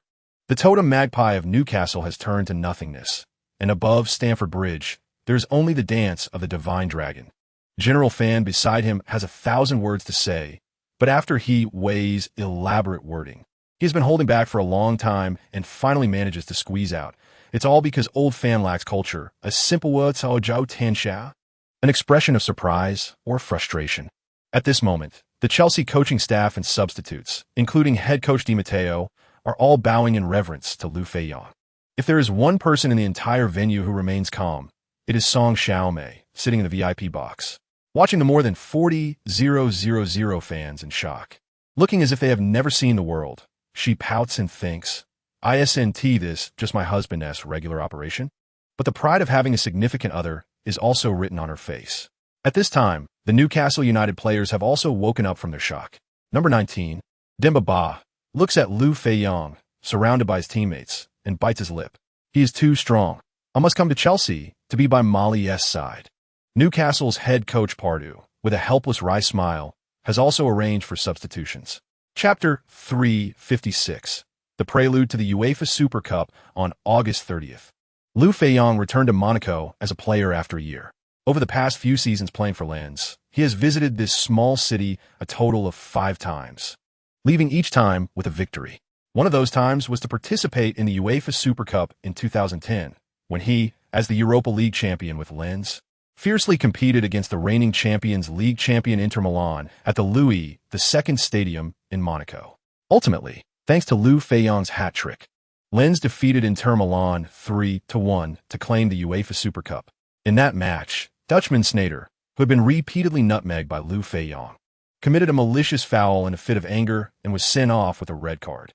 This directly led to Rico Verhoeven, ranked number 1 in the world in kickboxing, challenging Liu Feiyang, only to be kicked off the stage by Liu Feiyang. Although 2 years have passed, everything from that time is still vivid in Liu Feiyang's mind. This time, he represents Chelsea, while the opponent is Atletico Madrid. This is Liu Feiyang's second journey to the UEFA Super Cup, and it is also Chelsea's second time.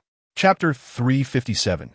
Marching toward the Tiger's Den at 7:45 p.m. on August 31st, 2012, the UEFA Super Cup kicked off at the Ligue, the second stadium in Monaco. The 500 seats were all filled, with the exception of the 3,000 tickets allocated to Atletico Madrid. The rest were mostly Chelsea and Liu Feiyang supporters. After all, during his time in Ligue 1, Liu Feiyang captured the hearts of a large number of fans, and it was a rare opportunity to see him in Monaco again. Moreover, the recently concluded London Olympics had greatly increased his popularity, almost to the point of being idolized. Fans who had seen Liu Feiyang play before wanted to see how he had changed. Therefore, it didn't feel like a neutral venue. It felt more like Chelsea's home ground. Even many Atletico fans who traveled from afar held up posters of Liu Feiyang, shouting Molly, Molly. Once again, after more than a year, Liu Feiyang heard the French version of Song of Molly in the stadium, and he was very moved. Besides smiling and waving to the fans, he wanted to repay them with goals. So, when Chelsea kicked off first, he switched positions with Torres and stood next to Mata at the kickoff point. Chapter 358. The unstoppable Molly Simeone could see that his players were thoroughly implementing the tactical ideas he had set before the match. Despite their relentless efforts, they still could not stop Liu Feiyang's advance. This was Simeone's first time watching Liu Feiyang play in person, and Atletico was also his first coaching stop in Europe. Since they had no prior interaction, he had not studied Liu Feiyang in depth. Of course, he knew Liu Feiyang was strong. Not having studied him in detail did not mean he hadn't watched Liu Feiyang as highlight reels and goal compilations. Especially since Liu Feiyang had led his teams to defeat the mighty Barcelona in the Champions League for 2 consecutive years, once in the final and once in the semifinals, bringing home the first Champions League trophy in the history of both Lens and Chelsea. Therefore, Simeone recognized Liu Feiyang's strength. Otherwise, he wouldn't have devised a specific tactic against him before the match. However, talking about it on paper is one thing. Facing real competition is another. Liu Feiyang's true abilities were even stronger and more exaggerated than what was seen on TV. But with less than 2 minutes into the match, Simeone decided to wait and see, urging his players to stay focused and continue playing as they had just done, with more toughness and decisiveness. Chapter 359. Winning the UEFA Super Cup again on the 17th, Hazard received a pass from Liu Feiyang and charged into the penalty area. Atletico's defensive stalwart, number 2 Godin, immediately rushed to intercept. However, Hazard did not choose to shoot himself. Instead, he feinted and passed the ball to number 9 Torres in the middle. Torres quickly played the ball to the left, where number 30 Mata attracted 2 defenders before passing it back in a triangle, just as Liu Feiyang had charged forward. Liu Feiyang, using the energy from his high-speed run, applied his inner strength to his right foot and struck the ball hard. Whoosh! The sound of the ball flying out and the sound of it hitting the net almost occurred simultaneously. The speed was simply too fast. The trajectory of the ball was almost impossible for the naked eye to catch, and goalkeeper Courtois did not have time to react. Thanks to Liu Feiyang's hat trick, Chelsea gained a significant lead. The main reason was that neither Atletico's head coach Simeone nor key players like Thuram and Godin had any prior experience directly facing Liu Feiyang. Their underestimation of Liu Feiyang's strength, compounded by the lack of targeted training before the match, resulted in them being caught off guard right from the start. Chapter 360. Special contribution athlete, of course. It was the 3 relay gold medals that I earned through hard work and teamwork with my teammates, which made it even more precious. After briefly addressing the reporters, Liu Feiyang walked among the athletes. Apart from familiar faces from the swimming and athletics teams, athletes from other sports also came forward to exchange a few words with Liu Feiyang, seizing the opportunity for a group photo. At 4 p.m., the conference officially began, starting naturally with speeches from the leaders. Of course, Liu Feiyang is mentioned in every leader speech. In Yuan Minwei's speech, he said, "The London Olympics was our best performance since we returned to the Olympics in 1984, both in terms of gold medals and overall athletic performance." Liu Feiyang's contribution was the most outstanding. On the field, he dared to fight and strive for excellence, greatly enhancing our national prestige and showcasing the spirit of our athletes. After the leader speeches, there was an award ceremony, and each athlete who won a medal came up to receive their certificate of honor and prize money. Liu Feiyang also received a cash check totaling 750 yuan, which, according to relevant regulations, is tax-free. Chapter 361. Welcome Liu Feiyang on the Japanese side. Head coach Zaccheroni was brainwashing his players, while on the Huagua team side, head coach Gao Hongbo was also mobilizing his disciples. I don't need to emphasize the significance of this match. Everyone is very clear, so we must do our best to win. Don't think that just because we have Liu Feiyang, we will definitely win. That's not guaranteed. Even if Liu Feiyang scores 5 goals. If you let the Japanese team score 6, we will still lose. In attack, I want to demand how much support you can provide Liu Feiyang, but in defense, try not to occupy too much of his energy. Looking around, Gao Hongbo continued. The Japanese team is set up in a 4-5-1 formation, with only number 11, Maeda, pushing forward, meaning they want to battle us in midfield. We cannot follow their rhythm. We need to play simply and efficiently, not get bogged down in midfield. Also, we must strengthen our marking on their key players. Zhang Linpeng, Honda Keisuke is your responsibility, and Liu Jiankong, Maeda, is yours. After the arrangement, Gao Hongbo looked at Liu Feiyang and asked, "Feiyang, do you have anything to add?" Liu Feiyang thought for a moment and said, "Yes, first of all, after everyone gets the ball, if there is no better option, pass it to me. If you can kick high balls, do it. I can handle those better. Also, when the Japanese team attacks, they will definitely want to draw me to one side, and the only one who can attract me is probably Honda Keisuke. So if Linpeng can contain him, then I will have more space." Chapter 362. Steady as a rock, although he looked fierce and menacing, with gritted teeth. Hasebi Makoto backed down. Although he had an absolute opportunity to take Liu Feiyang down from behind, it would mean he would be sent off. So he held back the last step. He then watched as Liu Feiyang swung his right foot and struck the ball hard. The football shot into the top right corner of the goal like lightning. After scoring, Liu Feiyang turned around, glanced at Hasebi Makoto, and smiled slightly, charmingly. Then, amidst the cheers of the Huagua fans, he high-fived Zheng Daji, Gao Lin, Gao Jumin, and others who rushed forward to celebrate, chatting and laughing as they walked back to their half. At this point, 2 minutes of the match had just passed. The Huagua team's bench was in a frenzy. Needless to say, while the Japanese team looked like they had lost their souls, The Italian veteran coach Zaccaroni's face still showed some anger as he yelled at the field a couple of times, although he shouted in very poor Japanese. The person he was addressing still understood. So number 17, Hasebi Makoto, came to the sidelines. What was that just now?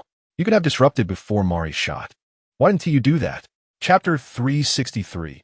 Angry Hasebi Makoto, after pulling the ball back, Liu Feiyang made a sudden stop. Hasebi Makoto, who was originally very close behind Liu Feiyang, couldn't he stop in time and crashed into Liu Feiyang. Liu Feiyang was knocked back 2 meters and fell to the ground, rolling over. The referee's whistle sounded, but he only verbally warned Hasebi Makoto and did not issue a card. Liu Feiyang felt it was a pity, but after getting up, he still pressed the referee. Referee, he intentionally knocked me down from behind. Isn't that a yellow card action? Because Liu Feiyang's acting was very convincing. It looked like he had indeed been deliberately knocked down by Hasebi Makoto. Logically, this was indeed a yellow card action, but the match had just started, and the referee from Turkmenistan had a subconscious sympathy for the weaker side. After all, a team with the world number 1, Liu Feiyang, was certainly the stronger side. So he showed mercy and did not pull out a card.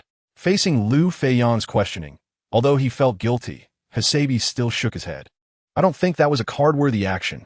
Meanwhile, Huagua team coach Gao Hongbo was also pressing the fourth official, and the more than 10,000 Huagua fans on site were booing loudly. Chapter 364. Rising to the top without having to act as the executioner. Liu Feiyang focused on creating opportunities for his teammates. Although the Huagua team players had certain gaps in football awareness, tactical level, and technical skills compared to the Japanese team, they had a height advantage that could crush the opponent. Therefore, Liu Feiyang strengthened his breakthroughs on both sides, frequently sending balls into the penalty area for his teammates to contest. Although Liu Feiyang's passes were very accurate, his teammates' shooting skills remained as poor as ever. Until the end of the first half, Liu Feiyang had made 7 or 8 passes, but only Zheng Daji seized the opportunity to score on the second ball, breaking through Kawashima's 10-finger defense and changing the score to 3-0 for Huagua. But that one goal was basically enough. In the second half, despite Japan making substitutions, their attack did not show significant improvement. Instead, in the 65th minute, Huagua's number 18, Gao Lin, scored another goal from Liu Feiyang's cross with a powerful header. In this situation, in the 70th minute, Gao Hongbo also substituted Liu Feiyang out. In the final 20 minutes, Japan's forward Maeda scored a goal amidst a chaotic situation in front of the goal, but it only reduced the margin of defeat. Chapter 365. Facing the Zebra Army Juventus was the third Serie A team Liu Feiyang faced, the first two being Inter Milan and Napoli. Speaking of Napoli, they were one of Di Matteo's benefactors. It was due to their 1-3 loss in the first leg of the Champions League knockout stage that it became the last straw that broke the back of former coach Villas-Boas, allowing assistant coach Di Matteo to step up and take charge. Liu Feiyang was relatively unfamiliar with Juventus, as historically, Chelsea had only faced the Zebra Army in the 2008-2009 Champions League round of 16. At that time, the Blues won the first leg at home 1-0, thanks to a goal from Drogba, and in the second leg, the two teams drew 2-2 in Turin, ultimately allowing Chelsea to advance to the quarterfinals. If AC Milan, with 7 Champions League titles, is the most successful Italian team in international competitions, then Juventus is the most successful Italian team in domestic competitions. Juventus has won 32 Serie A championships to date, while the combined total of the Milan clubs is only 36. Of course, in terms of international competitions, Juventus is just slightly behind AC Milan, but their achievements of 2 Champions League titles, 3 UEFA Cup titles, 1 Cup Winners' Cup title, 2 UEFA Super Cup titles, and 2 Intercontinental Cup titles are enough to crush most teams. Chapter 366. Assisting Oscar Marquisio and Asamoah were also fully alert, prepared to counter Liu Feiyang. At this moment, Liu Feiyang seized the opportunity, flicking his ankle, causing the ball to pass through Asamoah's legs, while Liu Feiyang spun like a top and swiftly darted past Marquisio. It was akin to a nutmeg on Asamoah and a one-on-one dribble past Marquisio. After evading these 4 midfielders, a vacuum appeared in front of Liu Feiyang, and he increased his speed. At this point, only 3 Juventus defenders remained ahead of Liu Feiyang, while Torres, Mata, and Oscar were also making forward runs, creating a 4-on-3 situation. Juventus number 3, Chiellini, ignored Oscar, who was closest to him, and charged directly at Liu Feiyang. As a result, he lunged too aggressively and was faked out by Liu Feiyang, falling to the ground. After taking a couple more steps, Liu Feiyang entered the penalty area. Number 19, Bonucci, became the last line of defense aside from goalkeeper Buffon, but Liu Feiyang chose not to continue his breakthrough. As Bonucci approached, Liu Feiyang gently flicked the ball with the outside of his foot, passing it to the unmarked Oscar on the right side. Chapter 367. A regular victory in the 72nd minute. Liu Feiyang, Hazard, and Mata executed a series of triangular passes, and from 35 yards out, he suddenly took a shot. The renowned world-class goalkeeper Buffon, despite stretching his body to the maximum and leaping to save, could only manage to graze the ball with his fingertips as it flew into the top right corner of the net. This was theoretically an absolute dead angle, and with the ball moving at lightning speed, even Buffon was helpless. With that, Liu Feiyang extended Chelsea's lead to 2 goals. To prevent the opponent from harboring any illusions, in the 80th minute, Liu Feiyang seized on a mistake in the opponent's coordination, intercepted the ball, and sent a long pass to the well-positioned Torres, number 9. However, as Torres broke into the penalty arc and prepared to shoot, he was pushed down from behind by Bonucci, number 19. Chelsea was awarded a direct free kick. Liu Feiyang confidently stood over the ball and executed a stunning curved shot that again found its way into the top right corner of the goal.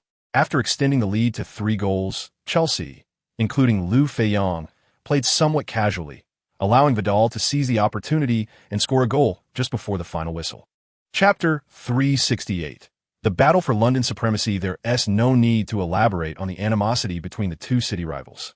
In the previous season's match at Stamford Bridge, Chelsea led 3-0 but was ultimately defeated 5-3 after Arsenal scored 5 goals in the second half. Of course, this was because Liu Feiyang was substituted by then-coach Villas-Boas in the second half. In their second encounter, Chelsea, fielding an entirely substitute team, drew 0-0 away against Arsenal. Regardless, Arsenal was the only Premier League team Chelsea failed to beat last season. In the previous 40 encounters in the Premier League, Arsenal had 18 wins, 12 draws, and 10 losses, enjoying a clear advantage, with 11 wins, 6 draws, and 3 losses at home. However, since the start of the new season, Chelsea has maintained a perfect record across all competitions, also winning both the Community Shield and the UEFA Super Cup, although they face some injury issues. The continuous hot form of star player Liu Feiyang made them even more favored. In addition to their strength being favored, there was also an interesting reason. The referee for this match, Atkinson, was a lucky star for Chelsea, having officiated 20 domestic matches for them, resulting in 16 wins and 4 draws, remaining unbeaten. Chapter 369. Another 3-0 in the first half because at the moment Liu Feiyang struck the ball, Norman had instinctively moved 2 small steps to his right, and his full-body dive to save proved effective. His fingertip touched the ball, but he couldn't stop it from entering the net. Due to inertia, he ended up in the side netting, and the ball landed perfectly on his head. Norman was extremely frustrated, exclaiming, "Damn, so close, so close." He glanced at his middle finger, noticing saliva on his glove from when he had just spat, and it appeared that the ball had grazed its way in due to the reduced friction from his saliva. He quickly wiped his hands on his jersey. After the match, a video of Norman giving himself the finger circulated widely, leading to various interpretations. Not only was Norman blaming himself, but Liu Feiyang was also regretting his earlier free kick. He was dissatisfied with the shot, feeling he had pursued the angle too much, resulting in a slower ball that almost got saved by the opposing goalkeeper. Fortunately, the ball still went in, opening the door to victory for the Blues in this London derby. Chapter 370. The price of angering Liu Feiyang. The score of 3-0 mirrored that a year ago, with Chelsea still in the lead, though the venue had shifted from Stamford Bridge to the Emirates Stadium. However, the biggest difference between the two matches was that this time, Chelsea's coach Di Matteo would never substitute star player Liu Feiyang at halftime. Furthermore, Di Matteo did not plan to adopt a defensive strategy to maintain the 3-0 lead in the second half. Guys, although we led 3-0 in the first half, and we could take it easy to secure the win, this match is different because our opponent is the city rival Arsenal. After they won against us last season, they became so arrogant. Therefore, in the second half, we must continue to attack and score at least 2 more goals, so they can also taste the bitterness of having their goal breached 5 times. Attack. Let's crush them. Not just 5, we must score at least 6. to show those North London bastards who's the boss. Let us defeat them thoroughly, so they recognize us as the top team. The Chelsea players were fired up. The Arsenal players looked disheveled. The pre-match bravado resulted in 3 merciless bullets, but Wenger was still motivating his disciples. Chapter 371. The second trip to Denmark. From that night to the next day, this London derby became a hot topic for the media. The Sun reported, similar to the battle at Stamford Bridge a year ago, Chelsea led 3-0 in the first half, with Super Mario completing a hat-trick. However, unlike last time, Mario stayed on the pitch in the second half, and the Gunners couldn't mount a comeback, instead conceding 4 more goals and having 2 players sent off. This can be termed the Emirates Stadium Massacre. Le Parisien, Mali scored 6 goals in a match, making it the second highest single-match goal tally after scoring 10 against Lille. The rough fouls from the Gunners ignited his desire to score. Although none of the goals were particularly spectacular, it reflected Mali's attitude. An eye for an eye. Football news. In this round, Liverpool also scored 7 goals away against Norwich. Liverpool 5-2 Norwich, but hardly anyone paid attention, as it was incomparable to the London derby that was expected to be explosive, especially with Liu Feiyang's godlike performance that nailed Arsenal to the disgrace pillar. After the match against Arsenal, Chelsea did not take a break. The next day, September 30th, the whole team took a private plane to Harems, located in northeastern Zealand, Denmark. Chapter 372. Immediate effects. However, Liu Feiyang was disappointed. Until the end of the first half, the score of 10 could not be rewritten. The score of 10 also gave the North Zealand team hope, and during the halftime break, head coach Julman urged to strengthen the attack in the second half, aiming to equalize the score and even turn the tables. The second half began. North Zealand, who kicked off first, quickly created a great scoring opportunity. The team's top scorer, number 15 John, received the ball on the left, cut inside to shake off David Luiz, and then took a powerful shot which grazed the post, causing goalkeeper Czech to break into a cold sweat. 4 minutes later, North Zealand returned with a vengeance. Number 11 Nude Strand intercepted the ball in the front and diagonally passed to the center, where number 8 Ntiliga made a late run and decisively took a long-range shot from 29 meters, which just went slightly over the crossbar.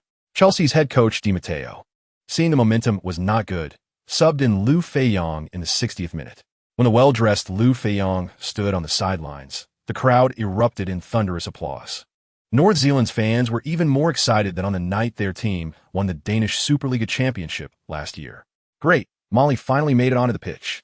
This expensive ticket was finally worth it. Chapter 373. Facing the Kangaroo Army after returning home. Liu Feiyang quickly began filming advertisements and attending product launch events and other business activities.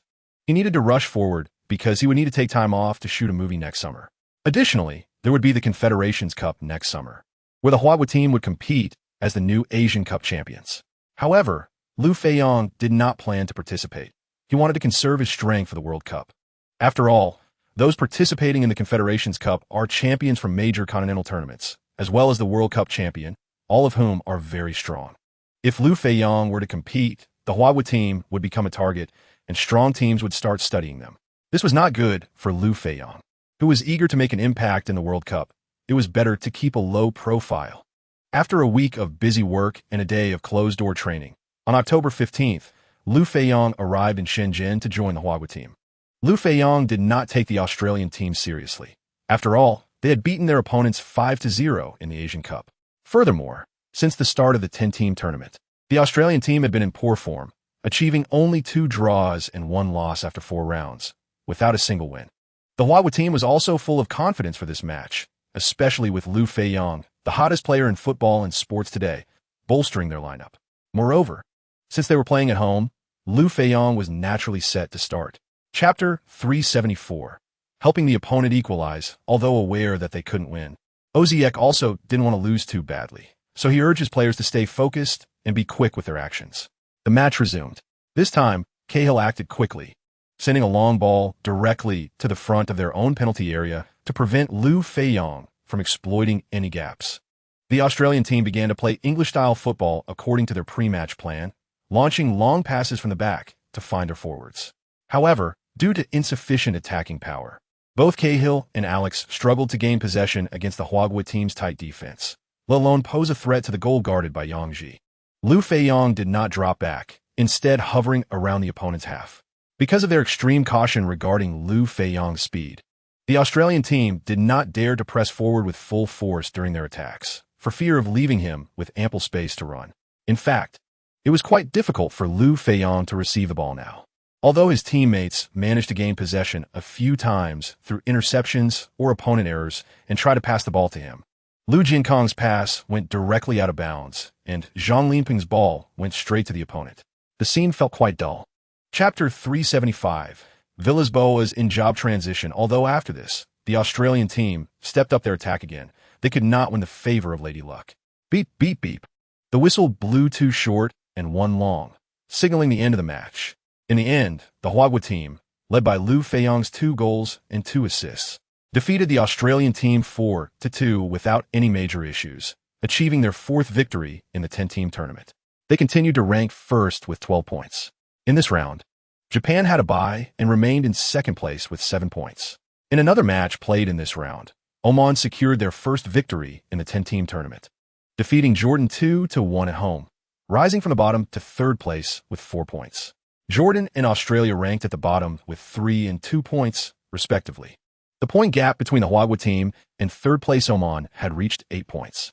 The 6th round will take place on November 14th, when the Huagua team will continue to host Jordan, while Oman will face Japan at home and Australia will have a bye. Based on the points ranking, it's easy to calculate that as long as the Huagua team defeats Jordan in the next round, and Oman cannot defeat Japan, the Huagua team's lead over 3rd place will expand to over 10 points. Chapter 376. The X and the current. Although they had 2 goals in hand, Chelsea did not slow down their attacking pace.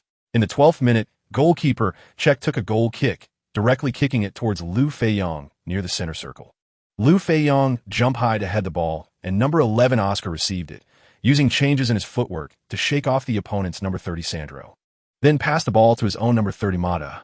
Mata quickly advanced along the left flank, and then crossed the ball, aiming to pass it to number 9 Torres. However, Torres was unable to receive the ball due to interference from the opposing defender and was kicked out of the penalty area by number 28 Walker. But Walker's hurried clearance did not pay attention to the direction and went directly towards Liu Feiyang. Liu Feiyang leaped into the air to meet the ball, twisting his body to the left midair and struck the ball hard with his right foot. A super volley. Moreover, like playing table tennis, he returned Walker's powerful shot after amplifying its kinetic energy several times. The ball flew through the air without any spin, heading straight for the upper right corner of the goal. Tottenham goalkeeper Friedel made some incredible saves, but he couldn't stop the ball from going into the net. On the 30th, Liu Feiyang completed a hat-trick. Chapter 377. The Little Conspiracy of the Miners. On the evening of October 23rd at 7:30, the starting players of both teams stepped into the Donbass arena. After the national anthem was played, the players from both sides shook hands, a process where the away team typically stands still while the home team walks over to shake hands one by one. The first to shake hands with Liu Feiyang was the Shakhtar captain, Croatian number 33 Srna. Although he smiled while shaking Liu Feiyang's hand, he suddenly increased the pressure. He then walked away grinning, and luckily Liu Feiyang was at the end of the line. Otherwise, Srna wouldn't have been able to shake hands with the players behind him. The pain in Liu Feiyang's palm was excruciating, making him doubt if he had fractured it, and it took a while for the pain to subside. This Srna was really something else. How could his hand strength be so great? Srna was the first, followed by goalkeeper number 30 Pyatov, and then the others did the same. The idea of giving Liu Feiyang a show of strength during the handshake came from the main striker, Brazilian number 9 Adriano. This Adriano is not the same one who once dominated Serie A in blue and black, but just someone with the same name. Chapter 378. The Unlucky Adriano. The goal conceded was so unbelievable that Shakhtar's head coach Lasescu was also baffled. He immediately called Adriano over with a Portuguese translator. What's going on with you? Is your hand injured? Because all the way over, Adriano had been rubbing his right hand. This was something he absolutely couldn't admit, as it was too embarrassing. So he put his right hand down and pretended to be relaxed, replying, No, I'm not injured, just a little numb in my palm. Focus a bit. That goal we just conceded was unacceptable. It's my fault, coach. I will make up for it and get one back. All right, I remember what you said. After receiving the coach's lecture, when he turned around, Adriano immediately put on a painful and helpless expression, unable to help but look at Liu Feiyang, who was laughing and joking with his teammates while walking back. This guy is too monstrous. Why should I provoke him when I have nothing to do? Fortunately, Chelsea's celebration after scoring took quite a while, and his right hand was not as painful as before, so he relaxed, at least indicating that his hand was not fractured. Chapter 379. One more win to advance. Looking at the noticeable substitution board on the sidelines, Adriano felt very unwilling and utterly wronged, but there was nothing he could do, so he could only lower his head and walk to the sidelines. After high-fiving his compatriot, number 20 Douglas Costa, he walked dejectedly towards the substitute bench. The head coach Licescu didn't even glance at him the entire time. 2 minutes later, Licescu's hatred for Adriano deepened significantly because Chelsea capitalized on the free kick opportunity that Adriano had just earned with his dive to launch an attack. And they once again breached Shakhtar's goal. Although Liu Feiyang didn't score this goal, it was created through his organization, with number 11 Oscar scoring. After Liu Feiyang made a series of passes with Lampard and Hazard, he penetrated the penalty area, choosing not to shoot himself, but instead making a low pass in front of the goal. Number 9 Torres headed the ball back, and an unmarked Oscar easily followed up to score. Less than 20 minutes into the match, Chelsea was already leading 3-0. Although there was no chance to give Adriano another card, this guy was substituted out, causing Liu Feiyang to lose his target. But he had no intention of letting it go. Chapter 380. The distraction. After a few passes in the backfield, Manchester United's midfielders surged forward. Chelsea's number 24 Cahill was a bit overconfident. Facing the pressing Rooney, he chose not to clear the ball, but to attempt the most unreliable dribble instead. As a result, he was directly knocked aside by the tank-like Rooney, losing the ball. Strictly speaking, Rooney's action just now had a suspicion of a foul, as his arms were spread wide, which, as mentioned earlier, exceeded the bounds of reasonable collision. However, the on-field referee Clattenburg did not signal anything. After gaining possession, Rooney faced number 2 Ivanovic's challenge and chose to pass back. Number 20 Van Persie followed up with a powerful shot. Bang! Oh no! Van Persie's shot hit the right post and bounced back. Oh no! The explosive-haired David Luiz couldn't dodge in time, and the ball hit his calf and deflected. Goalkeeper Cech couldn't react in time, and the ball went into the net. Manchester United was fortunate to take the lead, and Van Persie, Rooney, and others celebrated wildly in Chelsea's penalty area. Chapter 381. 9 versus 12. The ball boys at the Blues' home ground are always efficient, almost throwing the ball to number 2 Ivanovic the moment it went out of play. Ivanovic quickly threw the ball to the speeding Liu Feiyang, who had shaken off the defenders. After receiving the ball, Liu Feiyang started a personal showcase from the left side of his own penalty area, running around the opposing players and the referee. The other Chelsea players positioned themselves well defensively, making runs to support Liu Feiyang in attack. In the 22nd minute, Liu Feiyang used the same trick again, suddenly unleashing a long-range shot that broke through De Gea's fingers for the second time. 22. Liu Feiyang had managed to equalize the score for Chelsea with great difficulty. The 2 goals scored by Manchester United players were unavoidable, and referee Clattenburg could do nothing about it. In such a favorable game situation, Manchester United certainly wasn't content with just a draw. Under the strict guarding of Liu Feiyang, they fearlessly intensified their attack. However, perhaps even the heavens couldn't stand it, although the Red Devils launched a wave of attacks in the following period. Their luck was lacking at the crucial moment. If there had been an airplane flying above Chelsea's goal, it might have been knocked down 3 or 4 times. Chapter 382. Liu Feiyang's response. Chelsea's assistant coach Newton also felt the pressure mounting. After a moment of contemplation, he substituted defender number 28 Azpilicueta for number 30 Mata. Now they could only hope to hold on to the score of 3-2. Fortunately, having Liu Feiyang in attack was enough to give the opponents a run for their money.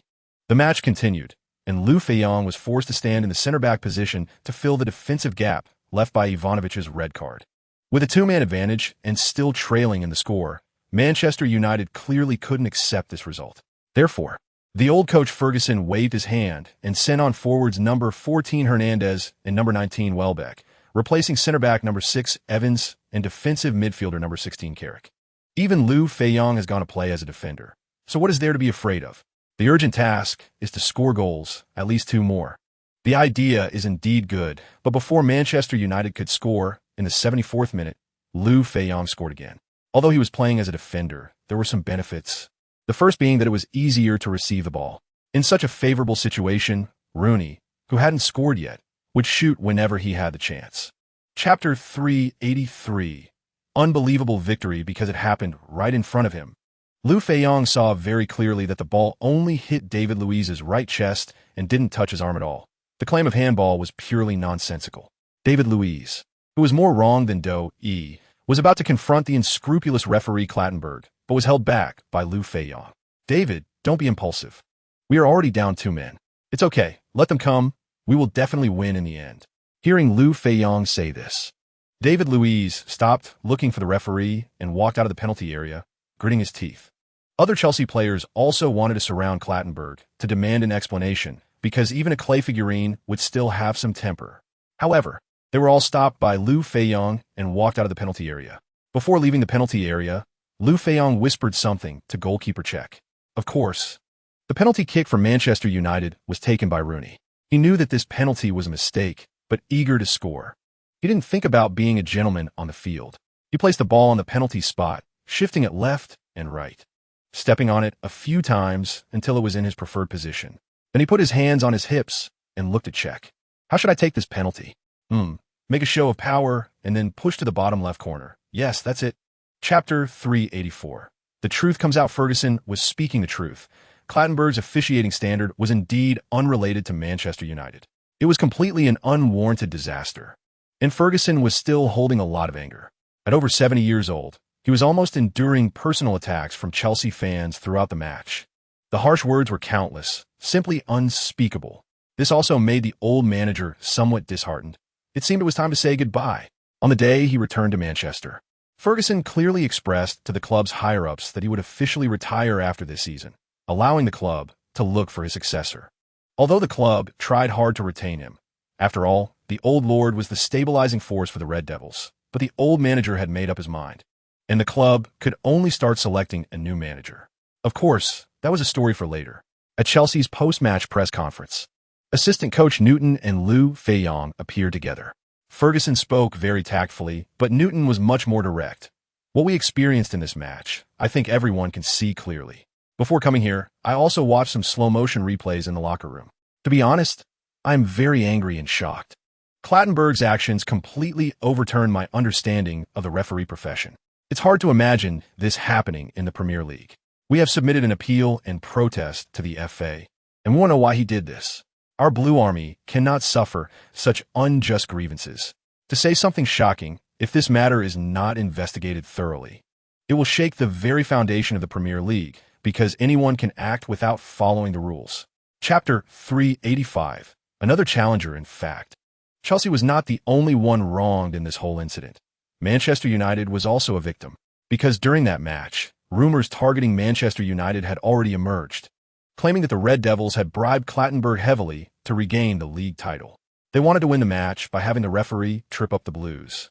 Before the FA's punishment announcement was released, such rumors were rampant, creating a storm. Even when the FA clarified that the culprit was the betting companies and did not mention Manchester United, there were still rumors stating that Manchester United had used various connections to clear themselves. Although Manchester United also issued an official denial, the effect was poor, and it seemed to make things worse. Moreover, the online feud between the fans of both sides had never stopped, becoming increasingly hostile. Manchester United wanted to handle it calmly, but coincidentally, the opponent in this League Cup was Chelsea, and the match was at Stamford Bridge. After weighing the situation, Manchester United decided to strategically give up on the League Cup, mainly because the League Cup held little value, combined with the current situation.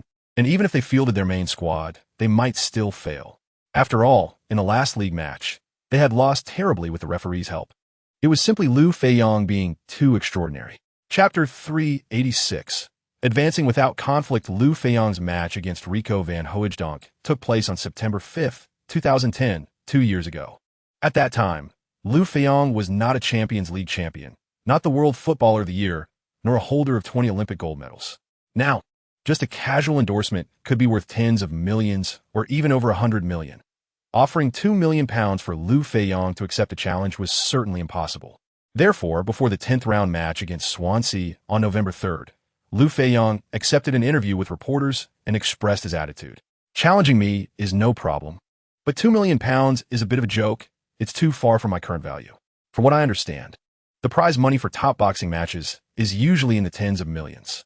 If you really want to challenge me, then put forward a matching stake. And I also want at least 40 of the broadcasting fees, ticket sales, and other revenues. Of course, regardless of the final amount. I won't take a single penny for myself.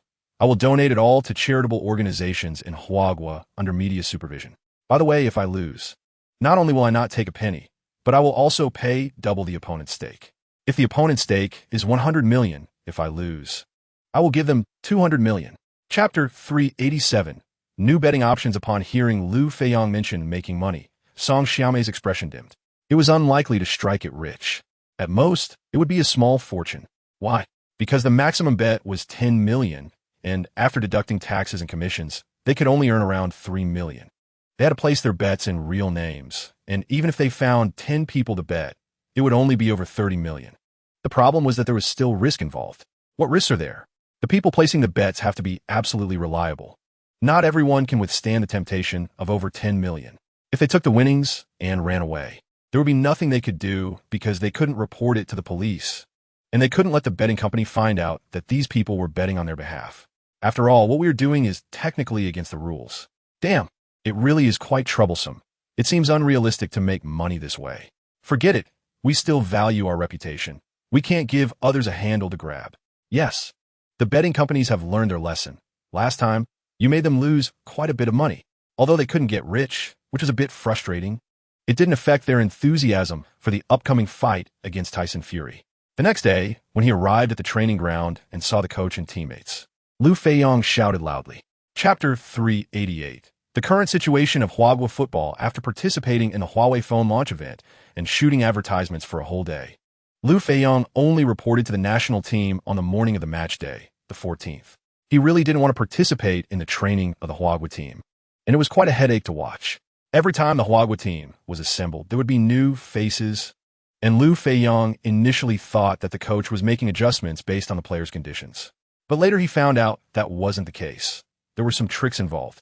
Head coach Gao Hongba did not have absolute authority in player selection. He had to listen to certain people. Each club in the Huagua Super League was trying every means to send their players to the national team, as having the identity of a national player would increase the player's trading value, although their skill level remained the same.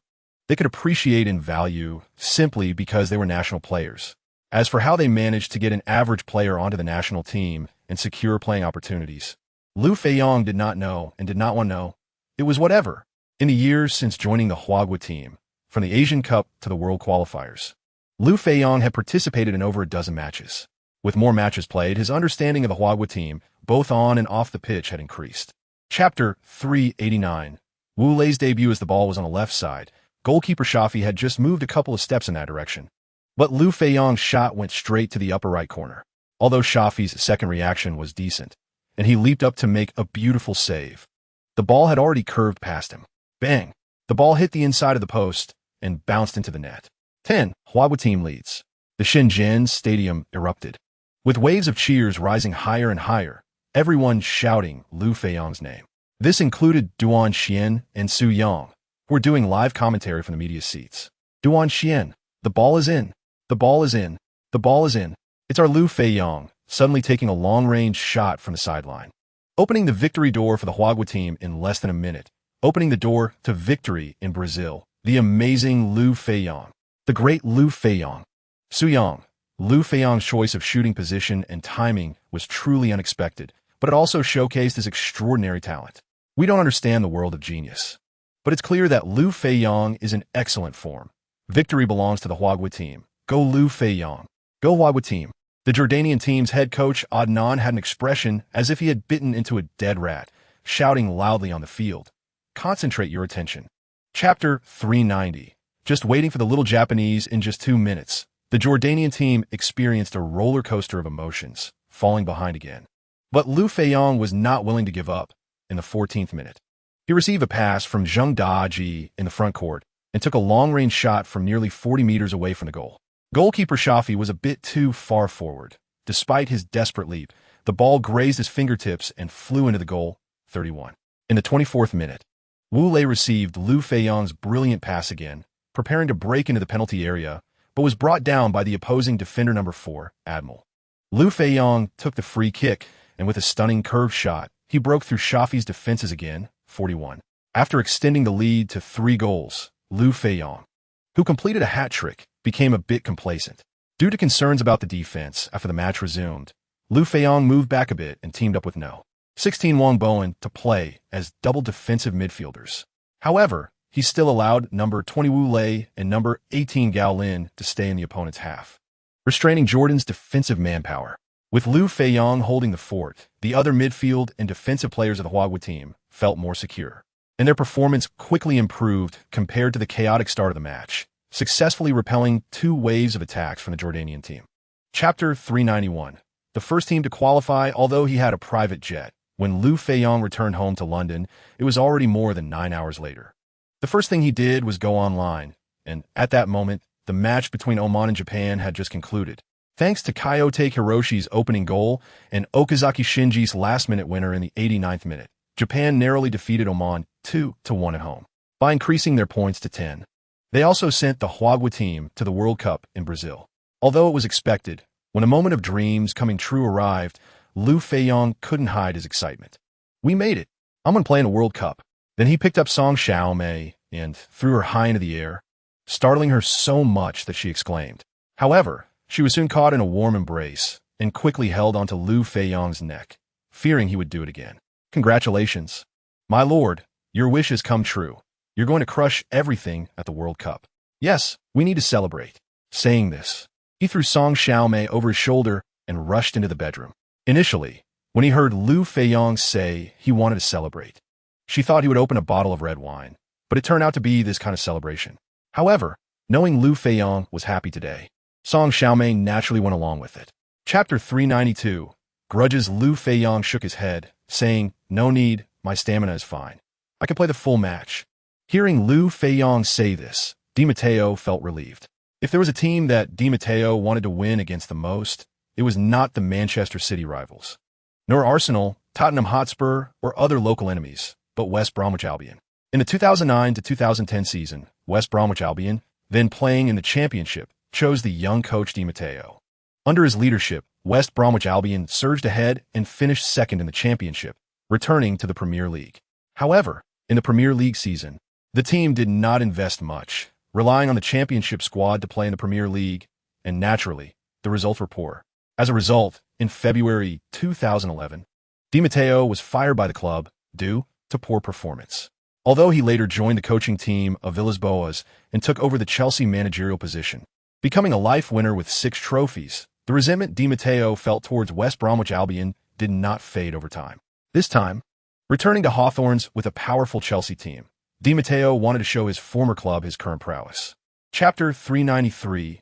Warmth on the pitch. Although Di Matteo rambled on a lot, his high-mindedness attracted few responses. So he pointed to Liu Feiyang, saying, "Molly, if you score 2 more goals in the second half, I'll substitute you. You still have boxing to do tomorrow night. Take care of your opponent quickly and then take a break." Liu Feiyang nodded. "Okay, I'll do my best." Such things cannot be guaranteed, especially since Liu Feiyang's form was indeed a bit off today. In the second half, as the game resumed, West Bromwich Albion played like they had been injected with adrenaline, charging forward and attacking with full force, and defending with everyone participating. The tackles were fierce, and the shots were decisive. During halftime, under the encouragement of head coach Steve Clark, the whole team reached a unified belief to win a match for Shane Long's grandmother. Before the match, no one knew about this, until Shane Long revealed the message on his t-shirt after scoring. In the second half, the players of West Bromwich Albion also appeared on the field with black armbands. The opposing team fought fiercely, catching Chelsea off guard, and, for a moment, it felt like the goal was under siege, with every sound making the players jumpy. Fortunately, the defense held firm, and the tank-like performance of goalkeeper Czech was commendable, as he continually extinguished a series of attacks from the opponent. Chapter 394. Back in the ring, Liu Feiyang waved his hand mischievously and said, "Your bets are your business. What does it have to do with me? I don't gain anything from it." Ashley Cole reacted quickly and immediately said, "Molly, as long as you knock that guy out in the first round, I'll give you 20 of my earnings. What do you think?" Terry's eyes widened. 20? Are you kidding? At least 30. The others echoed, "Yeah, 30. Liu Feiyang then confidently said, "How about this? I'll 1T take your earnings.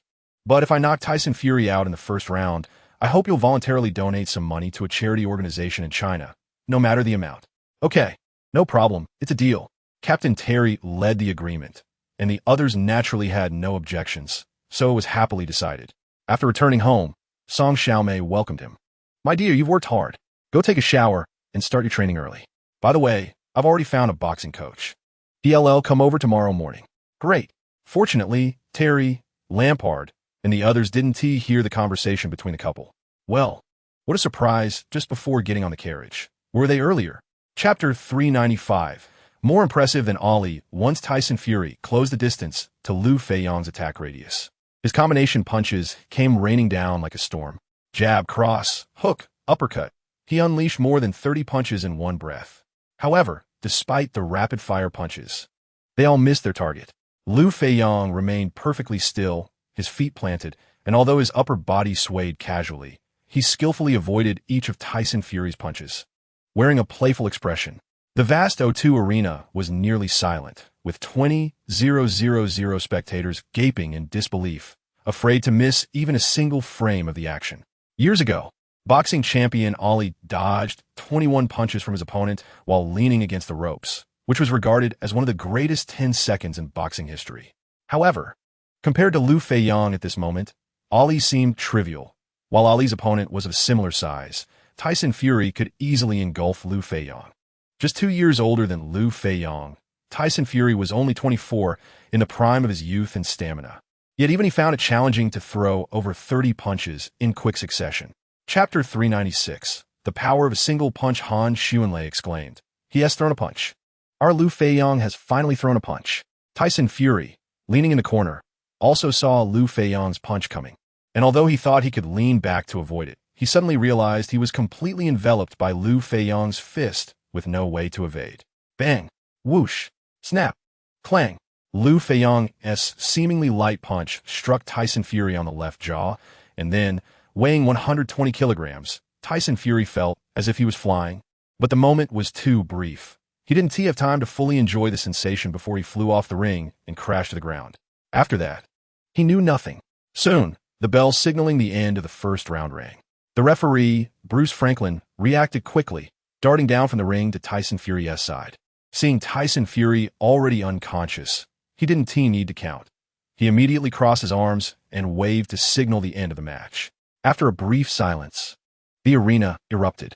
Applause thundered, and cheers filled the air. "Oh my God, is what I saw real?" Tyson Fury seemed like he was made of paper. So easily flying out of the ring? Chapter 397. Abu is the biggest winner if we talk about the most famous boxer in today's boxing world. It must be Mayweather, as he rarely gets injured in matches and always finishes with a clean face, earning him the nickname Pretty Boy. Since turning professional in 1996, he has had 43 fights, all victories, with 20 KOs. When asked by the media if he would fight Liu Feiyang, the usually arrogant Mayweather didn't dare to accept, saying, "There shouldn't be such a possibility. Molly weighs quite a bit more than me. We're not in the same weight class." Besides these foreign champions, Chinese champion Zhou Shiming expressed to reporters his hope to receive guidance from Liu Feiyang.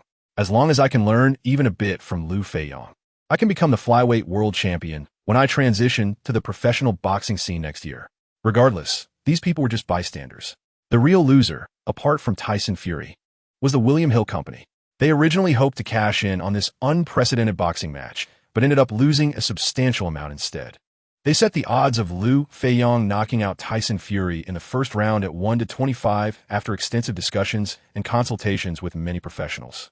Chapter 398. Playing tricks on free kicks at the start of the match. The Blues were passive mainly because Liu Feiyang was positioned relatively deep, not rushing to attack, wanting to observe the opponent's situation. The opponent's attacks were fierce, and for a moment, they couldn't break free from their own half. However, with his involvement, the Blues' defense remained solid, neutralizing several attacks from Manchester City. After withstanding the opponent's 3 major assaults, Liu Feiyang gradually transitioned to the midfield, marking the end of Manchester City's good times. Just like last season, Liu Feiyang faced the opponent's midfield core, the Spanish player, number 21, David Silva. Although David Silva is slender and not very tall, he has high football intelligence, quick speed, and excels in shooting, passing, and dribbling, being dubbed a slower version of Messi by Balotelli. However, in front of Liu Feiyang, David Silva was completely suppressed, and without his versatile midfield playmaking, Manchester City's passing and ball movement became less fluid.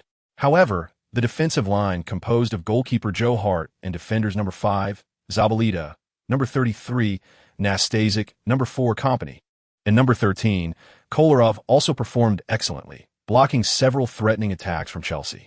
Chapter 399. The world of Balotelli we don't understand in the 70th and 75th minutes. Tevez and Balotelli came on in succession. Mancini brought on Balotelli, intending to have him give it his all, but Balotelli had been sitting on the bench for several games. Feeling quite displeased with the Blues and harboring extreme resentment towards Mancini. Now that they were behind, they remembered him, and he was still behind Tevez in the substitutions. Humph, I'm not happy. When Balotelli is unhappy, he tends to do something astonishing. After he came on, he didn't take care about the state of the match or where the ball was and directly ran towards Liu Feiyang. Hey, Molly, good to see you again. From a distance, he reached out his hand to Liu Feiyang. Liu Feiyang quite liked Balotelli, thinking that this guy was a real character. Seeing the ball still being passed back in Manchester City's defense, he stepped forward to shake hands with the god. Hey, Mario, long time no see. You look even more handsome. Balotelli immediately grinned, revealing a mouthful of white teeth. The playful exchange between the two attracted everyone's attention. And although it seemed a bit strange to have such a scene during a match, it made sense considering one of the protagonists was Balotelli. When they would meet again was uncertain because he was about to leaving the damn Premier League, leaving the damn Manchester City. Chapter 400. The Ballon d'Or has lost its appeal this week featured a double match week, with Chelsea set to host Fulham in the 14th round of the Ligue on the 28th. Therefore, after the double blue battle with Manchester City, head coach Di Matteo only gave the whole team one day off. Liu Feiyang did nothing but seclude himself at home to practice. Although Fulham belonged to West London and the two teams had a long history of entanglement, it wouldn't be an exaggeration to call them sworn enemies. But the Farmers had only managed 3 draws and 2 losses in their last 5 league matches, showing poor form. Moreover, there was a huge gap in strength between the two sides, and the result of the match was not surprising, with the Blues easily defeating their opponents 2-0. Liu Feiyang's form was still not great. Having only scored a penalty, he earned himself, but that was enough. Chelsea's winning streak continued, and Liu Feiyang scored in every match. After the game, Coach Di Matteo once again gave the team a day off. On the 29th, despite still practicing in seclusion, a news story related to him appeared across major media outlets. That afternoon, FIFA and France Football magazine announced the final 3 nominees for the 2012 FIFA Ballon d'Or in Sao Paulo, Brazil. Liu Feiyang, Messi, and Cristiano Ronaldo were once again nominated after 2011. Chapter 401. Club World Cup first match. A total of 7 club champion teams from various continents participated in this Club World Cup. They were Hiroshima Sanfrecce representing the host country Japan, Chelsea representing Europe from England, Corinthians representing South America from Brazil, Ulsan Hyundai representing Asia from South Korea, Al Ahly representing Africa from Egypt, Monterrey representing North America and the Caribbean from Mexico, and Auckland City representing Oceania from New Zealand. The matches would be divided into 4 stages, with a total of 8 matches. Champions Chelsea and South American champions Corinthians entered the semifinals directly as seed teams. The host team, Hiroshima Sanfrecce, would first face Oceania champions Auckland in a knockout match, with the winner facing African champions Al Ahly in the quarterfinals. The other quarterfinal would be between Asian champions Ulsan Hyundai and North American and Caribbean champions Monterrey, with the 2 teams advancing to the semifinals facing Corinthians and Chelsea, while the other 2 losing teams would only compete for 5th place. The final would kick off on December 16th in Yokohama, with the 3rd place match taking place the same afternoon, and the champion's prize set at $5 million. Chapter 402. Easily overcoming Monterrey in the 42nd minute.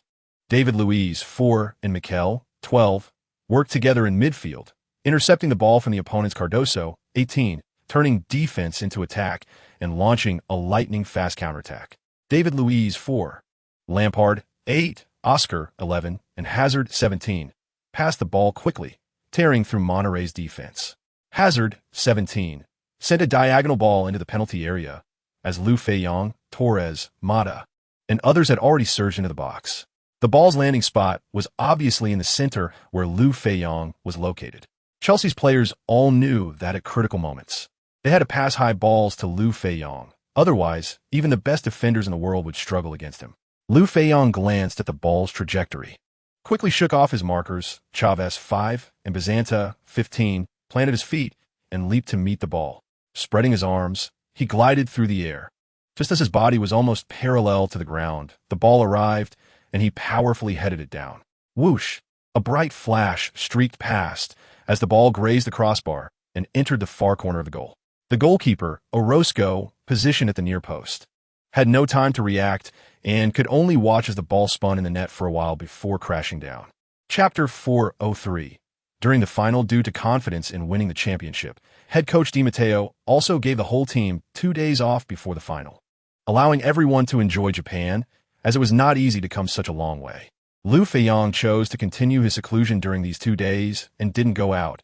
If he did, it would cause a commotion or traffic jams, unless he disguised himself. But that seemed unnecessary. While Chelsea was relaxing, their opponent Corinthians chose to train intensely as if facing a formidable enemy. Compared to Chelsea, Corinthians, coming from the warm southern hemisphere, found it difficult to adapt to Japan's damp and cold climate at this time, which was also a major reason they only narrowly defeated Egypt's Al Ahly in the semifinals. After watching Chelsea's match against Monterrey, the team felt tremendous pressure. Nicknamed Torpedo, Corinthians was a famous team in Sao Paulo, being the second traditional powerhouse in Sao Paulo state after Palmeiras, having won countless domestic championships. Stars like Socrates, Ronaldo, and Roberto Carlos had all played for the team, which boasts over 30 million fans in Brazil. Chapter 404. Tanker Player Scores. Danilo was once again nutmegged by Liu Feiyang and angrily chased after him, disregarding the ball, and went for a sliding tackle. Liu Feiyang was waiting for this moment. Beep. At the instant Liu Feiyang was brought down, the referee's whistle blew. Without hesitation, he pulled out a yellow card from his pocket and pointed at Danilo. A yellow card? For such a malicious action? Di Matteo shouted loudly at the fourth official. The crowd erupted in boos. The spectators were sharp-eyed, and it was clearly a red card offense. Captain Terry also rushed over from behind to question the referee. However, the referee Kenji Shimizu from Japan stood firm in his decision. Liu Feiyang thought it was a pity, but stood up and placed the ball at the spot designated by the referee. If the player couldn't be taken out, the ball could still go in. After all, this position was quite good, just outside the left side of the penalty area, about 20 meters from the goal, perfect for a right-footed shot. The Corinthians players were on high alert, all returning to their own penalty area to defend. Goalkeeper Cassio was also loudly directing the wall's positioning. Chapter 405. Crazy female fans' other teammates rushed over, piling the 2 players on top of each other and starting a game of stacking. After the Corinthians team restarted the game from the midfield, the referee blew the whistle to signal the end of the first half. Just like in the previous match against Monterrey, as soon as the halftime whistle blew, a Corinthians player immediately ran over to exchange jerseys with Liu Feiyang. It was none other than number 8, Paulinho, the violent bird, who had been eager to compete with Liu Feiyang before the match, had already been convinced after just 1.5 hours of play. Liu Feiyang happily exchanged jerseys with him. A genuine Liu Feiyang jersey costs about $150 in the store, but the jersey he wore, even if priced at $1,000, would find many buyers. If it had Liu Feiyang's autograph, it could easily go for several thousand or tens of thousands. Liu Feiyang basically gives away 1 or 2 jerseys every match, either exchanging with opposing players or gifting them to young fans in the stands. In the locker room, neither Corinthians coach Tite nor Chelsea coach Di Matteo discussed any tactics. A 20-point lead was already significant, and with Liu Feiyang on the field, it was nearly impossible for Corinthians to turn the game around. Chapter 406. First time lifting the Club World Cup after a dramatic farce, the match continued. The score gap was stretched to 2 goals again, extinguishing the small spark of hope that Corinthians had managed to ignite. Chelsea also lacked the motivation to pursue the remaining victory. The game became dull. Whenever either side gained possession, they were mainly passing back and forth in the midfield and defense.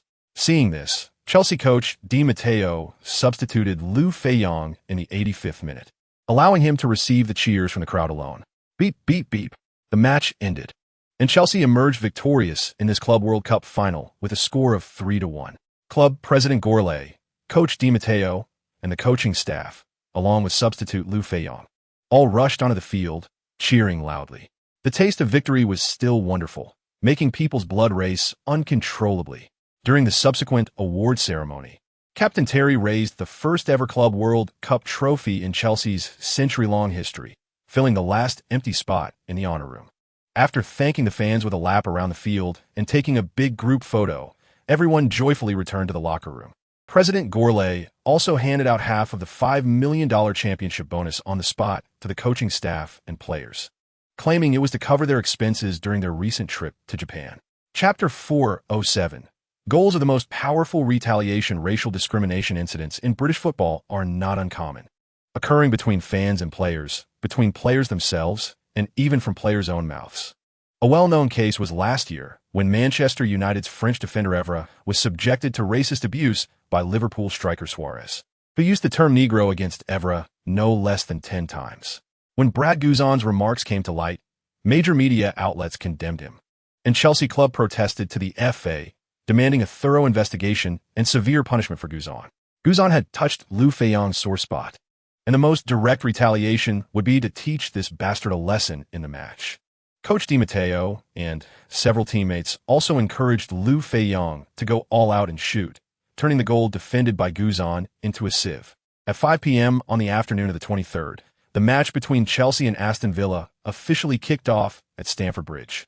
Despite being in the midst of public scrutiny, Guzan still started the match.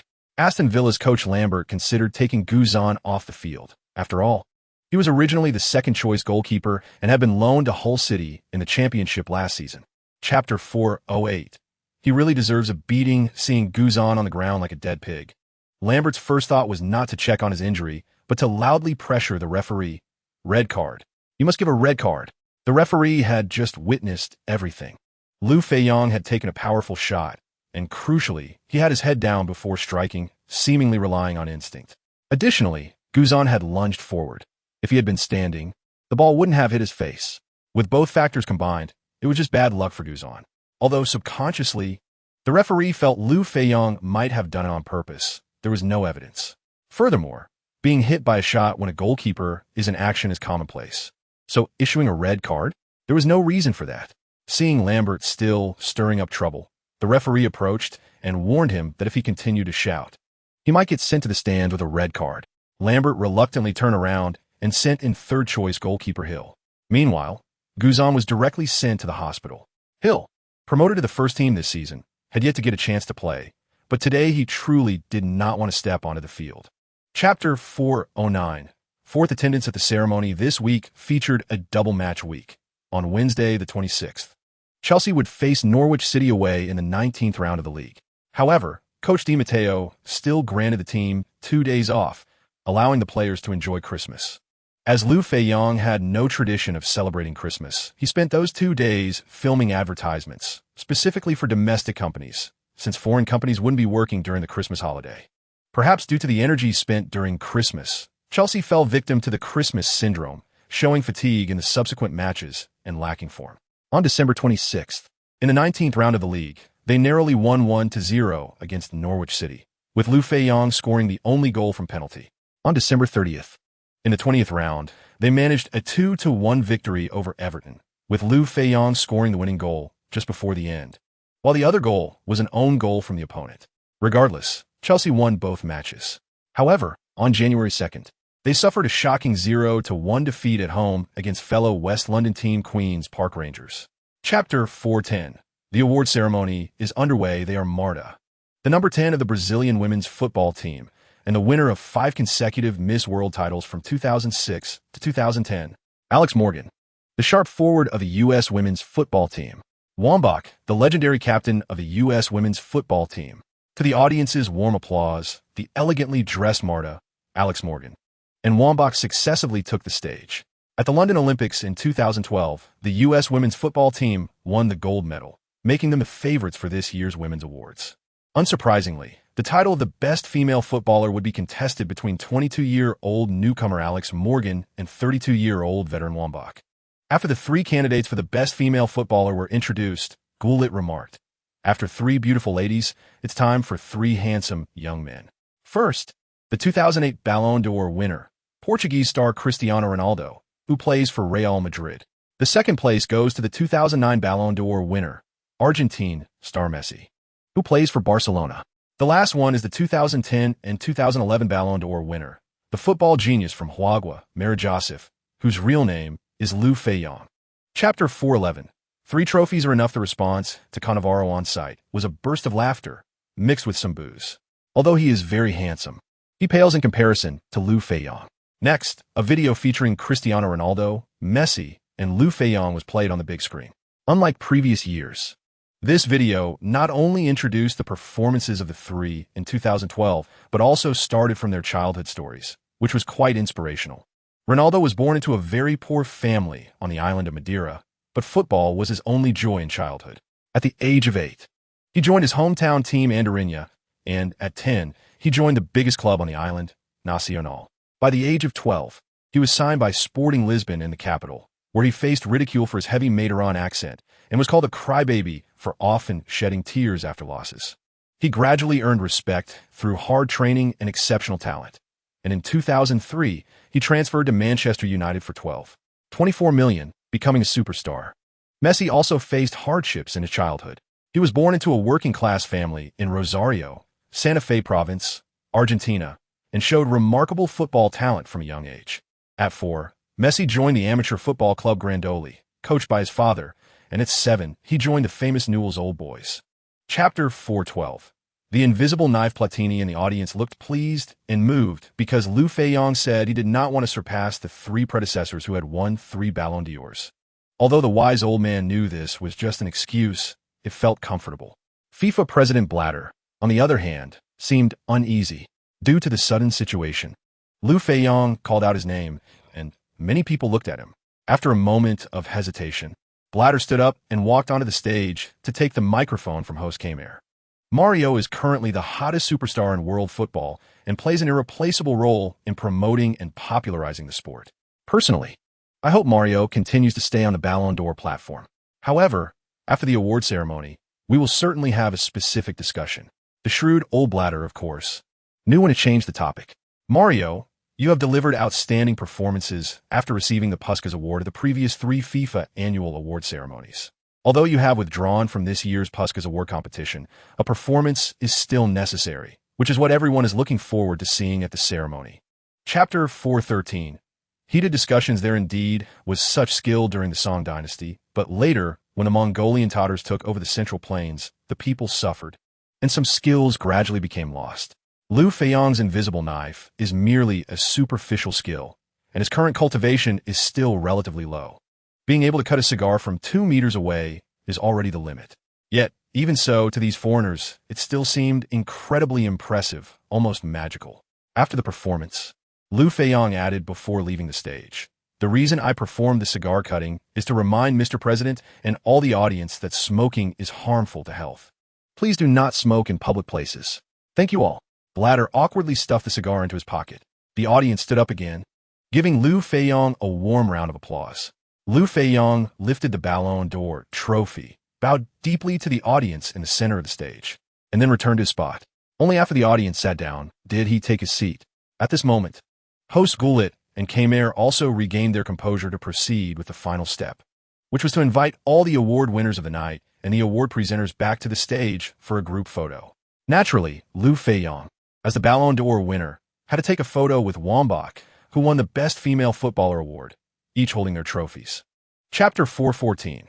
High spirits in Swansea. Swansea and Chelsea have already faced off once in this season's Premier League, with Chelsea winning 3-0 away thanks to 2 goals and 1 assist from Liu Feiyang. Historically, Swansea has only beaten the Blues once away, and that was back in 1925. Therefore, the Chelsea team is full of confidence in defeating their opponent. Since Liu Feiyang attended the FIFA award ceremony and did not get a rest, Coach Di Matteo kindly left him out of the starting lineup. However, to be safe, Liu Feiyang still sat on the bench.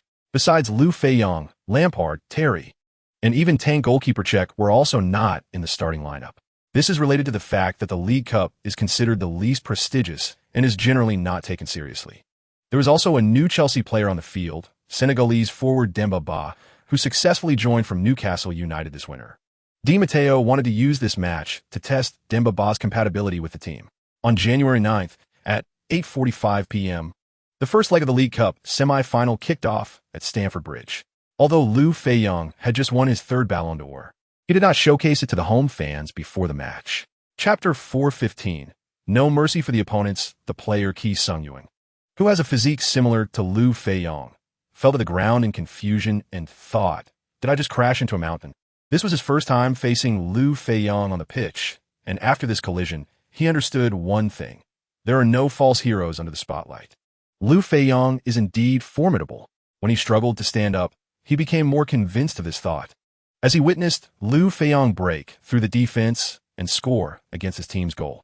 After shaking off Qi Sungyuan, Liu Feiyang charged directly toward the opponent's goal, looking like he was about to go on a rampage. However, Liu Feiyang's world is not understood by others. After using a dragon tail sweep to get past number 7 Britain, he looked up to check his teammates' positions. Is he going to pass? No, he shot directly. After all, the team was trailing 0-2, and the most crucial thing was to equalize the score. Although he was nearly 40 meters from the goal with sufficient force, the ball flew like a bullet, quickly finding the upper right corner of the net. The speed was fast, the angle tricky, and the shot was so sudden that goalkeeper number 25 Tremmel could only gesture helplessly, making a futile attempt to save with his mind. Chapter 4:16. Rematch against the Gunners with the lead. Liu Feiyang celebrated with Demba Ba and the teammates who rushed in, then leisurely returned to his half. Although they were trailing, Swansea did not launch a massive counterattack. After all, this was not a do-or-die match, and a narrow loss away was acceptable.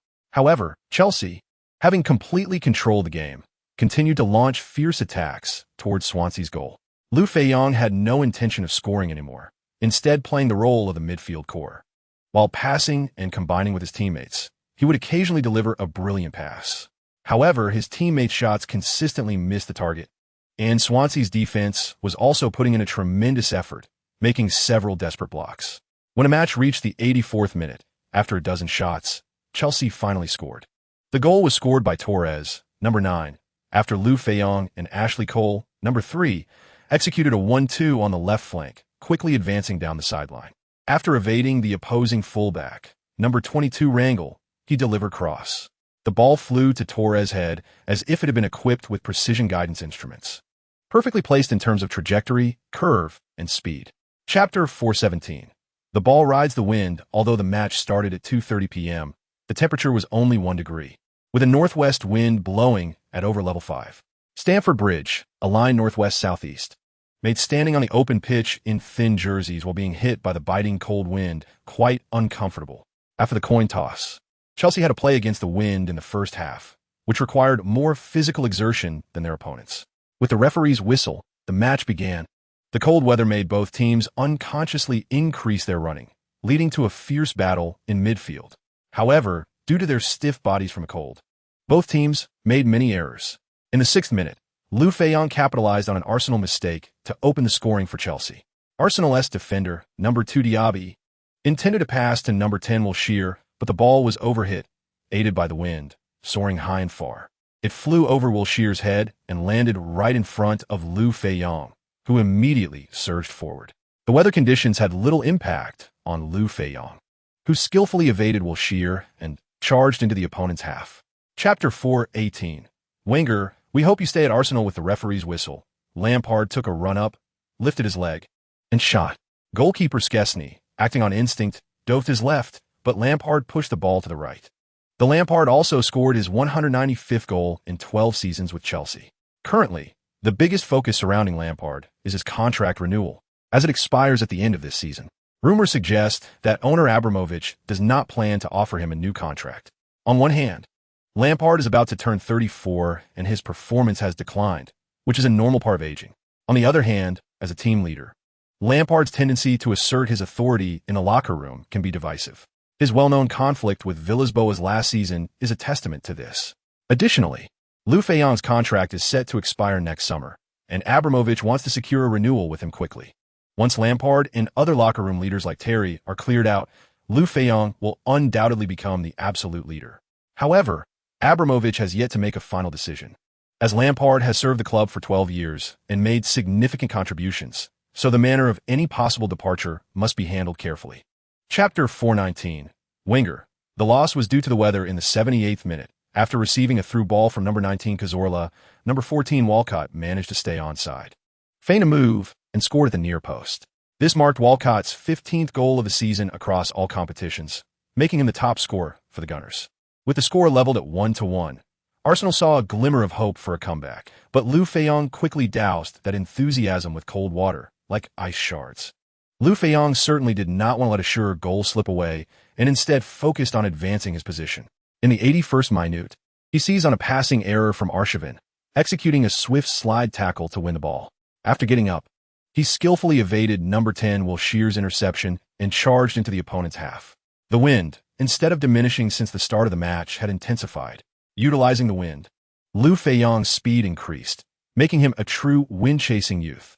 If he were running under such strong winds at the Olympics, he would surely finish in under 8 seconds.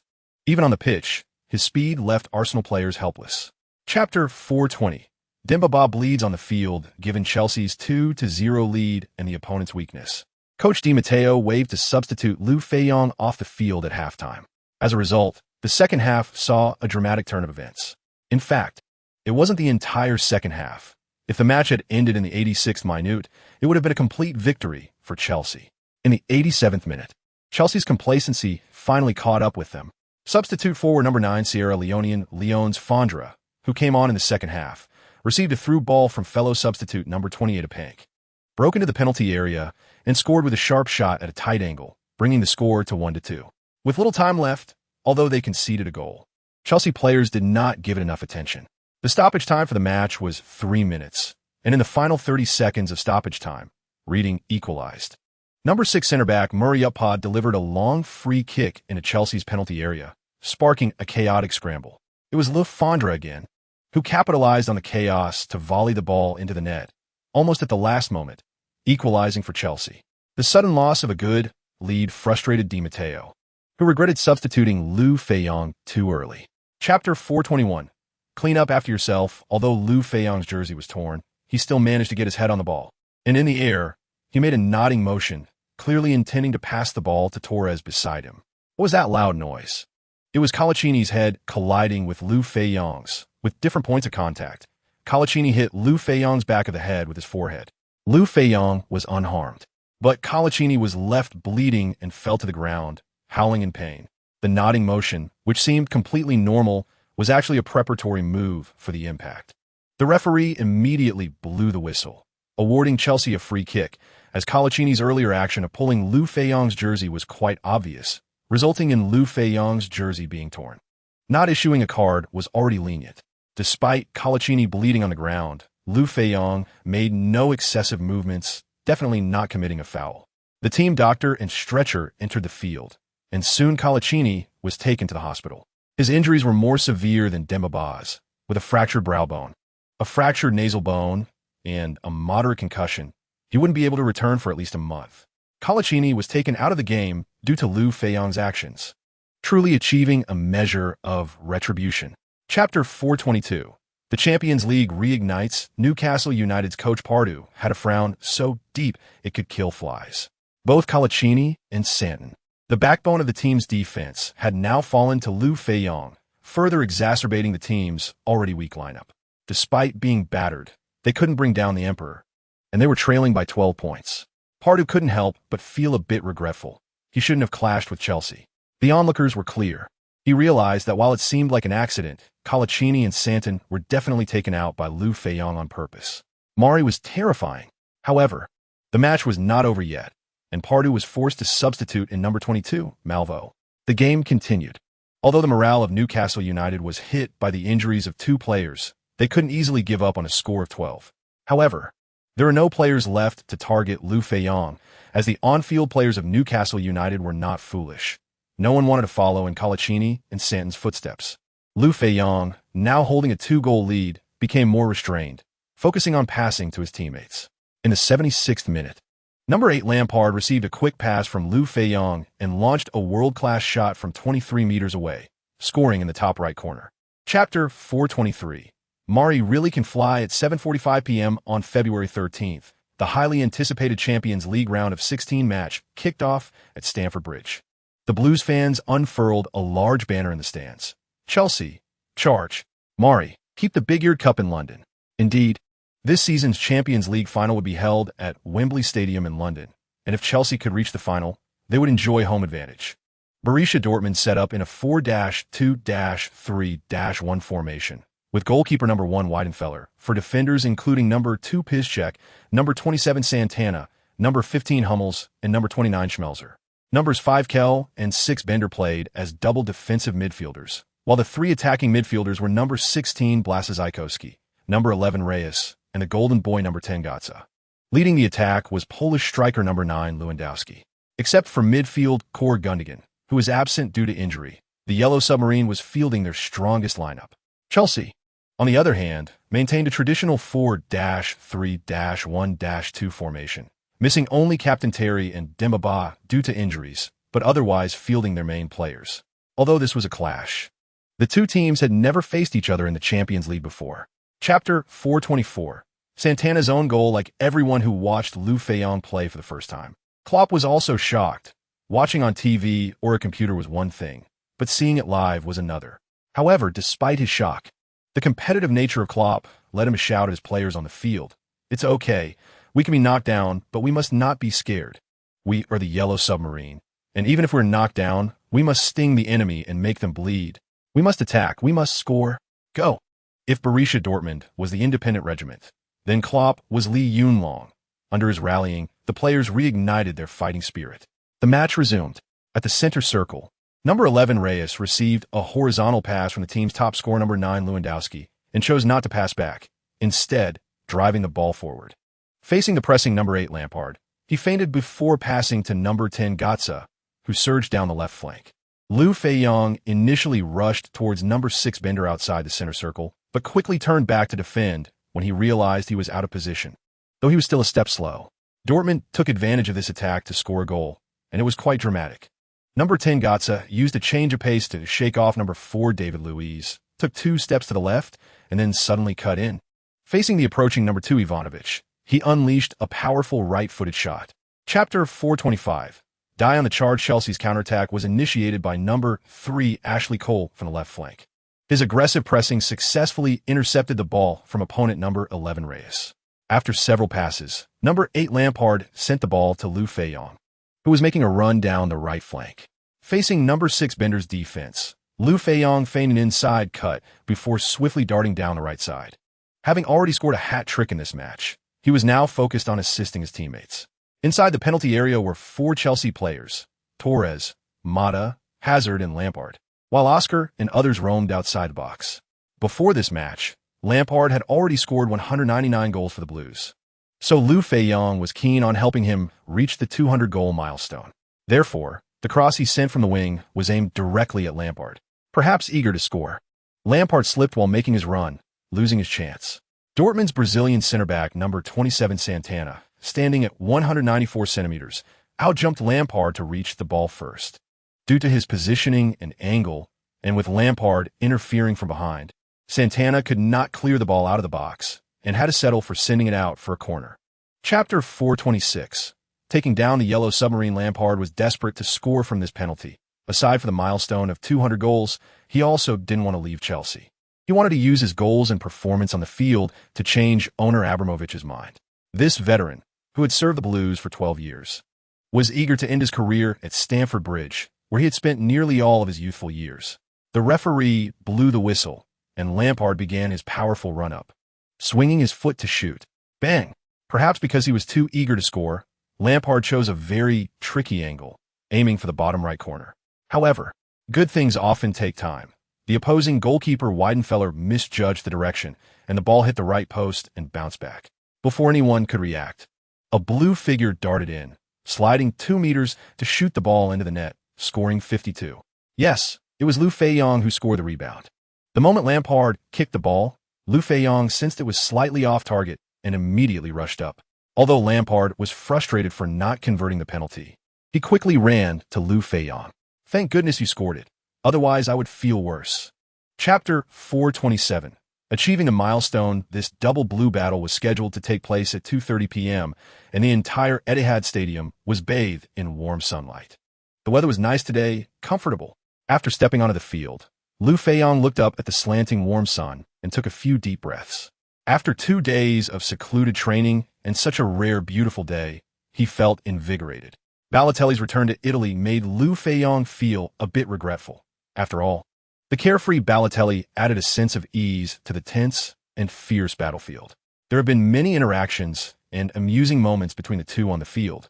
Buddy, since you left because you were unhappy here, let me make you happy. How we make Balotelli happy? Of course, by defeating Manchester City. However, after the match started, Liu Feiyang frowned a bit because he noticed that his teammates seemed to be lacking in form, and the tank-like Czech became the busiest person on the field. Just 43 seconds into the match, Yaya Touré, wearing number 42, forced Czech to make his first save with a low left-footed shot from 13 meters that was too straight and was easily caught by the latter. In the 5th minute, David Silva, number 21, took a corner kick, and Chelsea's defense failed to mark properly, allowing Nastasic, number 33, to head the ball from close range. But Czech reacted quickly and pushed the ball out with both hands. Chapter 428, Gamble-style Frenzy Mancini, who was facing a potential dismissal, was certainly unwilling to lose and instructed his players to continue their aggressive attacks, while also advising his center-backs Kolo Touré, number 28, and Nastasic, number 33, to hold back to avoid being counterattacked again. However, even without his reminders, those two had no opportunity to step into the opponent's half. Thanks to Lampard's goal, Chelsea's form noticeably improved, especially in a midfield where they withstood Manchester City's pressure and the one-sided situation at the beginning of the game no longer occurred. With the dual-core driving force of Liu Feiyang and Lampard, the attack became vibrant, gradually suppressing Manchester City. In the 40th minute, after a series of wide-ranging passes and combinations, Chelsea once again tore through Manchester City's defense. Ashley Cole, number 3, assisted with a diagonal pass into the penalty area from the left. Liu Feiyang headed the ball back, and Demba Ba, number 29, followed up with a powerful shot that broke through Joe Hart's defenses. Chelsea expanded their lead to 2-0 due to a fractured nasal bone. Demba Ba, who played with a black mask, felt a bit like Batman, and after scoring, he rushed over and picked Liu Feiyang up in celebration. Chapter 429, Petition to ban Liu Feiyang from competing. A spark ignited between two players who came on as substitutes in the first half, as Nasri, number 8, passed the ball from the right, and Tevez, number 32, shot from 20 meters out, scoring from Manchester City. They pulled one back to make it 2-1. On the sidelines, Chelsea's coach Di Matteo was furious, as they were struggling despite having one more player, and they could potentially throw away a win. Fortunately, the opponent's goal allowed Chelsea players a brief respite. Di Matteo called Liu Feiyang to the sidelines. Molly, others are not in form, so for the remaining minutes, it's all on you. If you can score another goal, we'll be fine. Liu Feiyang nodded. Okay, I will give it my all. Thus, Liu Feiyang stood next to Demba Ba at the kickoff spot. Manchester City's goalkeeper, Joe Hart, who initially wanted to run over to high-five Tevez after the goal, immediately turned back to the goal line upon seeing Liu Feiyang at the kickoff spot, fully alert. He had watched the highlights of Chelsea's match against Dortmund and vividly remembered Liu Feiyang's long-range shot from the center circle. At that time, he had mocked Dortmund's goalkeeper Weidenfeller. But now it was his turn, and he did not want to repeat Weidenfeller's mistakes. Chapter 430, Praising Bradford as the captain on the field. Liu Feiyang also represented the team in receiving the 6th League Cup trophy from the chairman of the English Football League, Greg Clark. This was Chelsea's first title of 2013 and the first title of the new season in the top 5 European leagues. The Community Shield and UEFA Super Cup could be considered as footnotes from the previous season. Celebrations were inevitable, and a group photo was a must. Of course, the post-match press conference was also unavoidable. When Liu Feiyang walked into the venue holding the championship trophy alongside Di Matteo, the media reporters on site gave them a warm round of applause. During his speech, Liu Feiyang highly praised Bradford City. First of all, I want to congratulate Bradford City for their amazing journey in this season's League Cup, creating their own myth. I have to say, Bradford is very inspiring and has allowed us to fully appreciate the charm of football. Here, I sincerely wish them to perform perfectly in future matches like they did in this League Cup and return to the Premier League as soon as possible after the 1998 to 1999 season. Chapter 431. The tenacious Hornets head coach Klopp also conducted another passionate rally before the match. Guys, you're just one goal away from the Champions League quarterfinals. The last time we reached the quarterfinals was 15 years ago in the 1997 to 1998 season when I was only 30 years old and still playing for Mainz. while you were just kids. The last time we won the Champions League was in the 1996 to 1997 season, and it has been 16 years. Looking around, Klopp continued. The Champions League title is the highest honor everyone desires. Unfortunately, when I played, I was not successful. Forget about the Champions League title. I struggled in the second division for a long time, only played 3 seasons in the Bundesliga, and never got close to the Champions League. But you guys are different. You are the strongest Hornets since the new century, having won the Bundesliga title for 2 consecutive seasons, surpassing Bayern. You have enough strength to pursue higher ideals. Although we lost last time, at least we have 2 away goals. Historically, there are many examples of comebacks from a 3-goal deficit. Why can't we do it? He clapped his hands and said, "Boys, victory or defeat is decided here. Let us go. Let us take down Chelsea." Chapter 432. A stunning strike in the first leg of the match. Liu Feiyang had scored from a long-range shot from the center circle, leaving a deep impression on goalkeeper Weidenfeller. Seeing Weidenfeller prepared and alert, Liu Feiyang, of course, would not attempt something impossible. Moreover, it wasn't just Weidenfeller. Even Klopp on the sidelines was loudly reminding, "Watch out, Mali is at the center circle." Just as Yang Chun had said, in critical moments, we need to see the performance of stars, and Liu Feiyang certainly would not shirk responsibility. The Champions League was the match he valued the most. He could not accept being eliminated. After being carelessly scored against by the opponent, Chelsea found themselves in a precarious situation and with his teammates unreliable. Liu Feiyang decided to take matters into his own hands. He took several deep breaths, and the Ling Xiu heart method within him operated frantically, maximizing the mobilization of every cell in his body to make himself more focused and excited. In the studio of the national television station, Hiwei was also cheering for Liu Feiyang from miles away. It's clear that Liu Feiyang is very focused. At this moment, his eyes are only on the opponent's goal, and his heart is only thinking about scoring. Since his debut, he has led his team from victory to victory countless times. We will never doubt Liu Feiyang because he has never let us down, even though it's an away game. Liu Feiyang has the support of millions of fans behind him. Go for it, Liu Feiyang. We look forward to your triumphant return. Chapter 433. Character is beyond question. Hiwei, who is well-versed in Liu Feiyang's situation, provided some insights on this goal. Liu Feiyang had scored similar goals during his time at Lens, and he did it twice, once in the Europa League against Fulham and another in a rainy match against Monaco. However, compared to the previous 2, Liu Feiyang's goal today showed a more graceful run, more elegant movements, and a more clever shooting technique, clearly demonstrating that he has become stronger. Yang Chen nodded, agreeing that Liu Feiyang's current influence is on an entirely different level compared to his time at Lens. In today's match is of a caliber that cannot be compared to the Europa League or Ligue 1.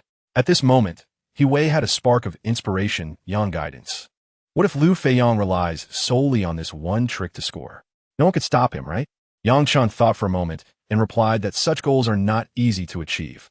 He guessed that even someone as strong as Liu Feiyang couldn't use the same method repeatedly.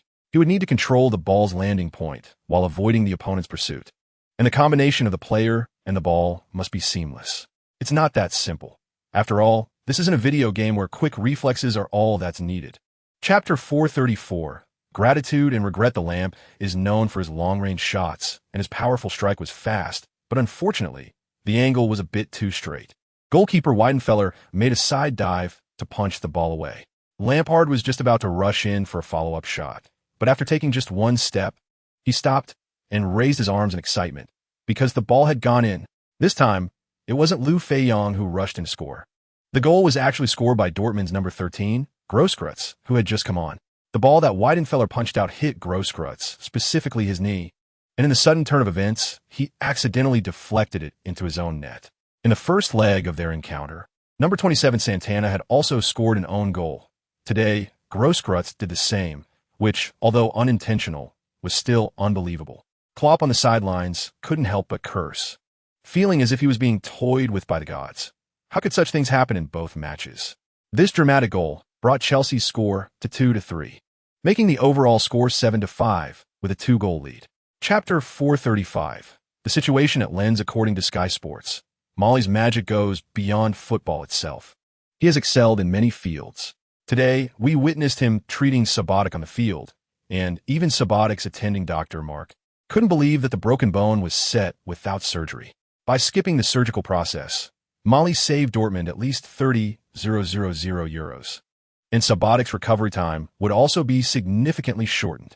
At this time, a Frenchman came into the spotlight through reports from Ligue. Whether it was the goal that didn't hit the ground or the on-field bone setting, he was the most qualified person to speak about it. This person is Raymond, Liu Feiyang's good buddy from his time at Lens. The last time Liu Feiyang was on the field needing bone setting, it was indeed Raymond who helped him. Not only did he set the bone on site, but he also personally prepared the bone-repairing elixir and ointment, allowing him to return to the field in just over 40 days. Raymond detailed the entire process and fondly reminisced about the moments spent with Liu Feiyang. He also took the opportunity to promote his good buddy, stating that many French teams, including Lens, have already imported mass-produced bone-repairing elixirs and ointments from China, with astonishing results. Chapter 436. Manchester United's Blitz after the match began. Liu Feiyang was still roaming in the front line, looking for scoring opportunities, but unexpectedly, trouble brewed at the back. In the 5th minute, number 16 Carrick delivered an accurate long pass, and Czech misjudged his advance, allowing number 14 Chicharito Hernandez to score with a header into the far corner, 1-0. In the 10th minute, number 10 Rooney took a free kick from the left side of the front field, intending to pass to a teammate, but no one touched it, and the ball went past the goal line after bouncing, catching Czech off guard due to the interference from players contesting for the ball. 2-0. Manchester United scored 2 goals within the first 10 minutes, achieving a dream start. When Rooney took the free kick, Liu Feiyang sensed his intention to pass to number 5 Ferdinand at the back post, so he specifically positioned himself next to Ferdinand to mark him. Unexpectedly, Rooney's kick turned into a superb direct shot. Rooney's goal sent the entire Old Trafford Stadium into a frenzy, with Red Devils fans celebrating wildly. Already 20 minutes in, I estimate we can definitely score another 2 tonight. 2 isn't enough. We need at least 5. The 71-year-old Sir Alex Ferguson couldn't hide his excitement, throwing a flurry of punches in the air, looking as if he had become decades younger. Chapter 437. From 0-2 to 32 in the first 10 minutes. Manchester United scored 2 goals, feeling invincible and confident that they had already secured the win. In the next 10 minutes, Liu Feiyang scored twice to equalize, dominating the game with an overwhelming presence. The over 73,000 Red Devils fans quieted down, their earlier arrogance and wild shouts replaced by the faithful Blue Army supporters, who seemed to take over the atmosphere.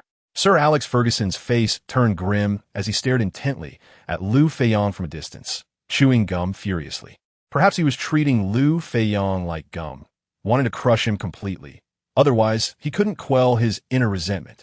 To prevent Liu Feiyang from going completely berserk, Ferguson changed his previous aggressive tactics, instructing his players to fall back a bit, solidifying their defense while battling Chelsea for control in midfield and looking for counterattack opportunities. Perhaps noticing that Shinji Kagawa struggled to take on Liu Feiyang, he rearranged number 23 cleverly and number 16 Carrick to mark Liu Feiyang. Kagawa also felt relieved, finally able to distance himself from that guy Mali. Chapter 438. Tactical free kick. The second half began. After being criticized and re-educated by their respective coaches, both teams immediately clashed like two fists. Manchester United aimed to equalize as quickly as possible, while Chelsea sought to secure the win. Both sides had only one goal, to score. However, sometimes in a match, the more you want to score, the harder it becomes. Although both teams had decent shooting opportunities, they failed to convert them into goals. The match was visually appealing, with both sides fiercely competing, and chaotic scenes were frequent, raising the adrenaline of the over 70,000 fans present. The referee's standards were relatively lenient, not blowing the whistle for minor fouls. But Manchester United's number 3 Evra and Chelsea's number 4 David Luiz still received yellow cards. At the start, Liu Feiyang primarily participated in defense in his half, focusing on marking number 20 Van Persie, who came on in the second half, while actively supplying ammunition for his teammates during attacks. At the same time, they also used extensive positioning to exhaust the opponent's physical strength. Seeing that the game was quite tense and number 17 Nani was still not performing well, Ferguson substituted him with number 7 Valencia in the 65th minute. Chapter 439. Sir Alex's flattery. Leading by 2 goals and having one more player, Chelsea's head coach Di Matteo immediately replaced Liu Feiyang with number 13 Moses. As Liu Feiyang walked towards the sidelines, Old Trafford erupted with enduring applause. Not only from the more than 2,000 Chelsea fans, but also from Manchester United supporters. Even though they were bitter rivals, such a brilliant performance deserved applause. This was in stark contrast to the boos heard before the match began. Liu Feiyang had won over the Red Devils fans with his 3 goals and 1 assist, simultaneously shattering Ferguson's hopes of winning the FA Cup before his retirement. With an early exit from the League Cup, a last-minute defeat to former player Ronaldo in the Champions League, and a reversal in the FA Cup, the only thing left for the old boss to strive for was the league title. However, fate was not in his hands. Manchester United not only had to focus on their own performance, but also had to rely on Chelsea making mistakes, making it a daunting task. In the last 10 minutes, Chelsea continued to attack Manchester United's goal, taking advantage of their numerical superiority, but they failed to score. Manchester United also had 2 counterattack opportunities. One where number 20 Van Persie sent the ball into the stands under Terry's interference and almost got injured.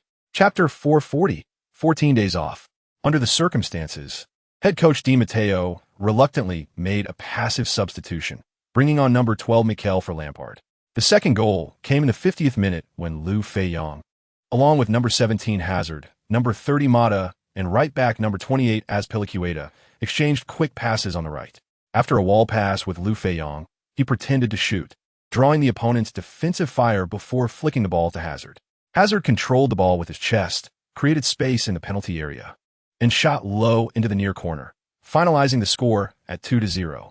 After defeating West Ham United, Liu Feiyang also got a rare breather. Because on March 22nd and March 26th, it was FIFA match days, and the World Cup qualifiers across continents would reignite. Most of the players in the Chelsea squad were international representatives from various countries, with many having match duties. Terry, Lampard, and others would play away against San Marino and, at home, against Montenegro with the England team. Mata, Torres, and others with the Spanish team would host Finland and play away against France. Although Brazilian internationals like Oscar and David Luiz did not have to participate in the South American qualifiers, they would join the Brazilian team for friendlies against Italy and Russia. Chapter 441, Deep Hatred. Comrade Feiyang, the platform provided by the national team is not easy for you. Should you also contribute more to the Chinese national team?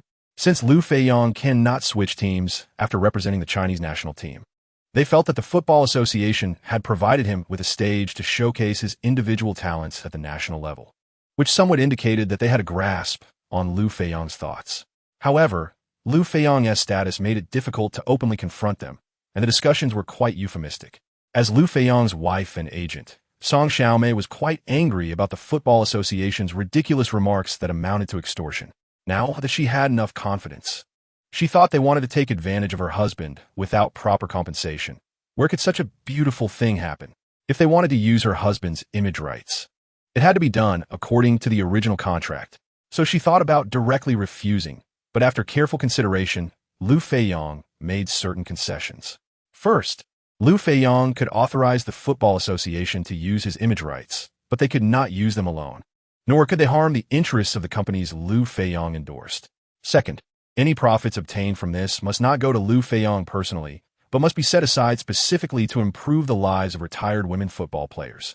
And this account must be clear and subject to third-party audits. Chapter 442, Dropping Points Against Weak Teams. Liu Feiyang was a bit stunned to see the score was 2-1, with the home team, Southampton, in the lead. This was the third encounter between the two teams this season. Chelsea had won 5-1 in the FA Cup, but in the 17th round of the league, they were held to a 2-2 draw by the same opponent. However, that was because Liu Feiyang had been substituted in the first half after leading 2-0. After reading the detailed report, he understood how they lost. All 3 goals were scored in the first half, and from the starting lineup, Chelsea had made extensive rotations, clearly not respecting the promoted team Southampton, known as the Saints. Although they were a relegation-threatened team, Southampton had the upper hand in this match. In the 23rd minute, Southampton broke the deadlock first. Number 7 Lambert made a through ball, and number 9 Rodriguez, after a wall pass with number 8 Davis, entered the penalty area and easily slotted the ball past goalkeeper Cech, making it 1-0. In the 33rd minute, Chelsea equalized. Number 21 Marin took a corner from the right, and captain number 26 Terry scored with a header from the center unmarked, making it 1-1. 2 minutes later, in the 35th minute, Southampton regained the lead. Number 7 Lambert took a direct free kick that curled beautifully over the wall and into the bottom left corner of the goal, making it 2-1. Chapter 443. Schuster the man and his matters. Besides the players, Malaga's German head coach Schuster is also a very interesting person. In his playing days, Schuster appeared on the world football stage as a football prodigy, famously serving as the dual core captain for both Barcelona and Real Madrid, two fierce rivals. Schuster had outstanding football talent, good football skills, and awareness, but he was stubborn, hot-tempered, eccentric, and solitary. He often clashed with club management, coaches, and teammates. From 1980 to the summer of 1987, he spent a full 8 seasons at Barcelona, where he, as the core midfielder, led the team to win the La Liga championship and the European Cup runner-up. However, in the 1985 to 86 season, Schuster fell out with the club president and the coach, even ending up in a legal dispute. Because of this legal issue, he sat out the entire 1986 to 87 season. In the summer of 1988, Schuster finally waited until his contract with Barcelona expired and decisively joined their arch-rivals Real Madrid. He only played 2 seasons at Real Madrid, winning La Liga titles in both. Initially, Schuster performed well, but he fell out with Real Madrid in his second season. Chapter 444. Established plans remain unchanged. In this match, the home team Malaga fielded all their main players, while Chelsea had somewhat of a disjointed lineup. Terry, Lampard, and Ashley Cole, 3 England players, were not included in the squad due to injuries. However, Chelsea's overall age structure was somewhat more reasonable, being over 2 years younger than the opposing Malaga, and they had more vigor. After the match began, Liu Feiyang did not rush to exert himself, mainly taking on the role of the midfield core, linking the team's overall offense and defense. Relatively speaking, the offensive lineup was quite solid, but Liu Feiyang was still not very confident about the defense, so he devoted a significant amount of energy to it. After the match started, Malaga, taking advantage of their home ground and the roaring cheers of their fans, was in high spirits, wanting to seize the opportunity to take the lead before Chelsea could stabilize. However, under Liu Feiyang's leadership, Chelsea's defense was as solid as a rock, not giving the opponent too many good chances. After a few minutes of observation, Liu Feiyang actively matched up against the opponent's young player Isco, number 22. At the same time, he commanded Oscar, number 11, to mark Malaga's other midfield core, number 7 Joaquin. Chapter 445. Losing to Mali is not shameful. This was the first time in the match that Liu Feiyang showcased his speed, catching the Malaga players off guard. With full speed, along with skills like grass flying, plum blossom butterfly steps, and wind-blowing willows, he swiftly passed through 3 Malaga players and charged into the opponent's half. Malaga immediately went into a frenzy, rushing in from all sides to surround him. However, even the youngest and fittest Isco could only follow Liu Feiyang with his eyes, while the others couldn't keep up at all. Since the home team Malaga wore blue and white striped jerseys, Chelsea once again donned their black away kit for this match. Liu Feiyang, advancing at full speed, was like a black whirlwind sweeping through the blue sky and white clouds, getting closer to the goal. Soon, Liu Feiyang skillfully maneuvered past the last defender, number 5 Demichelis, and, just as he reached the ball, he flicked it with the tip of his right foot. A white flash soared over the head of the advancing goalkeeper Caballero and flew into the net behind him. Goal! Liu Feiyang scored again, and Chelsea led by 2 goals. The process of this goal was too quick, so fast that it caught everyone off guard before they could react. The ball was already in the net. Chapter 446. From shooting to assisting, the second leg against Malaga will take place a week later on April 10th at Stamford Bridge. However, Chelsea has already set its sights on the semi-finals beyond that. While Chelsea was battling Malaga, another Champions League quarterfinal was taking place at a different venue in Spain. The match was between Real Madrid and Galatasaray. And like Chelsea, Real Madrid also easily won at home with a score of 3-0 at the Bernabeu. In the first half, Cristiano Ronaldo and Benzema scored, and in the second half, substitute Higuain added a 3rd goal. Under such circumstances, it was almost inevitable that Chelsea and Real Madrid would meet in the Champions League semi-finals. What Chelsea did not know was that in the stands of the Rose Garden Stadium today, there was a special spectator, the assistant coach of Real Madrid, Karanka. He was sent by Real Madrid's head coach Mourinho specifically to scout Malaga's tactics. Although Mourinho is known as the special one, his work is very meticulous. Moreover, Chelsea is his old club, so of course he paid attention.